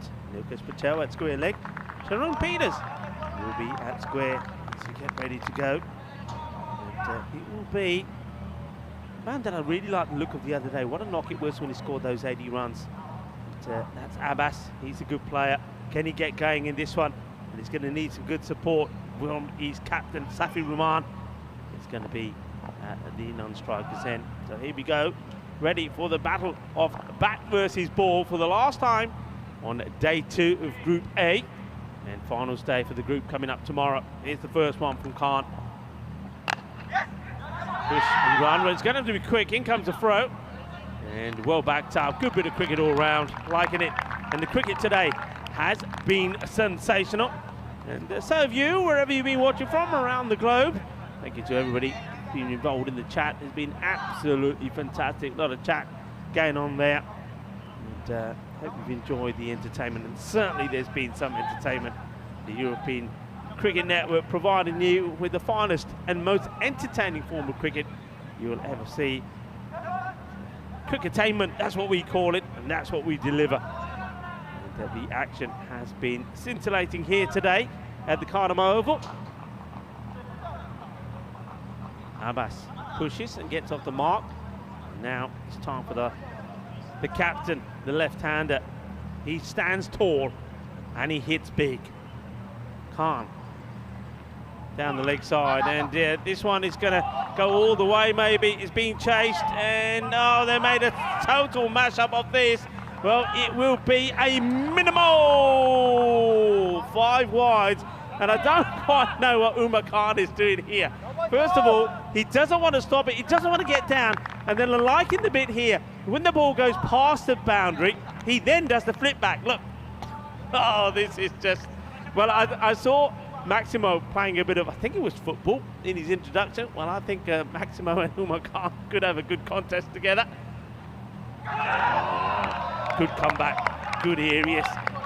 That's where he wants to be. Well, he needed a loosener to the lefty. Now he's back on the money, but well, that was not a good look from Umar Khan. And that showed you just sometimes why us cricketers don't play football. He just keeps this in. Yeah, I think he's just snuck that one in. Rahman, I think he just needs to stay still. Don't change what he's been doing so well. Don't get excited. I know it's the last opportunity to perform on the big stage, but just be patient. Hit hard. That's what he does. It goes all the way. Manos arriba, Vitro, porque eso es 6 carreras. Qué grande, qué guay, qué genial, qué exceptional. Big hit. He's just been a pleasure to watch. We, of course, know about him, having seen him play in the European Cricket Series in Germany. He's an outstanding hitter off the ball. Remember today, he made a fine 50 in that great attempted run chase of 158, got to 130. Zishan Ali still to come. He was sensational. Rifat Khan as well. The only man who didn't perform was Abbas. If he can get going here early as well, they've got the potential to get a big score on the board. Oh, this has been a thunderbolt. Well, what a hit that is. Over deep extra cover. What a shot. Kitan dosto, aaj ta swad aa gaya. Aaj na batting puri dekhi sariya teeman to zabardasti batting. 6 more runs. Hi. Kinna sona shakka lag gaya. Absolutely beautiful. And you know what I like to do, Shazad, if you're there, Shazad, and, or even Ravi, give us a head count of Maximos we've had in the day, because there's been a few. There's going to be a few more as well coming, or more than a few, a bucket load more. I just never can remember a day where we've seen just so many big sixes. Of course, don't forget earlier when we saw that, well, monster innings from Ahmed Mumtaz. 83 he made of 28 deliveries. 76 of those runs of his came in boundaries. 10 of them in sixes, 4 of them in fours. That's been the story of the day. It has certainly been a day of fireworks. It is a public holiday in Andalusia. Thank you, of course, to the Junta de Andalusia for all their support. Has to tuck him up. Good comeback on the bowler. And it's a day. Well, there were festivities in Andalusia. There were festivities out there in the middle as well. The Cardamom Oval. End of the over. And the score is on 18. So it doesn't quite go magical. And remember, you can stay in touch with us. We love all your comments. We love all your support, not just for us, but also for the European Cricket Network and your support for cricket in Europe in general. You can get in touch with us via Instagram, Facebook or Twitter. Maximo or me at Rico Full. And we like to use this platform to thank everybody that gets involved. And though we can't reply to all of your messages in person all the time, this is our opportunity to thank you from the bottom of our hearts. We totally appreciate all your support and kind words. Second over. He did finish 19 off the first. Swing and a miss, but it's going to be a wide. The bowler looks to be in shock when it's called, but yeah, that's fair. It's taking plenty of the line as it goes through.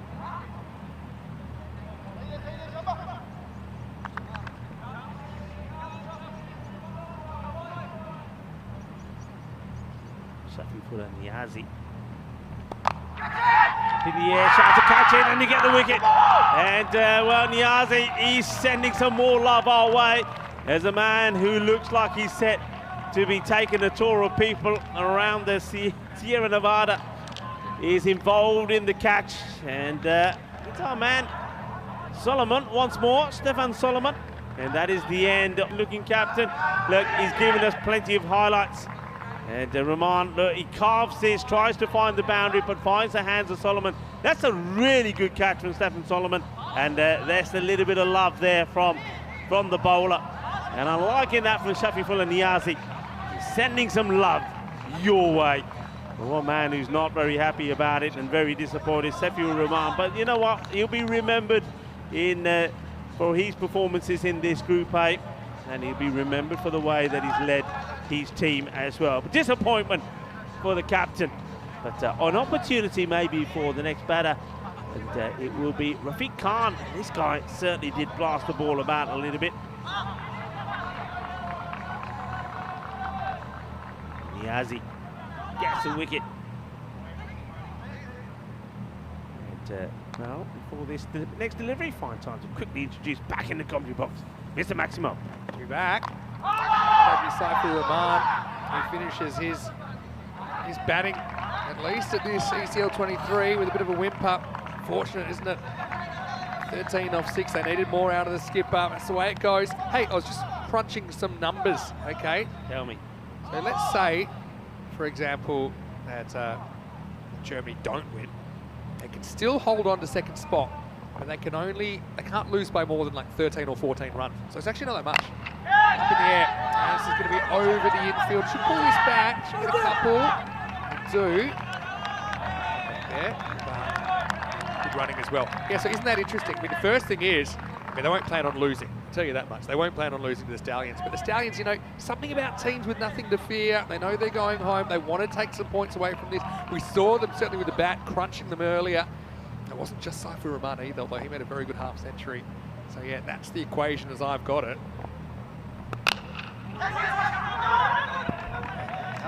The direct hit, don't forget as well, Damstard CC. Yeah, but the thing is with Damstard, I mean, that last defeat would be hurting them when they lost to Byron. They would have thought when they put the runs on the ball they want, but they didn't bowl very well. They let themselves down in the field. So they're looking to come back to winning ways here. So they're determined to get a victory here. Down the ground, a couple of bounces goes to the fielder. Yeah, so I mean, I'll just show you, it's been a crazy group. So for example, Byron, who are on top at the moment, okay, if Darmstadt win or if Darmstadt win, they'll overtake them. But their net run rate's actually negative, even though they're 3-1 and they're top of the table. Yeah. So yeah, they're minus 0.062 at the moment.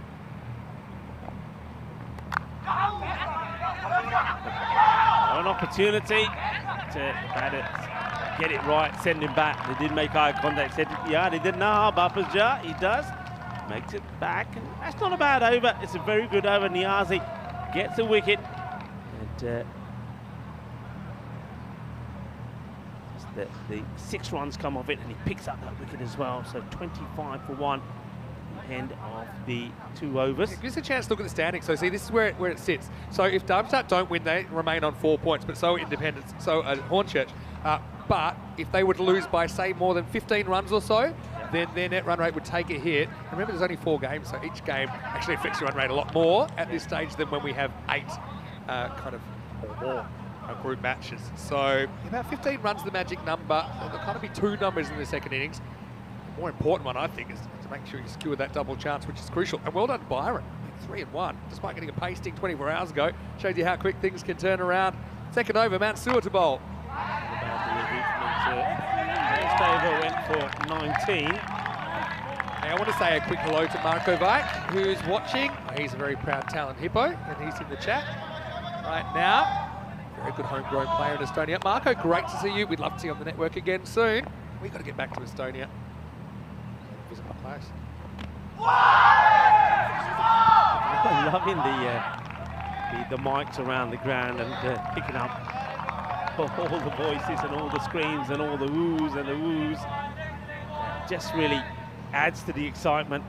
There's the captain. He's obviously not very happy to be back there. He'd rather be out there smashing the ball to all parts of the ground. No body language expert, but that's the stance of someone that's a bit disappointed. Yes, yes. He's going to miss. But look, I wonder what his diet is. Do you reckon he eats smaller cricketers? Just choosing them. But the thing is, it's going to hurt at this moment in time, but he's got to be very proud with the way they play. And some of the performances, especially with the bat. This is going to be 4 runs. He gets it right in the gap. The chase is on. But, well, there we go. We know that you always know which ones are fit and which ones aren't. The fit ones jump over and get the ball. The unfit ones say, excuse me, can you get the ball for us? It's broken bat boundary, I think. Rifat Khan. Bat he was using earlier was pretty good. So here's the thing, yes, Saif will be disappointed, but let's say he can carry his team to a famous victory under lights here. They'll go feeling pretty good. Yeah. You know, what's done is done. They played some good cricket, and particularly with the bat, I think they've really turned some heads. They have batted well. There's no doubt about it. They batted well, and sometimes they've been unlucky with the bat. Just the bowling, just the line they've bowled with the bowl has been too short, too much leg sidage, and against good teams, against champion sides, you're going to get hurt. Great learning curve though as well, for sure. Couple to come in this power play. This is a tremendous shot, a great effort from the fielder. I mean, if this was caught, it would have been a sensational catch. But look at the height the fielder gets here. Really, he's got springs in his feet. But what a good shot, well controlled, knows what he's doing. Gets it over the field. Yeah, classy. I think that's Solomon over there. I mean, that's a guy that I reckon can slam dunk just watching that. He also was a former professional tennis player, you know. He's got such an interesting story. Yeah. Okay. Your doppelganger. Last ball of the third. High up in the air. Well, good luck, because it's the one in the night and it can go anywhere, and it does go anywhere. It doesn't get to take the catch. It's a brave effort. They're all lining up, but nobody's want to put an aim on it. And in the end, the catch does go down. It's a good attempt, though, you've got to say there. That is a Mohamed Umar. You always need a shovel to do that one out, didn't you? I mean, the thing about acceleration is the higher it goes, the faster it's traveling when it comes down. So if you're not quite in the right place, especially under lights, then you're going to have a rough time. Remember, Mohamed Umar dropped the donkey in the earlier one. So this time round, you would have just thought they would have said, you know what? I won't take it, somebody else take it. 36 for 1 after 3 overs. Thanks, Rico. Rico's going to take a break for a little while because I've got a special guest in the commentary box. This is somebody that I did want to get in the box during this Group A, and we finally managed to get him. He's a very busy guy as well. Nice to see him back at an ECL in official capacity here. I want to welcome from number 1. We'll have to get the headphones on. It's been a while, but he does have a bit of form doing this on ECN. I want to welcome from Cricket Estonia, Terry O'Connor. Terry, welcome, and welcome up to the commentary box. Thank you very much, Vinny. It's great to be here. It's a fantastic view. It is, isn't it? You never get sick of it. Zumar Khan, who gets clonked down the ground for a single. Okay, so look, a lot of our viewers would know you from your time with Czech cricket and did a lot of work there over many years, but now you're in Estonia. That's correct. Yep. Been there since July last year. A lot of exciting things happening in Estonia. The facilities there are wonderful. Been spotting on the internet from time to time as well. It's dragged away. Should just be a single. So firstly, tell me about your role with Cricket Estonia. Tell us a little about the Talent Stallions and their journey to this tournament. So I'm the operations manager, and I'm essentially responsible for creating cricketing opportunities for people in Estonia, looking after all of the leagues, creating the pathways for the different levels, getting the education up for coaches, for umpires. And our representatives here, Talent Stallions, they won the T20 league last year. And a really well-organised club. But things haven't quite gone their way this tournament. To say the least. I mean, the thing is, you've actually run into, we're talking about the group of death. I mean, I knew Group A was going to be tough, but I mean, there are no easy games here at all. And the Stallions, they've certainly had their moments, they've been winning positions. They've been no easy beats, Terry. Absolutely. So much quality on show here these last 2 days. Each team has just got amazing strengths. Pulled off some fantastic things. Darmstadt here, some of the fielding they pulled off yesterday was just phenomenal. With some great batting and great bowling from all of the different teams on show. But we know we're a very small nation. We know that we are a little bit of a gulf between the level of quality we've got. Can't take a check, you poor Estonians. I reckon this is straight over the line. There's a wide in my book. Yeah. Missed it. Anyway, think about that when you're playing home, I guess. And that's the end of 4 overs. It's 41 for 1. That's cricket, I suppose, in a sense. You know that it's a cruel game. Like that don't really change That's true, but it's a cruel game. I think that this group's been so even. We saw that with the table, with not too much between first and fourth at all. And of course, you with a couple of games going slightly differently at key moments could have quite easily been in the mix tomorrow. But still, I think it's great to have Estonia in the ECL, and it's your first year, the only new country this year. Absolutely, and we're really glad to be involved, to be here. And this is a massive learning curve for us. The guys we saw getting a real crack. In fact, both of these guys have been in pretty good form with the bat. Yeah, we always knew that the Stallions, batting was their strength. The bowling was going to be a little bit of a problem. All of the bowlers would really expect themselves to do a bit better than they have actually done in the last 2 days. Was in. Bus can't get it away. But it's absolutely certain that everyone in the squad who's been here has learnt a lot, and they're going to go back to Estonia with a lot of lessons learned. They're going to be improved. And my real hope is that everyone, that's a fantastic shot. Oh, it is. It's going to bang. Gets over one of the tallest guys on the ground. Maximo time as Abbas doubles his score with one swing in the bat. That's one that'll make you happy. Indeed. But I mean, I think you're right. The guys will go back to Estonia. And I think this experience will kind of rub off on the other teams. Of course, I'm sure it's very intense rivalry to get the qualifying spot now for the ECL. My real hope, I want the whole standard across the board in Estonia to lift, and I want everyone back at home seeing exactly what needs to be done to get things to a higher standard so that we can come back in future years and compete at a higher level and pick up wins, whichever team it is that's representing us in the ECL. Yeah, of course. It was kind of railroaded into being a talent hippo, but of course I got time for all the games, all the teams there, and quite a bit of streamed action there as well. Oh well, this is a funny one actually. He's going to be run out. Where's the total schmozzle? Well, I'll tell you what happens first. It hits him, he kicks it away accidentally. He doesn't know where it is. He's looking around, he's looking anywhere. He's running 45 degrees. He plugs his bat, he drops his bat, and he's run out. So apart from that, it was a fairly normal delivery. Typical ECN action. And obviously, when you got guys that are such in form, you don't want to lose them to a run out. Let's have a look on the replay, and I think you'll find that he's not even close to making this. There's the kick, there's the other kick. He can't find it, then he does find it, then he stops running, then he starts running, and he's run out. If he doesn't look back over his shoulder and instead just slides the bat, he gets home.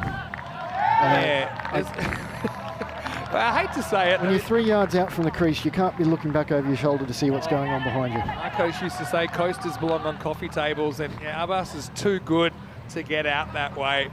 It's good as that handed to Kudratullah Olfat. He saw an opportunity, took it. As Abbas departs, it's 49 for 2. Yeah, well, we saw yesterday that Damstard, when they have shies at the stumps, they hit. Oh, they were incredible. Again, they did it here tonight under the lights. They don't. It's one of the things that I don't see any evidence so far of Damstard being phased by the lights, by the changing conditions. Yeah, it's a funny one. I kind of found a bit of a pattern that teams that talk about the lights tend to find it as an excuse. The teams just get on with it, and okay, it can be a little bit challenging. It's a bit different for sure, and the conditions are the same for everyone out there. Panwa, the new batter, and he decides to get started with the Maximo. Well, that's one way to do it. And, well, Panwa actually, at the non-strikers end, did look a bit like Rifak, and that's what happens here. Elevates it, gets it out of the ground. Nice shot. Lovely shot from Rifak there. Lovingly known as Riffraff back in Estonia. got some special viewers in here as well, Terry, at the moment. Last ball, the 5th coming up.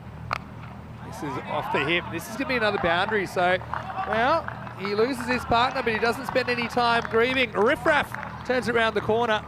And it also takes us to the end of the 5th over. It's 59 for 2. Again, it's good hands, good fast hands to get through that. And I just noticed that Ragnar is tuning in at the moment. She's your, I won't say sidekick, because I think she's very much your equal on the not Estonian sidekick. cricket. She's the host. So tell us a bit what's happening with your YouTube and with some of your Terry's tips videos for Cricket Estonia. I've been enjoying them. Well, yeah, I'm glad you have been. So we're basically just building on what has been done in the past. You may be aware that last year, Estonian Cricket Association was the winners of the ICC Global Development Award for Digital Engagement. And we're just now extending that, going further with lots of little aspects. Ragnar, who you mentioned, she's the host. She's also the wicketkeeper for the women's national team. Great job. Wicketkeepers make the best hosts as well, Ragnar. I knew you were going to say that. Oh, tell you what, Terry, I don't know what you've done here, but this, does he move? Oh, it's a bit wide. There's a couple moves after the ball's bowled.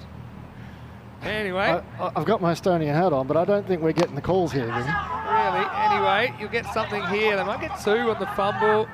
Up goes the stop sign. Hey, Ragnar, love the work you're doing. I say my Estonian needs work. We've got James Stewart. He is in Estonia watching right now in the chat. Hello to Chris Schinkel as well. I'm here with Terry O'Connor, Operations Manager from Cricket Estonia. He's my special guest commentator the first innings of this game. Toss, knocked away for 1. And hello to Marco Vike, who's in the chat as well. Mention him. Another wicketkeeper. He's wicketkeeper for the men's national team. Yeah, and he's a good keeper as well. I remember him playing in the ECS in 2020. Hi, Marco. Also, hi to David Robson. And can't say disagree too much about your comment, although it's kind of more a sign of how things have been going. Things haven't really been rolling your way. Number 1, I rate you top of the table in outfits. I love the Power Rangers outfits. Feel like we could have done more to get a horse on them for you, but yeah, that would have been a nice touch. I like them. I can't. That's gone for too many. This is up, and it's just going to be 1. Hey, so you said Ragnar's in the chat. I want to ask you about women's cricket in Estonia and how that's going.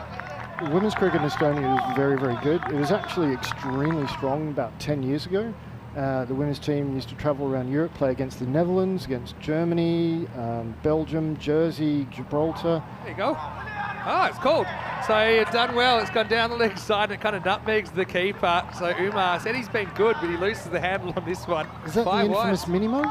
Yeah. I've got to say, I'm not a huge fan of Minimo. I'm more of a Firewire guy. Okay. You get your Firewire reception.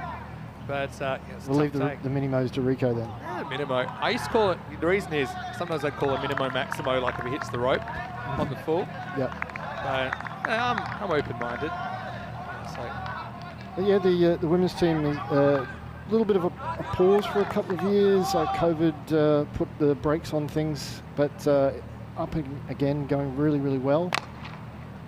And tell us about the kind of makeup of the Estonian women's team as we get to the 6 over. It is 69 for 2. I mean, probably have people from all kinds of backgrounds there, or what's the kind of... Yeah, well, I'm actually the head coach of the women's team, and our training squad of 20 at this point in time is mostly Estonian natives. Yeah. But the vast majority of those who aren't, they're not from traditional cricket playing countries. There's only actually 2. Okay. And the others, we've got Latvians, Ukrainians, there's a woman from Bulgaria, and yeah, it's a great mix. There's a number of the women who have been playing for over a decade. There's a number who've only been playing for 2 years, but they're training hard every single week, and they're getting better and better every week. And very hopefully, we're going to see them playing on the international stage. We've hopefully got a women's T20I. We'll be hosting it in Tallinn. Wonderful. Later this year. That's great. And hopefully we'll have our women's national team playing in some ECN events. He likes this here as he dragged his foot. I mean, I don't know if this is a wide or not. It's really quick hands behind the stumps from Kudratullah Alfat. He already has a run out.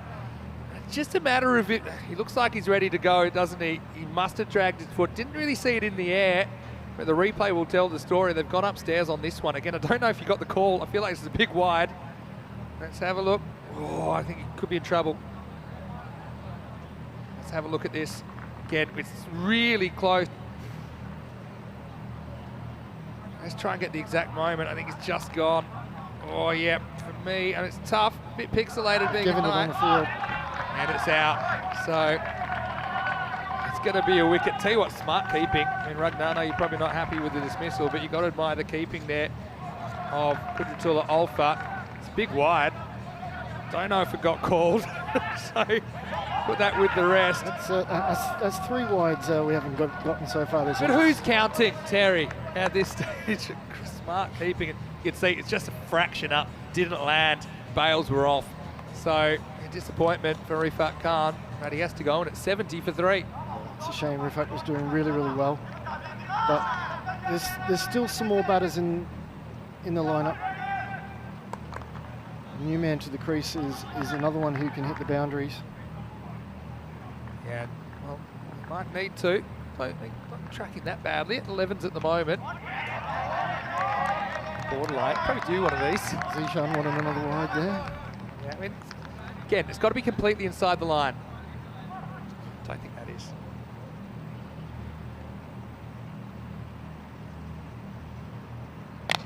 One won't be wide either. Or for 1. Yeah, so I think that's great. Now, question from John in the chat. A couple of questions actually. I'll go to Conrad because his is easy first. Also hello to Kush, but he's asking, is it dewy there now? No real dew, right? Dew hasn't been a factor so far in the night games. Not that I can tell anyway. Seems pretty dry. So hello Conrad, nice to have you with us. Yeah, but I want to get a question to you from John Gray. Uh-oh, look. Oh, wow. This almost bounces onto the stumps and the batter Panwa had no clue. The keeper's smart here, leaves it alone. It almost bounced right on the top of the stumps. Fast-paced game. We'll get to the question very shortly. And this is going to be sliced over the top. And this will just pull up in time. Now a bit of Thunderball factor. They get 2, they think a 3. Oh, he's going for it. Trouble, and they'll get 3. It's the first 3 of the tournament. I can't believe it. This one just blasts through the keeper. So a rare triple for Panwa. And right now, Olphar has no idea how that happened. It's the end of 7 overs, 74 for 3. Fantastic running from Aditya and Zishan there. Yeah, the line between silly running and good running is pretty thin sometimes. But yeah, you see, just they thought it got so far away from the other fielder that it was worth a 3rd. But I don't think anyone could believe they were taking it. Better throw there. I think had him in trouble. But yeah, tested Olphar. He couldn't deal with it. So keeper was expecting a Damstard direct hit. Yeah, well, true. It's probably fair.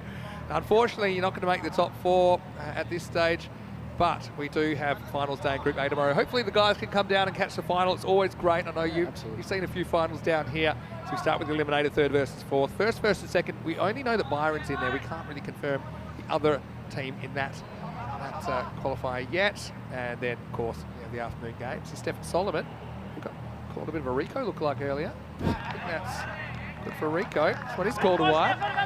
Okay, question from John. Let's get to it. He said, tell me a bit about the background of cricket in Estonia and where do you play games in Tallinn? Tell us a bit about the ground. So the national cricket ground in Estonia is a place called Tiskra. It's just outside of Tallinn. We've got 2 fields there and 3 net bays. This is up and gone.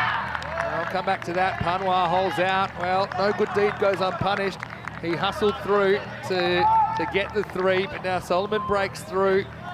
And so Tallinn, they lose a 4th wicket, 75 for 4. Catch under lights, isn't it? I know that some of the players would find it a bit of an adjustment playing under lights. Yeah, it's a new experience, but like you said before, you've just got to go out and play your own natural game and put it aside, focus on what you do well. We've got a lot of plans for the facility at Tiskra, and hopefully we'll have a multi-sport indoor centre there in a couple of years, where we'll be able to train and play indoors, as well as a 3-storey clubhouse. Yeah, because I've seen a bit of indoor cricket actually. that's been going on. Obviously, from my time in Estonia, they said once they tried to start playing in April, but the snow was an issue. So the actual playability. We don't have any matches scheduled for this year until the start of May. Yeah. And, so indoor cricket, is that the kind of indoor cricket? How hard's the ball? It's not the kind of indoor cricket. Just using a yellow ball. Yeah. The typical yellow indoor ball. Yeah. I mean, it's not really indoor cricket as you know it from Australia. Yeah. It's or European version.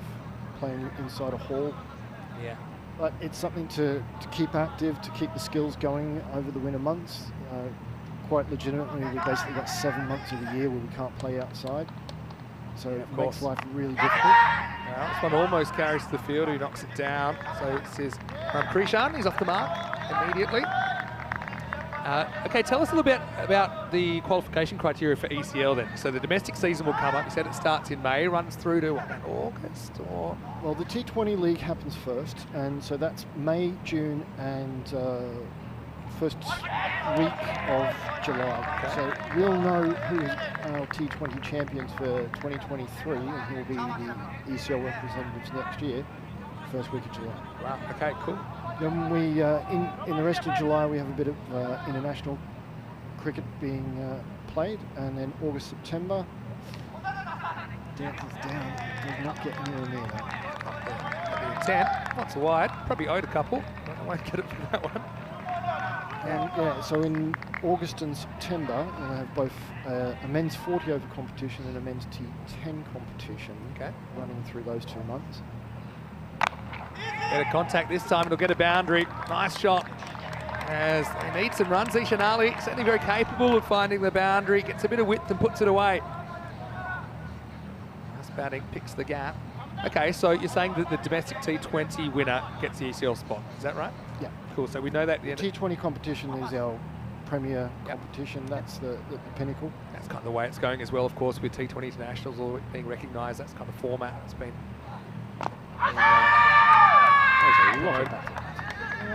So even if there wasn't, I don't think it's hitting the stumps. That's the end of the over. 81 for 4. I did say that Darmstadt, if they don't win here, they should go to the World Appealing Championships because they certainly had a couple of good ones before. Anyway, takes us to the end of 8, and it's 81 for 4. Let's have a look at what's happened so far. A couple of big overs in there, 19 and 18, but yeah, you can see a couple of lean overs, a couple of wickets falling. So yeah, work hard, 100 plus on the board, and I think you can play the role of party pooper here because you can spoil the double chance for Darmstadt if you win by about 15 runs or more, because their net run rate will dip. Probably not that you care that much anymore. You're probably just looking to win full stop. Yeah, well, I mean, that's not the focus for them of how it affects the other team. It's more about going out there and playing. I mean, you want to walk away with a win. And look, every game's winnable. I think, you know, you've been in every game as well. It's just been a few lapses, but I think it'll be great experience for the guys. I mean, that's what everyone would say. I've got a question. When would you expect Estonia to play Test cricket? Never. We might be in the ground long before that happens. Oh, well bowled. Nasiri slips through the Yorker, and Krishan can't deal with it. It's good death bowling, isn't it? That was quite fast as well for a spinner. So 10 balls remaining, and the score 82 for 5. It's a very impressive ball, and see from the expression on Ram Krishnan's face that he was well impressed with that delivery. Yeah, it was good, wasn't it? He was not expecting anything like that. I think we've had one of the lights go out. Yeah, just had a bit of a blowout. Yeah, he bowls the lights out. Smart work by Nasiri. He has 2 for 6 off 8 balls. Again, I just think that we'd love to also have some more ECN cricket in Estonia. I know that our calendar's pretty packed. I know that yours pretty packed as well, right? Because you have quite a small window.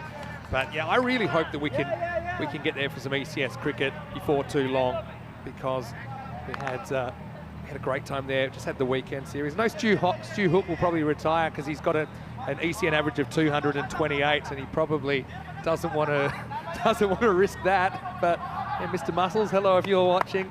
Always great to see you. Well, the thing about Stu, he's such a cricket tragic, there's no way you can keep him from going out to the crease and having another bat if there's an opportunity. So he's not going to just retire on that. And I loved it that his teammates gave him a bat that says Mr. Muscles. Showed me it last time. Hello to Zishan, who's watching from Malta. Says him, Billy and Glenn are having shapes. They're having barbecue shapes. Remember barbecue shapes? Yeah. Of course, because your history, you grew up in Australia. That's right, isn't it? Yeah. Yeah. I lived the first 30 years of my life in Australia. Oh, so you just recently come. Kanaka, the new batter, left hand. Nice looking cut shot. Picks out the fielder who knocks it down. Suicidal 2 on the way. Turn it down, that's probably a good idea. Tell us how you ended up in Europe in the first place. I moved over to London in 2004. I was essentially working in IT, designing databases. And I got a German girlfriend and moved to Germany. Good shot. I reckon that may go, but it may not go. And it's caught. Smart work from Shakur. Ali got it 95% of the way there, but it wasn't enough. Nasiri cleaning up here. It all happens in the ninth. The lights have gone out. The batters are disappearing as well. The score is 83 for 6. Okay, so starting databases. Interesting. Yeah, can't do that anymore. That was almost 20 years ago since I stopped doing that. But I couldn't get any work in Germany because I didn't actually finish my degree. Right. Australia and England didn't care about that. Germany did. So I got some work in the Czech Republic teaching English. And so I was living in Dresden, and Prague's an hour and a half away. Yeah. So didn't think that was going to be a problem. Yeah. I was only supposed to be in Prague for a year and a half, and then we'll go back to Germany, and plans have changed. Yeah, it can happen. 14 years later, I was still in Czech Republic. Beautiful city, though. It is, yeah. Stu Hook's in the chat. Hello, Stu. Obviously, his ears pricked up. I talked about him protecting his average. There's a new batter out there, Zahan Khan. Get that away. Again, intense there. A sneaky little couple of boundaries. Maybe they can get the high 90s, maybe the 100. Damstard will be pretty happy. It will be their first time batting the last innings of the day under lights. It can be a bit different. Stumping chance was a tough one. Light can't hold on. And now, good luck backing this up. It's going to be 2 byes. Probably owed a bit of luck. This is a tough stumping as a keeper whenever it's between the batter's body and the leg stump. It's a bit awkward. It was also quite low. Yeah, I think he just misjudges the bounce slightly. So they do get back for a couple. Score at the end of 9 is 85 for 6. Stu just telling everyone that Finland are their closest cricket mates. Makes sense geographically in Estonia, so we play them a fair bit. Latvia and Lithuania come up for a yearly Baltic Cup. Yeah, followed the Baltic Cup last year. It's a Baltic Cup this year. We not only have Latvia and Lithuania visiting us, we also have Iceland. Oh, wonderful. I know they've got 4 clubs in Iceland. And yeah, we weren't meant to have an ECS in Iceland. It's one place that I haven't been, and I really want to go. And it's not an easy trip there, and you're on the continent. But yeah, I'd love to jump over and cricket related or not cricket related. Some of our crew that did go in 2020 because the series was cancelled the night before due to corona restrictions, so they got to spend the week in Iceland, didn't have to work. They went out for apparently the most expensive dinner in ECN history. Ain't too cheap there, no Prague prices anyway. Anyway, this is going to be a thigh-high full toss, whacked away, and a bit of foot fielding time. I'll come back for 2. Umar's got a good arm, but won't be able to stop. They think about a third as it's kind of knocked up in the air. Love the old scramble of the 10th over. Hey, okay, before we go, back then, that was very intelligent from Czechia. You have done a fair bit of commentary on ECN, especially through the formative times of the ECS and the Czech Super Series, was when we first came together in 2020. I was thinking about it earlier today, and I think including this, it'll be 43 or 44 times. This will be handy. Is that right? Well, speaking of 4s, there's a 4. And it doesn't matter how you get him. Makanayaka tries the pull. He's more glove than anything, maybe a bit of handle. Just loops over the keeper, and there's one of the boundaries you need, Terry. Take them any way you can get them. So Michael says cricket on ice would be a nice event for Estonia. I think there may have used to been a cricket on ice somewhere around there. No, the Estonian Cricket Association used to do cricket on ice quite regularly, especially about 10 years ago. Yeah. But okay, winters are so mild now. Yeah. Global warming. Not really possible. Okay, this is what I remember. I reckon when I was playing, we used to look up some cool places to play cricket. I looked up this cricket on ice. in Estonia. And I recall one of the rules were the captains need to do a shot of vodka at the toss to toast the wicket. Were you aware of this? I've heard about it. I can't confirm or deny whether it is actually the case, but I've also heard the story. Seems like it's pretty interesting. Yeah, thanks so much for contributing the chat. It's been great to be here with Terry Connor this innings. Stallions trying to reach the 100. They won't do it like that. Dot ball. So, yeah. I did end up playing ice cricket in Switzerland, that was only a couple of weeks ago, actually.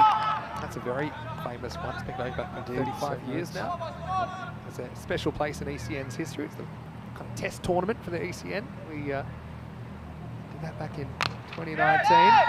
Well, yeah, as far as I know, Estonia was actually the first place to do the ice cricket. I want to get 2, but they're not. So I'll get 93. Maximo would be handy. It's at 100 even. But yeah, so 43, 44 games. And of course, Danny Hudacek also wanted to say hello. Got Joe Foster. I wanted to say hello to you as well. Got a lot of people messaging me, a lot of friends in the Czech Republic. They're missing you. And obviously hello to everyone back in the Czech Republic. They're very thankful for your contributions. And I love what you're doing with Estonia right now. Here we go. Last ball. Pretty good shot. That's going to be 4. Well, it's not quite a 6, but it's the next best thing. As Ekanaka finishes with a bang. And Talon Stallions score 97 off the 10 overs, 97 for 6, and what a good way to finish. Absolutely. A little under par from what we would have hoped, but as we're playing under lights, anything can happen in the second innings, and it might be a score that Darmstadt won't be able to get as comfortably as they have been able to score in the daytime. Funny things do happen under lights, you know, because remember the France-Belgium Golden Ball here in the ECC last year? You know, that was an 80-odd target, and you said, oh, for sure they're going to do it, for sure. But Darmstadt are kind of high-risk, high-return kind of outfit. They're still going to go for their shots. I think this is your real opportunity to show what you can do with the ball. I think this is the one time your bowlers, they can step up to the plate and they can hold their heads high if they can take some points away from this one. For all the Darmstadt fans out there, you need 83 minimum to get the double chance. So there's the old stubbed toe. Not probably the best way to do the fielding as the lights were taking over. But yeah, Cypher Rahman, I mean, he's a beast, isn't he? And you must be really happy with the way he's led the team. Safe's fantastic. He's just a fantastic cricketer. He's got a great eye. He's got obviously so much power. But he's a really good leader. He's got a really good cricketing brain. Thinks about every little aspect of the game and reads the game fantastically. He contributes so much, not only for the Talon Stallions, but to Estonian cricket in general. Unfortunately for us, he's not eligible to play for the national team. Yeah, it's because he's a bit of a journeyman, right, with the cricket. But tell you what, wherever he is, I like to watch him. This one came down. He might have bounced off the moon on the way up. It was a very tough one for Mohamed Umar. He's had his issues. But look, again, I've really enjoyed watching the Stallions. We could just get to see 10 more overs of them. That was a bit of a disastrous run out for Azabad. Made about 7 mistakes on one ball and found himself a little bit short. Also found himself batless, which is always a bit of a difficulty when you're running between wickets. But look, in the end, they do fight. And Terry, well, you've watched enough ECN to know that 97 can win you some cricket matches. Oh, yeah, we've seen teams defend significantly lower scores in various competitions. And last night we saw Byron, who have been smacking the ball around during the daytime, struggled to score, got out for a really low score, and they're a team who beat Darmstadt earlier today. So if Byron can be held to such a low score, there's no reason why Darmstadt can't be as well. Yeah, no doubt about it at all. Just thinking about that final score, you're probably 3 wides short of 100 in the end. But anyway, looking at Solomon, he came on and took a wicket pretty quickly. Look, I think, like I say, the lights, some people are more comfortable than others. But I think we saw Darmstadt CC, for the most part, hold their catches. So I think that, you just got to kind of put it out of your mind. It's a bit of a new experience. That was a real slippery Yorker to get through Ram Krishan. Nasiri had a bit of a party here in match 10, 3 for 7 off his 2 overs. Again, Darmstadt CC, I mean, you must be pretty impressed with them. They've been pound for pound. I know they blew a big total earlier today, but they've been really impressive. They have been, particularly in the field. That performance yesterday was just phenomenal, but they've got such good bowlers and they've got batters who can hit the ball to all parts of the park and clear the fence with ease. And I mean, most of the other teams are all looking at Darmstadt as this is the team that we have to beat if we've got any chance to be the ones to go through from this group to the finals. So Darmstadt will be coming out firing. Yeah, they will, and just repeating that, if they get 83 at least, then they'll at least secure second place in the double chart, but they want the 98, I'm sure, for victory. You saw a few sundries in there as well for the Stallions, helped them up to that score of 97. And just looking at the scorecard, again, Saif losing him for 13, that hurt Rifak. 28, the top scorer. 12s for Faraz Abbas before he got run out disastrously. And then a late charge from Ekanayaka, 12 off just 5 balls with 2 boundaries. As far as the bowling went, he saw 3 for 7 this year. He was the star. Also wickets for Shafiul Niazi and Stefan Solomon. Once again, I just want to say a big thank you to Terry O'Connor from Cricket Estonia. And look, Terry, I want you to stick around because I always like your company here at the Cardamom Oval. You certainly liven things up. I want to say, quite honestly, hello to all my friends in Estonia. I always love getting up there, and I hope you're going well. Hope you've enjoyed the experience. Hopefully you enjoyed the rest of the tournament as well. Big thank you to you. I know you're doing great things. To Ragnar, keep up the good work in the YouTube as well. I'm watching, and hopefully you'll be watching when we come back. It's the Stallions. If they get 2 points, you need to defend 97. The lights are on. That means crazy things are going to happen. Vinny Sandhu here with Terry O'Connor. Also Rico, he'll be back in a second. We'll see you after the break for the final innings in Date. Oh, here we go. For me. Yep. Okay. As a resident of Estonia, you have to have an Estonian Cricket Association shirt. Thank you so much, Terry. That is so, so kind. I'll wear it with pride. Well, you go back and cheer on your team because you know you really want these 2 points. We'll see you after the break for more European Cricket League.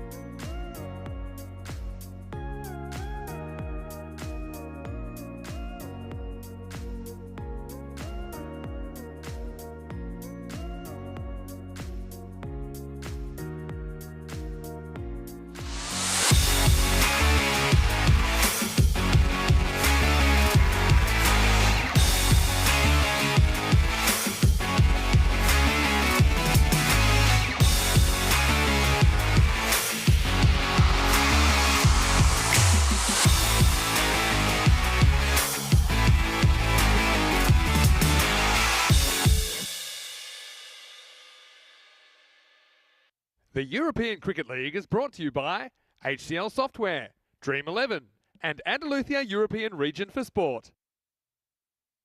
Hello and welcome back to the Cardiff Oval. It's quite the sight under lights. And Stallions had an exciting journey so far in the ECL. Unfortunately, haven't been able to come up with a crucial victory that would have kept them in the hunt. They could get one now though. They've got 97 on the board. Darmstadt CC being the form team, pound for pound all the way through. And look, they've never really failed with the bat. They're not planning to start now. You know, cricket's a funny game.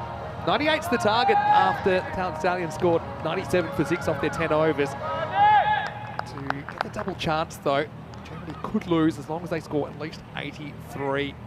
They'll know that. Let's get ready, let's get set, let's go. Starts with a 1. This is Aditya Panwa who's opening up. Captain Azman Ali pushes it away for 1. He's out there with Mohamed Umar. Many Sandhu here, Mr. Maximo for the European Cricket Network. Hope you're having a wonderful evening wherever you're watching from around the world. Here's the man. I'm sure he's having a great evening. Yes, Rico Full. Yeah, great to be back, and of course having a wonderful evening. It's been a wonderful day, and this match under the lights is always special.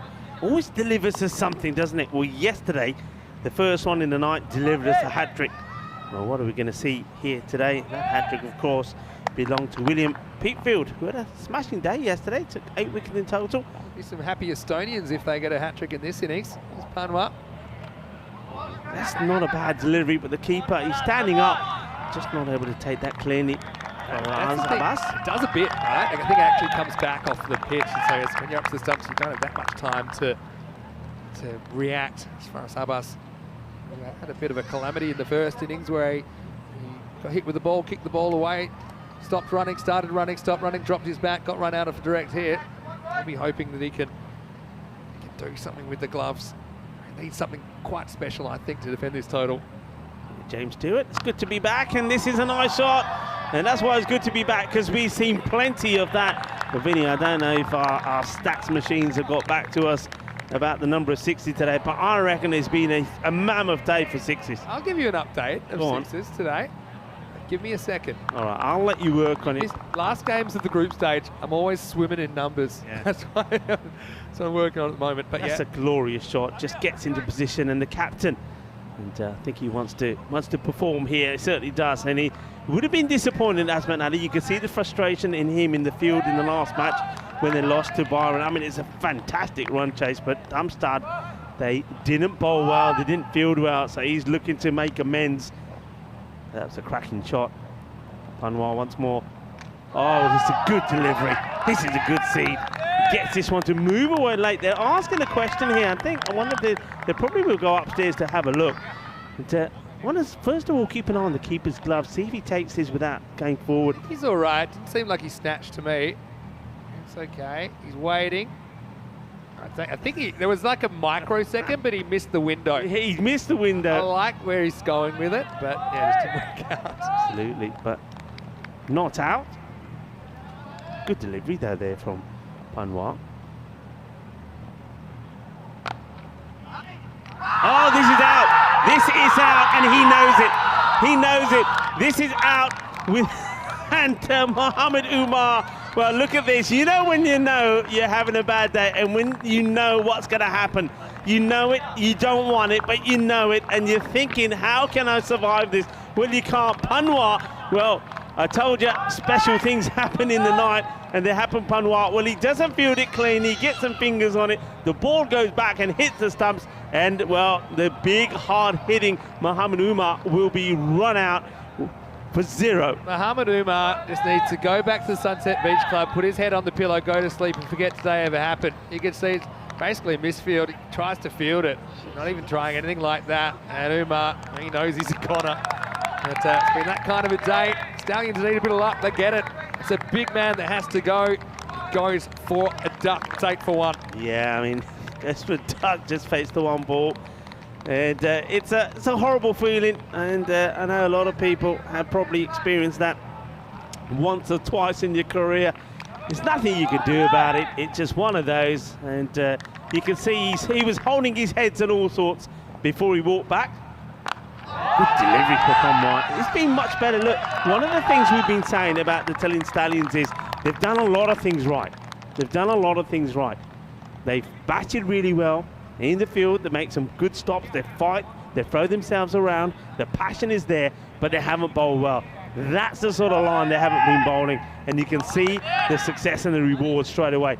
21 matches since the golden ball. There'll be one coming. Don't you worry about that.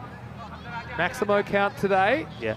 It was 88 before this game, and in the first innings there were 4, so 92. So we need 8 sixes in the day, in this innings, to get to 100 Maximos for the day. But all our Estonian viewers, they don't want to see 8 sixes in this innings, because if there are, that's that 98 holding up as far as the target goes. Well, yesterday, I can tell you, there was 86s. So we're ahead. Yeah, we're ahead. There were 55 fours, 1,032 runs were scored yesterday. Thank you to Ravi for providing that information, and 57 wickets. That's the sort of figures you won't see that anywhere else. You just won't. Only in this format, only on European cricket. For this game, 5 wickets per innings as well, which is about normal. 10.5, so runs and over, high 11s. Oh, this is there for the hitting, and he gets it over the fielder. 1 bounce, 4 runs. Wonderful shot, beautifully played, and not trying to hit too hard. That's the difference here.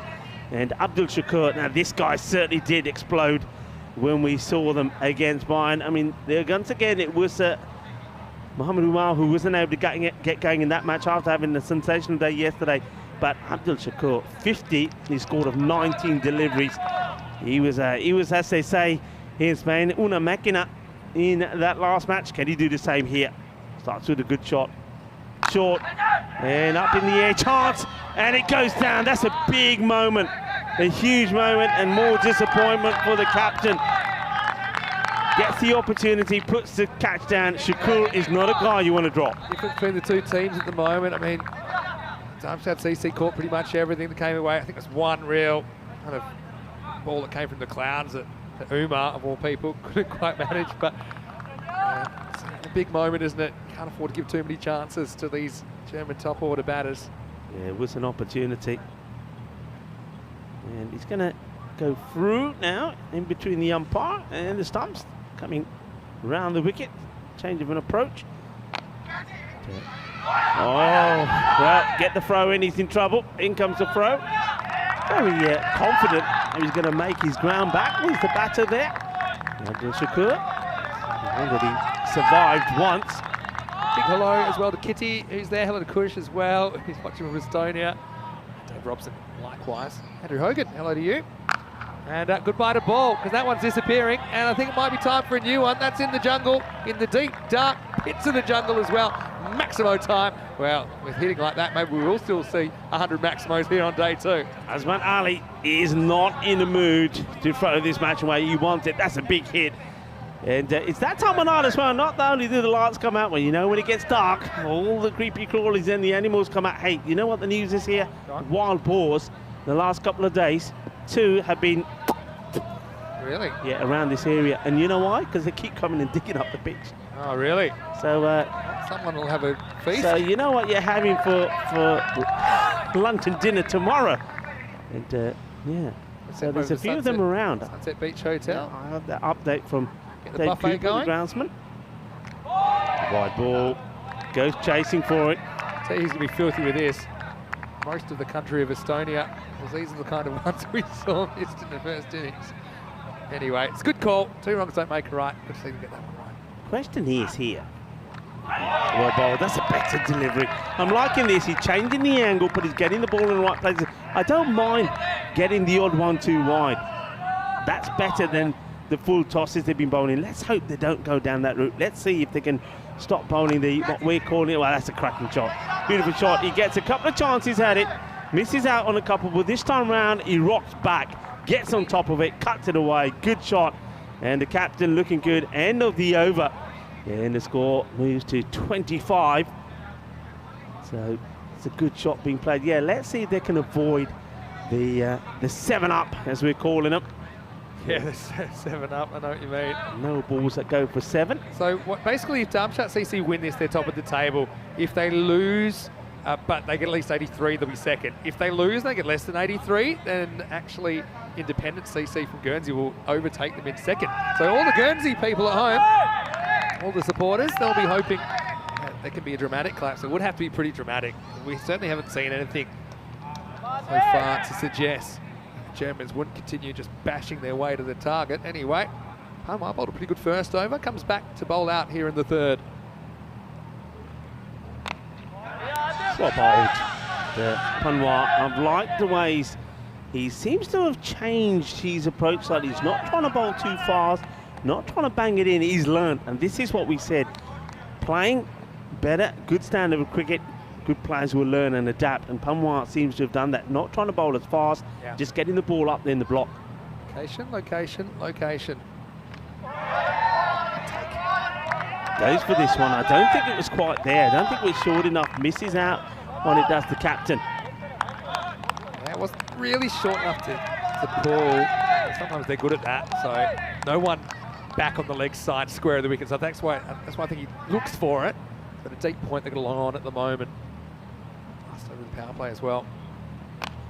This has been hit pretty well, and this disappears once again into the dark night sky. Will be 4 runs.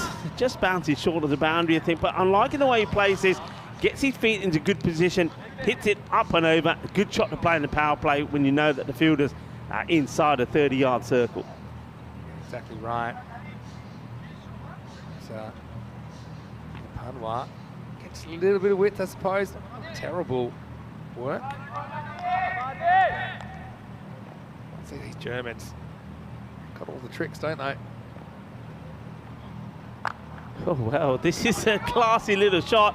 And has he got the timing on this? And, well, it gets a little foot on it. The fielder almost goes over the boundary markers. Let's have a look at this. I think he just gets his right. Does. This is a perfect little through ball, isn't it? Loving the shot first. Look at that. He's just a little flick away. Getting a bit of length, so he thinks he can get away with that. Yeah, there's no problem there. As well. Good work.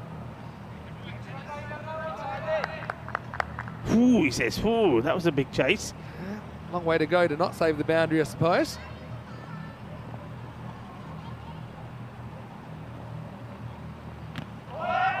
Once again, fuller, better results. And captain will feel he's missed out on this. He's trying to blaze this through the covers. Little one here, just look, gets up before the ball. Just a little one. I think he's got a lot of talent with the gloves, Abbas. But that's one, yeah, you've got to try and stay in a little bit longer. Maybe you can make that take. Loving that shot. Doesn't it look fantastic? Floodlights on. And goes for it, and he gets it. He'll go all the way. Balle. Inna zona. Shaka. Lag gaya. Sí, así me gusta. No para, sube. No para, sube. 6 más. Yeah, good shot. And this is what they were looking for. Like I said, no fielder back there. So pretty productive power play in the end, especially the second and third overs. 38 for 1 after 3. So if there's any signs of nerves in the German camp about what's at stake here or a kind of tricky little target, they're not showing it. They're batting with complete abandon, the way they've batted all through this series. Certainly wasn't their batting that let them down before. They still blasted 140 plus. Yeah. No one's quite had the answers to their top order yet. Yeah, Kanoka will come to bowl. He's second, so they're sticking with bowling out the 2 openers here. I think he bowled well. I'd like to see him stick to what he was doing earlier. He's just going to bowl over. I think he bowled much better when he came in between the umpire around the wicket and just angled that ball across. Maybe he'll change to that. Sliced. It should be gone. And it's been held. The catch has been taken. It's a good catch to take. This is going to be spinning a fair bit, and always difficult to adjust from the matches they played earlier during the day to these ones. So has a bit of a swing, doesn't get it right. Abdul Shakur will go. So it's a good wicket to get because you know these two can hurt you. Yeah, so sure is. I mean, wouldn't put this past him yet. You know, it's a good start, but we know a couple of wickets. And the Germans haven't really had to show too much of the down the bottom at the moment. But again, it's well-paced delivery forces the false shot. That's where these guys bat. They're attacking. They're going to keep attacking. Useful wicket, and Damstard CC lose their second. It's 38 for 2. Yeah, good delivery though. It's just the length. The length is so much better. And you know what? If you were to apply what they've done so far, especially in the bowling length, to the other games, they would have had a couple of victories. You know, they would have. It's the bowling that let them down. And Ekanaika, we know he's a good bowler, and he's showing that here now. He's bowling a good length. Look, he's got a bit of confidence flowing through him now. He's picked up a wicket. New batter comes out. It's only the captain who's standing firm at the moment, and it's Solomon that comes out. You know, it's a big guy. He can hit it pretty hard. Poor Solomon. He came out earlier, and he was there for 3 overs. He faced 3 balls, including the last ball, which he almost didn't because they wanted to run it too. But he's a powerful guy, super interesting. He had a professional tennis career in the works, had a bit of an injury, put him out of that. Did his studies, moved to Germany, ended up staying a long time. Still there, 8 years later. Turning his hand to cricket now, originally from South Africa. Be careful here, that's fine. First ball, he gets a single. And how about that? Oh, what is this? What's going on here? Well, I know sometimes the ball hits a bit of a Tortuga. I think Ekanaika hits the Tortuga here. Oh, he's got the proper spring boots, doesn't he, Ekanaika? This is a ball that's barely moving. Looks like he's jumping on a grenade there. What's happened there? Una bomba. Okay. Changes his shot.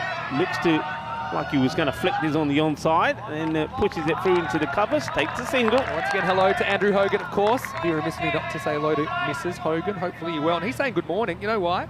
Where he is, it's 6:40 in the morning, if I'm not mistaken. So good morning to you. Still night time here, Tuesday night cricket. It's a wide delivery. The umpire does call it correctly. Nilkesh Patel out there with Ian Rummage, 2 match officials. Yeah, good call. And this one, well, this one does come back. It has to play at it. Does play at it pretty well. Could have been touching over the wide, but happy to take one. And Darren Corky saying he went to the same primary school as Stephen Solomon. He was a great tennis player. Yeah, I know that he had high ambitions, but it might have been a bit of a knee injury that kind of threw him, unfortunately, out of that sport. But yeah, great to see him playing cricket. He's done some good things as well.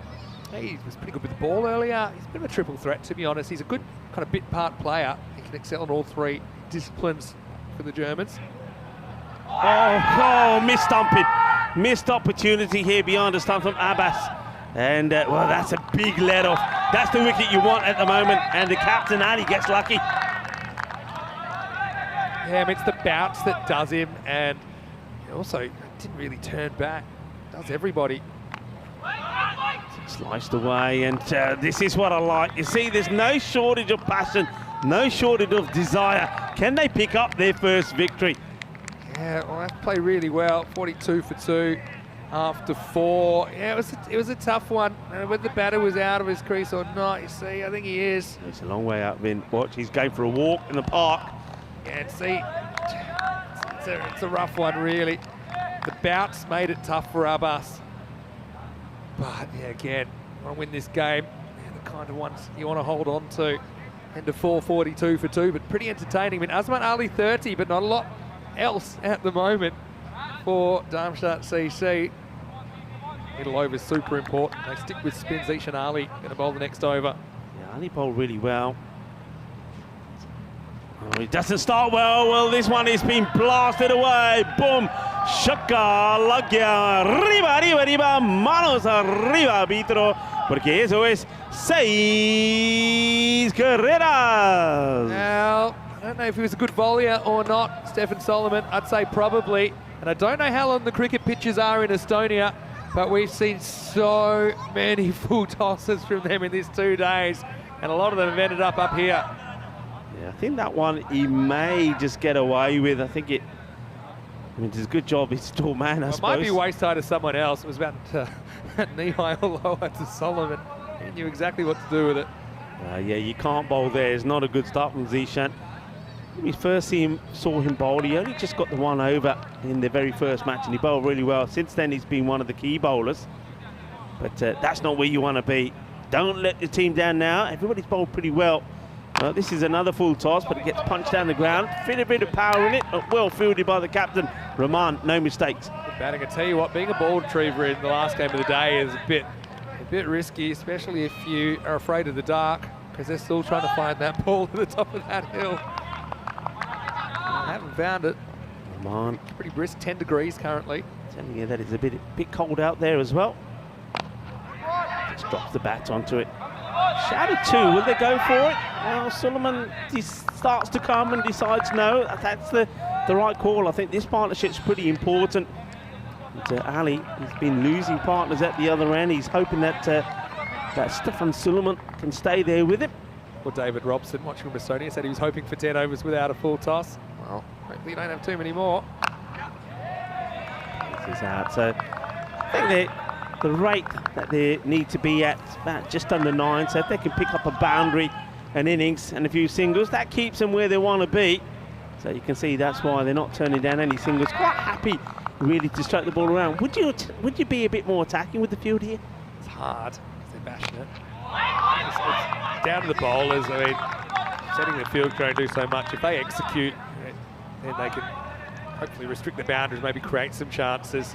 Oh, the only thing I would change really, I would have my mid-wicket in, just move the long one wider, mid-wicket in, and just say, you know, if you want to go for it, chance it, go across the line. Yeah, might work, might not though, against these Germans. Oh, Gundy again, that's a great take. Oh, that's a superb take. Well, Abbas rectifies himself. Well, he missed out on a stumping, which is an awkward bat, but this is class. This wasn't a leg side stumping chance. This is a brilliant take. I mean, superb. She gets the foot there as a second level of insurance as well. Well bowled. Take us to the end of the 5th over, and the score is 53 for 2. A big hello to everyone that's watching. I know a lot of German viewers, a lot of Estonian viewers in the chat right now. Vinny Sandu here, Mr. Maximo.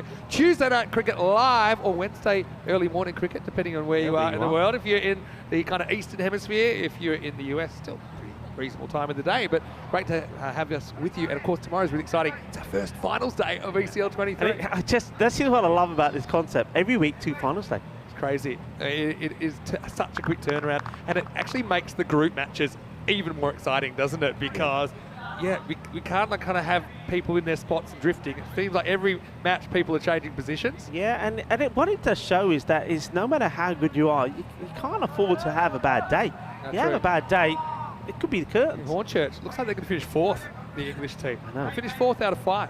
And we're talking about a team that Estonia were in the driver's seat last night against them. It could have been adios. Yeah, it could have been adios. It's been amazing stuff. Okay, well, this is the captain coming on the bowl. This. So I asked Saif, you can't bowl at all, can you? Because you know they've had some issues. He says, well, I don't really want to. But where he's saying, all right, I'm going to go. I suppose the big man gets a bit of bounce here. I would say he's a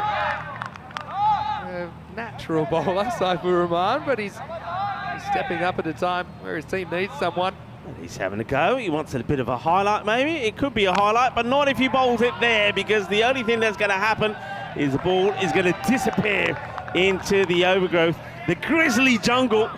That's where the ball goes, and that's where all of the creepy crawlies live. Watch out for the snakes in there and the scorpions, that's what I say. They all come out in the night.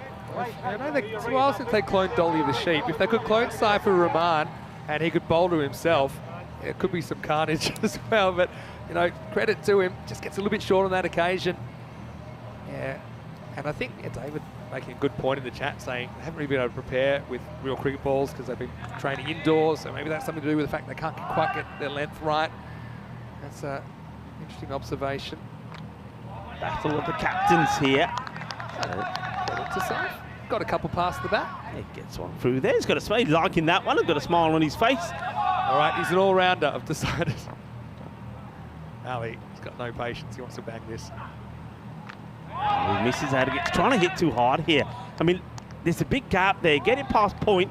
Well, either side of point, backward point or past point, then you're going to get runs. You might even get the boundary. Don't have to hit it hard. The ball goes pretty quick across this surface. Just all about getting the right line here. So, a couple of dots. Now that's short again. And again, slices this. Take the single, won't mind that. He's probably saying it to Solomon, okay, I'll give you a ball, see what you can do with it. Turned around on the Hulk. He's a bowler. He's beaten a good player 2 or 3 times. That one slid on. And yeah, said it was short. Did hurry on to batter a little bit. Last ball of the over. Can he get out of it? Single digits. Yep.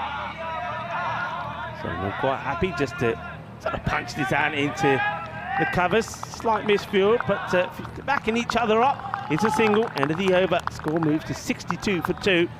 So moving along nicely. The rate just creeps up slightly, just gets to 9 there with a bit of ticky-taka. Yeah. But still, I mean, they've still got wickets in hand. The other thing, don't forget, they just need to get 83 to at least get the double chance. Okay, look, you still want to finish top. Who knows? Weather's unpredictable.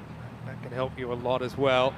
Still sitting in the box seat. Hello to B.E. Smart in the comment section. He's cheering on Fossum from Norway. Very youngest Group C team, he says. Do say be careful of the all caps messages. I feel like that one might not last. Anyway, pretty powerful drive by Solomon to start over number 7. Well, a few people said he looked a bit like you, Rico. I think you'd like to bat a bit like him because he looks very powerful, doesn't he?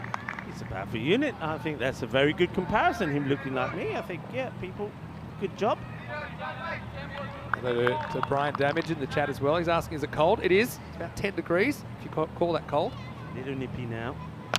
It's been hit well, and this is going to take some stopping. They're not going to stop it. That's a cracking shot from Asmat Ali. Moves into the 40s now. 43 of 26 deliveries. The captain standing firm. Oh, it's too cold to be fielding in the circle when you've got these coming past you. I mean, I don't see a fielder anywhere in the world who wants to get behind that one. That really raced off the bat of the captain. Yeah, that's better. Saw before in the previous over, he was trying to hit the ball too hard. He goes back to his timing and placement. Ishan Ali. Straight down the leg side. This probably will be called a wide.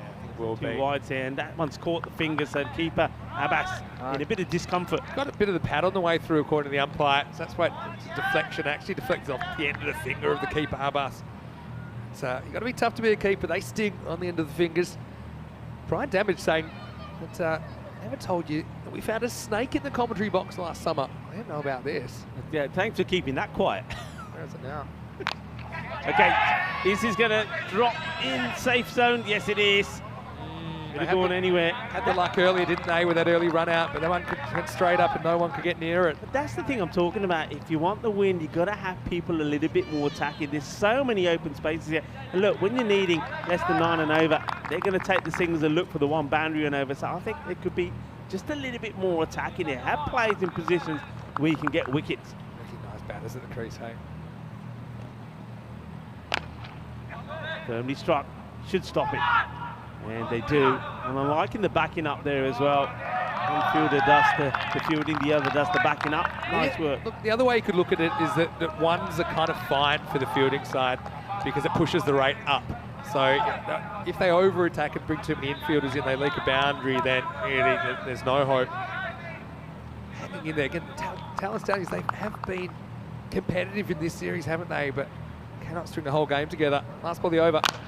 This is hit hard. This ain't going to be stopped. It's a powerful man there. And well, Solomon hits this hard, hits it firm, gets 4 runs. Well, I'm going to do a word association game, and I'm just going to describe this using slightly different phonetics. Sounds like Bull Ross. And it's another one of them that gets hit to the boundary. And yeah, they just haven't been able to get their length right this series. This is the end of the 7th over. The score is 74 for 2 coming up, and we ought to fill in the blanks straight after the game. The way things are going, if Darmstadt win this, they'll finish first. They'll take on Byron, the Greek champions, in qualifier 2. So qualifier 1, that's the second game of the day. We'll start with the eliminator. And you know who that'll be? It'll be Guernsey versus England. It'll be Indies versus Hornchurch. And so one of those teams, 2 very good cricket teams, one of them will have to go home first game of the day. And remember, that's how we started today with those 2 teams. And what a match it was. It was close. Ball. It went to the wire. So it's going to be an absolute, well, if whoever doesn't win this, it's going to be a big day in the fan zone. I'll tell you that much. Whoever loses that eliminator. Going to be a nervy one as well. They were nervy in that first game today. I can tell you that. Might have to call Victoria Cerveza Factory to up the production overnight. This is going to be a wide. Called. I'm surprised that. See, so I don't think he moves early. Look, that's a wide. That's a big time wide. Wide. Yeah. That is a wide. Doesn't get called. Oh, well, batter can't believe it. Stoney is happy. Well, that's come towards the ball, try and hit it. And this is going to be 4 runs. And if you're going to swing, swing hard. And but keep your eye on the ball there, James Cantor. Never turn your back on the ball. You should know that, because that little beanie ain't going to help you. It's down to Dennis as well. Dennis on the camera in the cube, and this one was more towards the giant ball. Oops, what's that, he says. The view of James. He's running the lights out, so just half a light actually is out. So James is on that. Head of operations here at ECN.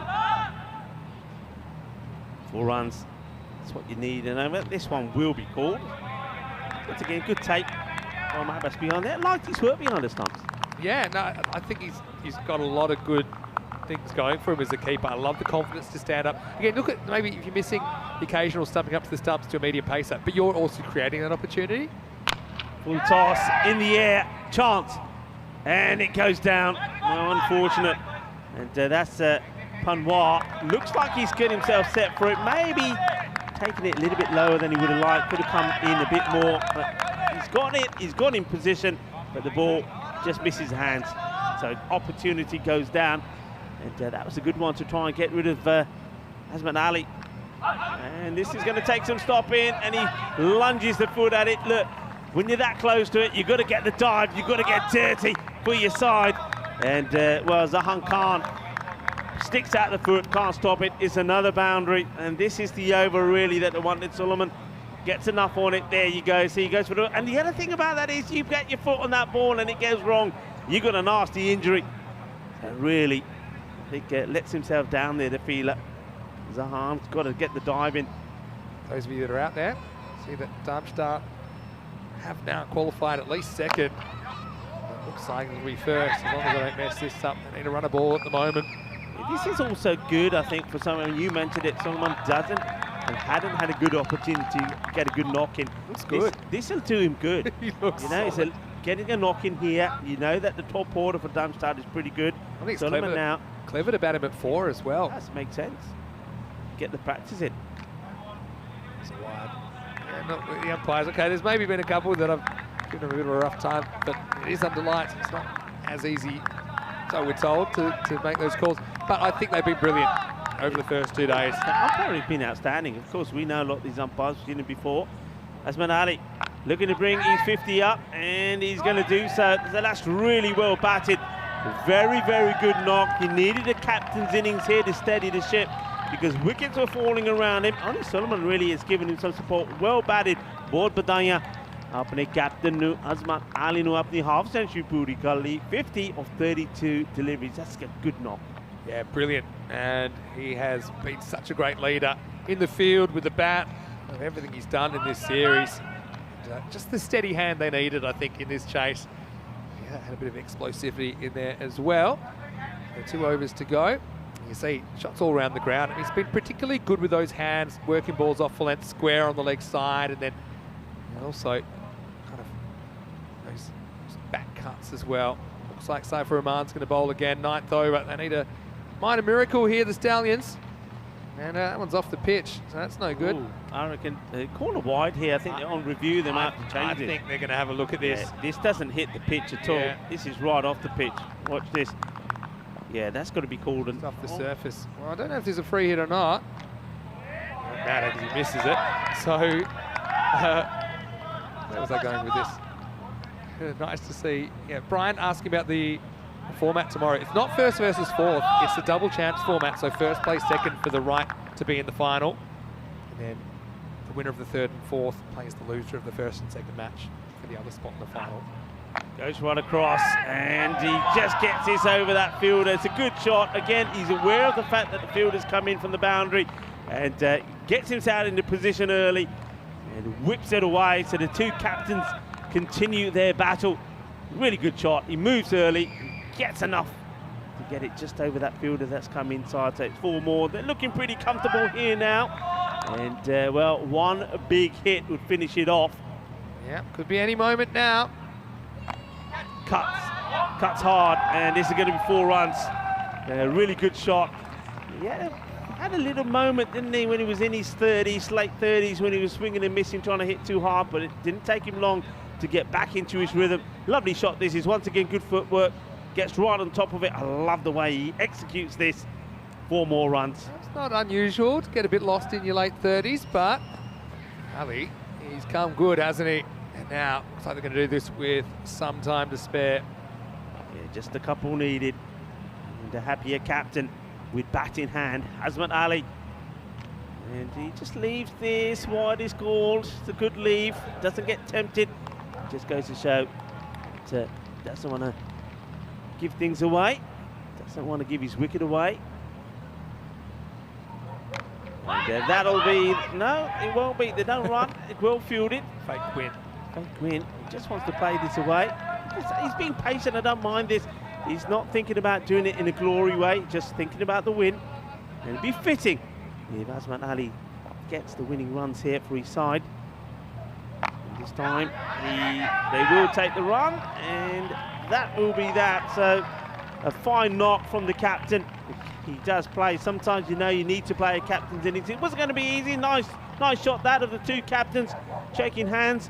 Azmat Ali, he stood firm, stayed there towards the end, and he scores a very fine 59 of 36 deliveries. But I think it was a very good partnership. It was good that we got a chance to see Stefan Suleiman. We've seen him out there in the middle when he's been in the field. He's a classy player. He's made some really nice, taken some good catches. He's a big unit as well, and he just provided the support that the captain needed. You'll see the scorecard earlier, and with the bad luck that Mohamed Umar had and Shakur losing his wicket early, the captain needed some stability at the other end, which would allow him to flow and play his shots, and that's exactly what Suleiman did. He's a happy man at the moment, and Damstard, they're a happy team because they have booked their place in, they booked their place in finishing in the top 2, which gives them the second chance. That is huge. Top of the table. Huge. So net run rate doesn't come into it in the end. We have 2 teams that win 3 matches. That's Darmstadt CC and Byron. They'll play in the 1 versus 2, but they'll have to wait tomorrow because the first game is the eliminator. It's Independent CC of Guernsey against Hornchurch of England. Only one of those 2 teams can survive. The other will be out. Whoever does survive that eliminator takes on the loser of qualifier 1 in qualifier 2, and of course the winners of the 2 qualifiers meet in the final. Join us 10:30 a.m. GMT. It's 11:30 Central Europe, 4 p.m. in India. And it should be a wonderful finals day, the first of 7 finals days. We need a bit of luck. If the Stallions were going to challenge, they get it there. But unfortunately, the Estonian side, it's been so great to have them, but they are going to go home without a win, unfortunately. Yeah, unfortunately, but look, the thing is, they have entertained, and that's the thing, don't forget, they've entertained, they've played some good cricket, and like we say, when we see them again, I think we're going to see better from them. What I liked about this innings was, it was better. They bowled a lot better, they executed their lines better, and that just goes to show that as they keep playing a higher quality and a higher standard of cricket, that they will get better as well. And you know what, there's no, from what we've seen here, there's no reason at all why we wouldn't see them back again representing their country in a European Cricket League again, because they play some really good cricket and I don't think they've won a lot of hearts out there as well, the team from Estonia. The Estonian champions, though they weren't able to win a match, they did play very, very well. They just kept on going all the time, but they had a lot to do, didn't they? It was never going to be easy. And the one thing they couldn't do was get rid of the captain, Azmat Ali. I think he played a very, very good innings. There was a chance, it's just the one chance that he gave, and that was where the keeper just couldn't get hold of it. The bounce got in the way, and he just went on and continued. But, well, this was the battle of the 2 captains. Safiur Rahman came into the attack, turned his arm over, but he just couldn't get rid of it. I blame Saif. He's saying, you know what, everyone else having a go and getting whacked, I'm going to have a go. And he had some good moments there, but I mean, he looked like he hadn't done a lot of bowling lately. Did get a few past the bat, though, of his opposite number. It's kind of a matter of time, wasn't it? They'd reached the 83, they knew they had the double chance, and really it wasn't too long before they finished the job. And they were able to do this with 7 balls to spare. No, credit to the Stallions. I think, you know, it was better. I think it was a better performance, but I think that time, you know, their batting probably let them down a little bit, although they had their moments again. They weren't quite able to get that 100 on the board. And look, it's cricket, isn't it? It's cruel, and we know this format is going to be cruel. I mean, we also saw teams last year that lost their first 4 games come back and challenge for the title. And sometimes teams that lost 5 or 6 games in a row. But just with this format, it's really unforgiving this year. And it kind of has to be that way because the amount of teams that are involved in this third edition of the ECL. As we look at the scorecard, 59 not out off 37 for Azmat Ali. He was brilliant, wasn't he? And he has been all the way through. 4 6s and 6 4s in there. And they did lose Umar to an unfortunate run out. Umar just needs to shake it off, have a cold shower, and come back tomorrow. He's a very good player. Abdul Shakur, he's hit one boundary in his 6. And Solomon, I liked him. I think 22 off 11, batted very, very well. Ekanayak hit the only wicket to a bowler. And the other one was a slightly fortunate run out to Panway. He got a fingertip to run out the opener, Muhammad Umar. And that's the tail of the tape. It's Darmstadt CC go 3-1. So do Byron. And so, yeah, 2 teams with 3 wins. They finish in the top 2 positions. They win 3 out of 4. They earn the double chance. You've got 3rd and 4th with 2 wins each. That's Guernsey and England. So Indies and Hornchurch. And so they'll play the eliminator tomorrow. Stallions unfortunately walk away without any points. But still, I think they won a lot of fans. I really like the way they played their cricket. Yeah, they played good cricket. They entertain. I mean, as we keep saying, with the batting, they entertain. They've got some explosive players of their own. They were good in the field. They held the catches. Just let themselves down with the line. And I think that's the difference between the standard here, maybe of a European cricket series when you're playing within your own country, and then when you come out of that country and you're playing other champions, those little that line, those little errors you make, they cost you, and that's what's cost them it. But they will get better. They sure will, and I'm sure that this is such a good thing for Estonian cricket to have them here, and also the fact that we'll get to see the Estonian national team for the first time in the ECC this year. So I think that's a great incentive for guys domestically to have good summers, to try and push for selection. Remember, it's T10 based selection, so show what you can do in the domestic games this summer. Who knows? We might see you here at Kartama for the Euros of cricket in September and October. One more time, let's show you what's coming up tomorrow in case you missed it. If you're a bit confused about what's happening in Group A Finals Day, is 3 versus 4 first up. That's the early game. It's not that early, I suppose, middle of the day. But Independent CC take on Hornchurch. One of those teams goes home. The other goes through to qualify at 2. They'll meet the loser of the 1 versus 2 game. The 1 versus 2 game, the winner goes straight through to the final. That'll be huge. Match 14 is the final here in Group A. So it does start 10:30 a.m. GMT. 11:30 in Central Europe and 4 p.m. in India. Big thank you to you, Rico. Had a great day with you once again, and we love doing what we do. Yeah, and it's easy to understand why. Big thank you to Corey as well. We saw some great cricket matches today. Listen, I think yesterday, maybe on balance, belonged to the bowlers. We did see a hat-trick. I think William Petfield bowled absolutely brilliant. He took 4 in 2 matches, 4 and 4. But today, it was about the batting. I think the batting really clicked today. I think we saw 6 batters that scored half centuries, and the highlight of all of them has got to be also the highest individual score that we've seen so far from Mumtaz. What a knot that was. So that 83 blasted the ball all over the place. 10 6s, 4 4s, 76 in boundaries. That's crazy. Sensational. Those sort of things you only see on the European cricket. Well, look out for the Mummy too. The Mummy returns tomorrow, because I think that's going to be a great 1 versus 2 game. Look, there'll all be great games tomorrow. But we're going to leave you with some highlights of the day. Don't forget, check out our social media at European Cricket. If you don't already, please make sure you subscribe to our YouTube channel, ECN European Cricket Network, and like the video as well. You can always send us some messages as well at European Cricket. Well, I'm ready to smash some empanadas, and we don't know if they're open because it is a holiday here, but I'll be trying. On behalf of everyone here at the European Cricket Network, this is Vinny Sandhu on behalf of Corey Ruckers, and of course, Rico Full. Hope you have a happy and safe evening. Hasta mañana. We'll see you tomorrow for Group A Finals Day in this ECL 23. Big thanks to Spring Production here. That's the best bits of Day 2. Adios, mi familia. Hasta mañana.